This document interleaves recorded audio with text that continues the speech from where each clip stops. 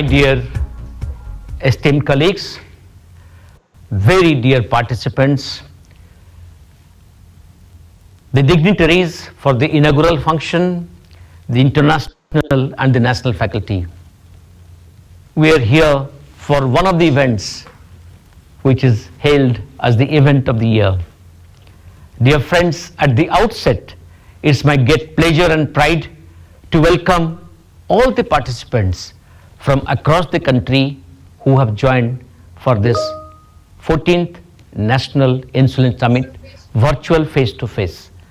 I do welcome all of you from the core of my heart, and you will enjoy the academic, the clinical, practical extravaganza that we have tried to bring for you. I request you to be logged in for the entire conference and to take the gist, the essence, the clinical practical points to utilize in your practice and in your service to the patient. Dear friends, National Insulin Summit 2020 is a very special event. It's different from the ones we had before. I'll tell you why. Because it's the event which is happening in the area where the diabetes reigns supreme, in the area when diabetes and the comorbidities, be it the macrovascular complications, be it the COVID-19, is leaving its footprints. And we are doing it in a virtual platform, and the advantage is that we are able to reach the thousands of people who need this message. Dear friends, this summit is 14th in the row. It is an annual congress dedicated to discuss the advances in insulin and the insulin therapy in India conducted by Diabet every year. This first NIS took place in the year 1996, commemorating the 75th year of insulin discovery, and after a brief gap, it is being conducted every year since 2008. It started in 2008 with 200 doctors. 2009, one of the highlights was the INCG guideline. We had launch of the Prevalence magazine in 2010. In 2011, the NIS was conducted in Hyderabad with the theme Insulin for Today and Tomorrow. 2012, we had the glycemic control, do it right and do it now. 13 was focused on current, novel and the emerging insulins. And 2014 was on the newer clinical developments in insulin. 2015, a diabetes work was organized along with the NIS on the sidelines. We had consensus paper from the 10th NIS published in the famous DRCP on the insulin in the renal impairment. 2017 saw focus on the revision of the insulin desk reference. 2018 saw presentation of the impact survey results. And 2019, it was focused on the Indian realities of diabetes management. Dear friends, one of the strengths of the NIS is its scientific contribution, and from the last 13 National Insulin Summits and its unique achievement, I must say 267 scientific lectures, 27 consensus papers, 40 scientific publications and 41 workshops have been landmark events that has been great for the country and for the healthcare providers. Here's the program overview of the 14th National Insulin Summit. The entire program is centered around 4 NIS workshops, 4 plenary lectures, theme lecture, and the inaugural panel discussion. We have the NN Symposium, we have Super Over with Anil Kumble, we have Clinical Insulin Science Symposium, NIS Debate, COVID-19 and Diabetes panel discussion, and a separate panel for the stepping into the insulin centenary. We have the Basic Science Insulin Symposium, and we have the Master Teachers Confluence, and we have academic and contemporary classics in the insulin therapy. My dear My dear friends, it's a great occasion, as I just now told.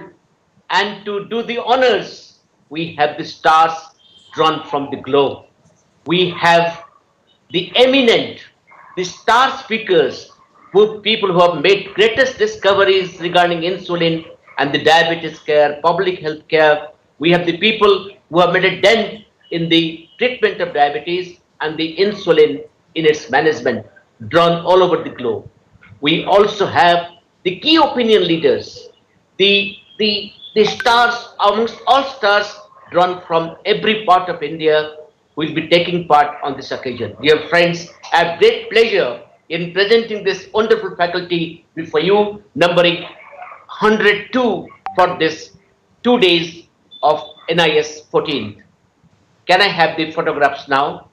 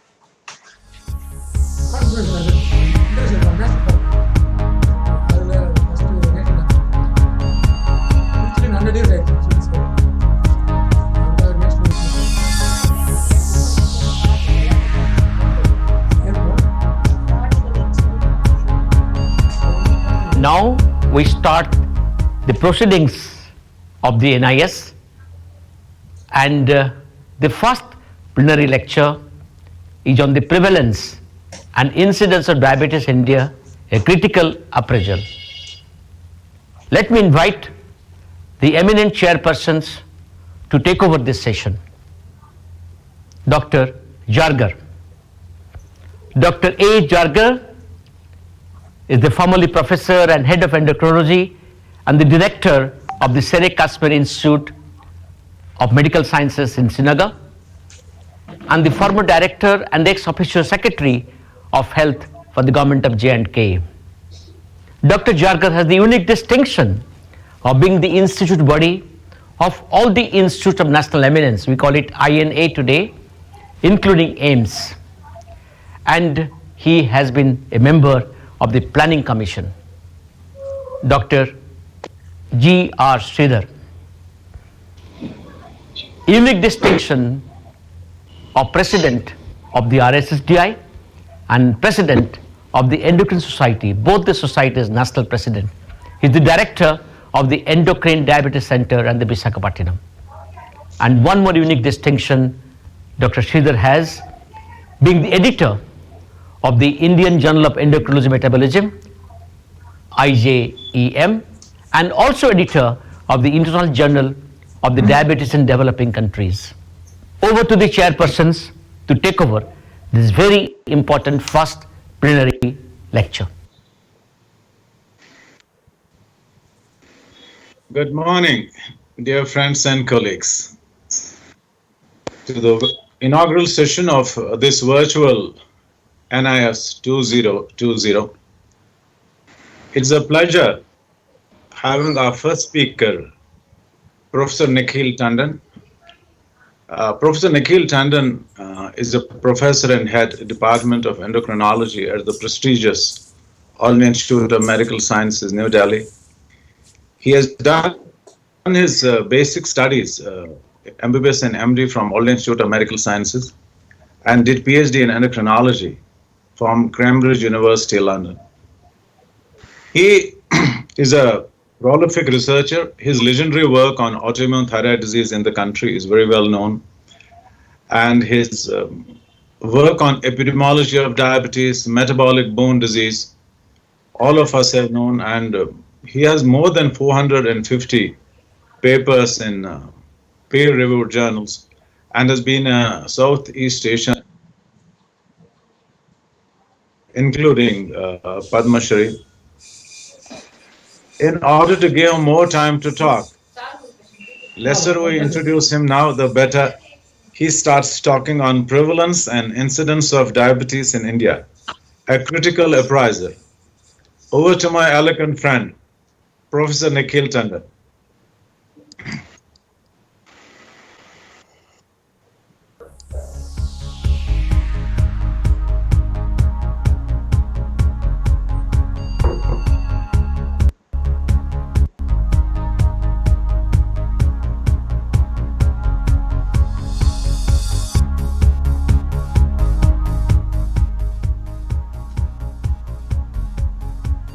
Is it?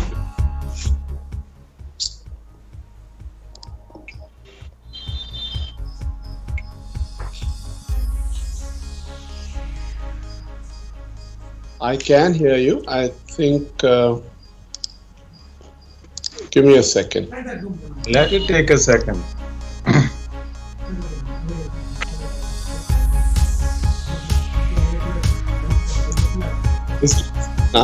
Sorry to ask this.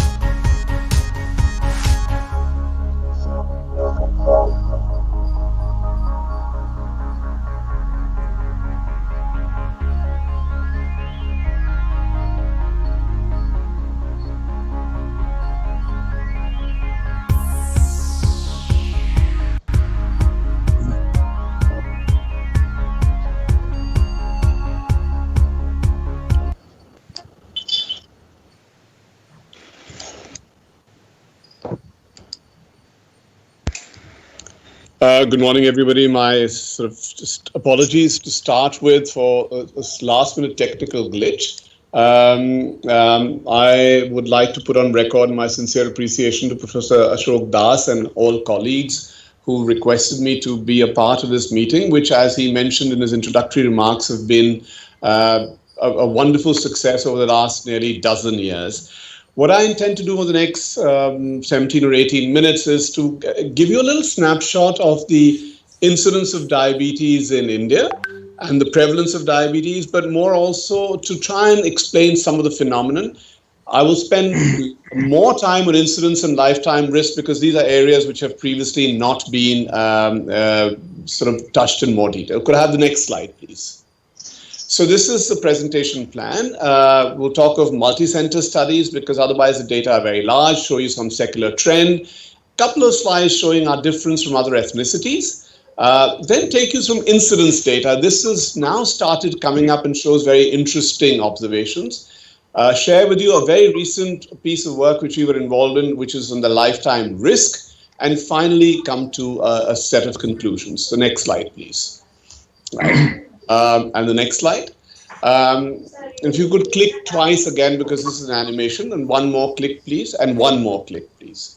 So really, I mean, there are a huge amount of data on prevalence, but I decided to primarily focus on the ICMR INDIAB study because done by one research team, the same policy across all states and union territories of India. You're very familiar with this. And that the plan was, or rather is, to have 4,000 representative samples from each state and union territory, about 1,200 urban, 2,800 rural, giving us a total sample size of 1,24,000. As of now, we have data from nearly 26 such units, and just under 1 lakh data points have become available, which gives us a very, very comprehensive sort of information about that. Next, please. Right, so just the phases are important for us to understand only for one particular reason. The fact that different things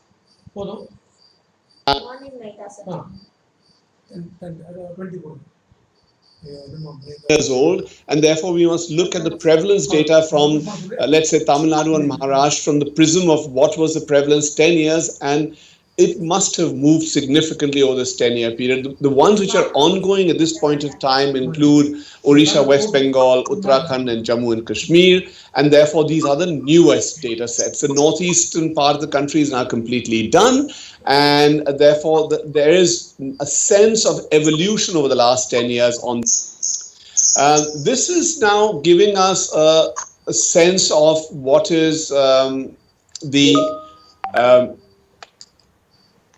the overall prevalence in urban India, which is about 13%, in rural India, which is actually catching up. And that's the first point I'd like to make, and I will repeat that during the course of my presentation, that the gap between rural and urban India, which used to be much, much more before, is now narrowing, especially in the states which have been moved further on to the epidemiological transition. Therefore, a lot of the states in the southern part of the country and some of the northern and western states have actually started showing a significant narrowing of the gap between rural and urban India. Previously, the overall burden of disease used to be less because 70% of our population was rural and rural prevalences were lower. That is no longer the case. In several states, we're coming on to a nearly 50-50 divide between rural and urban. And on top of that, the gap between rural and urban is also diminishing. An overall prevalence of just under 10% for a country of 1.3 billion people. That is a very, very large number. Next, please. So this is giving us really an idea about the weighted prevalence of diabetes in this study across 26 states. So this is updated slides. I want to put on record my thanks to Dr. Anjana Mohan and Dr. V. Mohan for sharing these unpublished data. As you can see, the 4 states, the 3 states in the extreme right, Puducherry, Goa, Kerala, Chandigarh, of course, was one of the early stages. But remember, Chandigarh is atypical. It's a union territory. And rural Chandigarh is very dissimilar from, let's say, rural Bihar or rural Uttar Pradesh. So if you look at these states, Goa and Kerala, which were done in the last couple of years, very, very high prevalence. But again, remember, Goa, the rural component, and there's hardly a huge difference between rural Goa and urban Goa. And similarly, for those of us who've had the pleasure of going through Kerala, we also find that there is a seamless transition from urban Kerala to rural Kerala, and therefore that difference is much, much narrower. And you're getting a nearly 1 in 4 prevalence of diabetes out there. But the important thing to point out is, let's say, look at an area like Delhi. There is a rural Delhi, much as what people don't understand. But Delhi and Uttar Pradesh were done at the same time, and there's nearly a 3-fold difference between UP and Delhi, though they were done at the same time. So again, very important that there are some secular trends which are responsible for the differences in the heights of these bars, but there are some also real heterogeneity between different parts of the country, and for that matter, even within parts of the country. So if you, let's say, compare Mizoram and Tripura, there's nearly a 2-fold difference in the prevalence between Mizoram and Tripura, states which are quite close to each other. We tend to bunch the Northeast into one. There's a lot of difference. And if you suddenly come to Sikkim, which is part of the 7 northeastern states, very high prevalence. It is twice as much as Assam, Mizoram, Nagaland. Again, a very important observation that to lump India as to one entity, lump rural and urban into one entity would perhaps be inappropriate. Next, please. And this is again to show you that the inflection point at which things start to rise are somewhere towards the latter part of the 3rd decade. That slope is clearly different in the rural areas, which is in the red from the earth there. And you can see the gap between rural and urban widening as we go to the mid-30s and really becoming very prominent by the time we're in the 5th decade. Next, please. Let me take you through some secular trends. Next, please. And these are data from work which we were involved in, which is from the Global Burden of Disease data. This is from the state level burden disease from India, which I happen to be one of the key authors. This is to give you a sense, and these are projections wherever possible and actual data wherever possible. So this is comparing a 25-year span from 1990 to 2016. You can see a nearly threefold increase in total burden of disease. That is massive. But I think what is equally important to understand is not only are the numbers increased, but the disability adjusted life years is also increasing. And if there is nearly an 80% increase if you look at the crude dailies, but even if you age standardize the population, and it's a pleasure to note that our population is living longer over this period of time, there's still a 40% increase in dailies over this period of time, which is clearly one of the largest for any disorders of any description, whether communicable or non-communicable. Next, please. Now, this is the age-specific prevalence of diabetes, and as you can see, for males and females, you're looking at the differential between 1990 and 2016, and again, you'll find that the gap starts widening towards the latter half of the fourth decade and really becomes significant in the fifth and sixth decades, and then tends to start plateauing off. This is happening whether it's in men or in women. The peak is a little lower in females than in males, but the shape of the graphs very, very similar, that about the fourth decade, you find a significant gap between these two. In the early first, second decades, the gap is not significant, but it is already beginning to appear, but becomes much more apparent and significant as we reach the third and fourth decades. Next, please. Now, these are overall data, but I'm going to share you now 2 or 3 sets of studies in which the same cities or areas were reviewed. Now, this is from the ICMR urban-rural study on cardiovascular disease risk factors in Delhi and Haryana. And this was urban Delhi and rural Haryana, which is an area called Ballabgarh. The AIMS runs in demographic surveillance, 28 states. Ballabgarh is about due south of Delhi. And this was over a 20-year period, urban and rural Haryana, adults aged 35 to 64 years. Next, please. And this is therefore comparing. The first thing, if you look at the fasting plasma glucose, you can see a slight shift to the right in terms of the survey 2, which is in red. So over this 20-year period, you can see that the peak is shifted slightly in the urban area, but you can see a very, very clear and apparent shift in the rural. And this is really because there's a lot of urbanization, if I can use that term loosely, in the rural areas. There's a lot of automation, a lot of mechanization, a lot of change in practices, and therefore the impact is much more apparent in rural India. Next, please. But I think even more dramatic, and if you could click once, I'll get some, thank you, and you will see out here, and there should be one more of these, please. No, please go back. My apologies. Please go back. And you can see that in urban India, the prevalence, which is sex and age standardized, so we've taken into account the changing profile of age from about 13% in males to 22% in urban, but nearly a 4 to 5-fold increase in rural prevalence in males. Similarly, a rise from 12 to 18%, so a 50% increase in females and 2.5-fold increase in females in the rural area, and again a marked increase overall prevalence from about 13% to 20% in males, and rising from 3 to about 9.6% in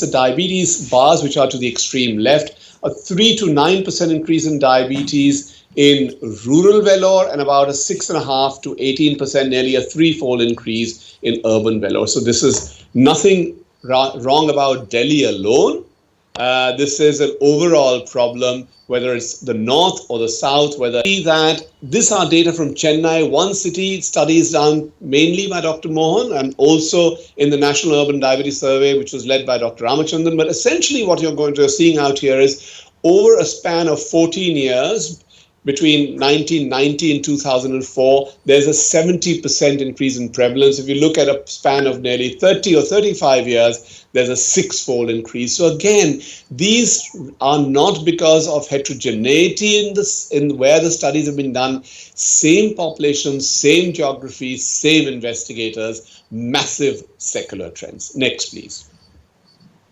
Next, please. And I'm just going to show you a couple of slides about this. You could just please keep clicking. At least 2 or 3 more times. That should be it, I think. If you look at a comparison between our own, which is the Center for Cardiovascular Reduction, a study done in 3 South Asian cities. The CAR study was done in Delhi and Chennai in India, and this is a comparison with US-born whites done in the US. Similar age, the South Asian population had about a 15 centimeter lower waist circumference, a 3 kilogram per square centimeter BMI, marginally higher systolic pressure, significantly higher diastolic pressure, a lower overall cholesterol.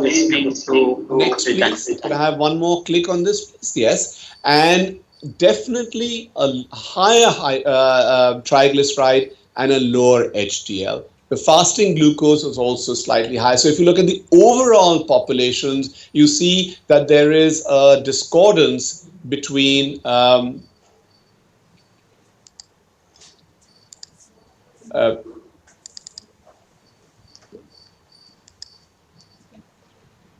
there seems to be a discordance between the obesity, whether it's global or regional, and what is being observed in the South Asian population and in and the US whites. I seem to be having some difficulty with slides. There we are. Thank you so much. And again, the A1C overall of 6% as opposed to 5.5%. So just because of the interruption, let me reinforce this. 2 populations, the Delhi and Chennai populations from CARS and US-born whites from the NHANES. Definitely lower measures of both global and regional adiposity, higher diastolics, higher triglyceride, higher fasting glucose, higher A1C. Very, very significant difference in most of these. And this is an overall population. You can see the numbers are very large in CARS compared to NHANES. Next, please. Could you click on this, please? Thank you. Keep clicking, please. Once more. That's it. This is a slide which Dr. K.M. Venkatnarayan, a collaborator from Emory, has presented at the ADA and kindly shared. This is as we say, the tale of 2 Indians. Asian Indians, these are again data from Chennai compared to Pima Indians, which is a ethnicity which you're all very familiar. This was trying to compare a whole set of biochemical parameters in these 2 populations, but at similar, the Pima is a very obese population, and to get Pima between 18 and 25 kilogram per square meter is a task in its own right, and therefore you'll see the total number of Pima Indians studied for this comparison is small. So 120 Pima Indians opposed to 1,200 Asian Indians. But again, the important things for us to see is that at a similar BMI, and a similar waist circumference, the fasting glucose in Asian Indians was significantly higher, whereas in the Pima Indians was significantly higher. So very different relationships between fasting and 2-hour glucose at BMI being equal and Pima and the Asian Indians. Remember, the fasting insulin much higher amongst the Pima, the 30-minute insulin much higher amongst the Pima, but the 2-hour insulin, the gap is narrower. The HOMA-IR much higher amongst the Pima, but the insulinogenic index, which is to some extent a marker of beta cell function, was lower amongst Asian Indians. And this is also being adjusted for age and gender. This is again a comparison looking at people with equivalent BMI and equivalent waist circumference. Obviously, other markers of body mass or body fat have not been taken into account, but it's really showing that the relative contribution of insulin resistance and beta cell dysfunction may be differential across different populations. Next, please.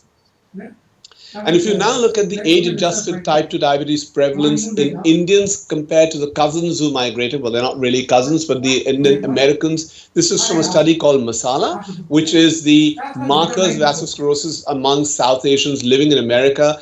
I'm just going to summarize this. The red bars are us, the blue bars are Indians who went to the US, and the green bars are the ones of the white Caucasians, general USA. You can see very clearly overall, Indians in India, much higher prevalence of diabetes, whether it's men or women, compared to the migrant Indians in the US, and much, much higher than the overall US population. The reason I'm presenting this slide is because for the older generation of listeners, a lot of work in diabetes and heart disease were actually done initially in the UK, which demonstrated the reverse, that Indians who had migrated to the UK had a higher prevalence of diabetes compared to their cousins who stayed back home. This has now started changing, and it's a matter of significant concern. Next, please. And this half of the presentation, or the next few slides, will talk about incidence data. Next, please. It's important for us to understand, if you could click on this slide another couple of times, please. And once more, thank you. This is data from the CURE study, which was published by Anjana and Dr. Mohan.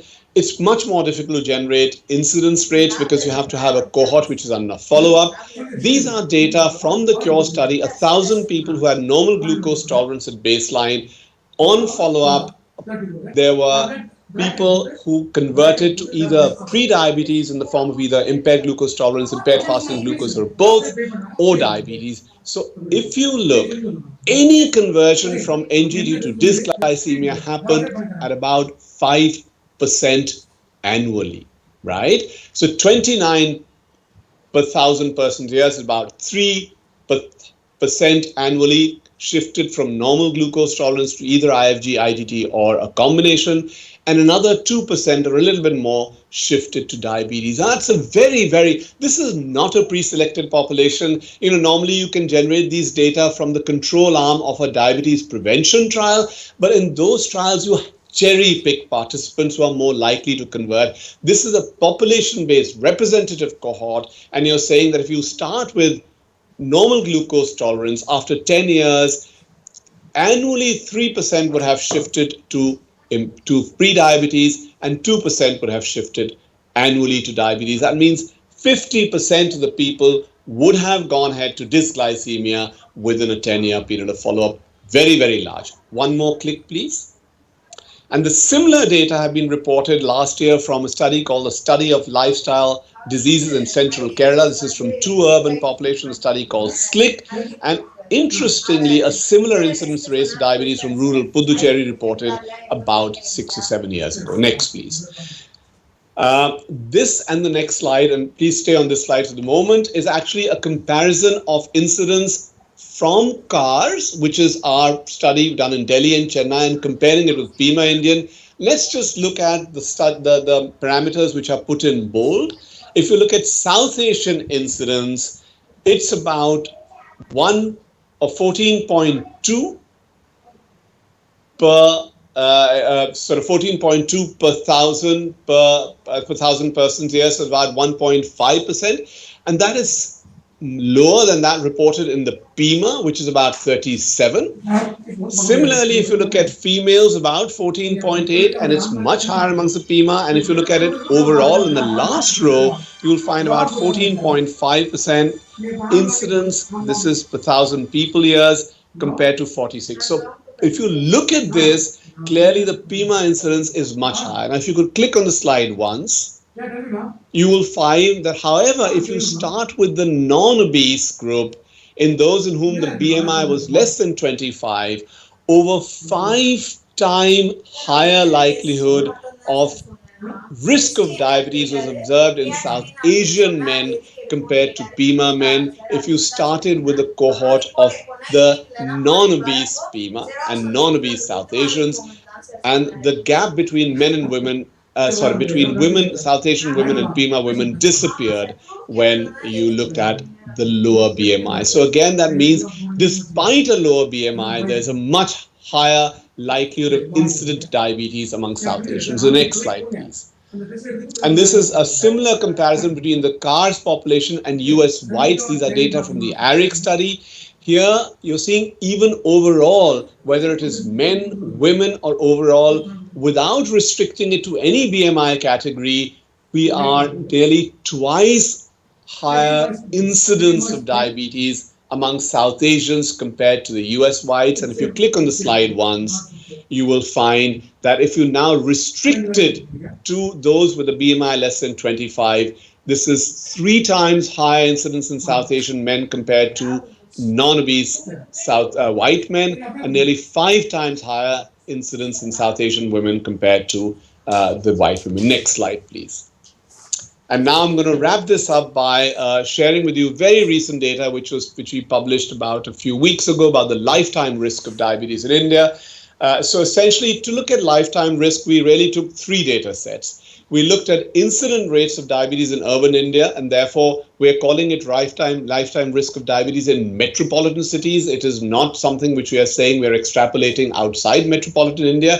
But remember, what happens in metropolitan India today happens in tier 2, tier 3 cities tomorrow, and happens in rural India day after tomorrow. So we looked at the incidence rates of diabetes from urban India. You just saw those incidence rates from CARS in the last few slides. We looked at rates of mortality from the life tables reported by the government of India, and we looked at prevalence of diabetes from the INDIAB study. And then colleagues who know more about this did a Markov simulation model, which was using these 3 data sets to establish age, sex, and BMI specific lifetime risk. If you could click once, please. The lifetime risk of diabetes in 20-year-old men and women. So if you are a 20-year-old man or a 20-year-old woman in metropolitan India today, there is a 55% likelihood if you're a man, or a 65% likelihood if you're a woman, that you will get diabetes during the course of your life, which is really, really low. And if you could just click 4 times, please. And once more. Thank you. Now, if you restrict this to those who are underweight or normal BMI, so look at, let's say, don't worry about those who were overall, even if you are at 20 years of age and you have a BMI less than 20, you have a 40% chance of developing diabetes during your life if a man and 50% if a woman. If you are overweight by global standards, that, and you know, South Asian cutoffs are different, but we jump from 40 to 70%. That means the gender gap between men and women, which is seen at lower BMIs, disappears. Overweight men and women have similar lifetime risks of 70%. And if you have the misfortune of being obese at the age of 20 years, you have a nearly 85% likelihood of developing diabetes during the course of your life. And therefore, if you average this out, depending on the relative contribution of underweight, overweight, or obesity in a population, it leads to a 55% and 65% lifetime risk. This is higher than virtually anything reported in any other population anywhere in the world. Next, please. So after these very, very disheartening data, let me conclude by saying that this audience does not need to be reminded that there's a rapid increase in prevalence of diabetes in the previous 25 years. Heterogeneity, which is not merely attributable to time trends. There's a regional heterogeneity and there's an urban-rural heterogeneity. But remember, there is a very rapid catching up happening between rural and urban India, especially in the more economically advantaged states. And the regional heterogeneity is such that the increase in prevalence is happening more in the more disadvantaged states, again suggesting over a period of time they will catch up with their more economically advanced partners. The incidence rates in normal BMI are even more than that reported in BIMA. incidence rates across BMIs are more than that in white Caucasians, but if you restrict it to people with normal BMI, they become 3 to 5 times higher compared to white Caucasians. And the lifetime risk is, in a 20-year-old man or woman, is 55% and 65% respectively. This 10% gap immediately disappears if you pre-select overweight or obese people and rises to 70% and 85% respectively. So if you're an obese 20-year-old today, it's virtually inevitable that you will develop diabetes in your life. Next, please. And I'd like to thank you so much for being patient listeners. I'd like to put on record that this is work which has been done by a very, very, very large team of investigators based at All India Institute of Medical Sciences, New Delhi, at the Public Health Foundation of India, at the Madras Diabetes Research Foundation, as the 3 principal collaborating institutions for CARS, friends and colleagues at Emory University in Atlanta, Georgia. I will not name individual investigators for want of time, but my sincere acknowledgement and gratitude to all of them, and to the conference organizers once again for having bailed me out of a technical problem which I faced just at the beginning of the talk. Thank you so much once again. I'll stop here. Requesting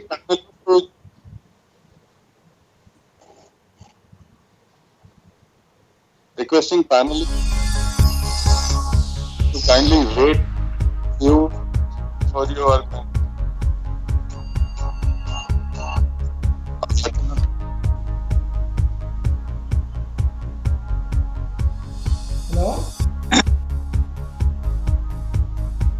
hello கேக்குதுங்களா கேக்குதா யா சொல்லுங்க கேக்குதா நான் சொல்லுது How much time do you have for panel? Hello Ganeshwar கேக்குதுங்களா நான் சொல்லுது It's கேக்குதா always a pleasure to listen to Dr. Nikhil. கேக்குதா நான் சொல்லுது கேக்குதா It's been my desire for years, now that we have some of the conference organizers, to have a conversation with Dr. Nikhil. Maybe Dr. Ambrish could join them, and then let them just speak for half an hour instead of speaking on the topics. They can just speak on anything and it will keep things engrossing. Just to make sure that my impression is not wrong.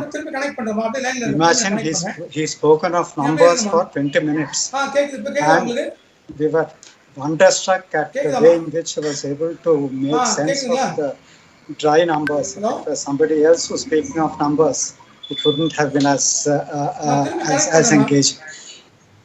Dr. Nikhil, I have a couple of short questions, and I'll leave the last 2 things for your interpretation of what it means and what it could mean for the future.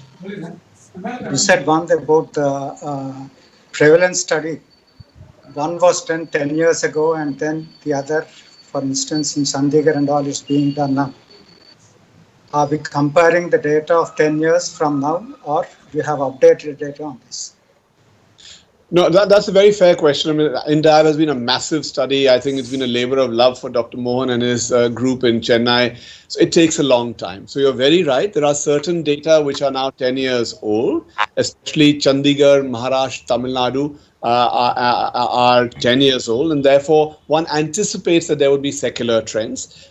As you can see, there are different phases done. But even, let's say, I know for a fact that Delhi and UP were done at the same time. And still you see a very significant difference between these 2 states. Most of the Northeast was done together, and you're still seeing a massive difference between Nagaland, Manipur, Mizoram on the one hand, and Assam on the one hand, and Tripura on the other hand.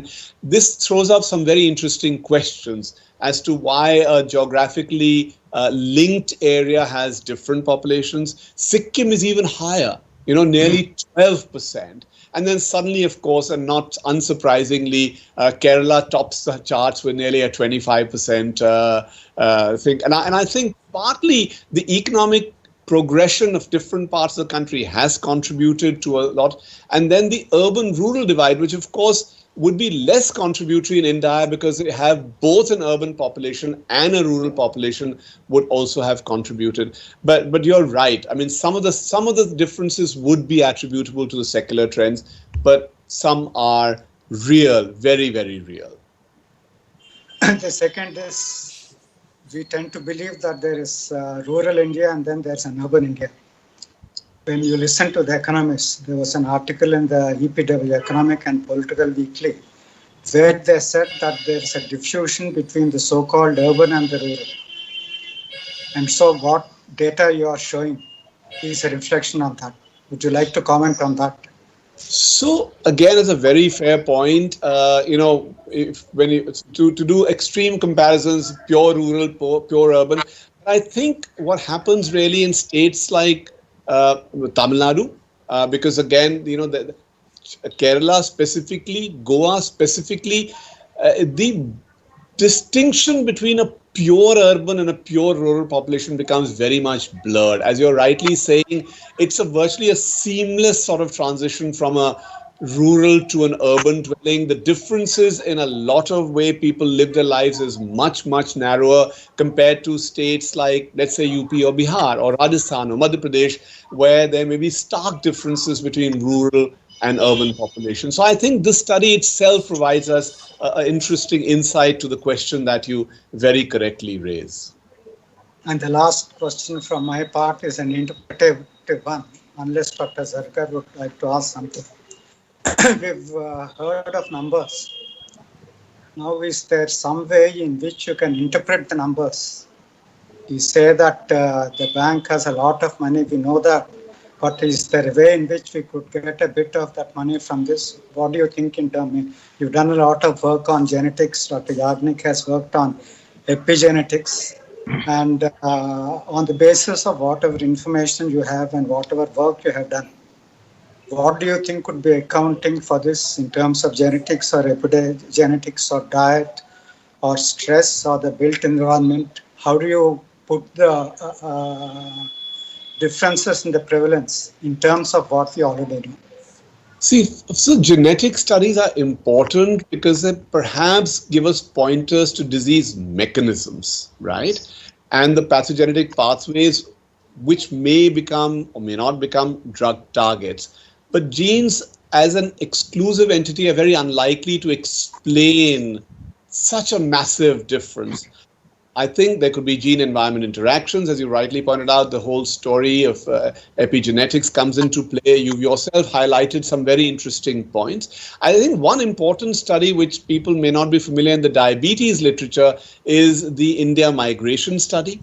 I'm not sure, I'll take a minute to explain. So people were looked at in industrial populations who were working in urban India, and those who had siblings back home in the villages were then taken, and the sibling pairs, people who had migrated to the cities and their siblings who were still staying in rural India, were then compared for a whole set of parameters. And the likelihood of diabetes, hypertension, a whole range of other things was nearly twofold different between them. So clearly, with a very similar gene pool, this change in environment and had been responsible. And one of the significant drivers was obesity, regional and global. One of the significant contributors was diet and also sedentariness. So I think clearly there are intervenable points, as you very rightly put, whether it was built environment, whether it's sedentariness, whether it's the sort of food that we eat.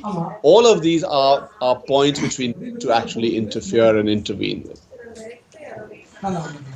Dr. Nikhil, would you like to add something, Dr. Sarkar? Two brief comments. Nikhil, you're just talking about impaired fasting, elevation and patients' Indian origin.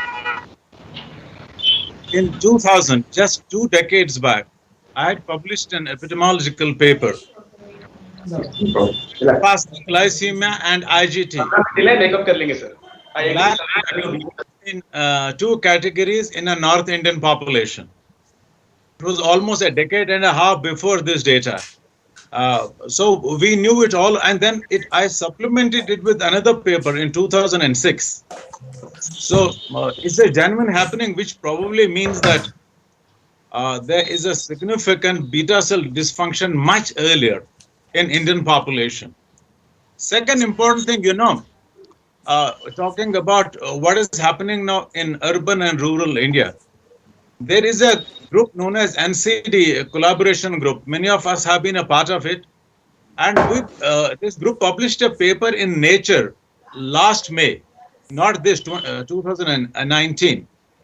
We showed that if you look, it's data on 35 crore people, that if you look at it today, it is semi-rural and rural world which will be now driving the epidemic of obesity.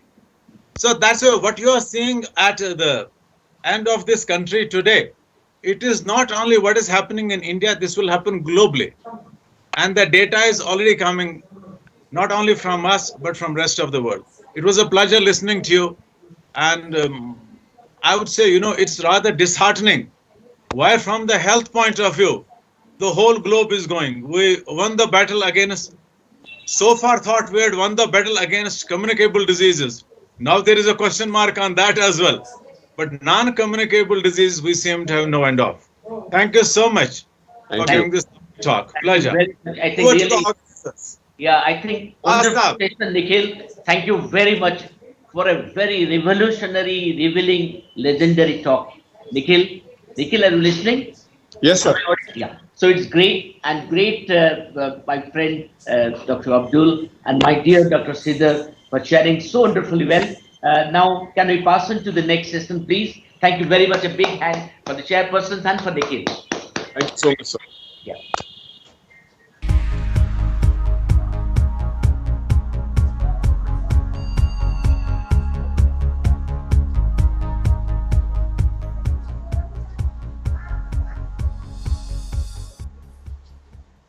Thank you very much for this first plenary lecture, and my sincere thanks to the eminent orator and to the esteemed chairpersons for conducting this session. We now move to the second plenary lecture of the first day, ICMR in-depth depicting state of the nation regarding the glycemic control, complication profile, and how do we maximize the treatment benefits in diabetes. To chair this second plenary, let me invite the eminent chairpersons. Dr. Sarita Bajaj, consultant endocrinologist, director professor and head medicine at the MLN Medical College, Prayagraj, previously called Allahabad. She had been the president of the RSSGI and president of the Endocrine Society of India and the founder president of the South Asian Federation of Endocrine Societies, the CEFIS. She has got Lifetime Achievement Award and also the editor-in-chief of the ESI Manual on Endocrinology. Dr. S.K. Wangno, my very close friend and our dear head of the Apollo Center for Obesity, Diabetes and Endocrinology, called ACCORD, at the famous Indraprastha Apollo Hospital, New Delhi, a founder member and the past president of the Delhi Diabetes Forum, a non-profit charitable organization, has been on the advisory board and the task force head of various organizations to develop clinical practice guidelines. And he is today the head of the DNP endocrinology program for the whole country, an eminent teacher. He has won many awards, including Dr. Vishwanathan Gold Memorial Oration, Dr. Samjibi Moses Oration Award, and the APA Oration Award. I now invite the chairpersons to take over the session, invite the orator and conduct the session, please.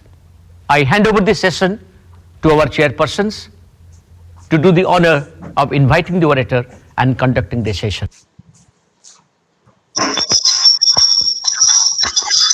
Thank you.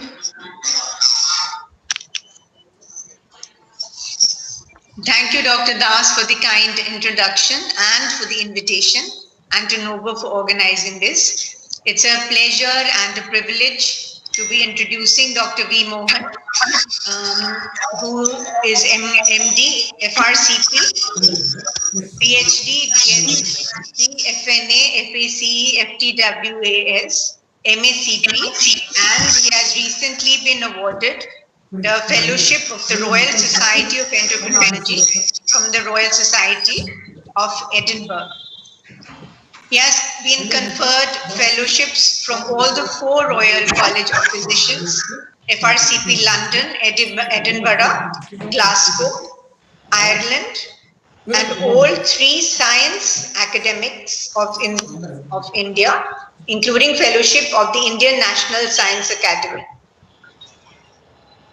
He has received over 180 awards, including the Dr. B.C. Roy National Award by the Medical Council of India and Dr. B.R. Ambedkar Centenary Award for Excellence in Biomedical Research from ICMR, which is the highest award for biomedical research in India. In 2018, he received Dr. Harold Rifkin Award from ADA, and he's the first Indian to have received this award. And recently, I beg your pardon, it is the Fellowship of the Royal Society of Edinburgh. He has published over 1,300 papers in peer-reviewed journals, including 860 original articles, 300 review articles, invited editorials, and 160 chapters to textbooks on diabetes and internal medicine. His work has received over 130,000 citations and has an Edge Index of 132. And he was awarded the Padam Shri in 2012 from the Government of India. So this has been a real privilege, Dr. Mohan. He'll be talking to us about the ICMR in DIAB, depicting state of the nation, glycemic control, complication profile, and how do we maximize treatment benefits. Over to you, Dr. Mohan. Thank you, Dr. Sarita Bajaj and Dr. Wangnu for chairing this session. I would also like to thank Novo Nordisk and my very good friend, Dr. Ashok Kumar Das, for putting up this brilliant program. I'll try to share my slides now. Shall I do that now?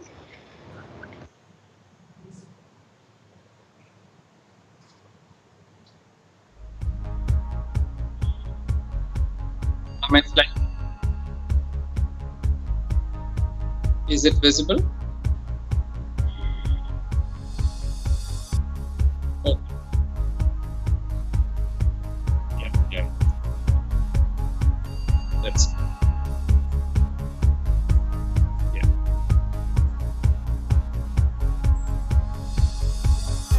Do I have to repeat the first?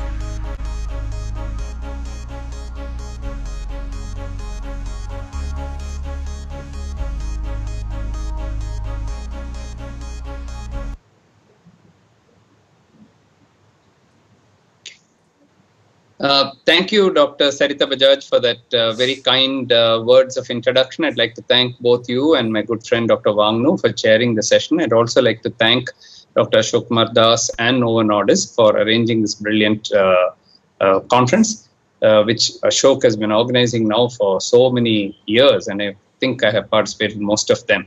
My job has been actually made easier because Dr. Nikhil Tandon before me talked quite a lot about the INDIAB study. So probably I can save you a few minutes by going a little fast over that. And this is just to once again to formally congratulate and thank Professor A.K. Das and the organizing committee of the 14th National Insulin Summit.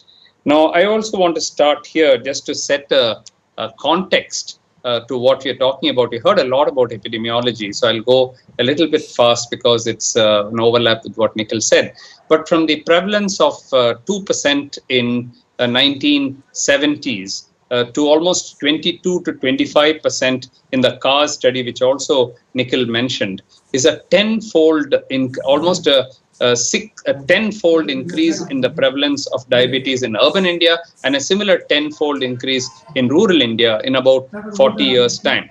But then most of that data comes from regional, and that's why we had the INDIAB study, and this you've already seen, our Lancet paper, which Dr. Nikhil showed you, that the prevalence of diabetes in the first 15 states that we showed you, actually 26 states, some of the unpublished data also showed you. This is the published data, where you can see that the prevalence of diabetes increases from 4.3% in Bihar, which has the blue actually represents the GDP of the state, and the red represents the prevalence of the diabetes. And you can see that the state with the lowest GDP also had the lowest prevalence, and Chandigarh, which had the highest GDP, had the highest diabetes prevalence. So there is an association with the richer the state, the more the diabetes. But what's changing now is that in some of the richer states of India, like Tamil Nadu or Punjab and so on, you will find that the poor people are getting more diabetes now. But I'm not going to go into that. These numbers probably you've seen a number of times. In India, the total number of diabetics in people with diabetes in 2019 was 77 million, probably around 80 million now. And this is set to increase to 101 million and 134 million in the years to come. Now, this also, Nikhil showed you the lifetime risk of diabetes in metropolitan cities. Just to say that I'm presenting it in a little different way, that at age 20, if you live in Chennai, Mumbai, Calcutta, Bangalore, Hyderabad, and so on, and you are overweight or obese, then your risk of getting diabetes in your lifetime is almost 88% or so. If you are just overweight, it's still above 70%. But what's quite worrying, and he also pointed out to that, is that even among underweight people, even if you're normal weight or even underweight, you still have a 40-45% risk. And that's because the genetic factors also appear to be very strong, and the Asian Indian phenotype, by which makes us more prone to get diabetes. And of course, at older age group, this risk comes down because we have not got it by 60. The risk, of course, is much less. This is again just to compare with the Netherlands, where it was at age 45, it is 31%, whereas in India, it is 55 to 53%. And in the US, if you compare the white population, we have a much higher risk. Indeed, we have a much higher risk of developing diabetes in our lifetime, even compared to the black population or the Hispanic population in the US, which are considered to be one of the highest risk populations in the world. We are not really worried about the diabetes itself, because I believe that it's very difficult to completely eliminate diabetes. Why is that? Because risk factors are also non-modifiable risk factors, like age, for example. As you grow older, you'll develop a little bit of diabetes and hypertension. That's almost unavoidable. Okay, and the other one is family history. You cannot change your parents once you're born. So therefore, while our attempts to reduce the diabetes burden is good by trying to prevent diabetes, which is also something to be done, if we focus on those who already have diabetes and prevent the complications, then I think we would have done a great job. These are again published results from the CURE study, which reports on the prevalence of diabetes-related complications, coronary artery disease, peripheral vascular disease, retinopathy, nephropathy, and neuropathy in urban Chennai as well as rural areas around Chennai in rural Tamil Nadu. And you can see that these prevalence rates are very high for a population which has 70-80 million people. We just take kidney disease, which includes people with microalbuminuria, the earliest stage of kidney disease. When you take 1/4 of everyone in India having some microalbuminuria or not, now you're talking about 20 million people in India with just diabetic kidney disease, albeit having it in an earlier stage. Not all of them would have gone to end-stage renal disease. But if you assume that, say, 1/4 of this people develop end-stage renal disease, you're talking about 5 million people with ESRD or end-stage renal disease. That means you need 5 million kidneys to transplant, or you have to have the facilities to dialyze continuously throughout their life for 5 million people. Now, these are not things which any country can afford. And of course, a huge burden on the individual, the family, and the community, and the country as a whole. So what should we do to prevent complication? That is going to be the rest of my talk, and whether we can actually do it or not. Now, we can have on November 14th of this year, on World Diabetes Day, I gave us that, my dream is to have a diabetes complications-free India. And if it's possible in my own lifetime, I would like to see that. Now, I believe that this is not empty rhetoric, but you can do it if you do the following things. Number one, detect diabetes early and try to reverse it in the pre-diabetic stage itself. If you can do that, nothing like it. You don't even develop diabetes, and how can you develop complications? Number two, in those with established diabetes, meet the A, B, C, D goals of diabetes therapy. And I'll tell you what those are. Number three, prevent clinical inertia in the treatment of diabetes. Number four, ensure regularity of follow-up. And number five, early and aggressive control of glucose, BP, and lipids. Not enough just to meet the ABCD criteria. You have to plan for it early and aggressive in the natural history of diabetes. So let's go to the ABCD goals. What are ABCD? A stands for A1C, which should be less than 7%. B stands for blood pressure, which should be less than 140 by 90 millimeters mercury. C stands for cholesterol and LDL cholesterol, both of which should be within normal limits. And D stands for discipline. It's all encompassing: diet, exercise, no smoking or tobacco, moderation in alcohol, and stress reduction. If you're able to do these, I believe that we will have a complications-free India. Let us see whether we are meeting these goals today. Where are we today?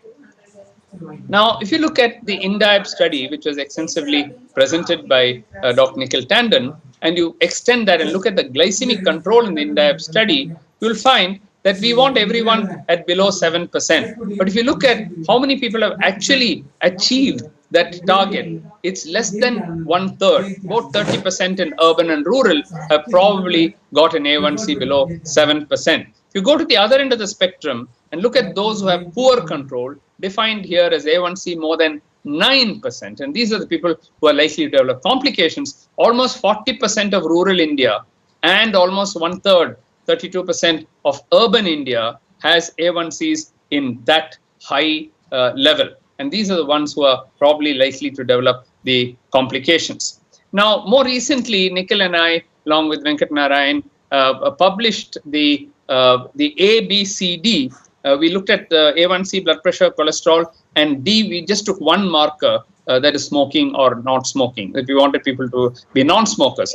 And when we looked at it in 3 cities, in Chennai, Delhi, and Karachi, we found that of all the people in Chennai, Delhi, and Karachi, and these were large numbers, only 7% of everybody living in these cities had actually achieved all the 4 goals, namely the A, B, C, and D, which meant that 93% of people have not achieved the goals. And if you don't achieve the goals, then there's no way by which the complications can be prevented.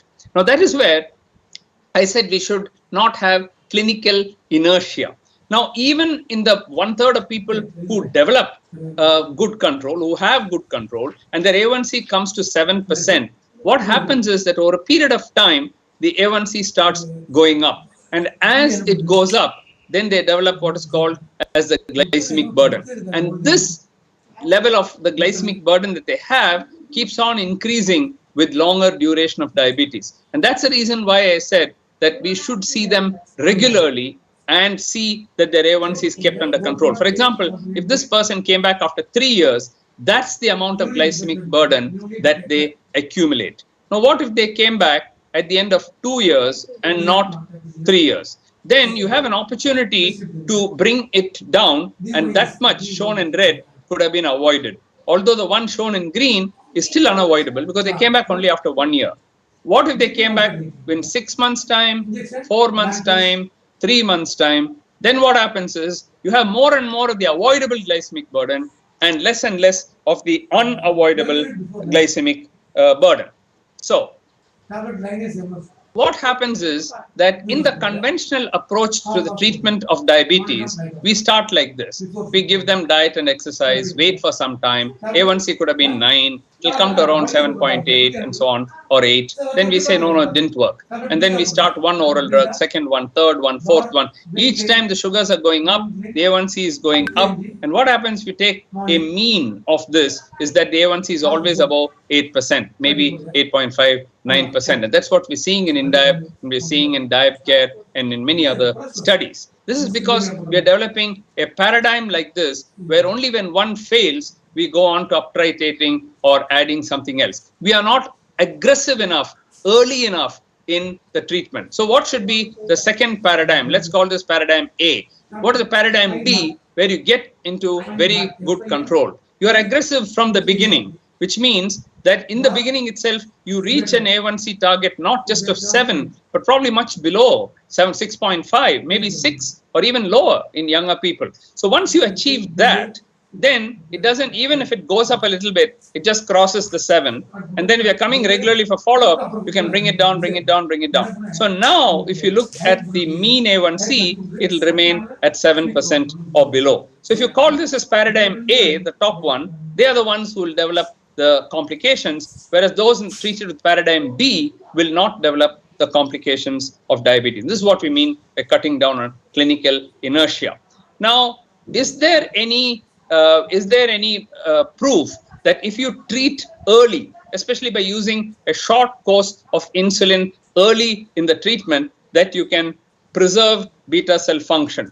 Now, if you leave it like that, if you just go on in like the paradigm A, what will happen is that the insulin level will keep going down, down, down. This we found in the UKPDS and other studies. By early insulinization, can we do something to reverse this or improve that?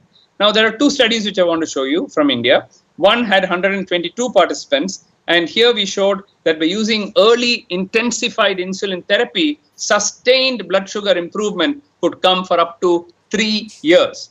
And then we followed it up with another study, a larger study of 426 patients, where we actually measured C-peptide to look at the improvement in the C-peptide before and after this intensive insulin therapy was given. And what we found was that at the time of diagnosis, due to glucotoxin lipotoxicity, you have lower C-peptide, but then once you give them for just 4 to 6 weeks, 1 shot of insulin along with the oral drugs, in those who are uncontrolled, who have very high A1Cs, who have glucotoxicity and lipotoxicity, you find that the C-peptide actually improves. You would just remember seeing that graph where the beta cell function went down. Here we are showing actually improvement in the beta cell function. This is the fasting C-peptide, and similarly in the stimulated C-peptide, almost a doubling of the C-peptide, almost coming back to normal levels. So the moral of the story is that by intensive insulin therapy, you can preserve beta cell function or actually improve it. Now, this has been shown by others that if you give insulin for about 3 months, there's a study from Dallas, you can preserve beta cell function for up to 3.5 years. And then there was a systematic review and meta-analysis done which shows that this short-term intensive therapy, this reviewed all the studies published in the world, and it shows that short-term intensive therapy, insulin with insulin, can improve the underlying pathophysiology in type 2 diabetes and thus provide a treatment strategy for modifying the natural history of diabetes. Many patients go into remission. They don't even need insulin, they don't even need tablets after some time. But for that, you have to hit very hard. Now, the last question I want to ask is there evidence that if you do all this, you have achieved your A, B, C, D, okay, that you can have a long and healthy life despite diabetes? Is there proof for that? Well, we did show this proof about 7 years ago when we published the world's first report of clinical profile of long-term survivors with type 2 diabetes. From our large electronic medical record system, we picked out patients, 238 of them, who had an average duration of type 2 diabetes of 43.7 years, almost 44 years plus minus 4, which means many had crossed 50 years, some had crossed even 60 years of age. And what we did in this particular group was that we just improved their A, B, C, the sugar, blood pressure, and lipids. And due to lack of time, I'm not showing you the data, but this data is actually one of the first to show that on a long-term basis, if you achieve the A, B, C, D, people can survive long. And needless to say, in the non-survivors, the control was very poor. So the conclusion was long-term survivors type 2 diabetes is better glycemic control, blood pressure control, and more favorable lipids. And that's your A, B, C, which I talked about.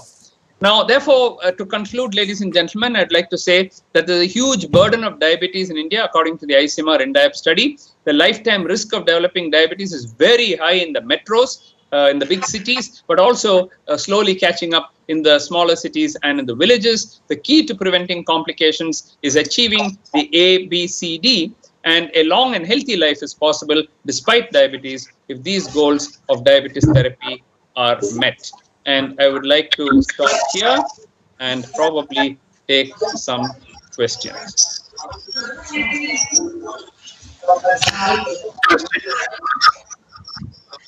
Is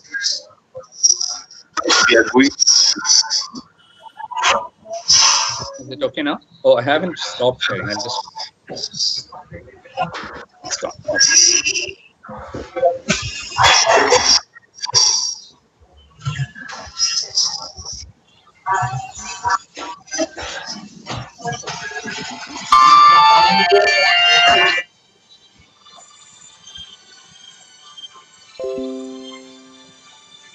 Data, and I think we made good time here. Thank you very much. Over to you, Dr. Vangu. Hi, Dr. Mohan. I think well done. And now we have learned a lot about the current status of diabetes control in our country, the status of complications, and what can be done. And your dream of making India a complication-free diabetes is a big challenge. And you have outlined beautifully the strategic plans to basically see that your dream come true. I'm happy that these all strategic plan, the ABCD, and giving aggressive treatment from the very beginning and preserving the beta cell function in type 2 diabetes is a huge challenge in our country. You know, everything can be achieved with a very good infrastructure. My question to Dr. Mohan, I think to make your dream come true, it is not a single person's effort, it's a joint effort, it's national effort to basically implement what we are told the ABCD to do. And how the steps by way you can take it that we can achieve the early remission, we can prevent the ongoing complications and give the diabetes a healthy life ahead. So you have done a lot of projects in your state, but we are talking about the nation. So what kind of a policy you would like from the government or the NGOs, anything, to formulate about your dream plan of making diabetes complication free of India? Over to Dr. Mohan. Thank you, Dr. Wangnu. See, the thing is that once we have, before you set off on a journey, you need a map. Because without a map, you're not going to get there. But just having a map doesn't take you along the journey. You also have to plan which vehicle you're going to use and how you're going to use and how much petrol you need in the car and where you'll take the break and everything you have to plan it out. But the first thing is to have the map. So once we know that all we have to do is to achieve the A, B, C, D and to screen for diabetes early, then everybody joins hands, government, NGOs, clinics, doctors, everybody. The message is detect diabetes early. So large-scale screening programs should be done, but that screening program should also be linked to a follow-up. There's no point in detecting somebody and leaving them, like it's also unethical to do that. But once we do that, if we have a referral system whereby they are referred and with low-cost generic drugs, now these survivors whom I showed you 50 years ago, they got diabetes and they're still alive, they had only sulfonylurea and metformin. They didn't have any other drug and they still lived to tell the tale. So we don't have to necessarily spend the best, costliest medicines. If you have them, those who can afford it, they can use it. But that is not going to be the limiting factor. The limiting factor is going to be the political will. Now the government has announced through its its program that they will have 150,000 wellness clinics all over India, and those clinics are supposed to be screening everybody in the population.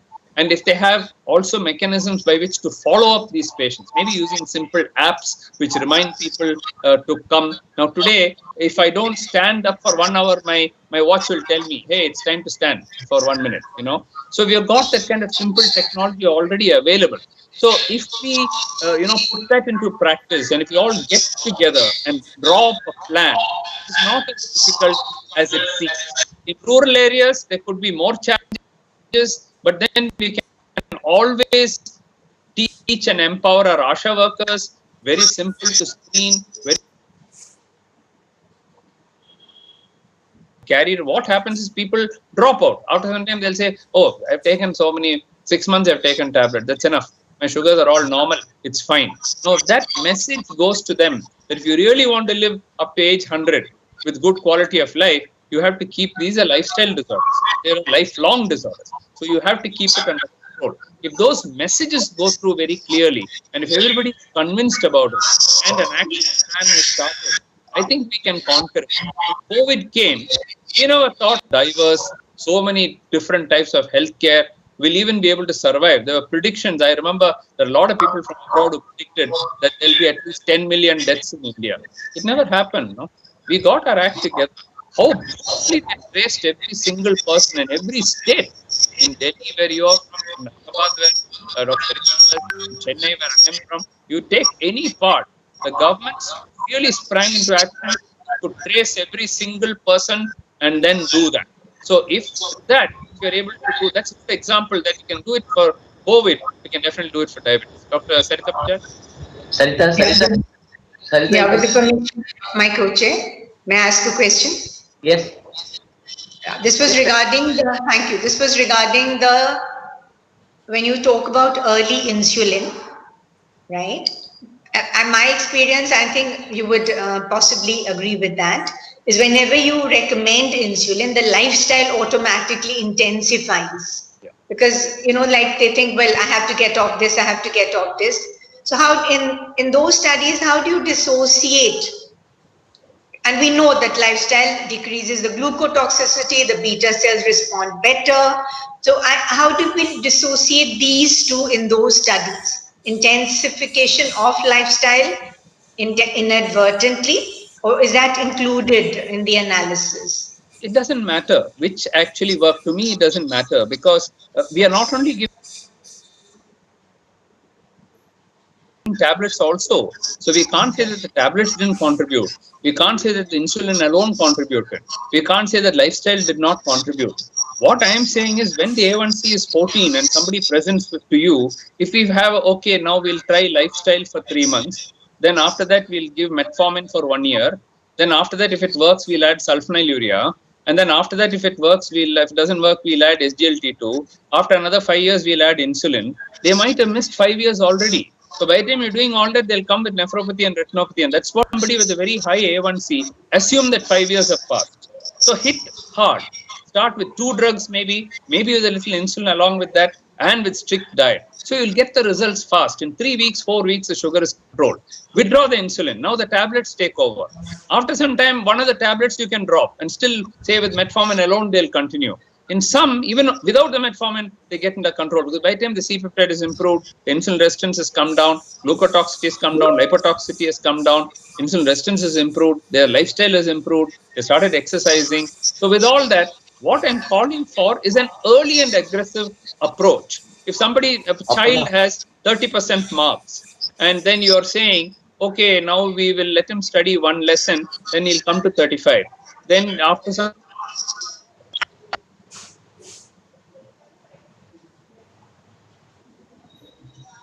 Mohan, thank you very much for this wonderful talk. And thanks to Subhas and Sarita, wonderful moderation.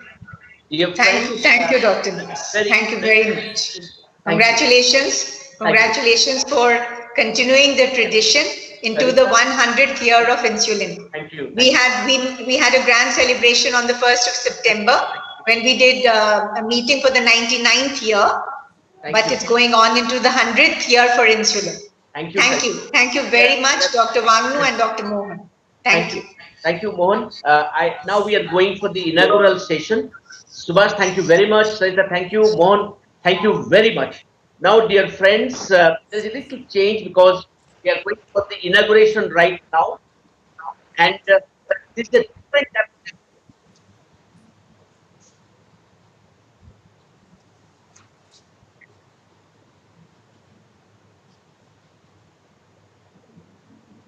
Tell me, Rahul. Kunal.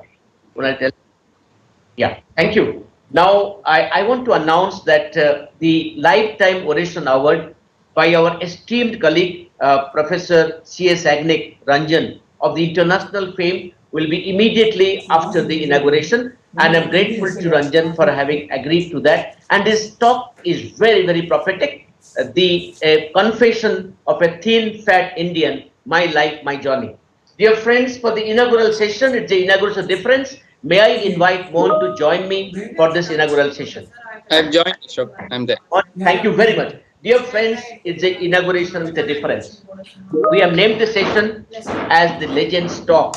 As it will unfold, you will see that we have legends whom I'll be introducing now, giving me and Mohan will be introducing them. You will see their pearls of wisdom, the greatest of the great people amongst us today. So let me start by saying that we have amongst us 5 stars, and I will start by introducing Dr. Andrew Bolton, my dear Andrew, Indian citizen by choice, I mean, quote unquote, because he is one of us, and I'm so intimate to him. We all are so intimately associated with him. I call him one of us.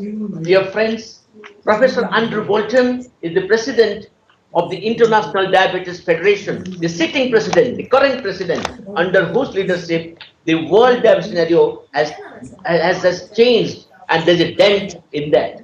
Number 2, he's also the president of the Worldwide Initiative for the Diabetes Education and chair of Inodia, the European Alliance for the Diabetes Research. And Professor Bolton has been trained in Newcastle upon Tyne on Sheffield and has been appointments in Miami University, has made commendable work in diabetic foot, diabetic renal foot, and in various other aspects, diabetic neuropathy, and it is fabulous. He is also the consultant physician, the Manchester Royal Informer now, and the professor. But what has appealed to Indians, to us most, is more than 500 peer-reviewed manuscripts and the past edition of the diabetic medicine, and currently the associate editor of the diabetes care. Good to Mohan to introduce the next person, the inauguration. Mohan. Okay. It's a great pleasure for me to introduce His Excellency Freddie Swain, who is the Ambassador of the Royal Danish Embassy. His Excellency Freddie Swain is the Ambassador of Denmark to India. He has also held many important posts. He was Ambassador to Japan. He was also Ambassador to Bhutan, Sri Lanka, and Maldives. He has also been the CEO of the Danish Agricultural Council. Above all, Mr. Swain has a deep interest in strengthening Indo-Danish ties in general and in diabetes and chronic diseases in particular. I have seen him participate in almost all the meetings arranged by Novo Nordisk, and it's a great honor to have you with us today, sir. Welcome to this particular event. Dear friends, the third star in this inauguration, the third legend, is no less than my dear friend and our dear friend who was cited here. I mean, Nikhil spoke about him, Mohan spoke about him, the president of the Public Health Foundation of India. Dear friends, I'll give a very personal experience about him. It was the Endocrine Society of India meeting, Pondicherry, and the Tamil Nadu meeting. We called it Trendo, about 3 days back. And the orator was Dr. M. Seshadri. He started to speak about community endocrinology. And he said, this talk is inspired by Professor Srinath Reddy, who gave the oration 2 years before. He asked a simple question to the audience. There was beautiful endocrine papers, basic and applied science. He said, yes, I'm delighted beyond measure. But so what? What is community endocrinology? And Seshu, Dr. M.S. Seshadri spoke about community endocrinology. That is Dr. Srinath Reddy's fame. Dear friends, Professor K. Srinath Reddy is the president, PHFI, and he had headed Department of Cardiology at the AIIMS, Delhi. Before that, he is the first Indian to be elected as the foreign associate member of the National Academy of Medicine, formerly IOM, Institute of Medicine of the National Academy of Sciences, USA. He has served as the first Bernard Lown visiting professor of cardiovascular health at the Harvard School of Public Health, a rare honor. And he has served on many WHO expert parties as the president of the World Heart Federation and chaired many high-level expert group meetings in the universal health coverage and also Planning Commission of India. His contribution is great. You see about contribution in the diabetes education, CCPDM, the program which he runs along with Mohan's Academy, the program of the gestational diabetes mellitus, the various program on the non-communicable disease, on the women's health, that PHFI runs under his leadership has changed the scenario in India. I'll just finish. There are many things to speak about him, but I should tell you that he is the recipient of one of the highest national award, Padma Bhushan, from the President of India in 2005. He has received honorary doctorate from London, from Glasgow, from Aberdeen, from Lausanne, and also from the NGO Health Science University and from the ILBS. Dear friends, published more than 500 scientific papers. Sir, we welcome you to our midst today as the legend to speak to us on the NCD and the public health and Indian scenario. I hand over to Mohan to introduce the fourth legend for the inauguration. Coming to the fourth legend of the day, it is a great pleasure for me to introduce a good friend of mine, Dr. Chantal Matthew, who we have had many interactions with in India. She's a frequent visitor to India, currently the Senior Vice President of the EASD and the Chair of the Postgraduate Education at the EASD. Professor Chantal Matthew is a Professor of Medicine at the Katholieke Universiteit in Leuven in Belgium. She's a Chair of Endocrinology at the University Hospital at Gasthuisberg in Leuven. After finishing her MD and PhD at the University of Leuven, she took up diabetology as her area of interest. She is interested in many areas of diabetes, has done extensive clinical trials, but her main areas of interest are in prevention of type 1 diabetes, the effects of vitamin D on the immune system, and the functioning of the insulin-producing beta cell. Recently, I had the good fortune to listen to her in one of our ATTD meetings, where she unraveled the Inodia project on the prevention intervention type 1 diabetes. I don't think such a large type 1 diabetes project has ever been taken up, and I was amazed at the amount of stuff which is going into that project. Naturally, she has been honored with many prizes, the InBev Bellier Latour Prize for Clinical Research, and many others. Welcome, Chantal. It's always a great pleasure to have you with us, and I know how much of life you bring into every meeting. Mohan, you can continue. Or Mike, Mohan, you can continue, please. Yeah. Now we have a very special guest, Mike Dusdar, who is the Senior Executive Vice President of Novo Nordisk, and also one who has contributed immensely to innovation in diabetes, and his various contributions to the field of diabetes in general and Novo Nordisk in particular are legendary and well known. Again, he is no stranger to India. He has come to India several times. Ashok, probably you can add a couple of words. Mohan, thank you very much. I must tell to the entire audience that Mike has a special place in his heart for India, and he has visited us many times. And you know, he is very passionate to execute absolutely fabulous control of blood glucose in India. Mike, welcome, and we are delighted to have you here. Thank you very much, dear friends. We'll go for the first legend talking to us, and the talk is on a very contemporary, challenging theme. And Andrew is going to talk to us on a very important topic: insulin during COVID-19 times. Dear friends, I present you Professor Dr. Andrew Bolton, President IDF. Andrew, all is yours. Morning, night, and after food. Six tablet, okay. Morning, night, one. That's what I'm trying to do. 6 tablet, ibuprofen gel. You've got my slides, I can't get them. Can you put my slides up? You have a copy of them. I don't know how. I'll say it's on. Oh, it's on. Okay. Can you put my slides up? Yeah, it's there. Thank you very much, my good friend Ashok Kumar Task and Professor Mohan. It's a pleasure to see you in this early hour here in the UK, where I'm looking out to pitch darkness. But I know there's a lot of light today in Pondicherry. And for Chantal, perhaps you could speak in French. Pondicherry, of course, has a huge French tradition.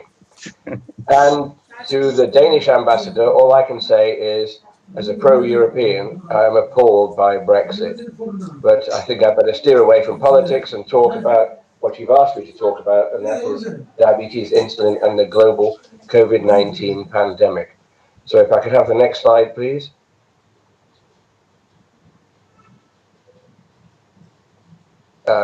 You're controlling my slides. Can you move it on, please? It's moved. No, it's not. 500 million cases. That's not the one.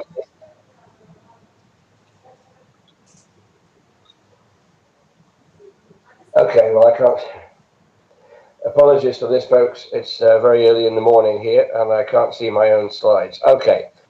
We have, speaking on behalf of the IDF, a global epidemic of diabetes, as you know, with approximately 500 million cases worldwide.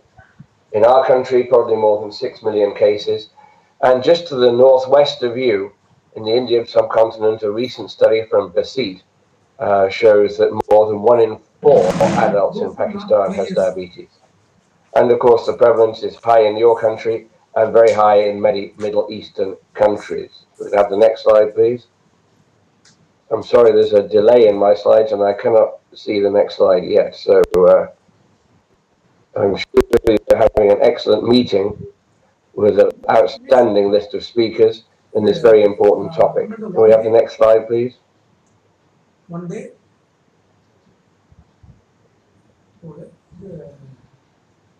It's quite a delay. It's come quite a few seconds ago. Syrup, heavy set, don't sell.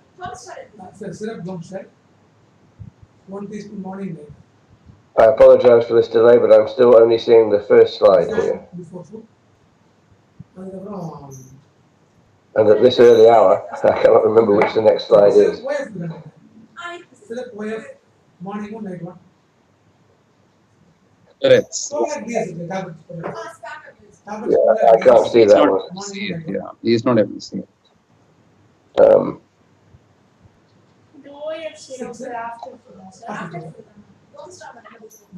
an unusually long delay. What I'm going to do is I'm going to put mine up here so I can see the next one. You can still see me, I hope. Or perhaps if you can't see. No, I can see. Okay. I'm talking now about the current problems with COVID-19 that's already been alluded to by my dear friend Ashok Kumar Das. This has led to many threats for people with diabetes, including the cancellation of all routine outpatient clinics in many countries. Access to medicine and supplies chains has been one of the concerns of IDF. And of course, during the lockdown, there has been a suspension of most routine investigations and non-emergency surgery, such as bypass surgery in people with diabetic foot problems, and transplant surgery, which is the lifeline for people with end-stage renal disease and diabetes. And my next slide, which I hope you can see now, is what the IDF has been doing. At the beginning of the first lockdown in March, we have reached out to more than 170 member associations which we have across the world to see how we can help and what issues are existing. Also, we outreach to our corporate partners to inquire about distribution issues. Delays, but not too much disruption, I'm pleased to say. In April, we outreached to our corporate partners to request some donations, and we've had donations very gratefully of insulin, metformin, and other oral hypoglycemic agents. And we've been collaborating with Direct Relief for distribution. The next slide. But there have been problems. For example, there have been some issues in Iran and Lebanon and other countries. But these were short-term issues, and it's a stress on the system. Longer-term issues may be the commitment to diabetes, which worries us. In the last years, there's been a switch towards non-communicable diseases, as outlined by your Prime Minister, Sri Narendra Modi, when I shared the stage with him. He said that the biggest threat to the health of Indian population is no longer infectious diseases, but now it is non-infectious diseases, non-communicable diseases, such as diabetes, his very words, and he was right. Our fear is that there may be a swing back, understandably, to infectious diseases, and diabetes cannot afford to be neglected. So this next slide shows what threats there have been, and I hope you're looking at this one, threats and opportunities. During lockdown, many people with diabetes have been shielding. They've been alone. Obviously, they're at high risk. They don't want to catch COVID-19. This has led necessarily to disruptions in diet, lack of exercise, and this in itself can lead to poor glycemic control. And we know that people admitted to the hospitals with COVID and poor glycemic control do not do as well as those with good glycemic control. But we cannot underestimate the psychological impact that this is having on people with diabetes. And there was a very nice paper just a few weeks ago of patients talking about their experiences during lockdown in the British Medical Journal, patients from all over the world, including Indian subcontinent. And the constant fact that came out was this fear of hospitals, and that they felt depressed, anxious, disorders of affect, and these themselves will affect diabetes control. Our fear is that after all this is over, hopefully with the vaccine now here in the next 6 to 12 months, there may be a tsunami of late complications appearing in the future because of all this. But there have also been some advantages. The expansion of telemedicine. This may well be the way forward, especially, of course, in terms of diabetes management. It can be done by phone. Digital education programs are available. There has been an improvement on inpatient services thrust upon us. As Malvolio had greatness thrust upon him, in Shakespeare, this has been thrust upon hospitals because there are so many people with diabetes. And sadly, 1 in 3 of deaths in UK hospitals due to COVID-19 are in people with diabetes or who developed it during the illness. And hopefully these enforced diabetes service designs will remain. And if I could have the next slide, World Diabetes Day is always on November the 14th. And the next slide, you should see now the picture of Frederick Banting, whose birth date was November the 14th. World Diabetes Day was started by IDF 30 years ago, and the next slide shows that it was adopted by an official resolution of the United Nations in 2007. The next slide tells us on the nurse with diabetes. We don't talk anymore about World Diabetes Day. We talk about the theme for the whole year, and the theme for this year has been the role of the nurse, the diabetes nurse, the diabetes midwife, key members of the team. And the next slide, diabetes nurses do make a difference. These are equal members of our team, and in many ways they look after patients, often by telephone, with their management of diabetes, advising them on pumps, continuous glucose monitoring, etc. Nurses should be a key member of the team. They can be screening for complications, screening for diabetes, and working as part of that multidisciplinary team. The next slide, of course, next year will represent 100 years since the discovery of insulin. And it was Frederick Banting there on the left, you see, together with Professor MacLeod, who was Professor of Physiology originally from Aberdeen, and Charles Best, the medical student. Let me remind you, and I always remind my students, there's always hope for medical students to do well. He was a medical student when he joined Banting in the project. And Langerhans, who discovered the islets that now bear his name, he was a medical student when he wrote the thesis on what we now call the islets of Langerhans. And the fourth person here, of course, is Collett, the biochemist. These were the 4 members of the team. So next year we'll be celebrating 100 years since the discovery of insulin. And the next slide shows you the history from the beginning, the idea of Banting, meeting with MacLeod. And then, of course, the discovery was in 1921. And the first dog to receive insulin was towards the end of 1921, the successfully received, I should say. And the next slide, we don't just want to celebrate the discovery of insulin. We want to talk about access to diabetes care. This is key. Nobody in the world with diabetes should be denied drugs that they need. So the next slide shows that we're going to place World Diabetes Day 2021 and the centenary celebrations under a broader multi-year program dedicated to access to diabetes care. So this is a 3-year theme, not only on celebration, but also access to essential diabetes medications and new technologies that should be affordable and quality management of diabetes and its complications. So let me end in my last slide, which is the global call, and this is what we need particularly now as we come out of this pandemic. Don't forget diabetes. We need increased awareness of diabetes as a potentially preventable and an eminently treatable disorder, but one, if goes untreated, can lead to the most horrendous complications, which in my area of expertise in diabetic foot problems and renal disease are absolutely terrible, and many of them, if not most, should be preventable.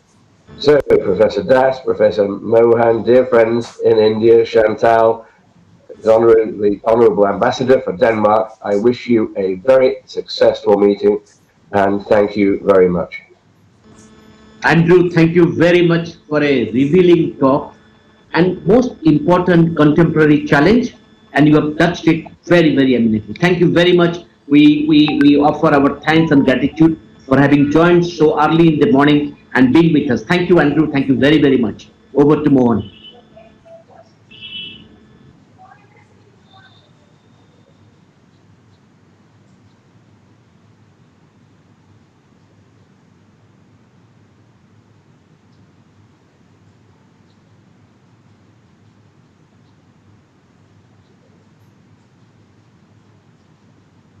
Okay, I'm so sorry. So thank you, Andrew. I'm sorry, it is on mute.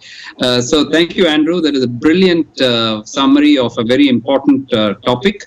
And we're very grateful to you for your support to India. Almost every week you're supporting us.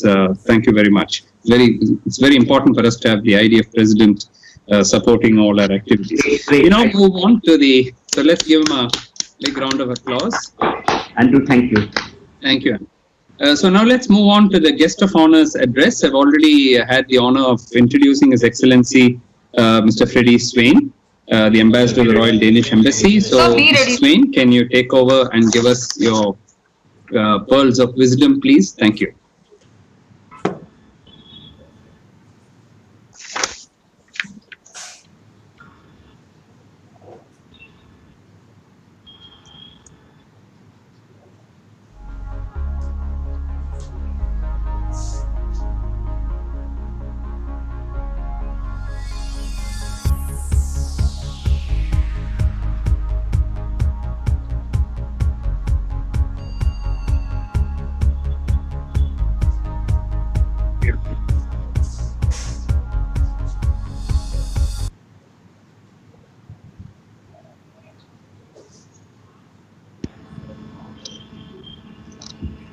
Sir, you can start, Your Excellency.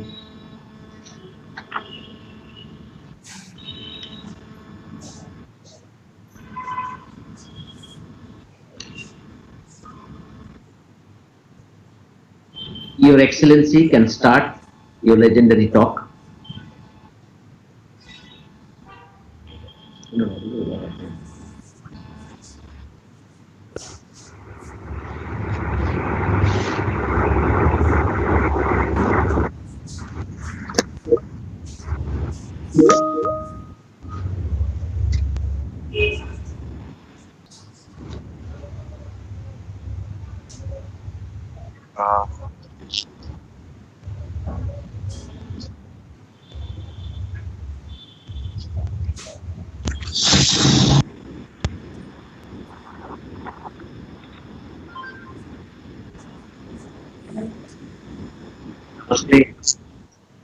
Namaste. Namaste. I'm truly honored. I'm the Danish ambassador to India. I'm extremely... You're muted. You're muted. Sorry. Where's that now? I'm not muted. Okay. Okay. Thank you very much. Namaste. I'm the Danish ambassador to India, and I'm truly honored to be invited for the 14th International Insulin Summit. I know that we are all focusing and talking about the COVID-19 crisis and pandemic, But beyond that, and besides that, we have a very, very important issue that we have to deal with, namely diabetes and other diseases coming from our lifestyle. And I think it's important that we don't forget what we are facing today, because what we are facing today, we have been facing for a long, long, long time, and we'll also be facing that in the coming years and the coming decades. Except if we start collaborating and raise the awareness about diabetes and how we can really secure that people should not die from this silent killer. And I'm extremely happy that we have this opportunity today to discuss a little bit, but also put focus on how we can collaborate.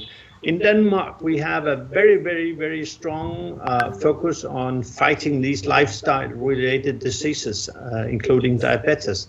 It comes with the children, it comes with the parents, it comes with the society.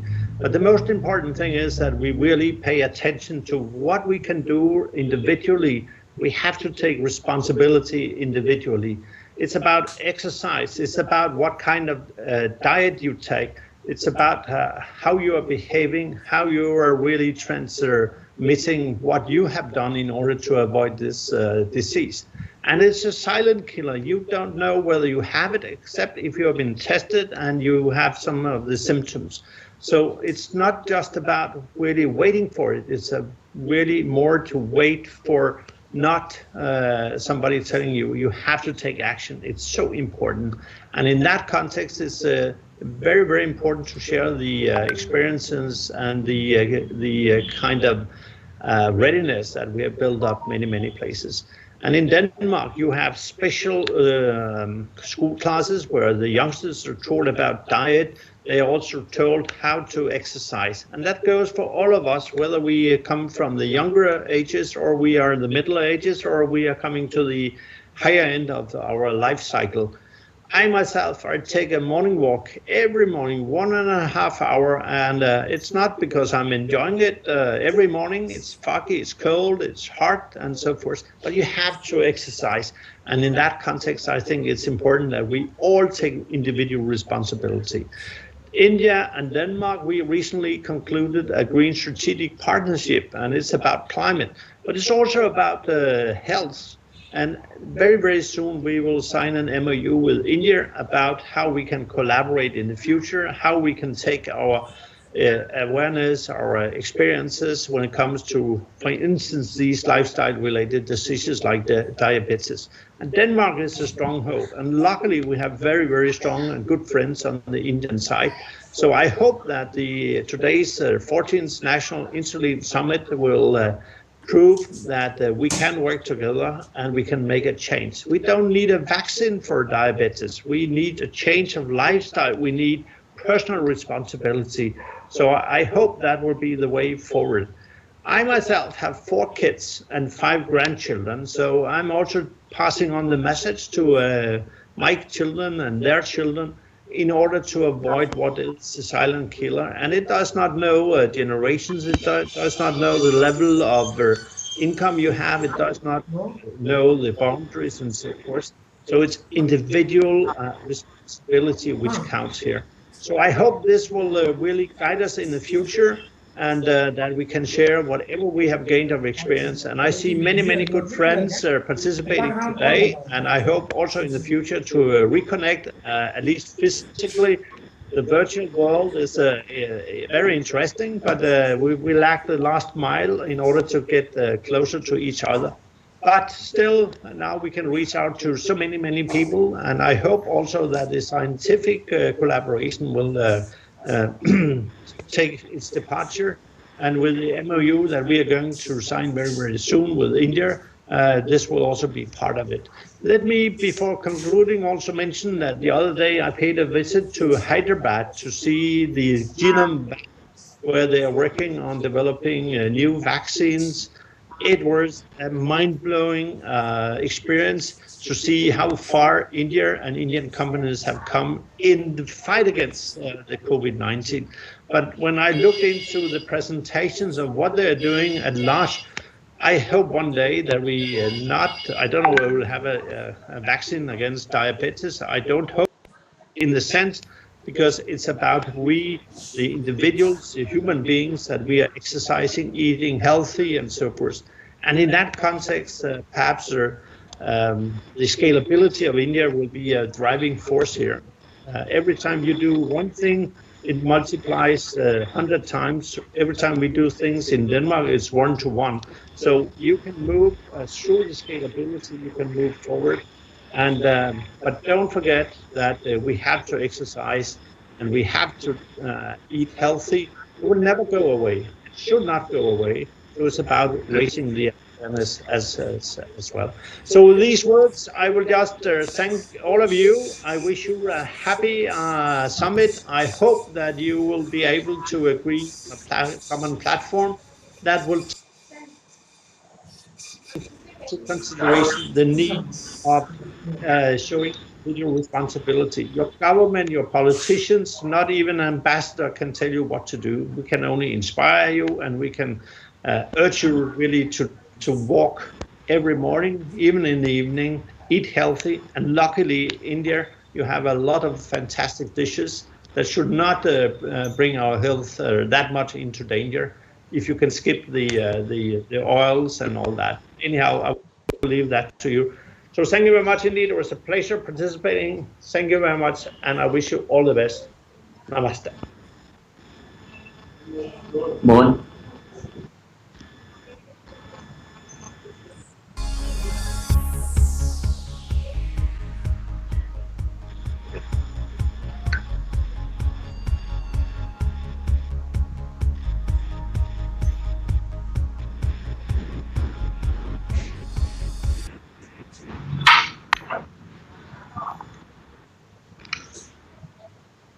Mohan, you can unmute. Mohan, you can kindly unmute and conclude. Right. Now it's a great pleasure. Thank you, Your Excellency, for inspiring us so much. In a short time, you've given us a very inspiring message. Thank you always for your support.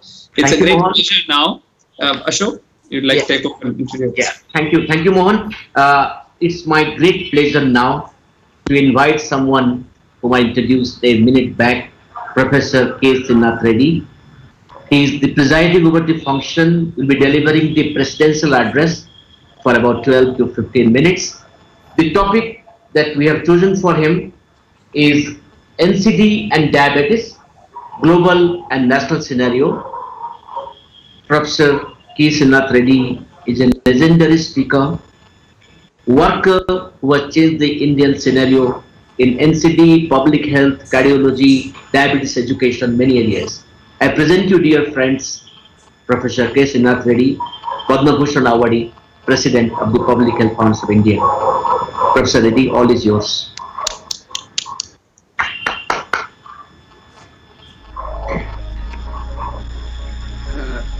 Thank you very much for this.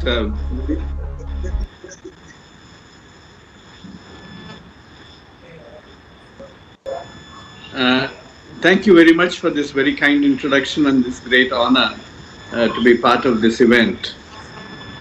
The topic that has been chosen is essentially non-communicable diseases in India and globally. To an audience such as this, so enlightened and so up to date, I would not really like to labor you with too many statistics or even in terms of emphasizing the importance of non-communicable diseases. But in the context of COVID, the whole area of non-communicable diseases has become even more important, though to the unenlightened person, it might appear that COVID is only an infectious disease caused by a virus and is mostly an acute illness that claims lives through respiratory and other manifestations.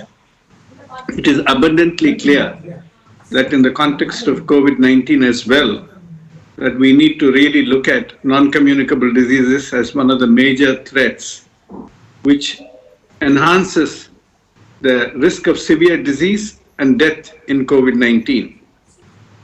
And that is beginning to get increasingly recognized, though it is wrapped under the label of comorbidities, which not many people in the media or the public understand. But clearly, the policymakers must understand that it is non-communicable diseases that contribute to the largest burden of comorbidities, which in turn amplify and enhance the unfavorable outcomes of COVID-19. But it is also very clear that as far as NCDs are concerned, they feature very importantly also in the longer term consequences of COVID, which we are now beginning to recognize as long COVID and recognizing long haulers. So we are seeing even in the acute manifestation diabetes, but that also is beginning to continue as a part of the long COVID. We're also seeing cardiac manifestations, vascular manifestations, and respiratory fibrosis as sequelae that are continuing even after the acute illness appears to have subsided. And to our great surprise, we are also finding on scans that there is evidence of lung fibrosis, myocardial inflammation and necrosis, which appears to inflict itself upon even relatively asymptomatic young persons. So we now recognize that non-communicable diseases are not only preparing the platform for COVID to exercise its most severe effects, but also can result in terms of long COVID consequences. And these are things that we must take into account. I believe it is important for us to look at the whole area of insulin, and I will speak more about insulin today than purely about non-communicable diseases because this is the National Insulin Summit. I have no intention, however, of trying to inflict any data or perspectives related to insulin or diabetes per se on this very enlightened and experienced audience, which is far, far more aware of these than I am. However, in terms of looking at the coincidence of you're holding this summit on a day when the world celebrates Universal Health Coverage Day. It's the World Universal Health Coverage Day. So where does insulin fit into that context? You might as well have held this summit, of course, even on the World Diabetes Day in November 14th. Or you could have held it in terms of the World Human Rights Day, which was just 2 days ago on December 10th. And because insulin fits in there very well as a right to be also claimed and enforced. Or you could have even done it on the World Science Day a month ago on November 10th. And I'll briefly explain why in each of these. Now, certainly we recognize that insulin is a natural hormone and also an essential medicine. And we recognize, and I do not have to repeat to this audience, its very many uses in clinical medicine: type 1 diabetes, type 2 diabetes, diabetic ketoacidosis, gestational diabetes, hyperkalemia, wound healing. But we also now recognize that in COVID-19, during the acute phase, where it appears that the viral infection either precipitates or aggravates a diabetic state. And there, insulin again becomes absolutely essential and life-saving, even in that context. So how are we actually looking at insulin as an important element? And when we are talking about non-communicable diseases, of course, in the Indian context, diabetes becomes absolutely important, even without the pandemic emergency coming upon us. And we do recognize that both diabetic states as well as the pre-diabetic states in terms of the so-called dysglycemia continuum are not only abundant in terms of their prevalence and incidence in India, but also are the major cause for visceral adiposity related metabolic syndrome as well as cardiovascular disease, and also in terms of a variety of other untoward consequences that result, including renal failure. But we also recognize that all of these are part of a complex of highly inflammatory states, and when COVID-19 descends upon an already inflamed body, then we recognize that it further aggravates the inflammation and claims an easy prey.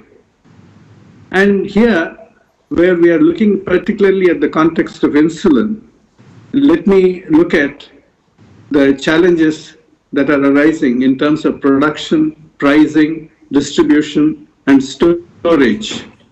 The health system has to address all of these challenges. The availability and pricing of analog insulins is also a challenge, apart from human insulin, of course, being also in short supply. There is a 2019 paper by Gautam Satish and others in the Journal of Pharmaceutical Policy and Practice, and let me quote from that. Quote, insulin availability in Bengaluru's public sector falls short of WHO's 80% target. Insulin remains unaffordable. It is available only in 66% of public hospitals, and it remains unaffordable in both private and public sectors. To improve insulin availability and affordability, the government should streamline insulin procurement and supply chains at different levels, mandate biosimilar prescribing, educate physicians to pursue evidence-based prescribing. Now, these are issues I'm sure you are all grappling with, but in order to bring it much more forcefully into the ambit of public policy and established clinical practice, you will have to deal with advocacy on the ground of universal health coverage and of human rights. That is why I said those are important associations as well. So when we are really looking at how best we can actually look at prioritized supply of more affordable human insulin and availability of quality assured biosimilars, the Bangalore experience is a bit of a dampener, but worse still is an earlier 2016 study by Abhishek Sharma, who surveyed 40 pharmacy outlets in Delhi and said availability of human insulin was only 44.4% and analog insulin was 13.1% in Delhi, the capital city of India. The situation might have improved a little, but still the non-availability or the non-affordability of insulin becomes an important element. And therefore, how do we actually fit this into the universal health coverage agenda? In universal health coverage, we have to really look at how we address a variety of issues. And there, we have to look at how we prioritize part of the essential health package, obviously based on the burden of disease. Diabetes, with its manifold consequences and complications, scores very high. Cost effectiveness, certainly in terms of preventing very many complications, which particularly downstream can be catastrophic in terms of both health consequences and health expenditure, then also in terms of cost effectiveness, it becomes important. But health economists also use another technique called extended cost effectiveness now, which means whereas cost effectiveness says how much health for the money, extended cost effectiveness analysis says how much of financial protection is also provided as a result of this. Because we are also, as part of UHC, trying to avoid financial hardship. So it is also important to make the case, and I'm sure diabetic management overall and insulin therapy also in particular will make the grade even when we do an extended cost effectiveness analysis. But have those been done for India? Have we made those arguments forcefully to the policymakers as they're shaping the policy in terms of universal health coverage? Of course, in terms of Pradhan Mantri Jan Arogya Yojana, you will find diabetes being positioned. But what is happening in primary health care? What is happening in the health and wellness centers? Are we able to position the mid-level healthcare providers in terms of better advisory and counseling, at least on insulin administration? Or is an insulin going to be also provided there? I do not know the answers. But as the health system gears up to implement universal health coverage at all levels of care, especially urban and rural primary health care, where does insulin fit in? Where are the competencies of the people who are supposed to be handling services at these levels? I think these are the kind of questions that we need to engage at the policy and system level if we want to advance it beyond science into service. So we definitely will have to estimate what are the consequences of what we can call inaction, estimating the counterfactual and estimating the cost of diabetic complications and downstream effects on cardiovascular disease, renal disease, etc. And then prepare those kind of arguments forcefully so that diabetes itself doesn't get off the radar. That I don't think it will. But ensuring adequate and affordable management, including insulin, is going to be a very important element. And I think that is where we ought to be really looking at how we can make the argument on ground of both universal health coverage and of human rights. Because the patient groups will rally around human rights, the economists will rally around cost effectiveness and extended cost effectiveness analysis. And we have to make both those arguments to mount a pincer movement to get the attention and action that we desire. Now, coming to the question of science, the reason I said this could have fit in very well, even in the context of the World Science Day on November 10th. Of course, we all recognize, and your enlightened audience would be most aware, of course, of the origins of insulin and how it was developed. But to me, it's a romantic saga which has many lessons to offer, even now. When we look at Banting and Best in that laboratory in Toronto, one of the things that is not often talked about is the role of MacLeod, who provided lab space to Banting, provided his student Best to support Banting, showed Banting how to operate on dogs. He suggested that they switch from saline to alcohol to purify the extract, and also secured the support of J.B. Collett, who was the first to purify insulin for human use. And this was absolutely important because Banting was not considered to be an experienced researcher at all. So he was refused research funding by many agencies, and he was not considered to be a researcher in the area of diabetes. So he did not have much of a support.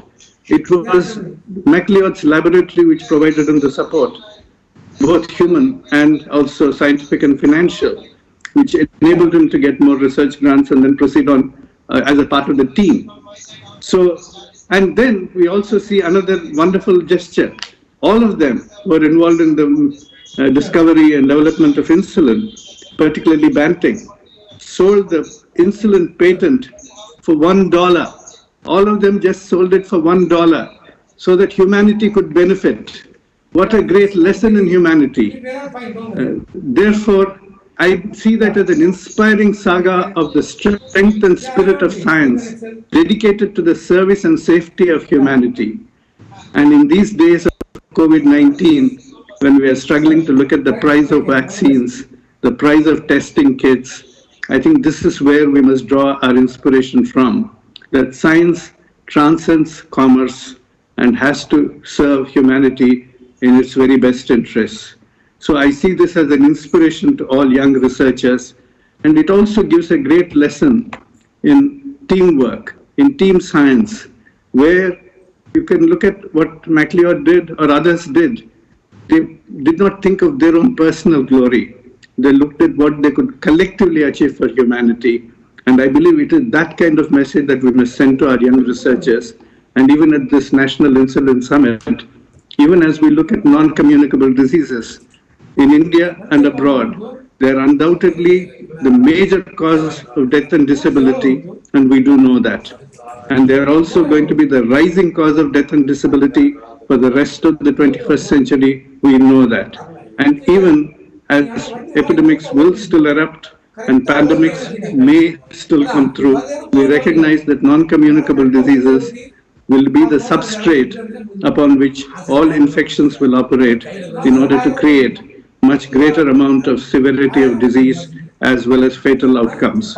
So prevention of non-communicable diseases, early detection of non-communicable diseases, competent and compassionate care of non-communicable diseases are all elements of a health system and a social system that we must build even as we build back better after the COVID-19. Thank you very much, and thank you very much for this honor and opportunity.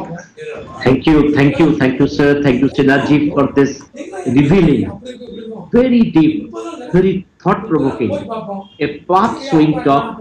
Sir, the audience who have joined today are 19,500. Because it's virtual, and sir, you have given them the message, the pulse of wisdom, the inspiration that will go a long way. Sir, I have a word to describe your talk. It is as usual, unusually fabulous. Sir, I have no time to describe, to show our gratitude. But, sir, we put on record our very sincere appreciation. We'll rise to the occasion and we'll rise to the golden words that you have spoken. We are with you always for all time to come. Thank you very much, very, very much, sir. Thank you very much. Over to Mohan to invite our ESD chairperson. After that scintillating talk, as usual, by Srinath, let's move on to the chief guest address. And for that, we have none other than Professor Chantal Matthew. And we've already introduced Chantal, and now we're all waiting for Chantal to talk to us about driving partnerships against type 1 diabetes, prevention and therapeutic intervention. So over to Chantal.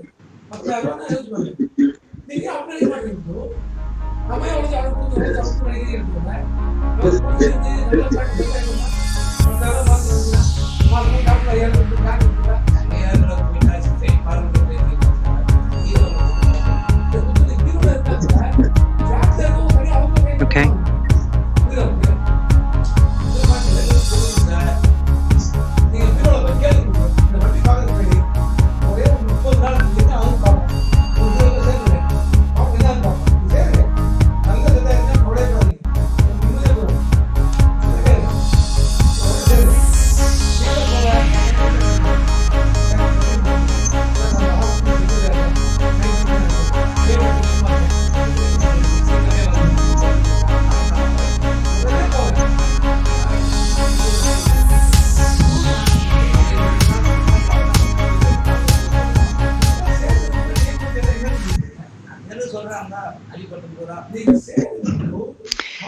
Thank you, dear Chairman, Dr. Ashok Das, and my dear friend, Dr. V. Mohan. I'm a little bit jealous, Dr. Das, that you called Michael Bolton an adopted citizen of India. I also want to be an adopted citizen of India. I will correct it right now. So from now on, I am your sister, because you know, I love India. I know. And I am so grateful that on the occasion of this fantastic National Insulin Summit, where I have attended before, you also think of type 1 diabetes, because my heart was bleeding just a little bit when the honorary Sir Ambassador of Denmark talked about diabetes as a lifestyle disease. He shouldn't forget that there is a group of people, namely those with type 1 diabetes, where it is not lifestyle. It is a disease, an autoimmune disease that hits people. And again, when I say to my colleagues that I talk in India about type 1 diabetes, then they say, but India is mainly type 2. Yes. But do you realize you have more than 100,000 children living with type 1 diabetes? And you are amongst the top 10 countries in the world of young people under the age of 20 living with type 1 diabetes. And so it is really an honor, Dr. Das, Dr. Mohan, that you invited me to give this talk about how we are trying to change the life of people with type 1 diabetes by finding biomarkers to predict who will get type 1 diabetes, and also by speeding up the discovery, the clinical trial execution in people with newly diagnosed type 1 diabetes or at risk of type 1 diabetes, so that we may get rid of this disease. Because indeed, if there would be a disease where a vaccine to induce tolerance may work, it could be a disease like type 1 diabetes. And so I want to introduce, as suggested by Dr. Mohan, our project, our big consortium of Inodia in Europe. And so here you can see it. It is really an initiative of the European Commission, where they have requested a work where industry and academics work together, because the European Commission believes that academics are very clever people and are very inspired in doing research, but it is only through a collaboration with industry that we may speed up discovery and come to real therapies. And so in Inodia, we are working together with, as you can see here, high-standing academics throughout Europe. We are working together with Sanofi, with Novo Nordisk, with GSK and Lilly, and also with Novartis and a smaller company called Imsize. I also want to acknowledge the collaboration we have with JDRF and the Helmsley Trust. And when you look at Inodia throughout Europe, it is really a very intense collaboration of basic researchers, translational researchers, and clinical researchers. And in the years we are working together now for 5 years, we have been extending to more and more satellites in different countries in Europe.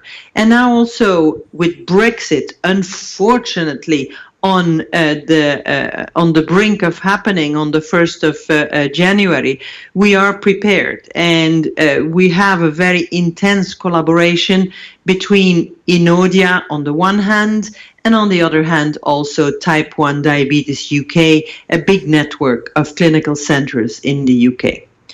Here you can see the goals of Inodia, and I will very quickly run through it. It is really a network that has been set up on the one hand to discover new biomarkers, to understand the disease that is type 1 diabetes, and to be able to predict who will get type 1 diabetes in family members, for instance, of people with type 1 diabetes, but also in those who have newly diagnosed type 1 diabetes.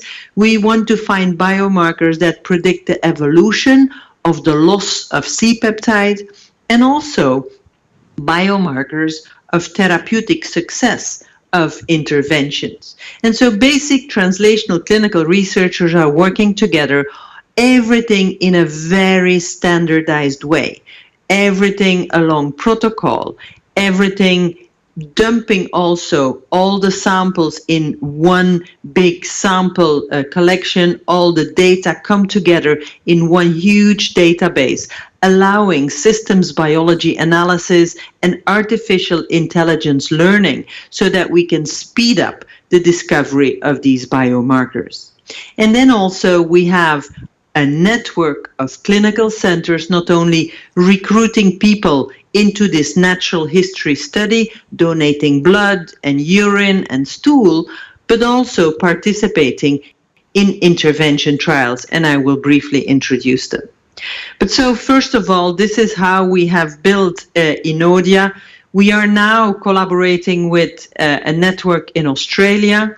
We are collaborating with TrialNet in the United States, and also an emerging network in Israel. And so for Australia and Israel, we are sharing with them our protocols, our standardization, because that is the most important thing, our way of working, so that we can compare everything together. First of all, the recruitment. So we set forth to recruit 5,000 people into Inodia. We are now, after 5 years, at 4,700. And as you can see, we have more than 500 people with newly diagnosed type 1 participating, giving blood, urine, stools at very regular intervals for a myriad of omics analyses. You see also 3,500 first-degree relatives of people with diabetes. They are a living biobank. We can recall them if we need them, and we just follow up those who are antibody positive because they have the higher risk of getting type 1 diabetes. Here you can see, just to give you a broad idea, and I do appreciate the time that was allotted, but I cannot explain all the details, of course. But so you have the collections of all these biological samples, and then we run a whole panel of omics ranging from genome analysis to live immune cell analysis, antibody detection, beta cell markers, proteome, peptidome, lipidome, metabolome, etc. And all of these data, so these analyses happen in different laboratories in the network, but all of the data are coming together in one big database. And what I already said before, standardization, standardization, standardization, so that we have high quality samples, high quality data. So everything has barcodes, all samples are in the same tubes, shipment is highly controlled, etc. And again, Dr. Das and Dr. Mohan, this is where I believe we have learned from our colleagues in industry. They are so good in standardization, in quality control, in quality monitoring. And so this is what we have imported now in our big project.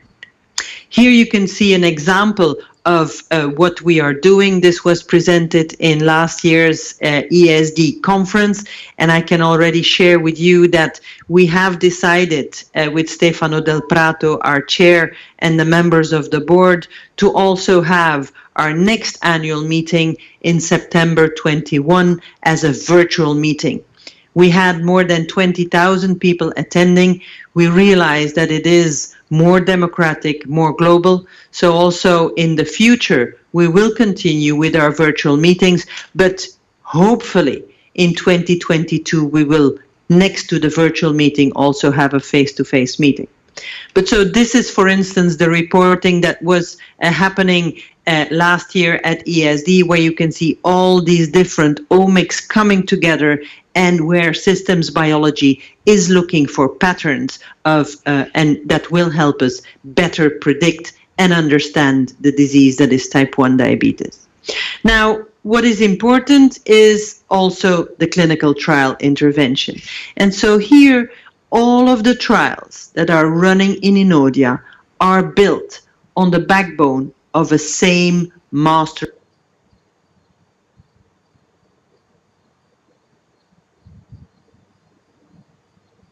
screen people within 6 weeks of diagnosis. All trials then have a baseline visit, a 3-month visit, a 6-month visit, and a 1-year visit. There can be things happening in between, but these are the prerequisites so that we can compare the different interventions. And so I can show you already 4 trials running actively in Inodia at the moment. A trial in children and young people where we look for the lowest effective dose of anti-thymocyte globulin, an immune modulating globulin. It is 2 infusions at diagnosis of anti-thymocyte globulin, so 2 consecutive day infusions, and then, as said, the follow-up according to the master protocol. Then we have another trial run by Inodia called the Vera T1D, which is a trial running in adults, where we are testing the potential of the old drug verapamil, because there has been described that verapamil has beta cell protective effects. So this is a trial where pills, where tablets will be given to newly diagnosed adults with type 1 diabetes, but again the follow-up is exactly the same on the backbone of the master protocol. And then there are two trials that are run by companies inside Inodia on the backbone of Inodia. First of all, the impact trial run by the small company IMSIZE, studying imotopes, namely small modified peptides that of the insulin molecule that are administered subcutaneously in a first step to adults, and then with an adaptive trial design to also adolescents with type 1 diabetes. Again, here it is 6 subcutaneous injections with these peptides, with these imotopes. And finally, the trial run by the company Novartis, which is studying iscalimab, a blocker of the CD40 pathway, so a pathway in the immune system. Again, an adaptive trial design where we first start in young adults and then progressively go down to lower and lower ages, ending at 6 years of age. It is an injection intravenously, first at diagnosis, and then injections subcutaneously every month during 1 year, again with the same endpoints at 1 year. So with this Inodia consortium, with this master protocol, we really want to speed up the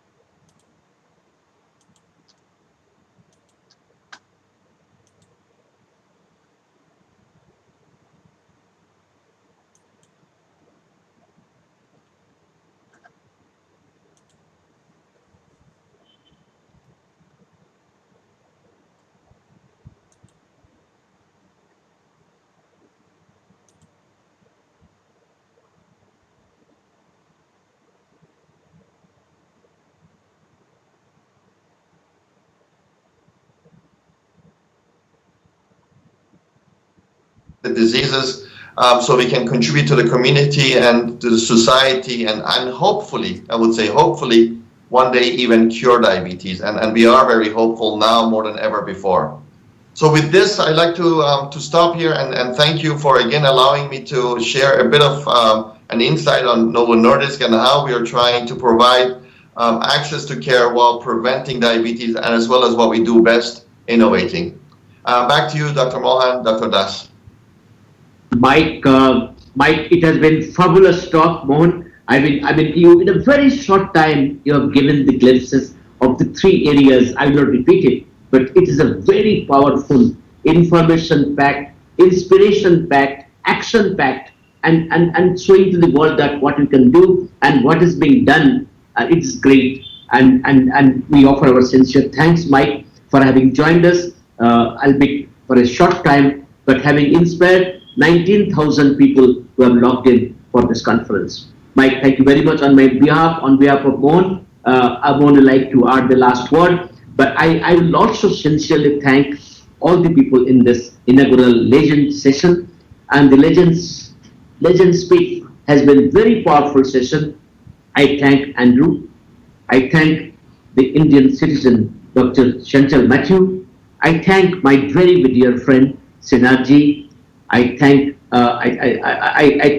His Excellency Ambassador, and I thank you, Mike, and very, very sincere thanks to my dear friend Mohan for having joined me on this platform and taking to greater heights. Thank you very, very much. Over to Mohan for a last word. One sentence, Mohan.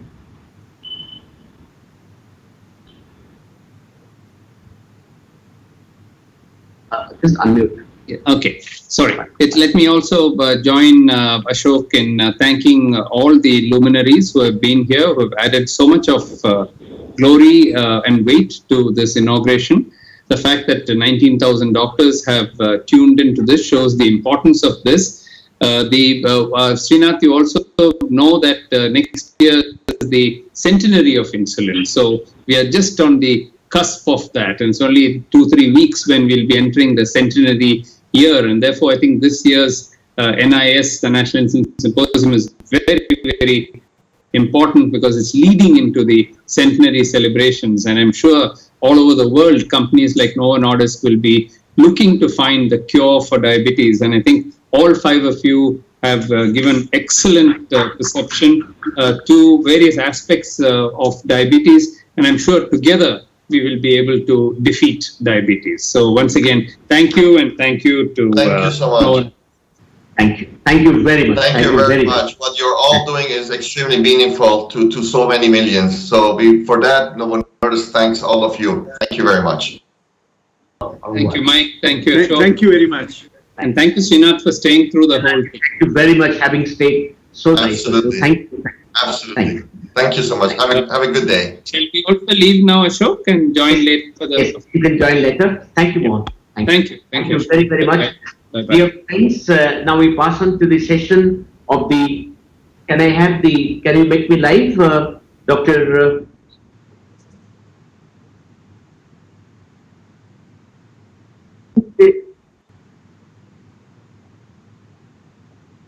Sure.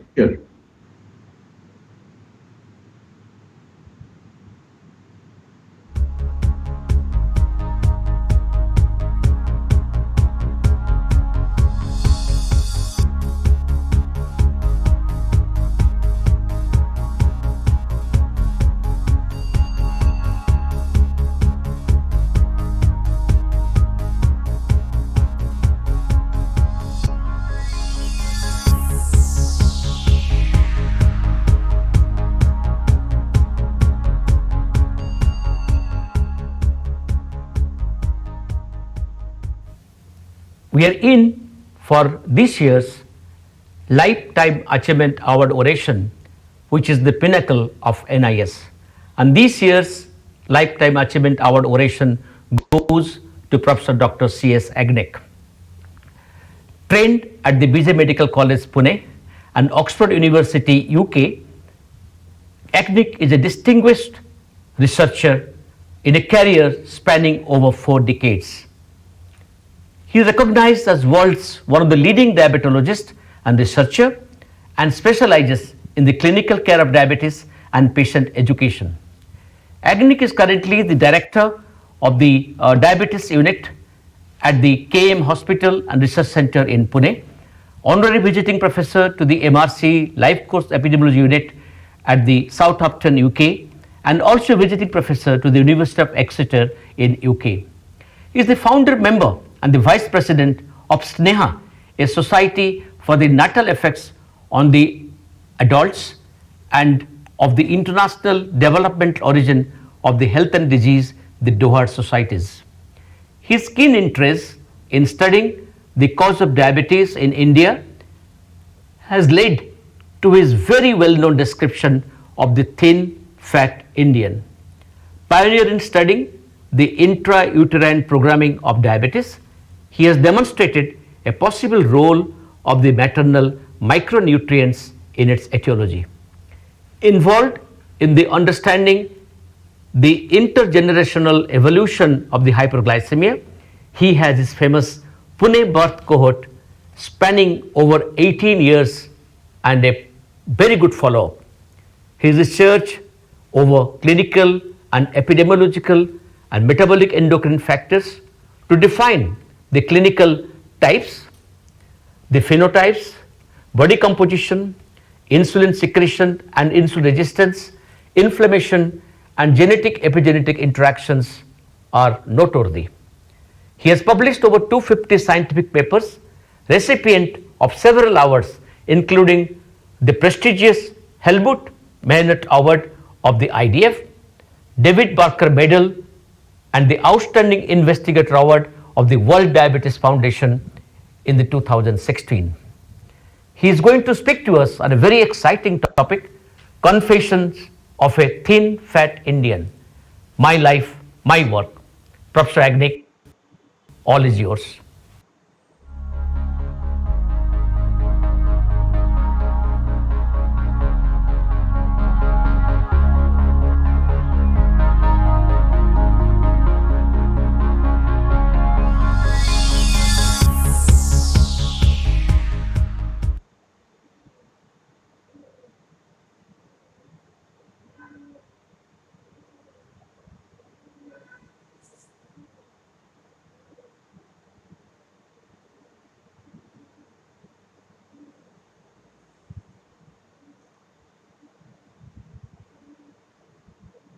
Yeah, I must tell you that it is the session of the sessions where we are honoring one of the greatest researcher of our time, Dr. C.S. Yagnik, who is an internationally acclaimed, respected researcher in the country and abroad. He has made huge changes and is going to speak to us on a topic very close to his heart. I am unmuted.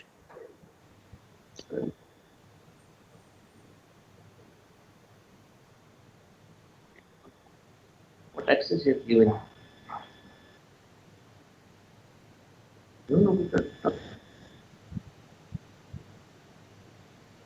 Okay, thank you. Nice afternoon to everyone. Ashok, thank you very much for this invitation, for the kind words. Thank you to the organizers. And I'm not going to speak about science in any major way. I'm just going to tell you my life story. I call it Confessions of a Thin Fat Indian, and you will see why. And the overwhelming message for the young people is that if you want to do something, the world conspires to help you. That's what you will learn from my life story. You know, mine is the only diabetes unit which has a logo of mother and baby. So no other diabetes unit in the world has a mother and baby as a logo.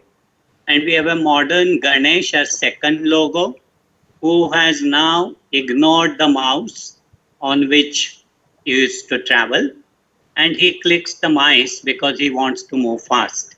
And at the end, we will see that sometimes such a thing can get you into trouble. When I told my wife and two sons that I'm going to give a lifetime award session, they said your title of your talk should be the life course story of a madness. And I suppose you have to be a little bit mad to be able to do something again and again over the lifetime. So I wrote actually my confessions in 2017-18 for the European Journal of Clinical Nutrition as a specially invited article. And I must tell you that I have to say I have some disclaimers. Okay, my research is into epidemiology, into nutrition, into pediatrics, and into obstetrics. But I am not any of these. And this is again a message for young people who desire to do research. You don't need to be a specialist in that. You can have an outsider's view. Then you are able to think somewhat differently. As you go along, you will learn about the specialty. The second disclaimer is that I believe the Dohad theory, which you will again see from my presentation, developmental origins of health and disease. This is not exactly a competition for the genetic theory, but it is learn when the baby is growing in the mother's womb, how to behave in later life. And if there is a discordance between what they learn in utero and what happens later on, then disease results. Second thing I say is I'm confounded because I fall in love with my hypothesis, then I have spirited fights with those who don't believe it. I have to dedicate this to my parents in Oxford, Dr. Hockaday, who is very much there, and his wife, Dr. Judith Hockaday, who was the pediatric neurologist. She is no more. And they actually told me before I read Pablo Coelho's book, the term that universe conspires to help you. And that's the basic message I would like to give you. The reason I got into this developmental origins is perhaps because I was born less than 5 pounds. So less than 5 pounds is really small. We think brain sparing starts happening there. I am therefore very doubtful whether my brain will continue to work, but it has been spared to an extent. And you can see it's quite a traditional family that I belong to. That's my grandfather. And this is my Maunji Bandhan in 1960. So that's how I was brought up. When I met my wife, the first sort of my birthday, she gave me this glass as a birthday present. And I am an Aquarian, which my father had found out because he did my horoscope as soon as I was born. And Aquarians, they said, are avant-garde and iconoclastic. Iconoclastic is a word which says that you don't really believe in convention and you go out to destroy the conventions and create a new story. I think I have contributed a little bit like that. The research has also told me that the future is written on the palm of your hand and on the forehead, what we call Lalat Rekha. I'm not going to show you data today, but we have now very good evidence that the dermatoglyphics also predicts adiposity in later life. Before coming to medicine, and actually I didn't want to become a doctor, I wanted to become a molecular biologist in 1968 when I did my SSC. So I joined MES college and was decided that I will become a molecular biologist. In the FY and SY, I wrote these 2 essays for the science competition.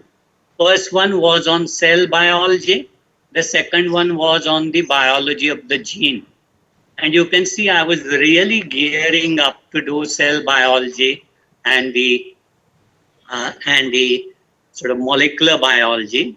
And I proudly kept this because the signature here, H.D. Sane, Emma Sane, who is now more than 90, was our botany teacher. She wanted to become one with nature. She hasn't used electricity for last 50 years. So that was the inspiration teacher we had. And when I started studying molecular biology, these were the heady days, and a few things really struck me, and they have stuck with me for the rest of the life. First was Nomura's theory of initiator codon cycle. And he said the first amino acid in all proteins is methionine, and the codon for that is AUG, in some animals GUG. And methionine is the N-terminal amino acid for all proteins. So methionine is beginning of proteins, therefore beginning of life. And my subsequent research in B12 focused on homocysteine. I don't know how many of you know, homocysteine is demethylated methionine. So all the things we do to reduce homocysteine by giving either B12 or folic acid or B6 or B2 generates more methionine and promotes more and more protein metabolism. So that is how I have completed the circle. What I started as an interested fellow in molecular biology of initiator codon ended up investigating hyperhomocysteinemia as a predictor of fetal growth. Second thing I learned was operon concept, Jacob and Monod from France, and that is the epigenetic idea that an environmental challenge, like in bacteria, changing the sugar in the medium, change the genetic expression. And that is what happens in epigenetics. An environmental change changes the genetic expression and a phenotype results. And that's how I relate my interest in these branches back to my learning in molecular biology. Then I decided to become a doctor because India was no place for molecular biology in 1970. I joined BZ Medical College in Pune, Sassoon General Hospital. You can see both of them here. And I joined professor's unit for my MD. And he was the professor in charge of diabetes clinic. So I became the registrar to diabetes clinic, and they had a 6-page protocol to be filled in for the patients. None of the registrars had filled it before because they found it too complicated. I decided I must follow the professor's orders, and then I realized if we were supposed to measure height, weight and calculate BMI. This is 1976-77. That time BMI was not well known. And I realized that the department had a height stadiometer which was in inches and a weighing scale which was in pounds. BMI was to be calculated in kg per meter square. So how do you do it? I couldn't afford a calculator, so I took my old logbook with me to the diabetes clinic, and the story of my BMI, thin, fat, other ideas began with this logbook and measurements in the diabetes clinic. Then I went to England. How did I go to England? I wanted to go to England because I considered England as academically more secure than other countries. And also the possibility that I will return from England and not get stuck there. Professor Hockaday offered me a registrarship but said I have to wait for funding. And then after 6 months he came back saying, I have found funding for you. How did he find funding? Sheikh Rashid of Dubai gave him £1 million donation to start a new diabetes unit, which was called SRDU, Sheikh Rashid Diabetes Unit. Surprisingly, I was the first beneficiary. I got my research registrar's post in Oxford thanks to donation by Sheikh Rashid. And training in Oxford was fantastic. We had a great camaraderie in this. I learned laboratory, I learned clinical medicine, I learned diabetology. And Oxford, of course, was a very interesting place. This is the covered market in Oxford. one shop is called Nothing. It says nothing, but it sells everything. So his friend opened a shop next to him, and he called it his shop next to nothing. So that was the type of interesting place Oxford was and still is. And a whole lot of people contributed to my training. You can see Dr. Hockaday there, Edwin Gale, Andrew Hattersley, and John Yudkin, Graham Hitman, Terry Wilkin, big names. Then Tim Frayling, then Caroline Fall and David Barker, who came in later on, and other friends from Oxford. Quite an interesting time, lot of benefit of training. And George Alberti helped me with everything. And he did so many assays for me free, ever grateful to him. And then I came back to India, and then Dr. Hockaday said, you must apply for a grant to study diabetes in India. So I went to the Wellcome Trust and met the director of the Wellcome Trust. And she was an Australian woman, a microbiologist, Bridget Ogilvie. And Bridget Ogilvie said, on my table, there are 20 applications from Indians to go to abroad. And you're the first Indian in UK who wants money to set up study in India. I am going to help you. These days, it was probably easier for the director to decide if they wanted to help someone. And that's a story which, again, I'll tell you. While in Oxford, I was a volunteer for so many experiments. Ignore the title just now, it's something meant for something else, I won't tell you. But here, this is Ranjan, that's me and Edwin Gale, and we did a lot of studies on each other. To cut the story short, when we either drank glucose or infused glucose into each other, I had much higher insulin than Edwin's. And that was my first beginning. I was 55 kg, Edwin was perhaps 80 kg. And I realized when I joined David Matthews' Sigma study that I was very insulin resistant. This is during my training. So I became a very thin Indian in Radcliffe Infirmary who happened to be more insulin resistant than a hefty registrar like Edwin Gale. And that is how the story of Thin Fat Indian came. I realized that the patients I saw in Sassoon Hospital and patients I saw in Oxford were very different. And I drew this figure by measuring the patients with very simple instruments. A tape to measure the waist and hip circumference and the mid-arm circumference, and this machine to measure the skin fold thickness, what is called a skin fold meter. And we found that Indians get diabetes at a younger age, at a lower BMI, at a smaller mid-arm circumference, but have higher waist-hip ratio and higher skin fold thicknesses. And I called this as a thin fat Indian story, which it took a long time to sell actually. So when I actually came to India, I needed basically a job.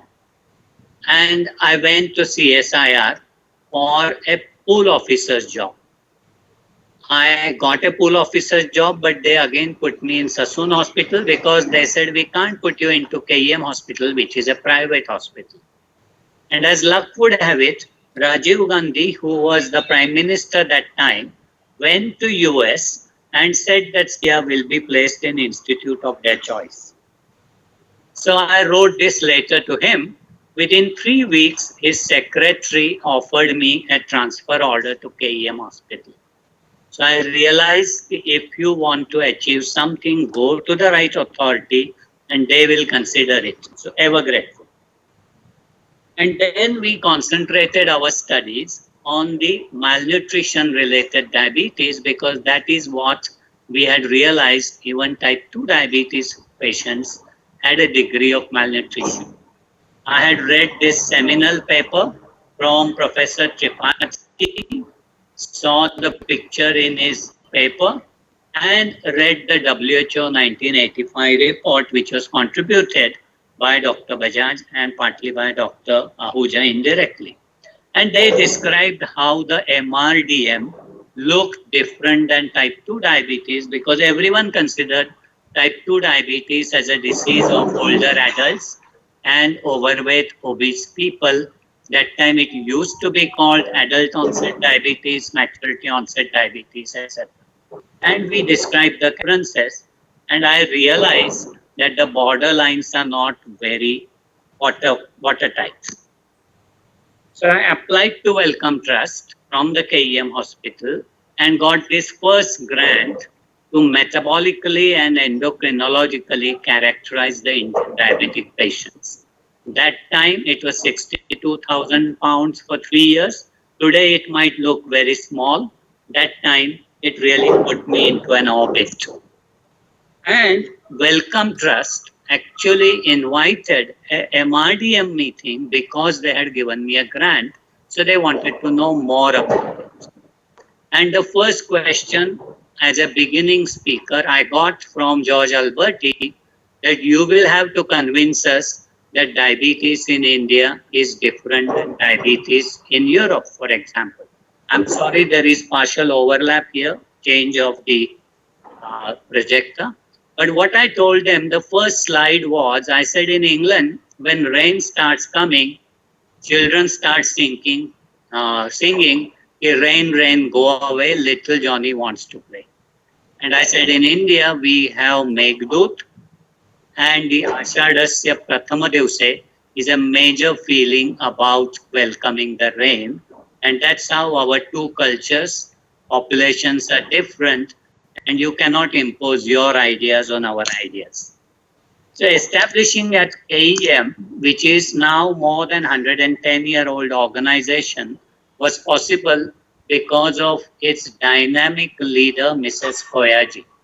She was really a dynamo of a person, very reputed obstetrician, who introduced and reduced maternal mortality in India very substantially.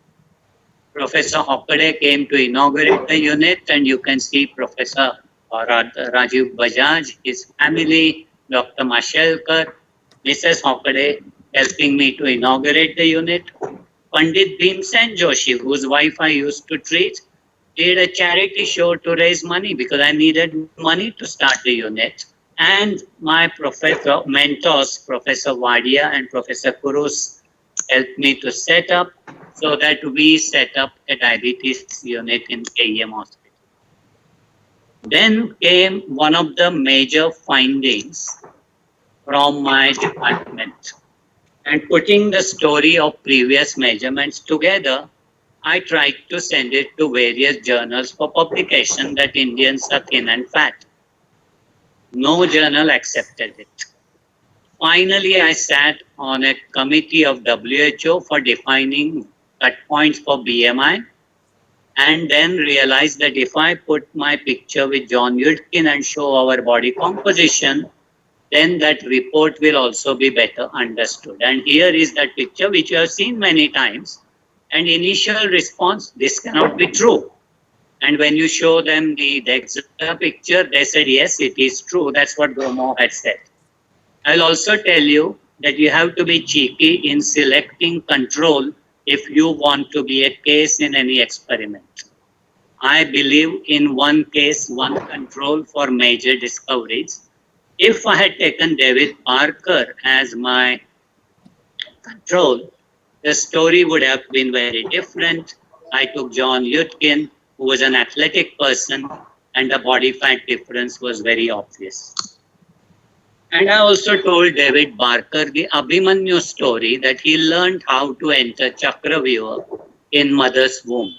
And this was a great story for David Barker, and I think actually he started believing his own theory after learning Abhimanyu's story.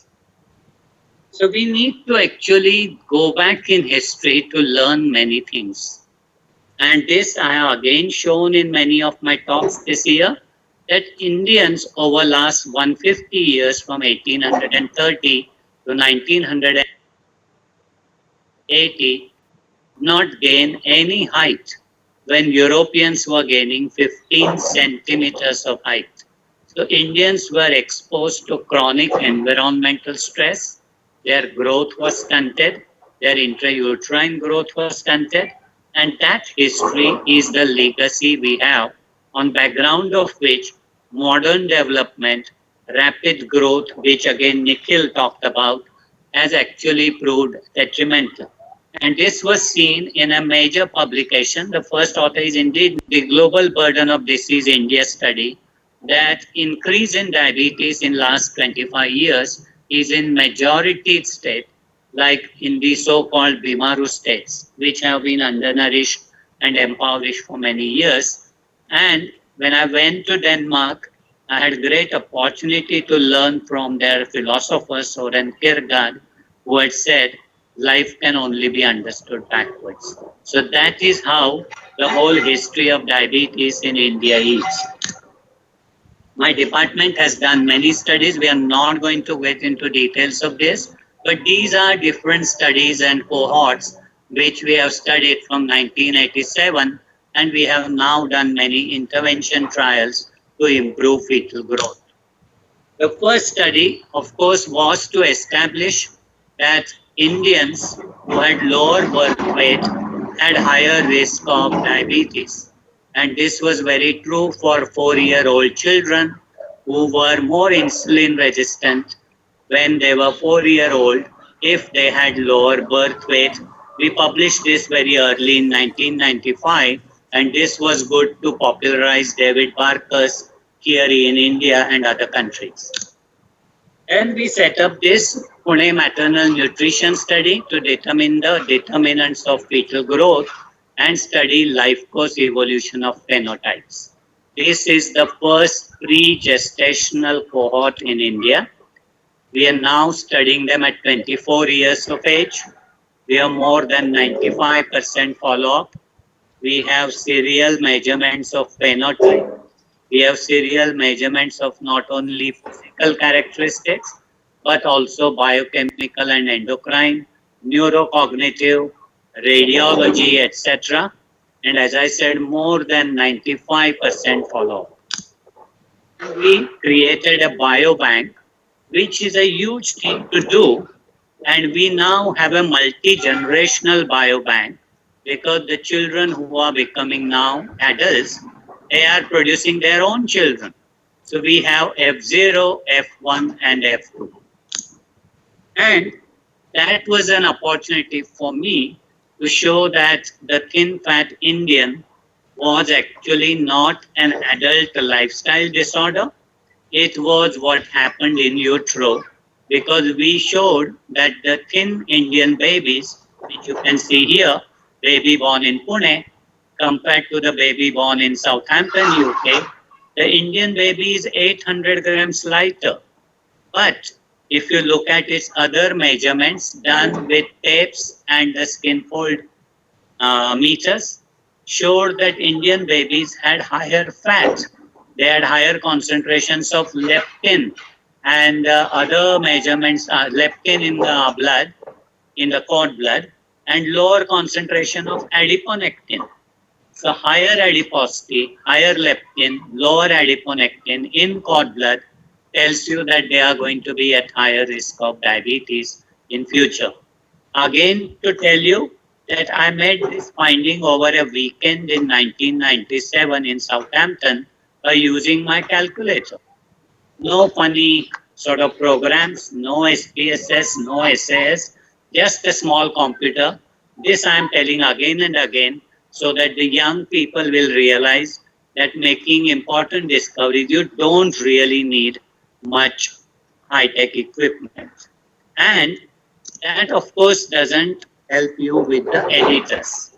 So again, this paper was not published for 6 years because the editors didn't believe it. So then I decided to use a black box. So we used an MRI machine to measure newborn Indians and newborn English babies, and showed that on MRI, Indian babies higher fat in all 3 compartments of the abdomen at birth. Then they said, oh yes, this looks right.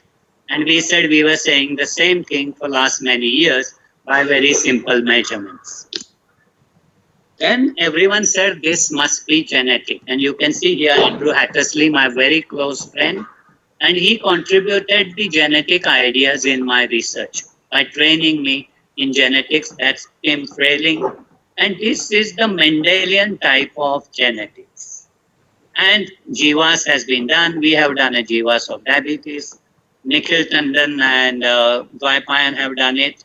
We have done it with the CCMB, Dr. Chandak. And of course, you find some things here and there, but that doesn't mean much. To me, it's the epigenetics which tells the genes how to behave, really gets an important attention when you are studying the gene-environment interaction. And we have concentrated on methionine and homocysteine metabolism, which is influenced by vitamin B12 and folate. And I was surprised that one of my mentors in Southampton, Dr. Alan Jackson, had predicted that this metabolism will be important as early as 1987. So we have published quite a bit on this. As I said, that's not my purpose. But just to tell you that maternal imbalance of low B12 and high folate predicts higher risk of diabetes in the baby, because the babies have more adipose tissue, they are more insulin resistant, they have an insulin secretory defect. And we have also studied epigenetics of B12 supplementation and shown that many of the genes reported to be involved in diabetes may be methylated by these vitamins. When our cohort grew up and became 18 years, they had an average BMI of 19.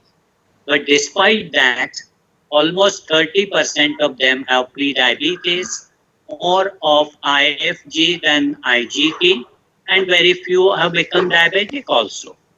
2/3 of them have vitamin B12 deficiency, and boys have more pre-diabetes than girls.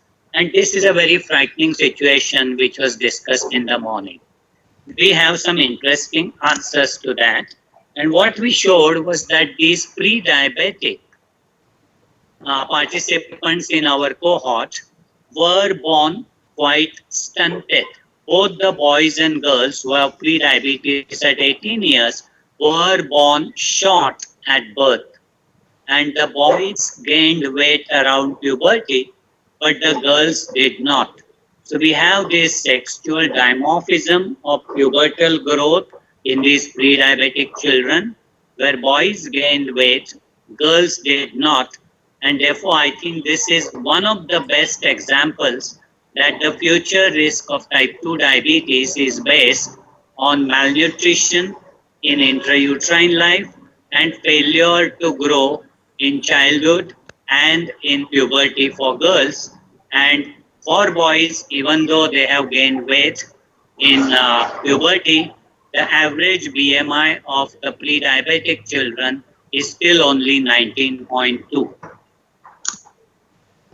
We have also collaborated with Swedish Professor Leif Group and Rashmi. You have heard them in many meetings in last 2 years, and we have adopted their clustering of diabetes to Indian cohorts. And now we have developed a collaboration, a consortium across India. So that's me in Pune, Banshi Sabu in Ahmedabad, Professor Kakati and Anupam Datta in Assam, and Professor Ramachandran in Chennai. This Assam story is very important, and I have to thank none other than Ashok for this. Ashok and I sat as co-chairs on the ICMR YDR group, and we found very unusual findings in the Assam report. And I said, Ashok, I must go and study this because I think this is interesting. And Ashok very gracefully helped me to fund the Assam study through ICMR.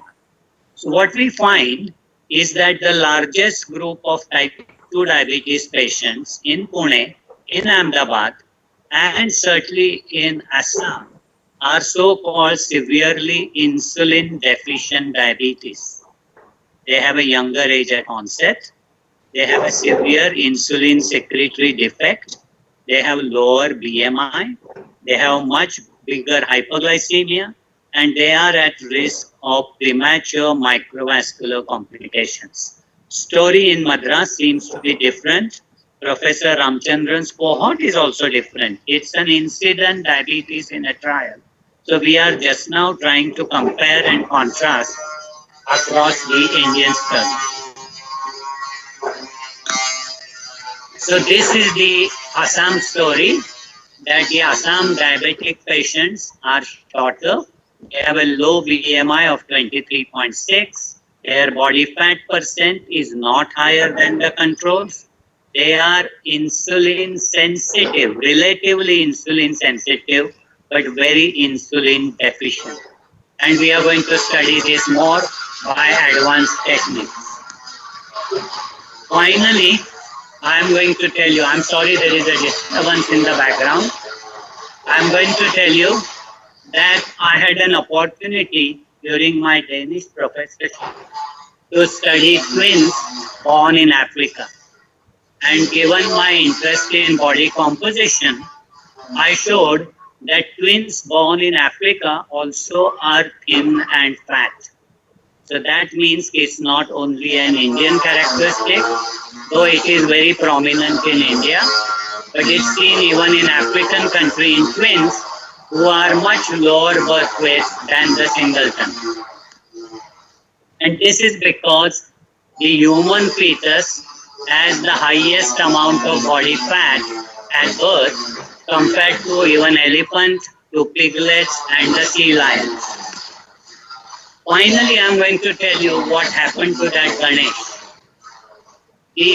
Today, if I write an application, if I don't mention the words machine learning and AI, artificial intelligence, I am in trouble. Finally, that Ganesha's mouse got fed up that Ganesh was ignoring it. And he decided to learn how to use the mouse and the laptop. And now he is ruling the Ganesh because he has actually made it the life difficult for the Ganesh by using animal intelligence. We have set up a clinical trial of B12 supplementation in our cohort. It has given fantastic results, which I'll tell you sometime later for want of time. But this is the world's first pre-conceptional trial in adolescents to improve the risk of diabetes in the offspring. The children are just now 5-year-old, and as they grow, we will be able to study their diabetes risk factors. Finally, I'm going to tell you that during one of the European talks, one of the deans of a medical institute in Poland came up to me and said, it's very interesting that as a diabetologist, you talk of mother, ovary and the baby. And she said, I didn't find it interesting because in Polish language, Yagnik means ovary. So that's a very interesting finding. I can tell you that your research might lead you into something to which you are going to be connected across the generations. Today, instead of thanking everybody, I'm going to thank my family. So that's Pallavi, my elder son Parag, when he is now a doctor here.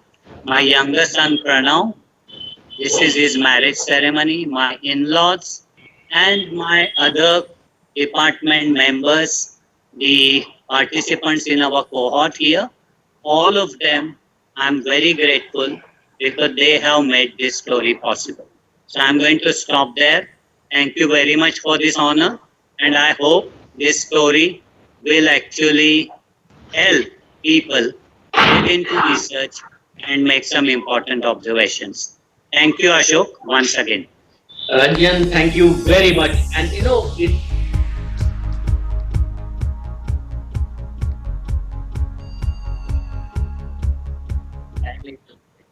Yes, sir. yeah, I think Ranjan, you have told something which will inspire everyone in the country.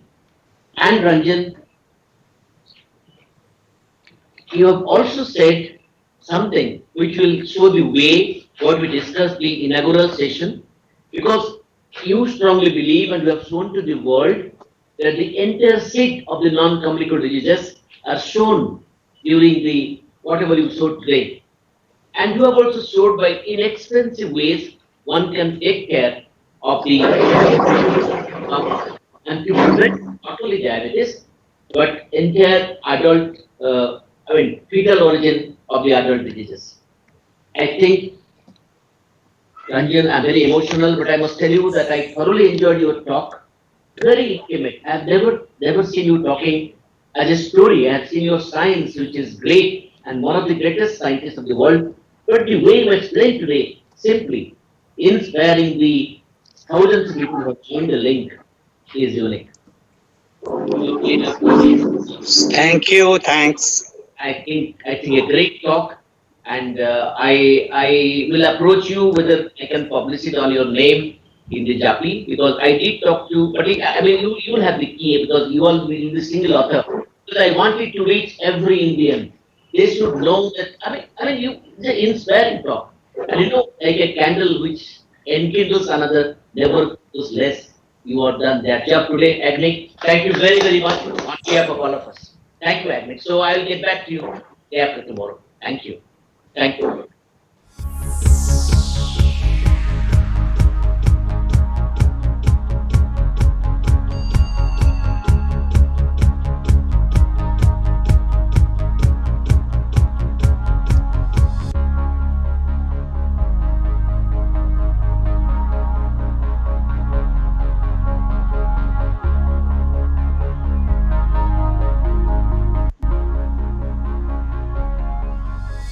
Dear friends, you will find the entire proceedings of the various sessions have been bucketed to 4 important subsessions. And to chair the first session on the diabetes and insulin therapy, navigating transition and charting new paths, the past, present and future, driving innovation in diabetes, let me invite the chairpersons. Dr. Manoj Chadha, consultant endocrinologist at the PD Hinduja Hospital in Mumbai, formerly faculty of endocrinology at the KM Hospital, and has been the past president of the Indian Society of Bone and Mineral Research, ISBMR, and also the past president of the Endocrine Society of India. Dr. C.V. Harinarayanan, Director, Institute of Endocrinology, Diabetes, Thyroid and Osteoporosis at the Sakra World Hospital, Bangalore, had been awarded the coveted Hari Om Ashram Research Award, had also won the BC Roy Award, and developed the first guideline to treatment vitamin D deficiency in India. Esteemed chairpersons, I hand over the session to you to kindly conduct it.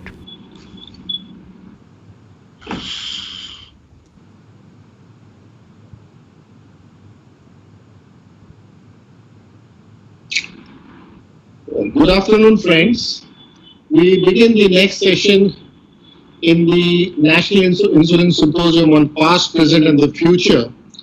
And this session is entitled Diabetes and Insulin Therapy, Navigating Transitions and Charting New Paths. We have 3 international speakers with us, and I'm going to introduce the first 2. It's my pleasure to introduce Professor Mads Krogstad Thomsen, a Danish native born in 1960 and received his schooling in the United Kingdom and Denmark. In 1986, Professor Thomsen graduated from Copenhagen University, where he also obtained his PhD and DSc degrees later on.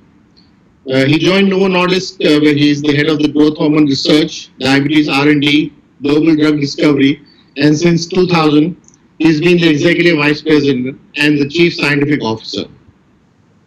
Professor Thomsen has chaired Danish Research Council programs within endocrinology and served as the president of technical sciences. Professor Thomsen has been board member of the Danish Technical University and multiple others, including the Steno Diabetes Center, which I recognize. And he's also the chairman of the board of University of Copenhagen, Denmark. Today he serves as a member of the board of BB Biotech Switzerland. Professor Thompson is on the editorial board of multiple international peer-reviewed journals. And since 2000, he has also served as the adjunct professor of pharmacology at the Life Sciences Faculty of Copenhagen University. At a national level, Professor Thompson has acted as chairman of the Danish Biotech Research and Innovation Center during its establishment, as well as on governmental committees related to postgraduate studies. His scientific publications include books, chapters, and scientific papers within pharmacology, immunology, endocrinology, and hemostasis. Just wonder what he doesn't do. The next speaker is going to be Professor Christine Brown-Frantzen. She is currently serving as the Corporate Vice President for the Global Medical Affairs at Novo Nordisk. Her interest in endocrinology began during her medical studies at the University of Minnesota and continued at Copenhagen Medical School and led to selection for postgraduate program in endocrinology on completion of her medical internship. Christine joined Novo Nordisk in 1996 as medical director for the diabetes portfolio, bringing her extensive clinical experience to the benefit of diabetes pharmaceutical development and all areas of medical affairs. As part of her distinguished career in endocrinology, Christine has served as on the steering committee of several diabetes outcome trials, example LEADER, DEVOTE, and she is currently a member of the STC of SOUL and SELECT. She has numerous publications and has published in prestigious journals like the New England Journal of Medical Sciences, and has introduced has been invited to as a key speaker for international conferences on metabolic disease. In 2009, Christine Brown-Frantzen became Associate Professor of Warwick Medical School. I'll now request Dr. Haryana to continue.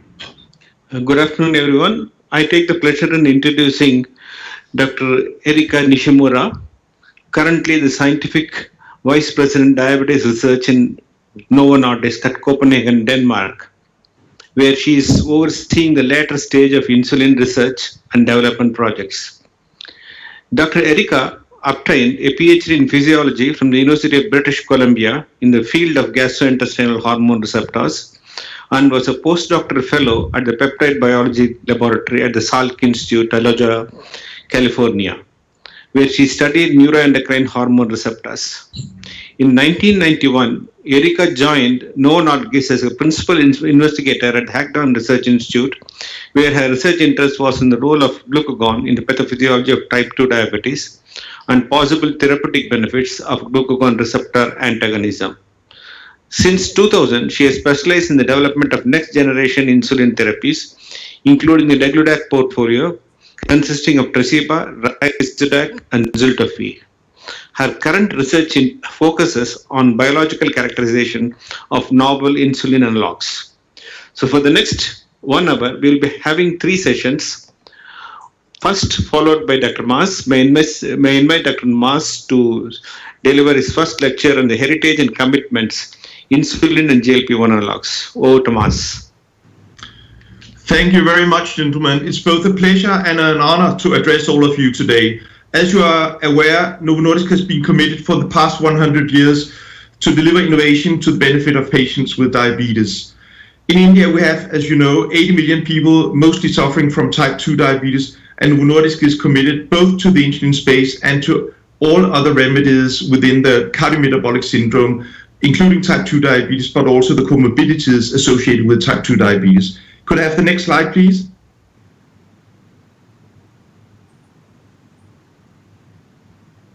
On the next slide, if somebody can change the slides. There might be a small lag. We can go to the slide with the insulin curves, yes, and the next slide again. And next slide. On the next slide, you will see how Novo Nordisk, starting in 1923, has innovated originally the first animal insulins all the way through to the launch of the first insulin analogs in 1999, the degludec family in 2012, and today, as you will hear later on from Erika Nishimura and Kirstine Braun-Frantzen, we are working on truly disruptive insulins such as a once-weekly insulin icodec, which is just started phase 3 as of last week, but also the combination of insulin icodec with the once-weekly semaglutide GLP-1 molecule. But on top of that, we have in earlier research phases both glucose-sensitive insulin that only responds in the presence of hyperglycemia, and also cardioprotective insulins that only insulinize the tissues that are insulin resistant and not the ones that are insulin sensitive. But I think you'll hear more about that from my two colleagues in a few moments. So if we can have the next slide, please. I will focus my lecture on GLP-1. As we are aware, native GLP-1 was discovered in the mid-80s. And as you can see on the left-hand side, Novo Nordisk has been a true innovator, a pioneer in this space with the launch of the first human insulin once-daily GLP-1 analog liraglutide, known as Victoza, and that was in 2009. And that has been followed a couple of years ago by the launch of semaglutide, the once-weekly molecule called Ozempic. And as you are aware, we have recently launched and are still in the process of launching semaglutide in a truly disruptive version, namely the first ever oral delivery of a peptide hormone to the human stomach, namely Rybelsus. And that basically means we have taken a step towards enhanced efficacy, going from liraglutide, Victoza, to semaglutide in its different shapes and forms, and also in the form of convenience, going from once daily injection to once weekly injection, and to now a simple to administer once daily tablet formulation. And I will actually focus my my lecture on GLP-1 and what Novo Nordisk is committed to do to benefit patients with these GLP-1s. And if we start on the next slide, you will probably recall that from the Pioneer program, where we did no less than 10 major phase 3 studies comparing oral semaglutide up against the most used oral antidiabetics, such as Januvia and Jardiance, but also up against the most utilized GLP-1 molecules through the injection route, such as Victoza and Trulicity. And in each and every single case, we are witnessing that Rybelsus provides a HbA1c lowering that is statistically significantly superior to all the products, including injectable GLP-1s, Trulicity and Victoza. You can see that from this slide, where there is a consistent approximately 1.5% reduction in hemoglobin A1c levels that exceeds that of all comparators. And in studies that included Indian subjects, we were also able to show that the Rybelsus administration and treatment regimen was perceived by the patients to be as easy to administer and use as sitagliptin or Januvia. So a very successful program that we are very proud of, and we are now building a phase 3B program and real-world evidence around Rybelsus. If I can have the next slide, please. Professor Dan Drucker, with whom we are collaborating very closely at University of Toronto, has written hundreds of scientific papers in the field of GLP-1 biology. And this is from one of his papers where you can actually see that the GLP-1 molecule, in addition to glucose dependently causing insulin secretion and glucagon suppression, there are numerous other effects of GLP-1 that I'm going to allude a little bit to during the next few minutes. One is, of course, the cardioprotective properties that relate not only to the metabolic aspects of GLP-1 function, but also some anti-inflammatory properties that we have shown in animal models, and also associated with, for instance, high sensitive CRP reduction of up to 60% in human beings. We are also aware that the brain controls appetite, and GLP-1 is a major director of the orchestra that modulates appetite in the brain by suppressing appetite and increasing the notion of satiety. Also, it has indirect effects on the liver, such that we can reduce steatohepatitis, as you will see in just a minute, by a number of different mechanisms. So why don't we just jump into some very exciting and also recent data and go to the next slide, please. This is from the Pioneer 6 study, the oral semaglutide cardiovascular outcome trial that was actually designed for safety rather than superiority. But nonetheless, what we saw was a very strong trends at 21% risk reduction for major adverse cardiovascular events. And when we looked at the pre-specified endpoints, cardiovascular mortality and all-cause mortality, there was an approximately 50% and significant risk reduction through the administration of once daily Rybelsus tablets in patients with established cardiovascular disease and type 2 diabetes up against placebo. These data are reflected in the labels in Europe and many other territories throughout the world. And as you are aware, we are now building further on those data through the establishment of a number of outcome trials that I will speak to, I believe, on the next slide. So if we can flip to the next slide, please. We can here see that the plethora and you can say pleiotropic actions of GLP-1, they're very much manifested in the semaglutide molecule that provides us and the patients with a whole host of therapeutic opportunities, including obesity, chronic kidney disease, and potentially even Alzheimer's disease prevention, NASH intervention, cardiovascular risk reduction, and obviously also type 2 and potentially even type 1 diabetes. You can see on this slide that Novo Nordisk is actually committed to do trials on approximately, right now, 30,000 patients, including the cardiovascular outcome trial SELECT in obesity, the FLOW trial in chronic kidney disease. There are investigator-initiated trials in Alzheimer's disease. We're looking into whether Novo Nordisk should commit to do a phase 3 program to prevent Alzheimer's disease with semaglutide. We have the NASH data that I will show a little bit more, give you a little bit more flavor on the next couple of slides. And we're also doing both retinopathy and CVOTs within type 2 diabetes. So semaglutide is a wonderful molecule that up until now has only surprised us in the community in an extremely positive manner. So if I can have the next slide, please. And now I will dwell a little bit on the appetite suppressant properties of both semaglutide, but also an amylin analog called cagrilintide. So if we can have the next slide, please. You can here see how appetite in the human brain is in particular modulated by two peptides, one being, and if we click one more time, one being the GLP-1 receptor that is present, as you can see on this circulating brain from a rat, in very important places, including the hypothalamus, where it mediates homeostasis, such that when you are eating and in energy balance, GLP-1 will kick in and make sure that you don't overeat in normal human beings. But at the same time, we also have in the hindbrain, in particular in the NTS and the area postrema, some meal-generated signals that are mediated by the amylin hormone that derives from the beta cell granules, where it is co-secreted with insulin. And I'm going to show to you how these two important peptide hormones act in a fantastic complementary way to suppress appetite and normalize weight in obese human beings. We can have the next slide, please.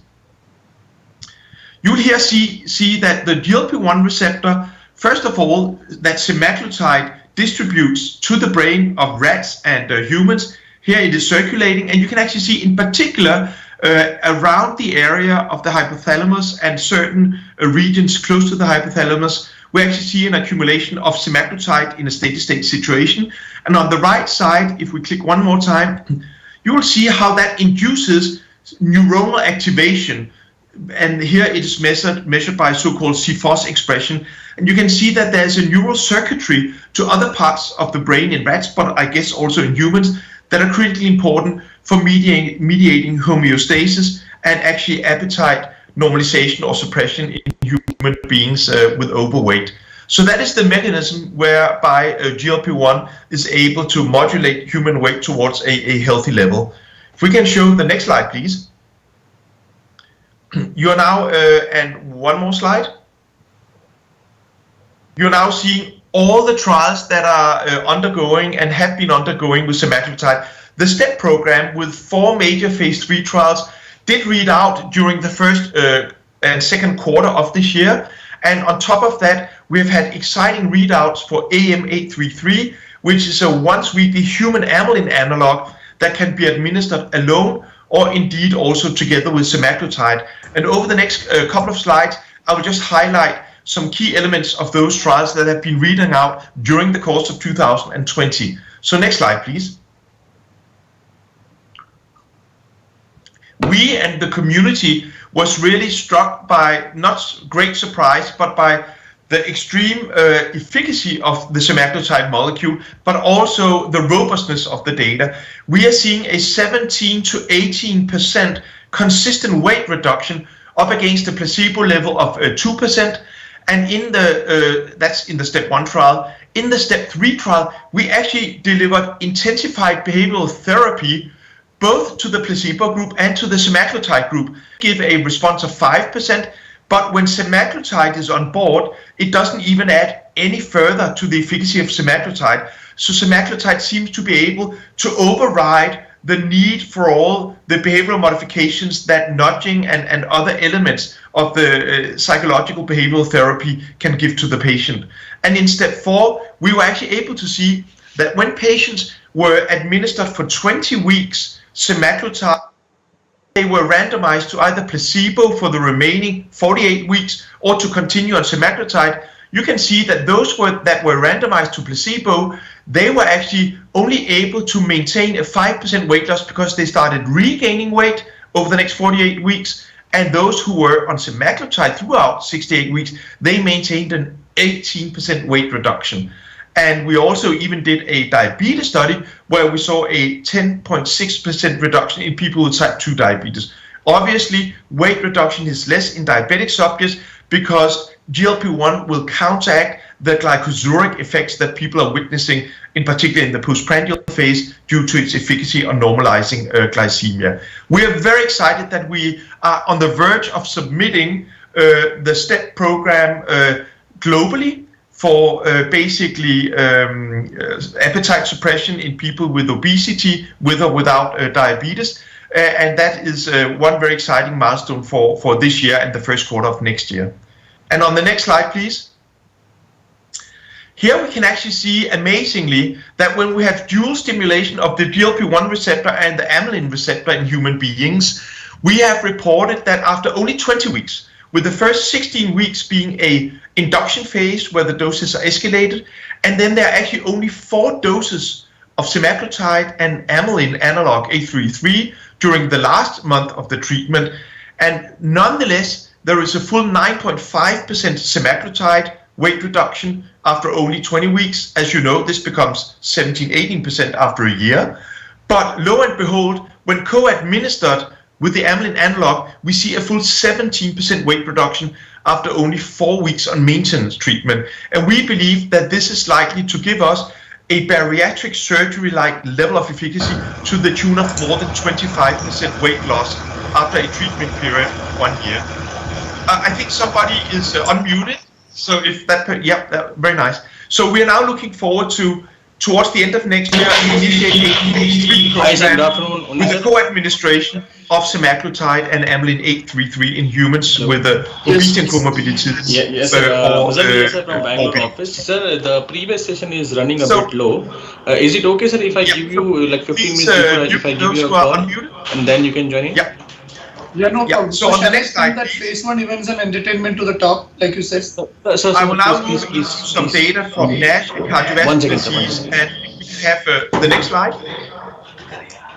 So on the next slide, slide please. Okay. You can here see we have done a biopsy-based phase 2b study with semaglutide in humans with NASH.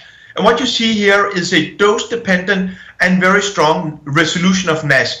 67% at the therapeutically relevant dose of semaglutide achieved NASH resolution in their biopsies after a period of 72 weeks. This is unprecedented data, and I will even show you some data on the next slide, please, where we can see that when we look at progression of fibrosis in these patients, there is an annual progression of around 21% in placebo patients, and that is reduced by almost 75%, so that only 5.8% of the patients on the high dose of semaglutide are actually undergoing progression of fibrosis by one stage during the course of this study. And this is also accompanied by the enhanced liver fibrosis panel, the ELF panel, where the fibrosis biomarkers are clinically meaningfully reduced dose-dependently by semaglutide during the course of this trial. We're very excited by this, and on the next slide, please.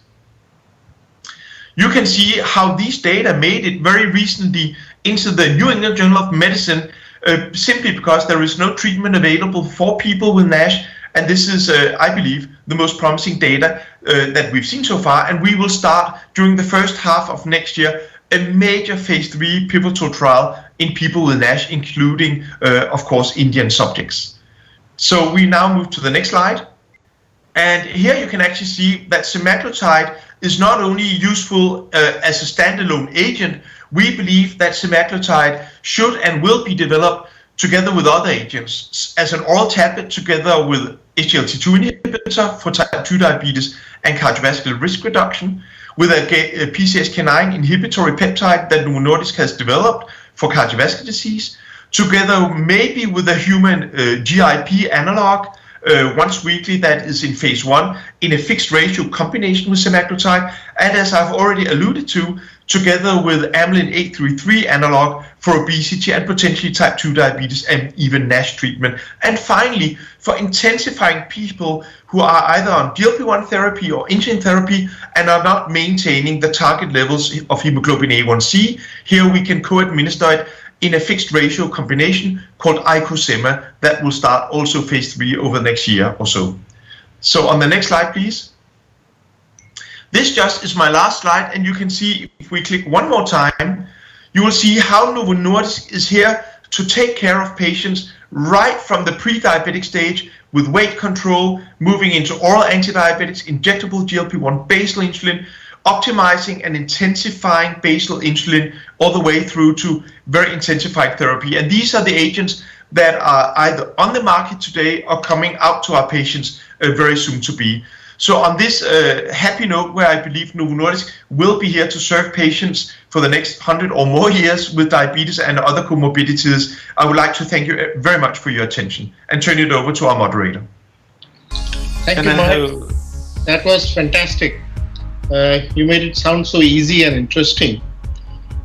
Just a couple of questions that come to my mind. So we are looking at a drug which has multiple benefits beyond just glycemic control. Beginning with the weight loss, that is very interesting because even till date, 2020, we are struggling for a ideal drug for weight loss. How does that molecule reach where it reaches in the brain? I mean, how does it get across the blood-brain barrier? Yes. So when we look at liraglutide, which is present and launched as a brand called Saxenda for obesity treatment, this provides only a weight loss of slightly less than half of semaglutide. And the reason is we believe that liraglutide does not get as well into the brain structures as does semaglutide. We have published these data, and exactly how semaglutide gets into the brain, well, there are some areas around the circumventricular organ in the brain where the blood-brain barrier is a little bit leaky, and we are now investigating how semaglutide actually does get in there. But as you could see, it accumulates not broadly into the brain, but in particular in structures surrounding the circumventricular organ with a main focus on the hypothalamus and to some extent the brainstem. And we believe that once it is there, it stays there in a steady state. So whereas liraglutide and other GLP-1 analogs, they are degraded once they're in the brain, semaglutide has been engineered for very strong stability in the protein or the peptide backbone. So we think it's a mixture of stronger penetration and a longer stay time in the brain. That's as far as we can get right now, but it also means that this weight loss property is not a feature of all GLP-1s. It really all depends on how good they are getting into the brain and staying there. And from what I made out from the data, what you presented is the once-a-week injectable semaglutide and not the oral semaglutide. No, so Novo Nordisk is looking into whether we should conduct a phase 3 program for oral semaglutide in obesity. And this is, of course, a major undertaking, but we know that 80% of patients prefer tablet as compared to an injection. So Novo Nordisk is in the process of analyzing whether we even should develop semaglutide through the oral route for people with obesity. Probably the last question before I pass on to Haryana is, what about the side effect or the adverse effect profile beyond the GI effects? So we have looked into our pharmacovigilance systems in millions of patients, maybe 10 million patient years, and we are actually not seeing other tolerability and safety issues aside of the GI effects that are mild to moderate and transient during the titration phase. So we're not seeing anything. There have been speculations in the old days, as you are aware from the rodent studies, about C-cell effects on medullary thyroid carcinomas, but we've actually not seen that at all. In fact, the few that have been observed have been either on placebo or comparator treatment rather than semaglutide. So we're happy to say that sema is a very safe molecule. And in fact, we even just did a study with 2 milligrams of semaglutide up against Ozempic 1 milligram. And we saw that the dropout over a period of almost a year was only 4.5%, and that the nausea rate was below 15% and similar to that associated with 1 milligram. So we're very happy about the safety profile also of semaglutide. Thank you. Dr. Haryana, you would like to take? Can I? Yeah. Now that once a week GLP-1 injectables are available and almost the once a week insulins are almost here, how do you think the diabetes management guidelines will change in the near future?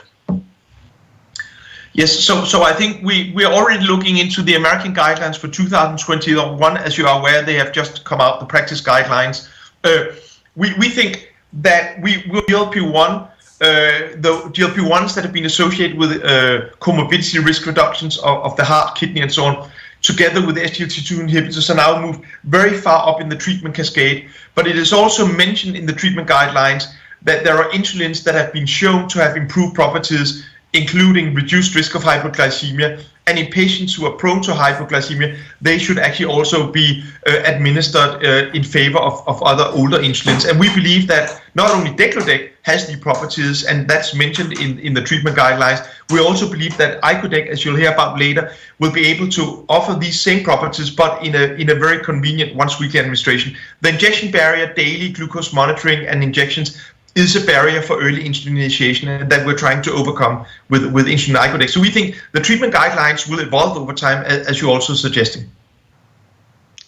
Next question is, insulin has brought about a paradigm shift in the management of diabetes. Now, according to you, what is that another discovery which will bring in a paradigm shift in the management of diabetes, apart from insulin? I think the paradigm shift we are witnessing is very much, insulin keeps people alive and living a long and healthy life, but insulin is not known to protect against the complications of diabetes other than by lowering glucose levels, and then we know microvascular disease decreases. So insulin does that in a phenomenal way. I think the transformation we are witnessing in the next decades will be the increased use of molecules such as GLP-1, because whatever organ I look at, as we age, we see all kinds of inflammatory and degenerative changes, not only in the pancreas, in the liver, in the brain, in the heart, and even in the kidneys. And it looks as if whenever we investigate, for instance, GLP-1 in these organs, we are actually either arresting or delaying the progression of these complications and comorbidities as we've just been through. So I think more frequent use of GLP-1, and Novo Nordisk will try to make GLP-1 more widely available. There will also be, the patent expiry of liraglutide Victoza over the next few years, and that means that over time we'll be able to make even more widespread use of GLP-1 available to patients, also in countries like India. And then, of course, Novo Nordisk also realizes that the SGLT2 inhibitors do a good job, and that's why we are considering co-developing a tablet comprising both semaglutide and SGLT2 inhibitor. But of course, Novo Nordisk is also trying to make insulins even better, but you'll hear more about that from Dr. Nishimura and Kirstine. Thank you so much, Mas. Can we go to the next presentation? Dr. Christian? Thank you very much, and enjoy the day. Thank you. Bye-bye.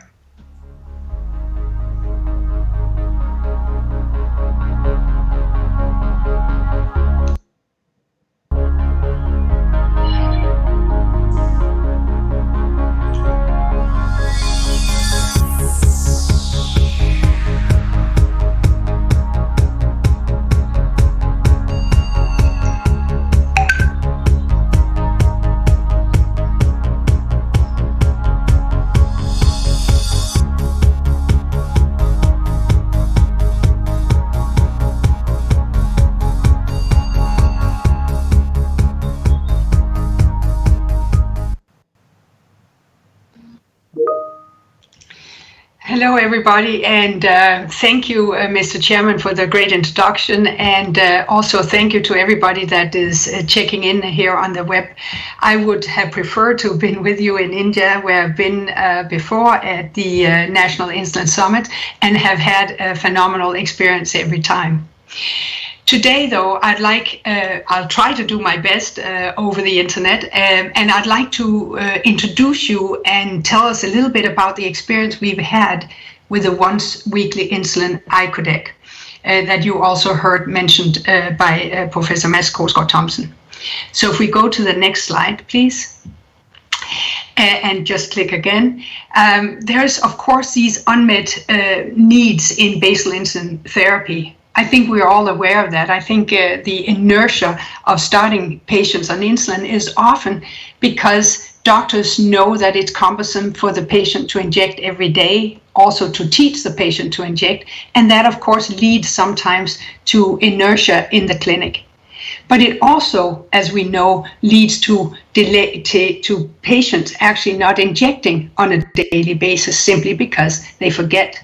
So we hope, of course, by introducing a once-weekly insulin, that we will offer greater convenience, both in improved self-management, but also overcoming that inertia.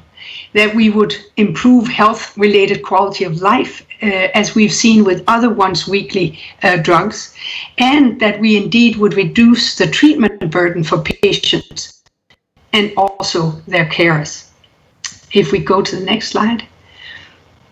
So just to try to understand icodec a little bit, here you see the human insulin molecule, which would be the A chain and the B chain of the human insulin molecule. And you can see there's those dark blue amino acids that we have actually changed in our laboratories. And that we've done to reduce the enzymatic degradation of the insulin backbone, you could say, in the tissues and blood. Linked a spacer, as you can see, and on that spacer we put a C20 icosane fatty diacid. And that actually helps us with the high albumin binding, as you could see. With doing these changes to the human insulin molecule, we've been able to secure a T half-life of 196 hours, which then, of course, is doable for once weekly injection. So if we go to the next slide. Here you see the 600 patients that was involved in the phase 2 program, which is quite a lot of patients in a phase 2. And the reason behind that was, of course, that we wanted to secure that before we go into phase 3, we really understand this insulin. And I'll try to take you through that. First, to your left, you see we did a head-to-head trial against insulin glargine U100 in 247 insulin-naive type 2 diabetic patients. This particular study was double-blind and it was double-dummied, meaning that patients were all injected every day and then they also injected once a week, so nobody knew who was getting what insulin. Then we also wanted to make sure that even though we used a specific titration schedule in that study, we wanted to secure, could insulin icodec be titrated better to secure more safety or more efficacious way of using this insulin. And therefore, we did this open label 16 weeks trial where we tried 3 different dosing regimens with icodec to steer us in on what would actually be best. And of course, in the back of our mind was to secure the least amount of hypoglycemia, because I think we all worry about hypoglycemia with injecting insulin once weekly. But I can tell you, my own fears were actually coming to the worry that I had thought. If you go back, please, once. Because so the last trial was that we also wanted to check icodec in the switch trial to test if we could actually check people on basal insulin already and switch them directly over to icodec. And if you now take the next trial, next click, you will see that this first trial that I'll tell you about was published after being presented at ADA this year at the Virtual Congress, and then at EASD, and simultaneously at EASD it was published in the New England Journal of Medicine. And I refer you to go in and look for all the very details in the study. So now we go to the next slide. So let me just take you through this double-blinded, double-dummy study, and let us look at A1C first. But if you think about and remind yourself that this was insulin-naive patients, as it was in all our phase 2 trials, we had a starting dose of 70 units with, if you take one back, 70 units of insulin icodec, where we started out once weekly, and we started with 10 units per day on glargine U100. We titrated that down to after fasting plasma glucose of 3.9 with a range up to 6. So if people were within that dose range or glycemic range, they would not do anything. If they were outside a little bit or a lot, they would increase icodec with 14 units a week or 28 units a week, and in the glargine arm it would be 2 units or 4 units equivalent daily, and they were titrated on a weekly basis. And the next.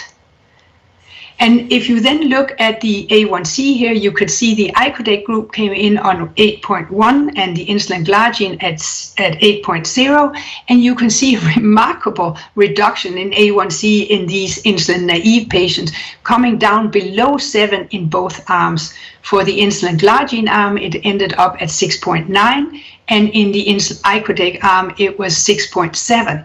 And there was a numerical decrease in glucose in favor of icodec, but actually it did not hit statistical significance. So we can clearly tell ourselves that we think that there's a comparable improvement in A1C between icodec and insulin glargine U100. If we go to the next slide, if we look at the 9-point blood glucose profiles, which at the start of the trial was equivalent, you can see here at the end, the 9 minutes after breakfast and lunch was actually in favor of icodec, and therefore the whole 9-point blood glucose was actually significant in favor of icodec. And therefore, of course, we're thinking about bringing in continuous blood glucose monitoring in our phase 3, so we can actually look that if a weekly insulin with the properties that icodec has of this strong albumin binding is able to bring people closer in and more in time in range. If we then go to the next slide, let's look at the insulin dose. And here you can see there was a 20% reduction in the dose need in the icodec. I just want to say that that is actually in the only study that we have seen that, and we really don't understand completely why that is. And if we look at body weight, when you could then say if there's 20% less dose, then we would also see a difference in body weight. We did not. So we think that maybe there's something going on because this was a double-dummy, double-blinded study.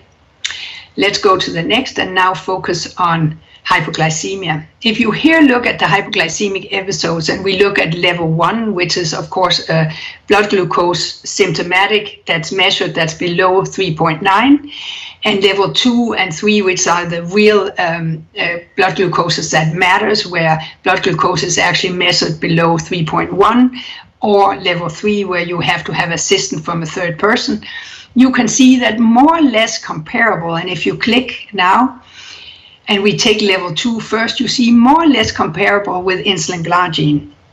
And overall, you can also see more or less comparable, actually favoring glargine a little bit, so the 9% increase, of course, not statistical significant. And click again. That was actually driven by the level 1 hypoglycemic episodes, where people were, measuring and actually seeing a blood glucose less than 3.9. However, not really having symptoms. So we realized that maybe we need to start looking at how we titrate insulin icodec. So we go into the next slide.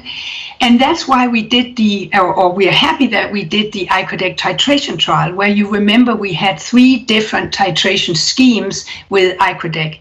We had titration A, titration B, and titration C measured up against glargine.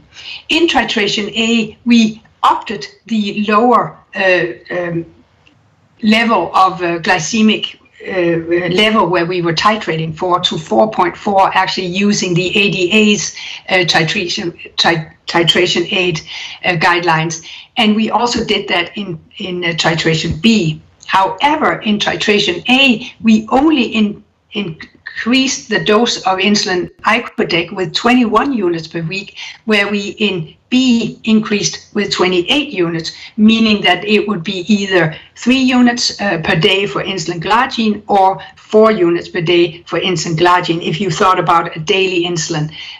So that's why it's of course multiplied by 7.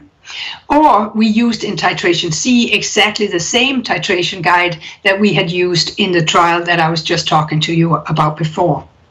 And what you can see here in the level 2 and 3 is that by going from, looking at the levels, you can see the one that came out with the absolute lowest level of hypoglycemia was titration A, where we used the 4.4 as the lowest level for titration, and we only increased the dose weekly with 24 units. And that then actually ended up being comparable with the insulin glargine that we also knew from the phase 2. If you click again, you will see also if we look at the titration C scheme, we had exactly the same rate as we saw in the trial that I showed you before on the level 1. And you can see if you click again, and click again, you can see that, when we actually use the 4.4 as the lower level of titration aim, then we can see that we reduce the risk of also level 1 hypoglycemia. So we think that that is actually the titration scheme that we would want to take forward in phase 3. Next slide. So switching from daily basal insulin to icodec, we wanted to check that is it also possible to actually come from an insulin daily and move over to a weekly injection. And in that trial, we took patients that was on a once daily insulin and switched them 1-to-1. So if they came in on, let's just say 20 units, we would of course multiply that by 7, and that would be 140 units they would start with. In the people that came from twice daily basal insulin or insulin glargine once daily U300, we reduced the dose by 20% and then multiplied it by 7. We also in this checked if it was because of icodec ending in the body in a reservoir, as you could almost think about that you had a box of insulin outside your body. That's kind of the reservoir that you have inside the body by the binding to albumin. We wanted to check that if we could actually give a loading dose to secure that patients got faster into the glycemic control. And if you click again, you will see here that the group that we gave the loading dose, meaning that they got a double dose. So this person that was on, let's just say, 20 units per day would have 140, and we would actually double the 140 to 280, and that would be their loading dose. And you can see the icodec, the light blue is the icodec loading dose. You can see that is basically totally similar to that of insulin glargine once daily.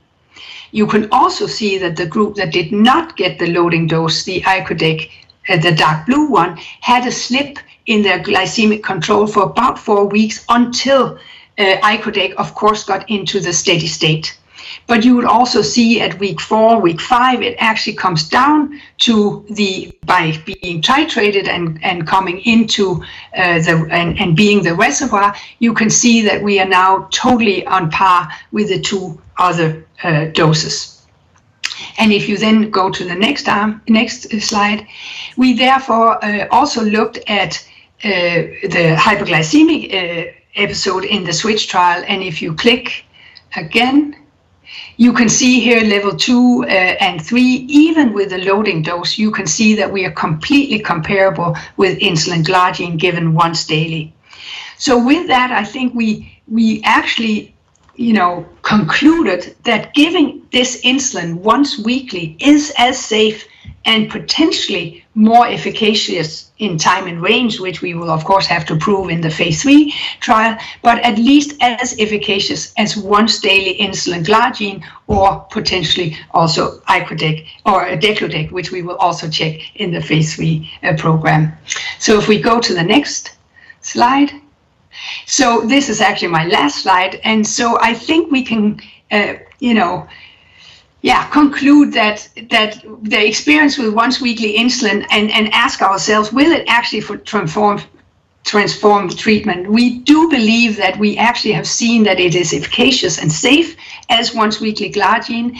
When we are titrating icodec and using the ADA recommended 4.4 to 7.2, we secure good glycemic control with low risk of hypoglycemia. As you could see in all the trials, we actually secured that the patients got below 7. And switching to icodec from another basal insulin is actually appropriate and can be done, and even a loading dose can be secured up front to prevent the transient glycemic slip.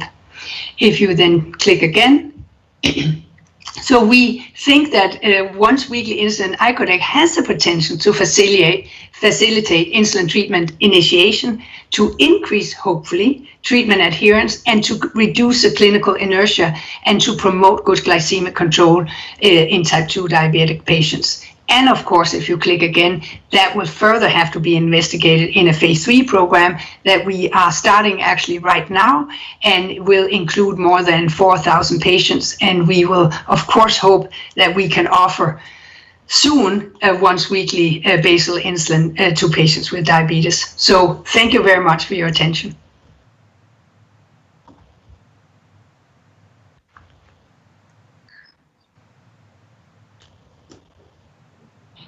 Dr. Manojendra, can I ask a question? Dr. Haryana wants to start, or should I go ahead? Only one question. I just wanted to know from Christina, will this once a week insulin alleviate the psychological barrier against insulin in patients? Yeah, it's a very, very good question. And that's, of course, what we will be checking out in our phase 3 program. So we will do extensive quality of life questionnaires exactly asking that. I, however, think that what we need to do going forward, which is not part of the phase 3 program right now, but would be that we actually take patients and ask them, would you be on insulin if you once daily, or if it was once weekly, what would you prefer? And then try to see if we could then get them into a program like that, and then switch them over, and then both see how many would choose a once weekly versus a once daily. And then if we cross them over, see if they then also could see that this increases my ability to handle my diabetes better. So I think that would be the trial to do, but a great question. And I'm sorry to say, I don't know yet. Dr. Manoj should take over. Yeah, so, we always keep worrying about hypoglycemia and long-acting drugs. So when you did find hypoglycemia in your patients on icodec, was the management any different from what you do with patients on glargine? Fantastic question, because that was actually what we worried about. I particularly myself worried a little bit about the duration of the hypoglycemia. Are they different to change or to manage, etc.? So we actually had that into the phase 2 program, succinctly asking physicians and patients, is there a difference? We couldn't see, and that was of course good, because we had the double dummy, double blinded. So in that particular study, we could test that, and we couldn't pick up, there was no longer duration, and they didn't handle their hypoglycemic episodes differently.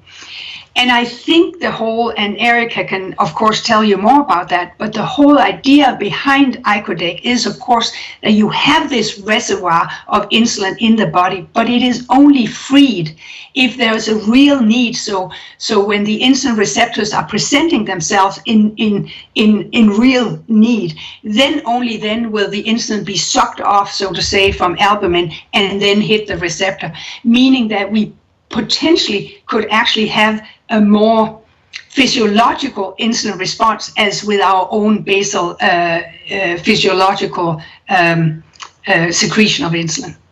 So that's one more step towards a smart insulin? Let's hope.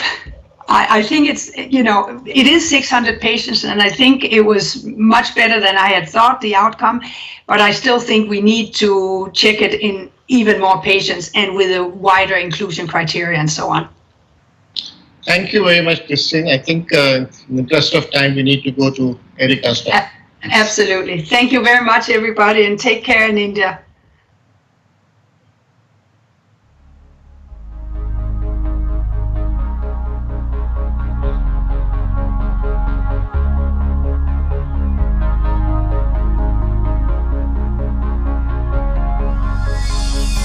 Can you see my slides now?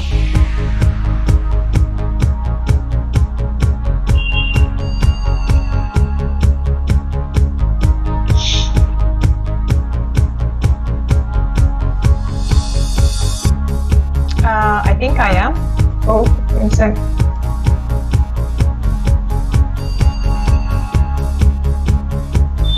Okay.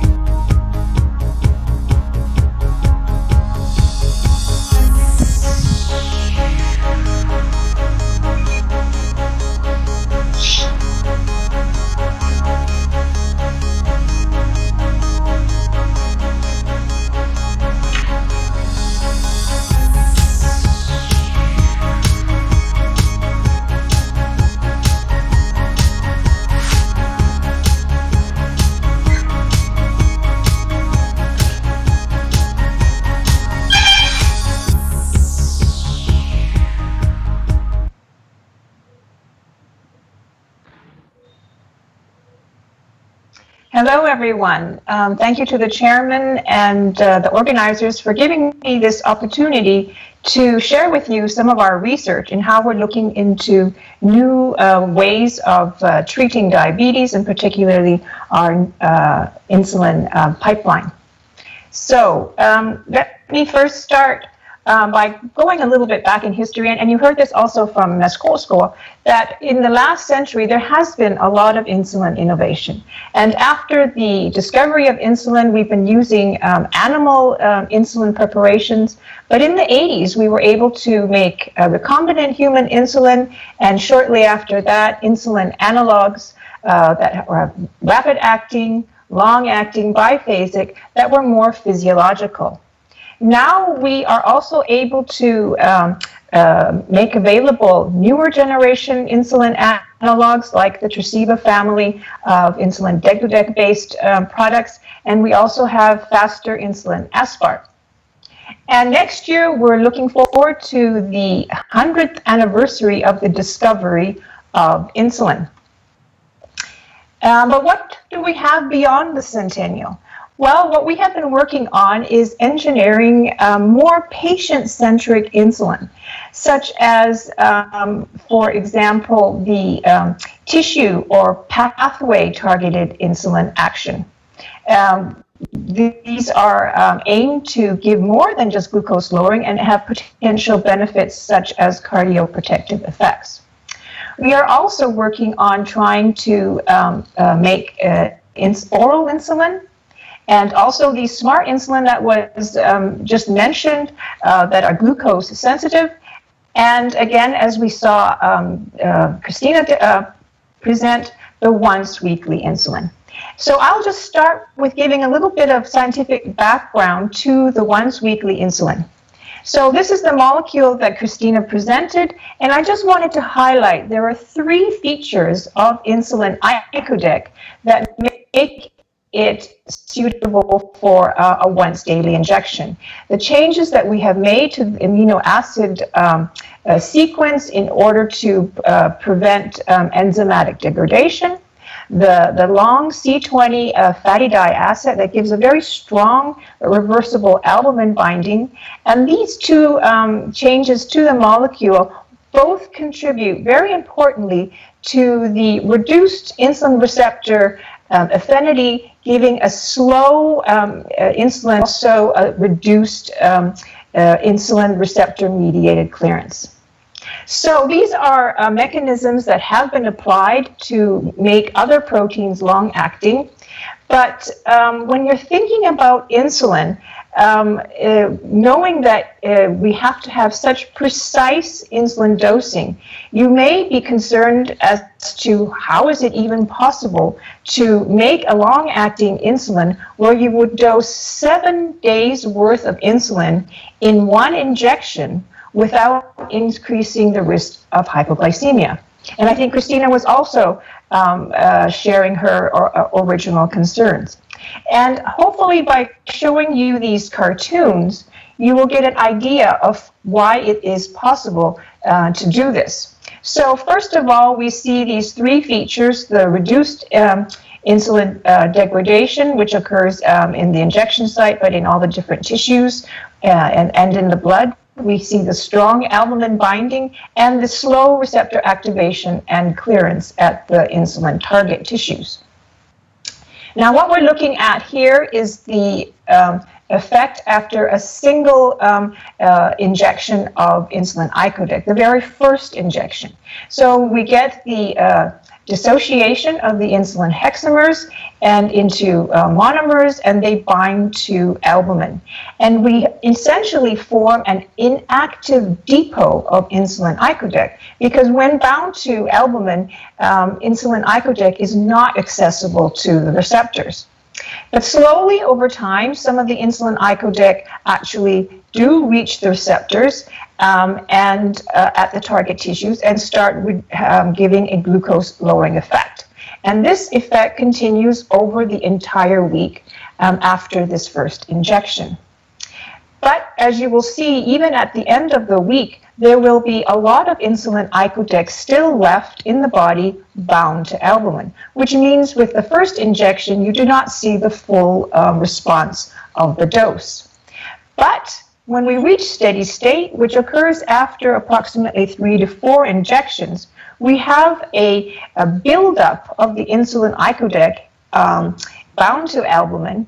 And then from this, we see a slow and continuous release of insulin icodec activating the receptor. And in this way, then, we see the full effect of the dose. And most importantly, at steady state, due to this strong albumin binding and the slow activation of the receptor, we have a type of buffer so that changes and variations in the dosing will be then buffered. So we would expect to see minimal changes in the immediate glucose lowering effects, and we would expect that there will be a reduced risk for hypoglycemia. So this is how the insulin icodec works. And if we go from the mechanism to some pharmacodynamic modeling, here we're looking at the glucose lowering effect after once weekly dosing of insulin icodec. The same dose is given once a week.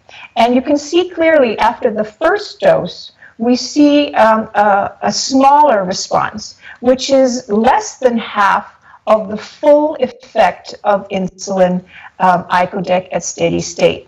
And for this reason, I think it was a good rationale and made sense to try the loading dose when switching from a once daily to the once weekly insulin icodec, because clearly we can actually give a double dose and still not exceed the effect of the steady state.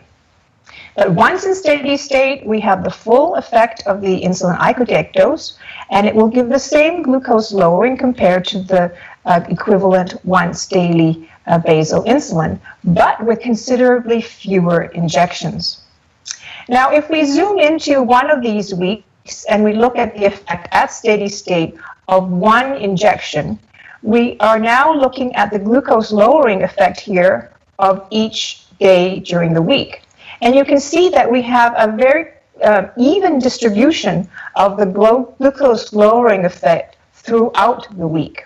And this then indicates that, yes, insulin icodec actually does work as a once weekly insulin, giving a nice glucose lowering effect after one injection for the entire week at steady state. So now we're looking forward to, as Christina said, the phase 3 program for insulin icodec. Now, if we go forward to looking at the prospect of oral insulin, you know that there will be a number of challenges of delivering insulin orally. And therefore, we had to design a molecule specifically to overcome the challenges of oral insulin delivery. So first of all, we had to make some modifications to the insulin amino acids in order to stabilize it towards the degradation by gastrointestinal enzymes, and particularly enzymes such as trypsin and chymotrypsin. We used fatty acylated insulin to get the albumin binding as well, so to make a depot in the circulation, and to get a very long half-life. And for insulin 338, the half-life is 70 hours, so that if this is dosed once daily, we will really minimize the variation in PK. In order to get insulin, which is a fairly large protein, absorbed, we needed to use a formulation. This one that we selected was JIPET-1 tablet, which includes sodium caprate as an absorption enhancer to facilitate the absorption of insulin 338 through the gastrointestinal cells and into the blood. And we also used a special coating of this tablet to get a very quick release and a rapid absorption in order to avoid interaction with food. Finally, the insulin 338 is a molecule that will actually give physiological advantages when dosed orally compared to when dosed subcutaneously. Because, as you know, with an oral delivery of insulin, it will go directly into the liver, just the same as the insulin secreted endogenously from the pancreas. On top of that, with this rapid absorption, we get a peak in insulin, which provides, in addition to the basal insulin effect, a prandial glucose coverage in the first meal.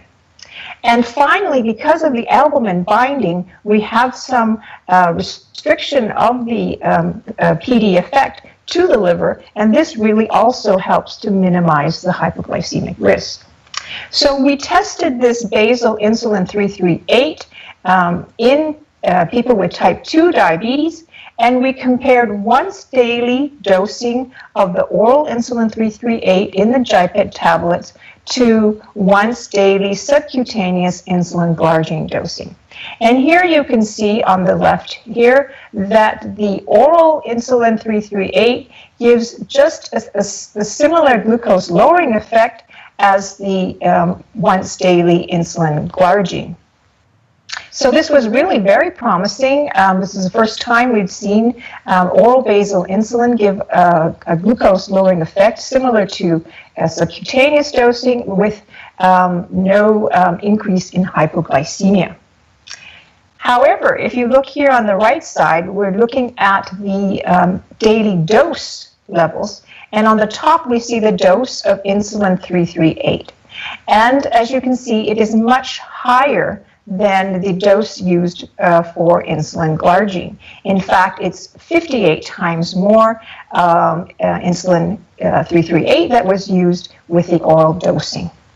And therefore, this project was put on hold or suspended, and we looked more towards new technologies in the devices that can facilitate the absorption of insulin, oral insulin, and in particularly looking for ways to increase the bioavailability with oral dosing. And we have been working in a collaboration with a lab at MIT, the group headed by Bob Langer, and they have come up with a very ingenious little device called Soma. And it was inspired by this tortoise. And this tortoise has this particular shape, which allows it to self-orient, even though it goes on its side or on its back. It will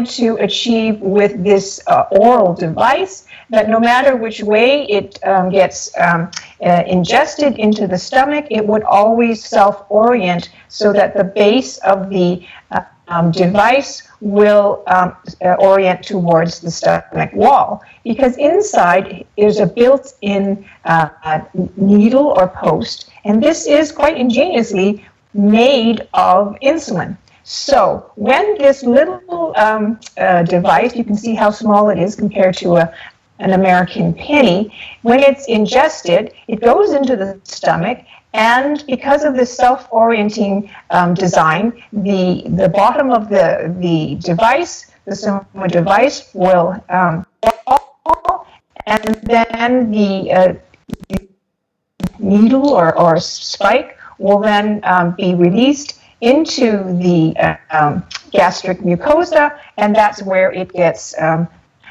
dissolved and absorbed into the body.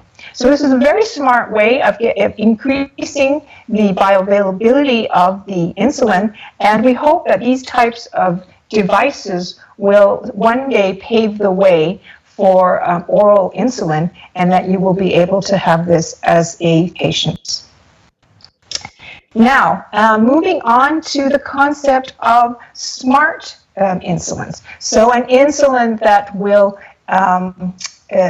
only work when the glucose levels are high, and the action of it will be decreased when the glucose levels fall. And this is quite in contrast to standard insulin therapy, which is seen here in blue, that regardless of the blood glucose level, whether it's high or low, for any given dose of any insulin, you will get the same glucose lowering effect. What we want to achieve with insulin is that as the glucose levels fall, you will get less glucose lowering effect, and in this way we could eliminate the risk of hyperglycemia and normalize blood glucose. To achieve this kind of insulin, we realized that we had to build in a glucose sensor onto the insulin molecule, something that will make the insulin active when glucose is present and make it less active when glucose levels fall. And we actually did just that. And we can, what I'm showing here is the effects of a glucose-sensitive insulin, which I call GSI, which demonstrates glucose-dependent insulin receptor binding and action. So on the left side, what we're looking at is the binding of the GSI to the human insulin receptor, and you can see that in gray, this is the binding curve in the absence of any glucose. But as we add more and more glucose, we can see that the binding curve shifts to the left, meaning that it is becoming, having a higher affinity for the insulin receptor with higher glucose levels, meaning that the effect of the insulin, the GSI, is increased at higher glucose levels and less at lower glucose levels. Similarly, when we're looking at the activation of the insulin receptor, now we're measuring the phosphorylation of AKT, which is an intracellular signaling molecule. We see that for regular human insulin, whether it's, if we measure the activation of the receptor in low or high glucose, we see no difference in the two blue curves. But for the GSI, you can see that as the glucose levels is lowered down to 3 millimolar, the activation of the insulin receptor by the GSI is reduced because this curve is shifted to the right, this green curve. Similarly, we're now looking at a functional effect of insulin now on adipocytes, and we're looking at lipogenesis, and we can see that with low glucose, the 3 millimolar glucose in light green, the stimulation of lipogenesis is reduced, indicating that the GSI has less effect with low glucose. So here we have shown that we can develop an insulin which is glucose sensitive within the physiologically relevant glucose range between 3 and 20 millimolars. So this type of insulin analog now has just started phase 1 clinical studies, and we're very much looking forward to how this works in people with diabetes. So finally, if we're thinking of the possibility of curing diabetes, then we have been working on generating functional insulin-producing beta cells from human stem cells.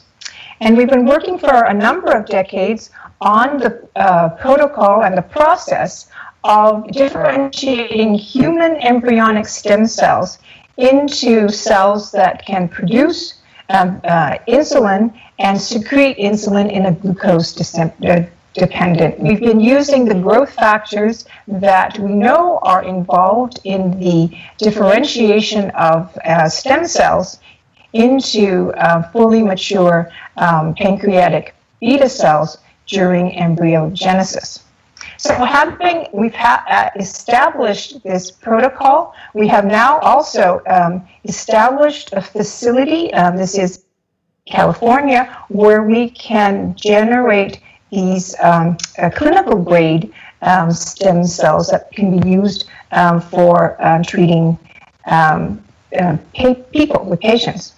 And now we are also at the stage where we are looking to identify ways of transplanting the beta cells into the body. We need to be able to encapsulate the beta cells in some way to protect the new beta cells from the body's immune system, but also at the same time it needs to be exposed to the circulation in order to get oxygen, to get nutrients, and to be able to release insulin into the body. So this is where we are now, and we hope that some of these devices that we are looking at in collaboration with a number of different external partners will be able to be used in eventual clinical trials where we could transplant these beta cells derived from stem cells into people with type 1 diabetes. So with that, I think I have given you a glimpse into the future of insulin therapy. We're closest here with the once-weekly insulin with insulin icodec, and also the combination of the once-weekly insulin, once-weekly GLP-1 agonist semaglutide. This is ongoing.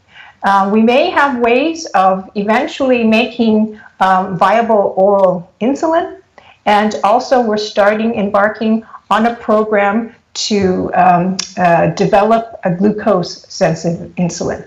And with this, we hope to provide more convenient, simple therapies which will hopefully normalize the diabetes and maybe eventually cure diabetes with beta cell replacement. So thank you very much for your attention, and I'll stop here.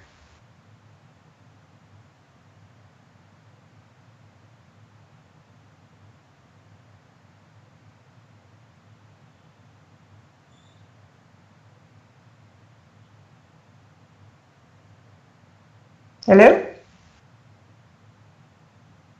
Manoj? Yeah, you'd like to go first? I just would like to ask Erika, when are we likely to have the oral insulins? A very good question. So right now we had stopped our oral insulin tablet program because of the very low bioavailability, and we are looking into these new devices to see how these would work in people. So we first have to test the device and see how they function in people before then we can put in any of our oral designed insulin analogs into these devices. And I'm sure these devices will have to be modified as well. So I think this is going to be a fairly long process before we actually see the oral insulin in your patients. Thank you.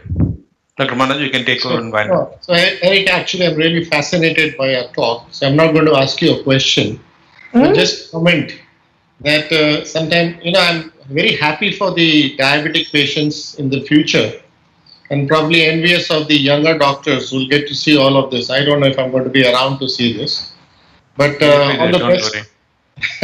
All the best to the Novo team, and we hope to see you in India. Thank you. Yes, I hope that one day I'll be able to be back and tell you more about these new options in person. Thank you so much. Thank you very much. Manoj and Hari, and Yes. my dear esteemed speakers. Erika, last year also you made a very fabulous story, presented something great. And Christine, my friend, I don't know whether she's logged in or gone, and Dr. Max, I must tell you, this has been a revealing session. Manoj, am I correct? Hari, am I correct? Absolutely. This session dealt with the topic which is very close to our heart and to what we are looking forward to. Yes, sir. Right, sir. Semaglutide, I call it a game changer. We looked into the once weekly insulin, which Kristen presented so lucidly and absolutely get the picture of what happens, comparison to creatine, how the dose comes down 20%. You know, it was just like a fairy tale. And Erika, like last year's your talk, this talk was fabulous. You took us through the oral, to the smart, to the glucocentric, and finally a stem cell derived insulin which is going to be cured. And I put on record our sincerest appreciation for your presence virtually, but virtually face to face. Erika, I'm saying to like I saw you in Bangalore. I can see it's great. So I am delighted beyond measure, and I thank all the three speakers profusely on behalf of the thousands of people who have logged in. It has been a great session. It's a great revelation. These are the game-changing things which we rarely listen, and we have heard it from the horse's mouth. Thank you, Manoj. Thank you, Hari, and thank you, sir. Christine and Erika. Thank you very much. Thank you very much. Thank you. Thank you. Okay, thank you, Novo Nordisk, for having us here. Thank you. Bye.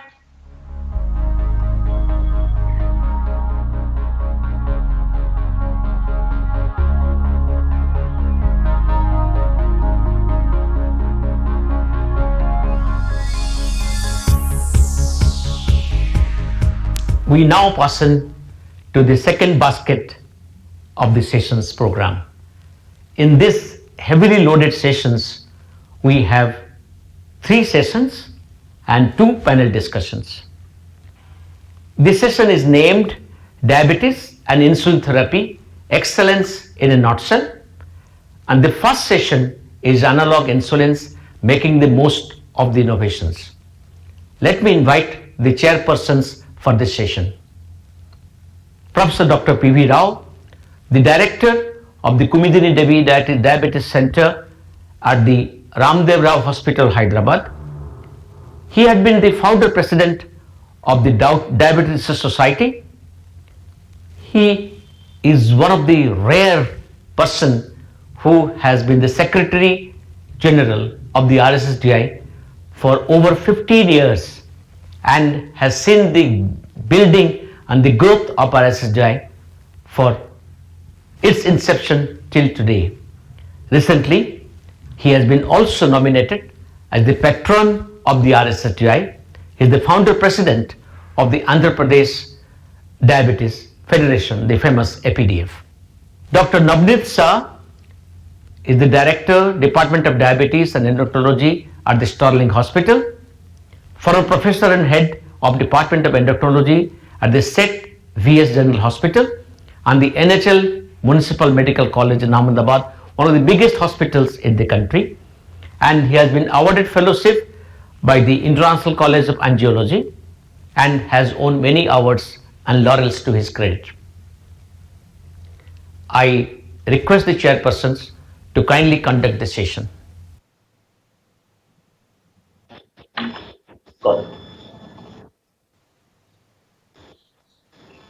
Good afternoon, everybody. It's an honor for me to be able to introduce Dr. Peter Kurjal, who has been a frequent visitor to this country, and we know him because he has been heading the research in Novo Nordisk for last 20 years. He has been with Novo Nordisk for about 30 years. He is currently the Senior Vice President and Global Research Head in Novo Nordisk. 1996, he was also a visiting scientist in Joslin, He's also holding a post of adjunct professor in the University of Copenhagen. Today, we request him to revisit our insulin cardiovascular outcome trials. Several of the outcome trials he has the first-hand information about all these trials mostly. So we want to know more about the severe hypoglycemia and the risk of major adverse cardiovascular events in our insulin CVOTs. So I hand over the mic to Dr. Peter. Please go on, sir. Before that, it's my turn to introduce Dr. Unnikrishnan.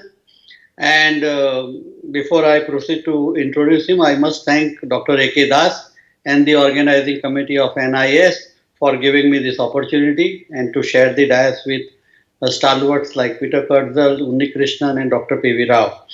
Dr. Unnikrishnan is an endocrinologist and he is Chief Executive Officer of Chelaram Diabetes Institute, Pune. He heads clinical care, research, education and also oversees philanthropic rural diabetes care program at the institute. His institute work in remote communities via mobile diabetes clinic operating in a hub and spoke manner in remote parts of Western India has been widely appreciated. He published largest multi-center study of subjects with pancreatitis and pancreatic diabetes worldwide, in addition to his many publications. He is a former editor and chief and founder editor of Journal of Thyroid Research and Practice. He is an executive editor of Indian Journal of Endocrinology and Metabolism. He has published more than 160 publications in an index journal, and he received Subhash Mukherjee Oration Award of the Endocrine Society of India and Srivastava Award of the RSSDI for his contribution to diabetes in India. He is also a recipient of Jacob Memorial Prize for the Best Patient Care awarded by the CMC Vellore in 1998. He received the Fellowship Award of RSSDI in 2017 and Dr. Sam G.P. Moses Oration Award by the Diabetes Association of India in 2018. He recently received Diabetes Excellent Award at Digital Diabetes Summit at Hyderabad in 2019. May I request Dr. Peter Kurzel to begin your presentation? Thank you. Thank you all.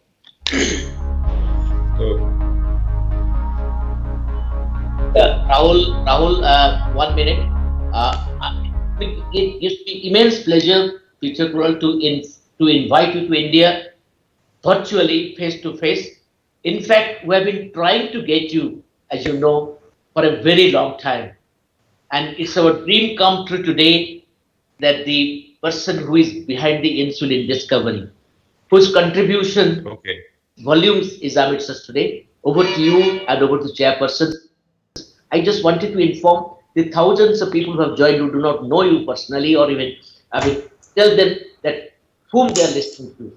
Peter, thank you. So thank you. Thank you very much for that very kind introduction. And it's a real pleasure to be here. I would have loved to be in India instead of here in Copenhagen.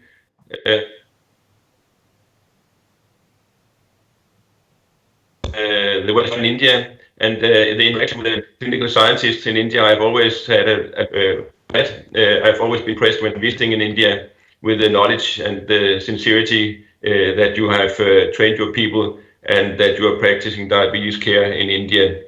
So the topic of my talk today is severe hypoglycemia and the risk of major adverse cardiovascular events. And I'll do that by also revisiting the insulin cardiovascular outcomes trials. But I'll start by saying that we all know that there are many consequences of hypoglycemia. They're complex, they're varied, and you know, cognitive disorders in relation to hypoglycemia are quite well known. And so are cardiac complications, but there's recently been much interest in understanding the potential link between hypoglycemia, particularly severe hypoglycemia, and cardiac complications such as arrhythmias, myocardial ischemia. And the question is there just an association between these incidents, or is there also some kind of causality? So the agenda of that, the nature of the link between severe hypoglycemia, cardiovascular risk, and all-cause mortality, Then I'll discuss what can we do about it. Are there differences between the basal insulins in their risk of severe hypoglycemia? And can we do something as clinicians, as scientists, to reduce the risk both of severe hypoglycemia and also of cardiac complications? And then in the end, I can come to the CVOTs and discuss implications. But let's start from the beginning here. So we in Novo Nordisk often operate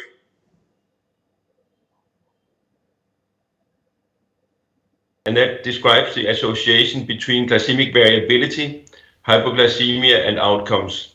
And that's because including glycemic variability in this triad is important for us, because that's something we can potentially do something about in designing new and better insulins. And as was also mentioned in the introduction, I've been involved with that for the last 30 years. Novo Nordisk has been almost involved with improving insulin therapy for 100 years.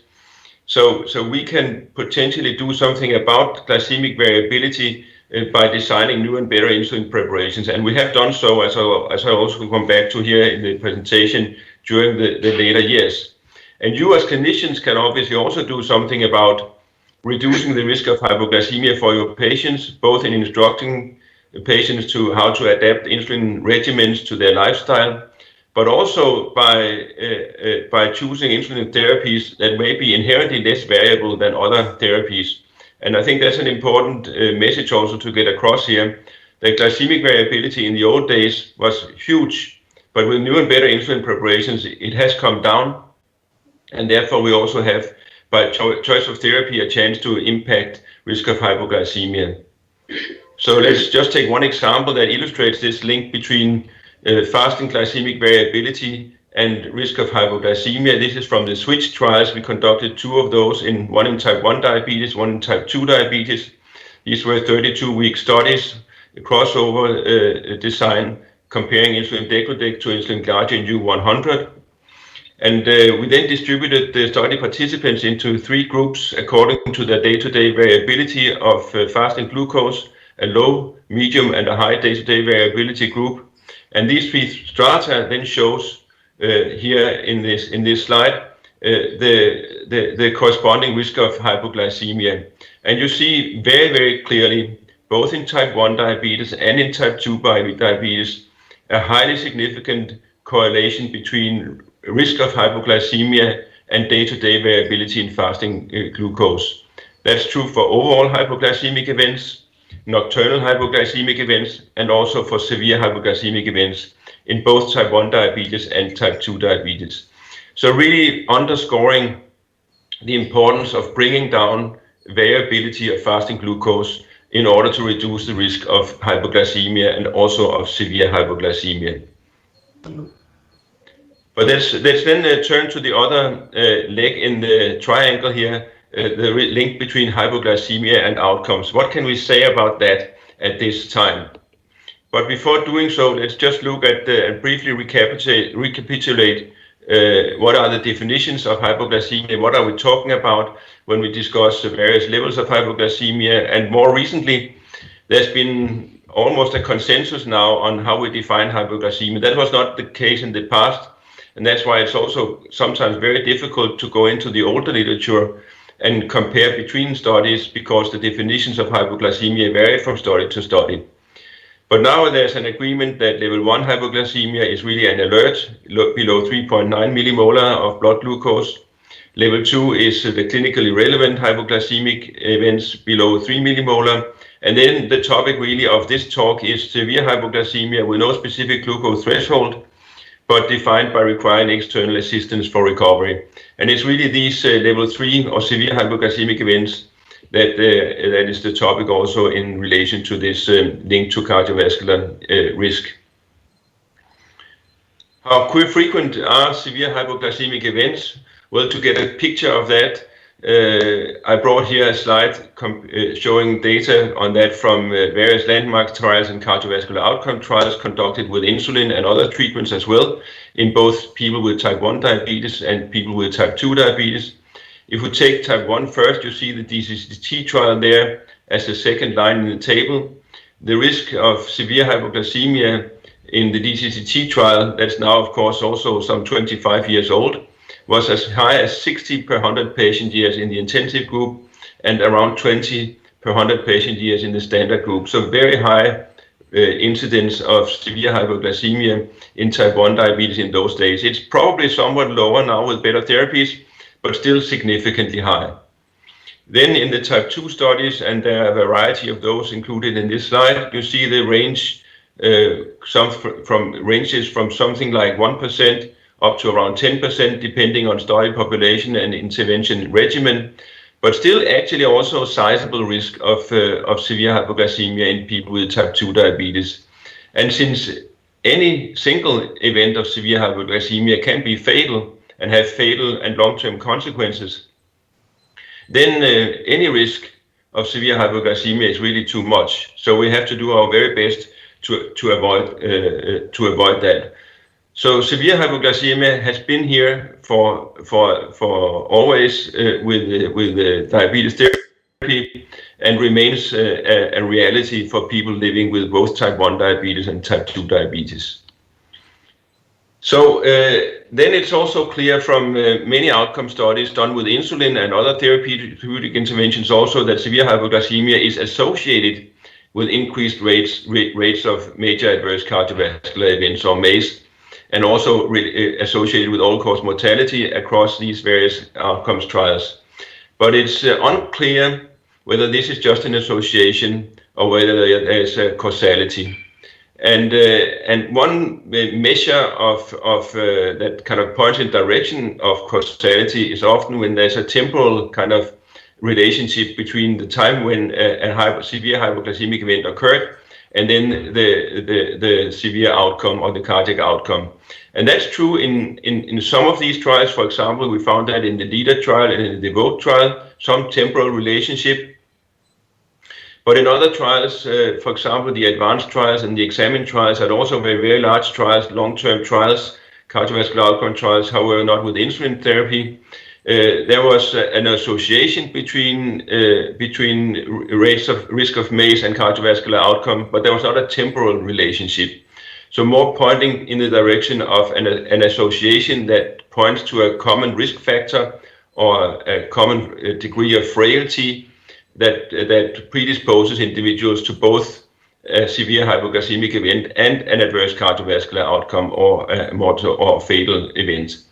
So it's unclear whether this is causality or whether it's just an association, and studies are not really all pointing in the same direction. And it's also a question that's, quite frankly, almost impossible to answer by a clear answer. But that there is an association is very clear, and therefore we also need to do our very best to reduce risk of hypoglycemia, severe hypoglycemia, to potentially also reduce the risk of MACE. One study that I thought I would bring here today was a Korean study that tried to address whether severe hypoglycemia could be causatively linked to MACE. That included actually 1.5 million people with type 2 diabetes in Korea. So it was a nationwide population-based cohort study. And in this study, people were assessed for occurrence of MACE in the period of from 2007 to 2009. And in that time period, almost 20,000 patients had developed at least one severe hypoglycemic event. And they were then followed up for 5 years, so from 2010 to 2015, for occurrence of cardiovascular outcome or mortality. And that was done in time windows of 12 to 24 months. And then to look for a temporal relationship between the occurrence of the severe hypoglycemic event and the cardiac outcome. So it's a very large study and very interesting data, as I show here, in showing first and foremost that there was a strong association between severe hypoglycemia and outcomes on follow-up. That was true, as you can see here, for both myocardial infarction, stroke, heart failure, and also all-cause mortality. So a very significant association showing clearly that individuals who had experienced a severe hypoglycemic event had an increased risk of these adverse outcomes in the years following the event. You can also see here, when looking across for each of the individual types of outcomes, that the risk for all outcomes were highest within the first year from the index date, and then showed a decreasing trend with follow-up, pointing towards in the direction of a potential causative link between the severe hypoglycemic event and the adverse outcome. Further support from that, where I didn't bring the slide, was evident in that people who had experienced more than one severe hypoglycemic event had greater risk of adverse outcome in this study as compared to people who had only experienced a single serious hypoglycemic event. So altogether pointing in the direction of a potential causative link, but we cannot conclude on that at this time. There may still be a common degree of frailty that predisposes to both adverse outcome and severe hypoglycemic events in people with, in this case, type 2 diabetes. A potential causative link or causal link between severe hypoglycemia and adverse outcome also comes from a more theoretical consideration of what we know of consequences in physiology and pathophysiology are linked to risk of to severe hypoglycemia. And as shown in this slide, really there's fourfold risk factors that point in the direction of a potential causative link. One, as you know, there's a catecholamine response in relation to severe hypoglycemic events that can have direct consequences on the myocardium. It's also very well known that vascular stiffness or endothelial dysfunction can be related to severe hypoglycemia, and that reduced vasodilation then can also potentially be causatively linked to risk of cardiac outcome. Then we have also linked to the epinephrine levels that are increased as part of the severe hypoglycemic event. We know that that's also linked to platelet activation, neutrophils of clotting factors, and therefore leading to blood coagulation abnormalities. And then lastly, but certainly not leastly, inflammatory cytokines such as TNF-alpha, such as IL-1, but also as shown in this slide here, CRP, IL-6, all increased following a severe hypoglycemic event and potentially lasting increased for a very long time and be implicated in causing atherosclerosis and potentially longer term be linked also to adverse outcome. So there are theoretical considerations and risk factors that also link potentially causatively the risk of severe hypoglycemic events to the risk of cardiac outcome. But still, it's impossible to give a final answer as to whether this is just an association or whether this is a real causative link. Therapy, though, we are coming back to the difference between basal insulins, and do we see a difference between second generation and first generation? And this is linking back to the introduction I gave. We have a choice between insulins that are less or more variable in their action profiles and hence have less or greater risk of severe hypoglycemia associated with treatment. If we look at these trials that compare second generation insulin analogs, basal insulin analogs with first generation, we first have degludec compared to insulin glargine in the SWITCH 2 trial. That was a relatively small trial in type 2 diabetes that compared head-to-head glargine U100 and degludec over a period of 32 weeks in a crossover design. And you can see here that in the full treatment period, the risk of severe hypoglycemic event was reduced by 51% with degludec compared to glargine U100. So very strong data supporting the benefit of degludec on severe hypoglycemia compared to insulin glargine. Similar results were found in the much larger trial, the DEVOTE trial, that included 7,630 subjects treated for 2.5 years, and with degludec or insulin glargine.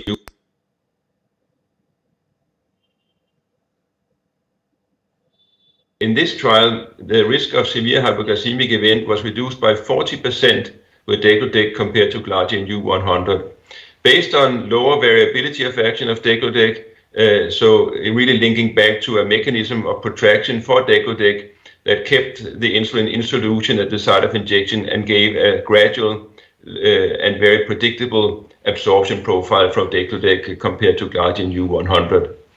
The risk of severe hypoglycemic event in DEVOTE was reduced by 30% for degludec compared to glargine U100, so even greater reduction of nocturnal severe hypoglycemia, also highly statistically significant compared to insulin glargine. If we then compare the novel two glargine regimens or products, glargine U100 and glargine U300, head to head, that was done in the EDITION trial, not performed by us, but published in the literature, and you see 3 time windows here, baseline to month 6, so that's the full treatment period, 8, that's the titration period, and week 9 to month 6, that's what we call the maintenance period. And then you see hypoglycemia, severe hypoglycemia at any time of the day in one forest plot, and in the forest plot to the right you see nocturnal hypoglycemia.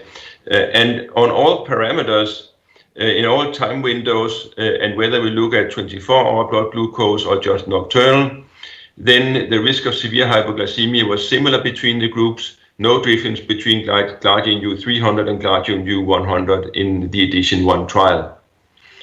How does insulin degludec then stack up against glargine U300? Well, we studied that in the CONCLUDE trial that was published quite recently. On overall symptomatic hypoglycemia in the maintenance period, which was the primary endpoint, there was no difference. You see that in the top line. So all the other studies or comparisons here were exploratory in nature. But if you zoom in on severe hypoglycemia, which really is the topic of this presentation, you see that both in the maintenance period, we see as much as 80% reduction of severe hypoglycemia with degludec compared to glargine U300. And in the bottom line there, in the total treatment period, you see 62% of severe hypoglycemia with degludec U200 compared to glargine U300 in the CONCLUDE trial. So highly statistically significant benefit of degludec over glargine U300 on severe hypoglycemia risk in the CONCLUDE trial. Then let's go back to discussing cardiovascular outcomes trial with insulins, and what do we know about these on this basis of comparative insulin regimens as well. So the first cardiovascular outcomes trial to be done with an insulin was the ORIGIN trial, conducted with insulin glargine U100. It included more than 12,000 subjects, studied for more than 6.5 years. And as you can see there in the left panel, really there was absolutely no difference between glargine and standard of care in the risk of 3-point MACE. That's the first occurrence of cardiovascular death, non-fatal MI or non-fatal stroke. Hazard ratio 1.02, so no difference between the treatment arms in that study in people with dysglycemia. You see though that there was a benefit on fasting glucose in the glargine arm. You see that in the right panel. That was clear that there was an effect on glycemic control on glargine. You also saw actually a greater risk of severe hypoglycemia in the glargine group compared to standard of care, about 3-fold greater risk of severe hypoglycemia over the study period for glargine. But in this case, not reflected in an increased occurrence of MACE in the glargine group in the ORIGIN trial. Moving then to the second cardiovascular outcomes trial conducted with an insulin, and this was in the DEVOTE trial, conducted 7,630 subjects, studied for 2.5 years. And you see in this study, we had degludec head-to-head with glargine U100, so no placebo group in this study. It was a double-blind randomized controlled trial. And as you see there, the hazard ratio for 3-point MACE was 0.91, showing non-inferiority between the treatment arms, although the numerical rate of occurrence of MACE was lower in degludec with 4.18 per 100 patient years compared to 4.71 in the glargine group, but no statistical significant difference between the groups in this trial. That's also why we then asked the question, first of all, how does it look with glucose then? Well, the glucoses were smack on similar between the degludec group and the glargine U100 group, but there was a difference, as we expected, also on severe hypoglycemic episodes. You see that in the right panel here with a 30% reduction in the proportion of patients that had at least one severe hypoglycemic episode during the course of the trial. So a statistically significant reduction of severe hypoglycemia, and the question was, can we then in particularly vulnerable subgroups then actually conclude that there is also a difference in cardiovascular outcome in the degludec group compared to the glargine U100 group. And to be wiser on that, we did distribute, or Simon Heller and his team from Sheffield did distribute study participants in the DEVOTE trial into 4 strata, depending on their baseline characteristics that predisposed them to a higher or lower degree of occurrence of severe hypoglycemic events. So we kept the randomization on baseline characteristics, distributed study participants into these 4 strata, same number of individuals in each group.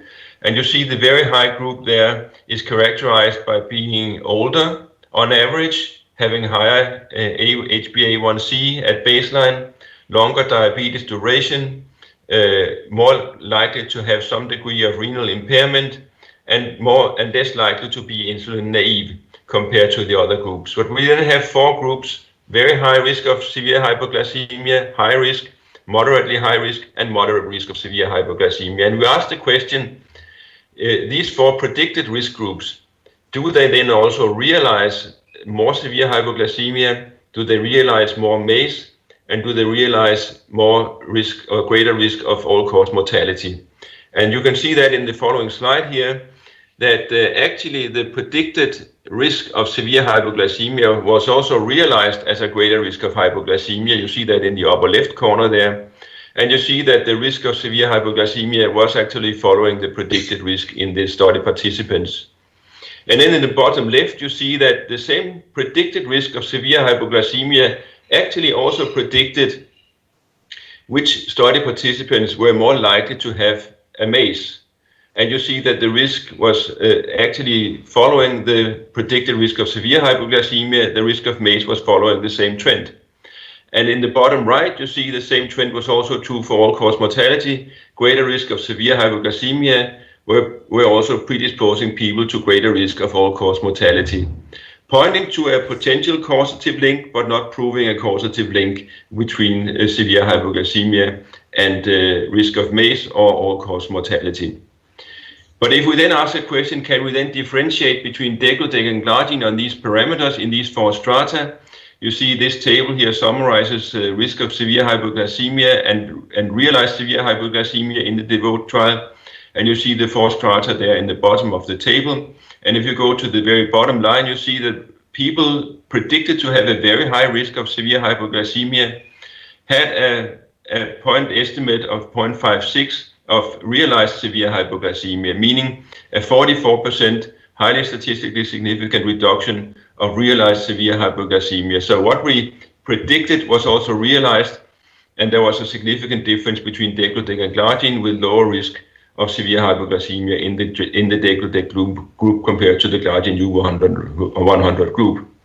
If we do then the same comparison on predicted risk of severe hypoglycemia and realized risk of MACE, and then again compare these 4 strata, and you go to the bottom, there you see the very high predicted risk of severe hypoglycemia actually realized significantly less MACE.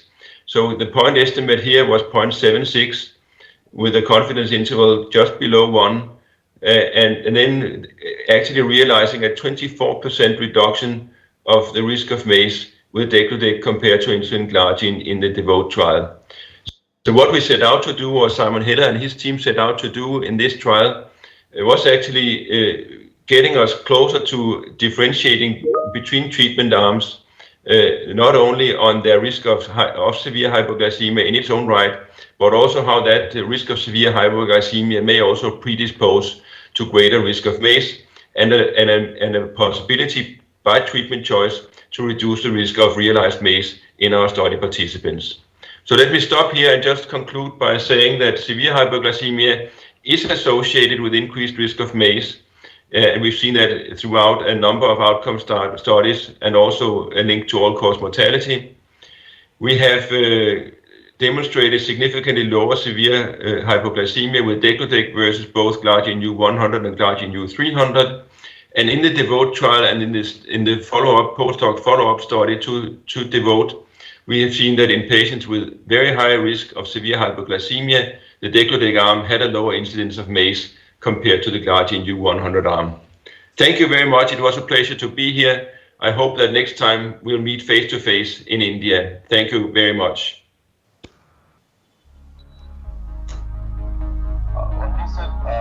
Kindly share your presentation.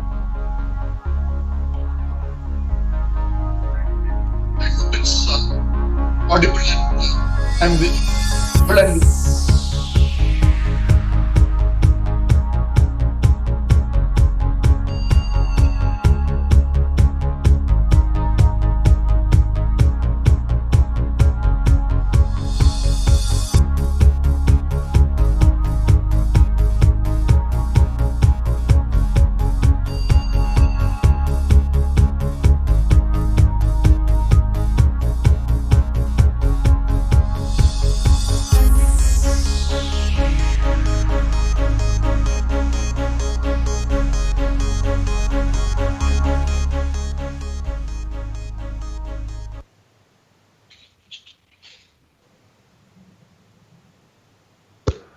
Friends, it's a pleasure to be here to discuss this topic of bridging the gap towards physiological mealtime glycemic control, looking at recent advances.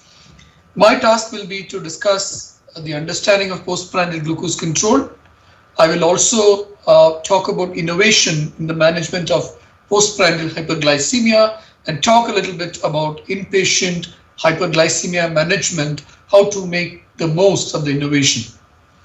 Now, we are all aware that the postprandial glucose target recommendations are there for various societies. You can see the American Diabetes Association, whose PPG cutoff is 180 and the time after meal is 1 to 2 hours. Other societies have similar timings and similar cutoffs, except for the IDF, which takes a cutoff of 160, the American Association of Clinical Endocrinologists, which keeps a cutoff of less than 140.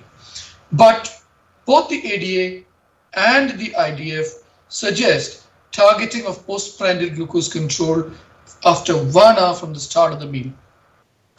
This slide looks at the clinical implications of elevated 1 hour PPG on future dysglycemia and suggests that it is the 1 hour post-glucose value that best predicts future dysglycemia among people with normal glucose tolerance. The 1 hour postprandial glucose had a significantly higher area under curve compared to fasting and 2 hour PPG. Adding the fasting or the 2 hour PPG to 1 hour did not improve the area under curve beyond 1 hour alone, and the 1 hour glucose load glucose also predicted diabetes even better than HbA1c and combined A1c. So the conclusion here is that the 1 hour glucose value during OGTT is a good predictor of future dysglycemia. And there are also studies to show that the 1 hour postprandial hyperglycemia is related to arterial stiffness, increased left ventricular mass, left ventricular diastolic dysfunction, endothelial dysfunction and oxidative stress, and higher triglyceride values as well as ApoB values. This is a study which looks at the postprandial glycemic surge of common Indian foods in people with type 2 diabetes. If you were to look at all these skyscrapers and if you were to pick up the tallest ones, whether we are looking at eating chapati or dal, dosa and chutney, idli and chutney, pongal, puri sabji, upma, so whatever the foods, most commonly it is either the 30-minute or the 60-minute values which are high. So this study shows that it is the 30-minute and 60-minute values which cause a peak blood glucose level after eating, after consuming that particular food. Again, summarizing by saying that the highest surge in postprandial glucose with common Indian foods occurs 30 minutes to 1 hour after a meal. So an insulin that can best match that surge, best match that pattern of glycemic control is going to be a very high clinical value. And that brings us to the question of innovation in the management of postprandial hyperglycemia. So in the in this slide, in this diagram, the x-axis is shown by the time, and the y-axis reflects insulin action. You have regular insulin, which is, of course, acts for 6 to 8 hours and has got a small peak out there. From the normal pancreas, of course, there is a sharp and a high peak. If you look at rapid-acting insulins, they too have a peak, but the peak is a little delayed from the normal pancreatic insulin production, and that brings us to the ultra-fast insulin that's available, or the faster-acting insulin, aspart. These ultra-fast insulins should ideally better approach physiological insulin secretion. Of course, they're not perfect in terms of physiology, but the ultra-fast rapid-acting insulins are the best things that happen to rapid-acting insulins since the discovery of rapid-acting insulins, and they're very close to physiology. In fact, they are the closest to a prandial insulin that we have in our clinical use, because they replace the early insulin secretion in type 2 diabetes. In type 2 diabetes, you have two surges of insulin. One is the early surge, the late surge, and the early surge is diminished in type 2 diabetes. In normal people, you have a first phase of insulin, which is a preformed insulin is released. The second phase, in which the insulin that is now synthesized and released. The first phase is decrease in type 2 diabetes, and the ultra-fast insulin actually is to address that first phase insulin defect in type 2 diabetes, which means that there's going to be a better glucose control. A simple change in the insulin formulation by adding niacinamide, which is an absorption modifier, and L-arginine, which is added for stability. Niacinamide is vitamin B3 and L-arginine is a naturally occurring amino acids. Just by adding these two, you change the pharmacokinetics and you get an ultra-fast acting insulin, which is twice as fast in its onset of appearance in the bloodstream and twofold higher insulin exposure in the first 30 minutes. And there is, of course, a similar total and maximum exposure, which means that the initial peak, which occurs within the first 30 minutes, actually will control the postprandial better, and therefore there's a shorter duration of exposure. So the area under curve may be similar, but the earlier exposure takes place with ultra-fast acting insulin with twice as fast onset of appearance and in the first 30 minutes.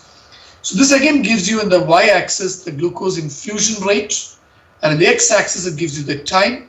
And you can see that as you go on from an insulin aspart to a faster acting insulin aspart, you'll see that the onset is earlier, and you'll see that at 30 minutes you have significantly more insulin in the system, and that brings us to the third topic. So we've looked at how to understand physiological postprandial glucose control. I showed you various Indian foodstuffs and how the Indian foods result in a 30-minute to 1 hour postprandial glucose peak. I showed you innovation in the management of postprandial hyperglycemia with much more insulin available at 30 minutes and even a twofold increase in the insulin that is available early on when you use an ultra-fast acting insulin. Now let's look at ultra-fast acting insulins can be used in the outpatient department and inpatient. Let's look at the inpatient department. So if you look at the American Diabetes Association's new guidelines, the sole use of sliding scale is to be discouraged. A basal bolus therapy is the ideal regimen with addition of nutritional insulin in people who have good nutritional intake.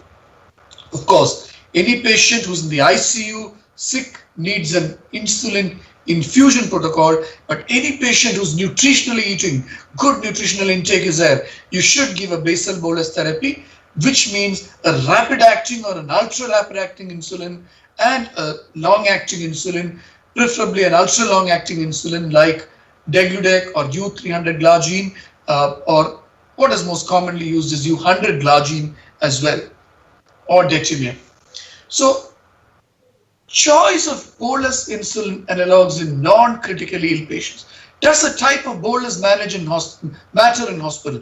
This is a retrospective cohort analysis which looked at the data from the health facts database, Kansas City, with 35,000 patients, a non-surgical group of adult patients who received either exclusively analog insulin or human bolus insulin during hospitalization. What the study showed is that aspart was the most commonly favored insulin in this study from the US.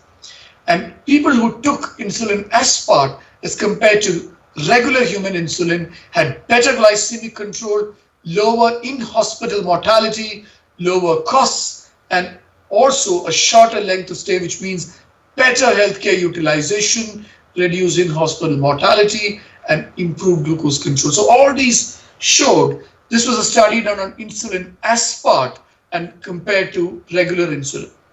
So of course there are concerns in managing hypertension setting, and if the oral intake is poor, a safer, if you want to give a bolus insulin, a rapid acting insulin immediately after a patient eats is ideal to cover the amount ingested.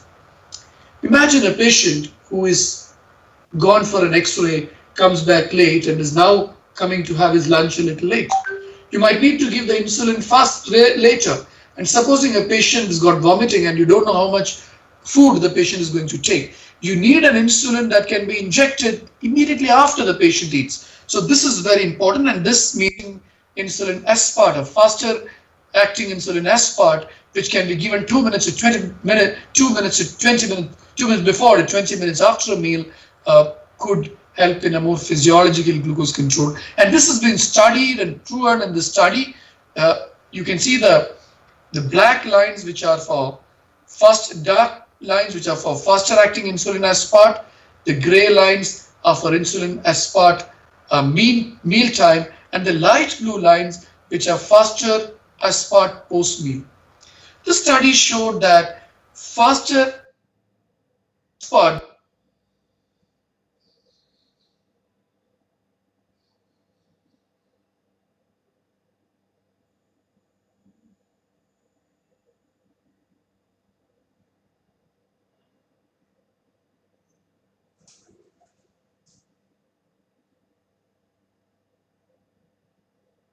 are simply sick patients whom you're not sure how much they're going to eat. And this study, though this study is not done in this setting, the results of the study could be extrapolated to suggest that even if you take it 20 minutes after the meal intake, it seems to work pretty well.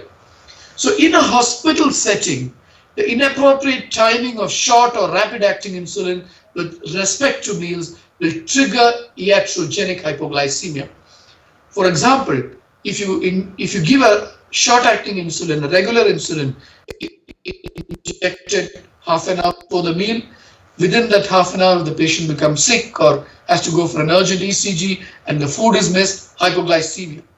Sometimes a rapid-acting insulin has to be taken before the meal, but if the patient vomits, again hypoglycemia.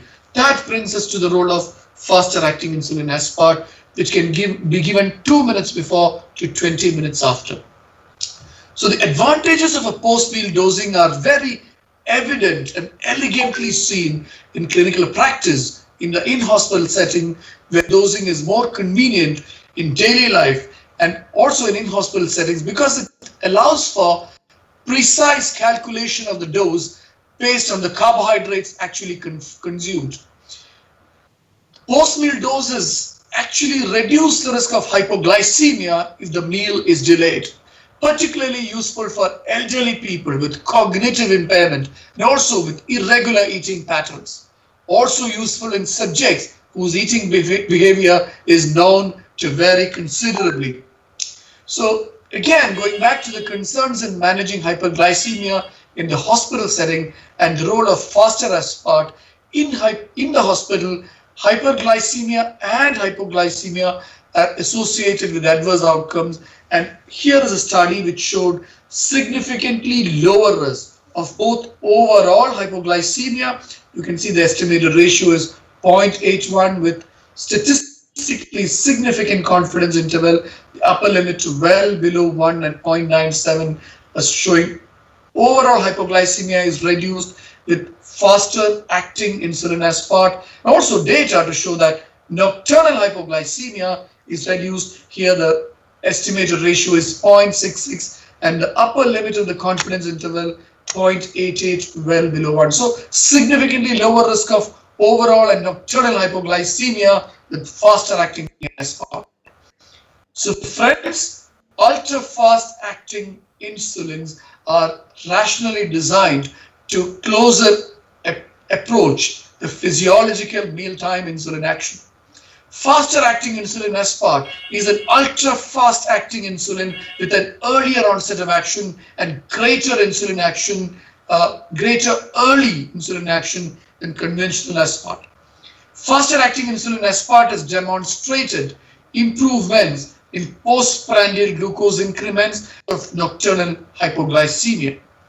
Faster acting insulin aspart represents an innovation, and when needed, especially in in-hospital settings, in elderly people, those with cognitive impairments, those with renal failure, gastritis, vomiting, you can even, with unpredictable intake, you can even dose it up to 20 minutes after the start of the meal.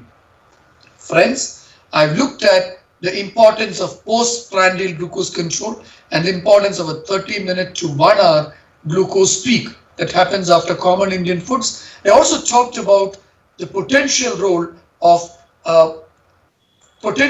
of faster acting insulin aspart in terms of its pharmacokinetics, more insulin reaching early with a higher twofold insulin levels very early on. And then I talked about its clinical use, its flexibility, its reduction of nocturnal hypoglycemia, overall hypoglycemia, and its application to diverse settings such as in-hospital setting, elderly with cognitive disorders, and of course the routine patients as well.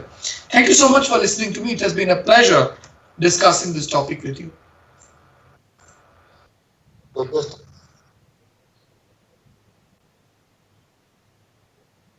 Thank you, both speakers, for giving practical information for day-to-day management in hospital clinics for management of hypoglycemia, about hypoglycemia and about ultra-fast acting insulin.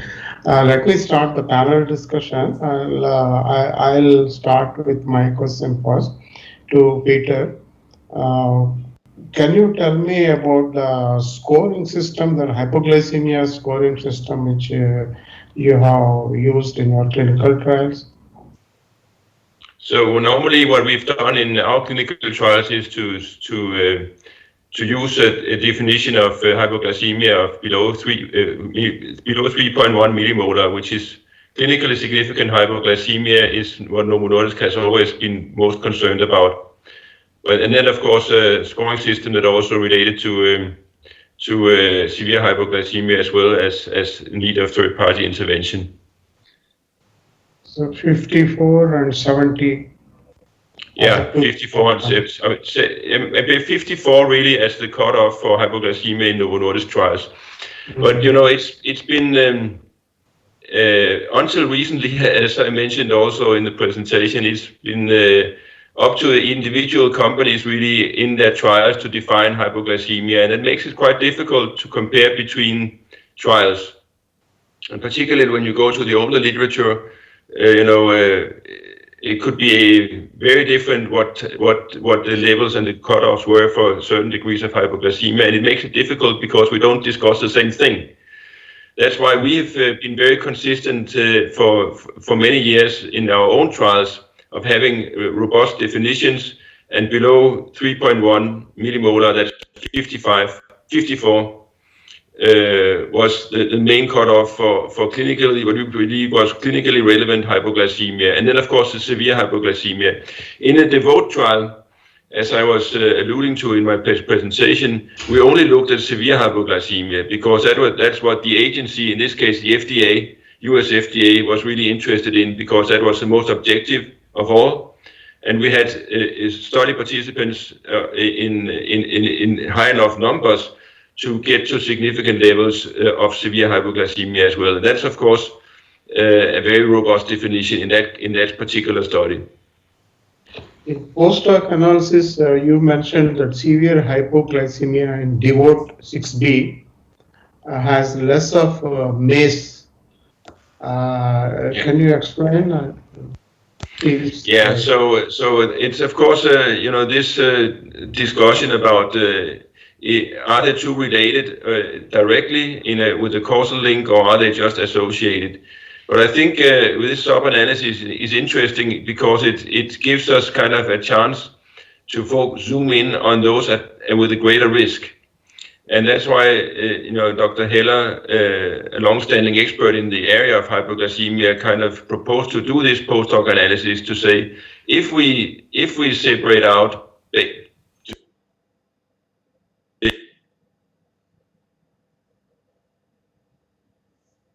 higher risk.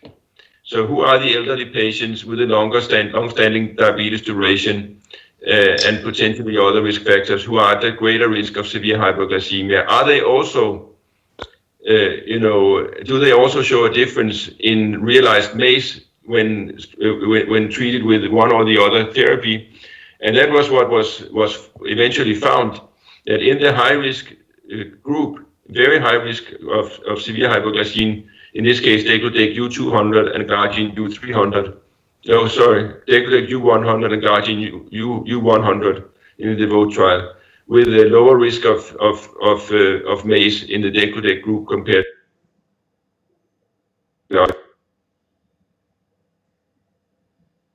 patients.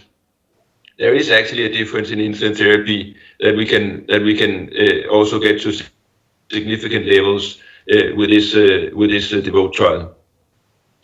In one of the, Can I ask a question, please? Yes, please. Sure.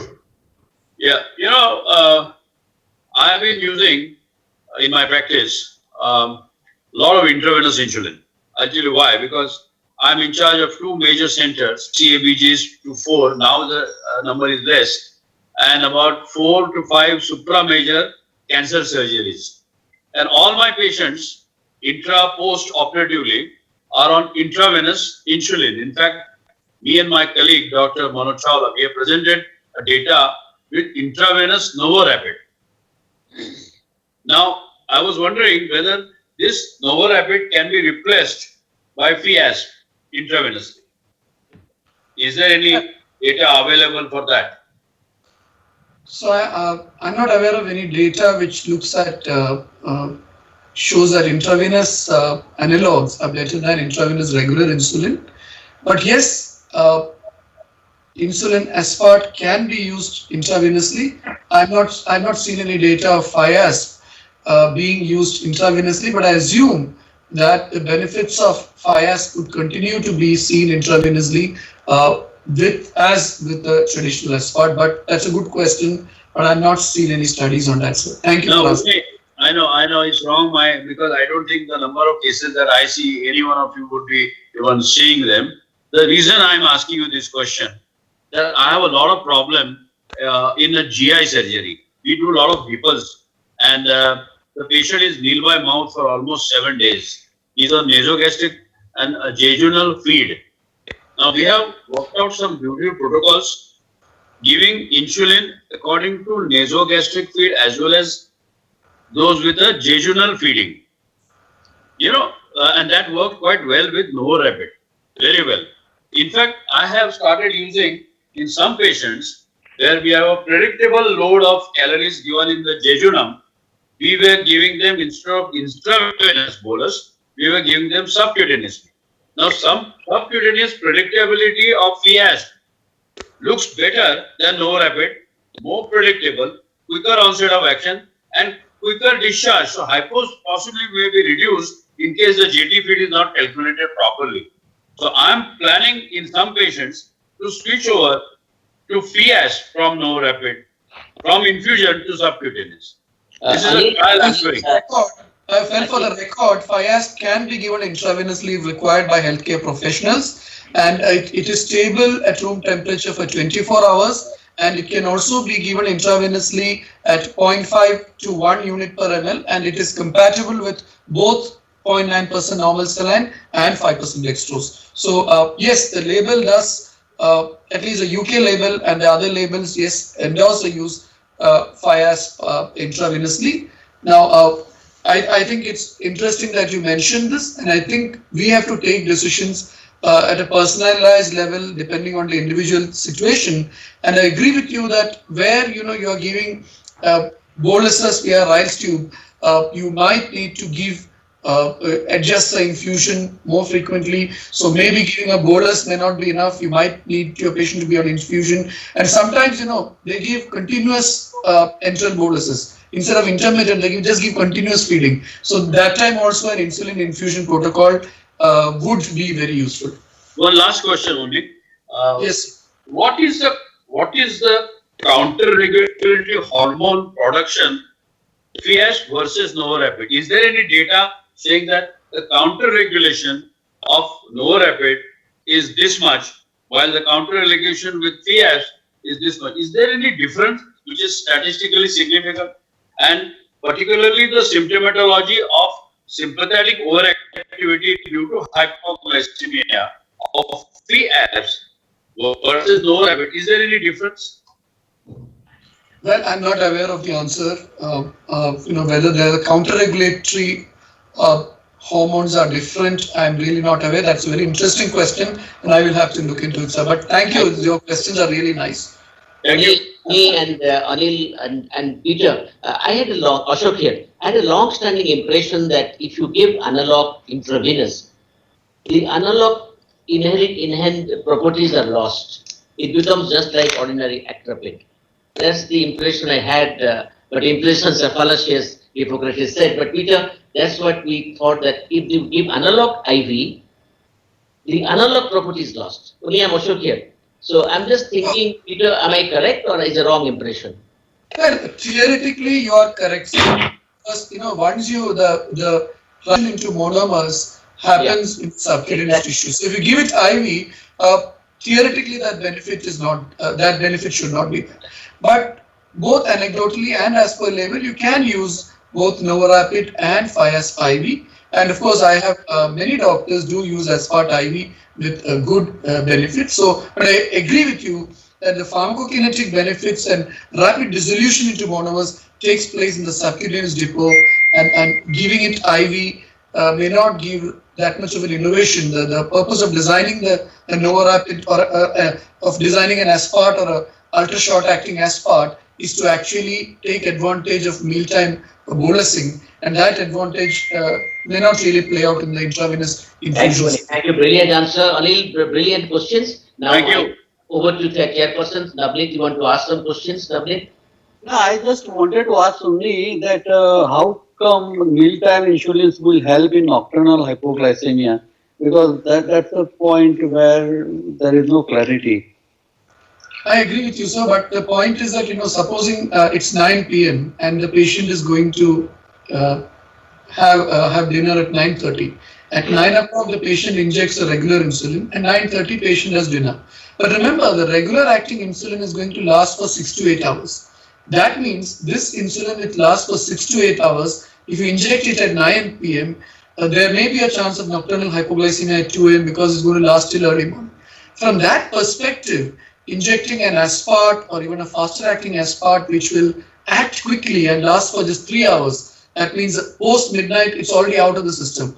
The other advantage is if the patient is eating dinner at 9:30, you can inject it around the time of the meal. You don't have to inject it half an hour before, and it's out of the system by midnight, 12:30. So late nocturnal hypoglycemia may be prevented. So that's probably the reason why these inject. It's just not the mealtime preventing nocturnal hypoglycemia. It's a mealtime analog that is better at preventing nocturnal hypoglycemia than the meantime regular insulin. Thank you. I think it's my duty to thank the chairpersons profusely, Professor P.B. Rao. P.B. Rao is the patron of RSJ now. Congratulations, Navneet, my dear friend, the phenomenal professor of diabetology in Ahmedabad city and all over the country. And thank you, Uni. And Uni, I must say that I'm put on record your very simple way of explaining things, and we are discussing how beautifully put it. And Peter, we tell in Hindi, jawab nahi. That means there is no comparison. Peter Kujal, we are very happy that you could join today. And on behalf of all of us, I convey our sincere gratitude. Really, we wanted to have you here long before. but for some reason we couldn't get you. Thank you very, very much. You came to AIMS, you visited some of us, but I'm delighted beyond measure that we're here. Thank you, Uni. Thank you, Peter. And thanks to my dear friends, Bibi Rao and Navneet sir, for sharing the session, making it very interactive and discussive. Oh, thank you very, very much. Thank you very much. Thank you. Thank you, everybody. Have a great day. Thank you.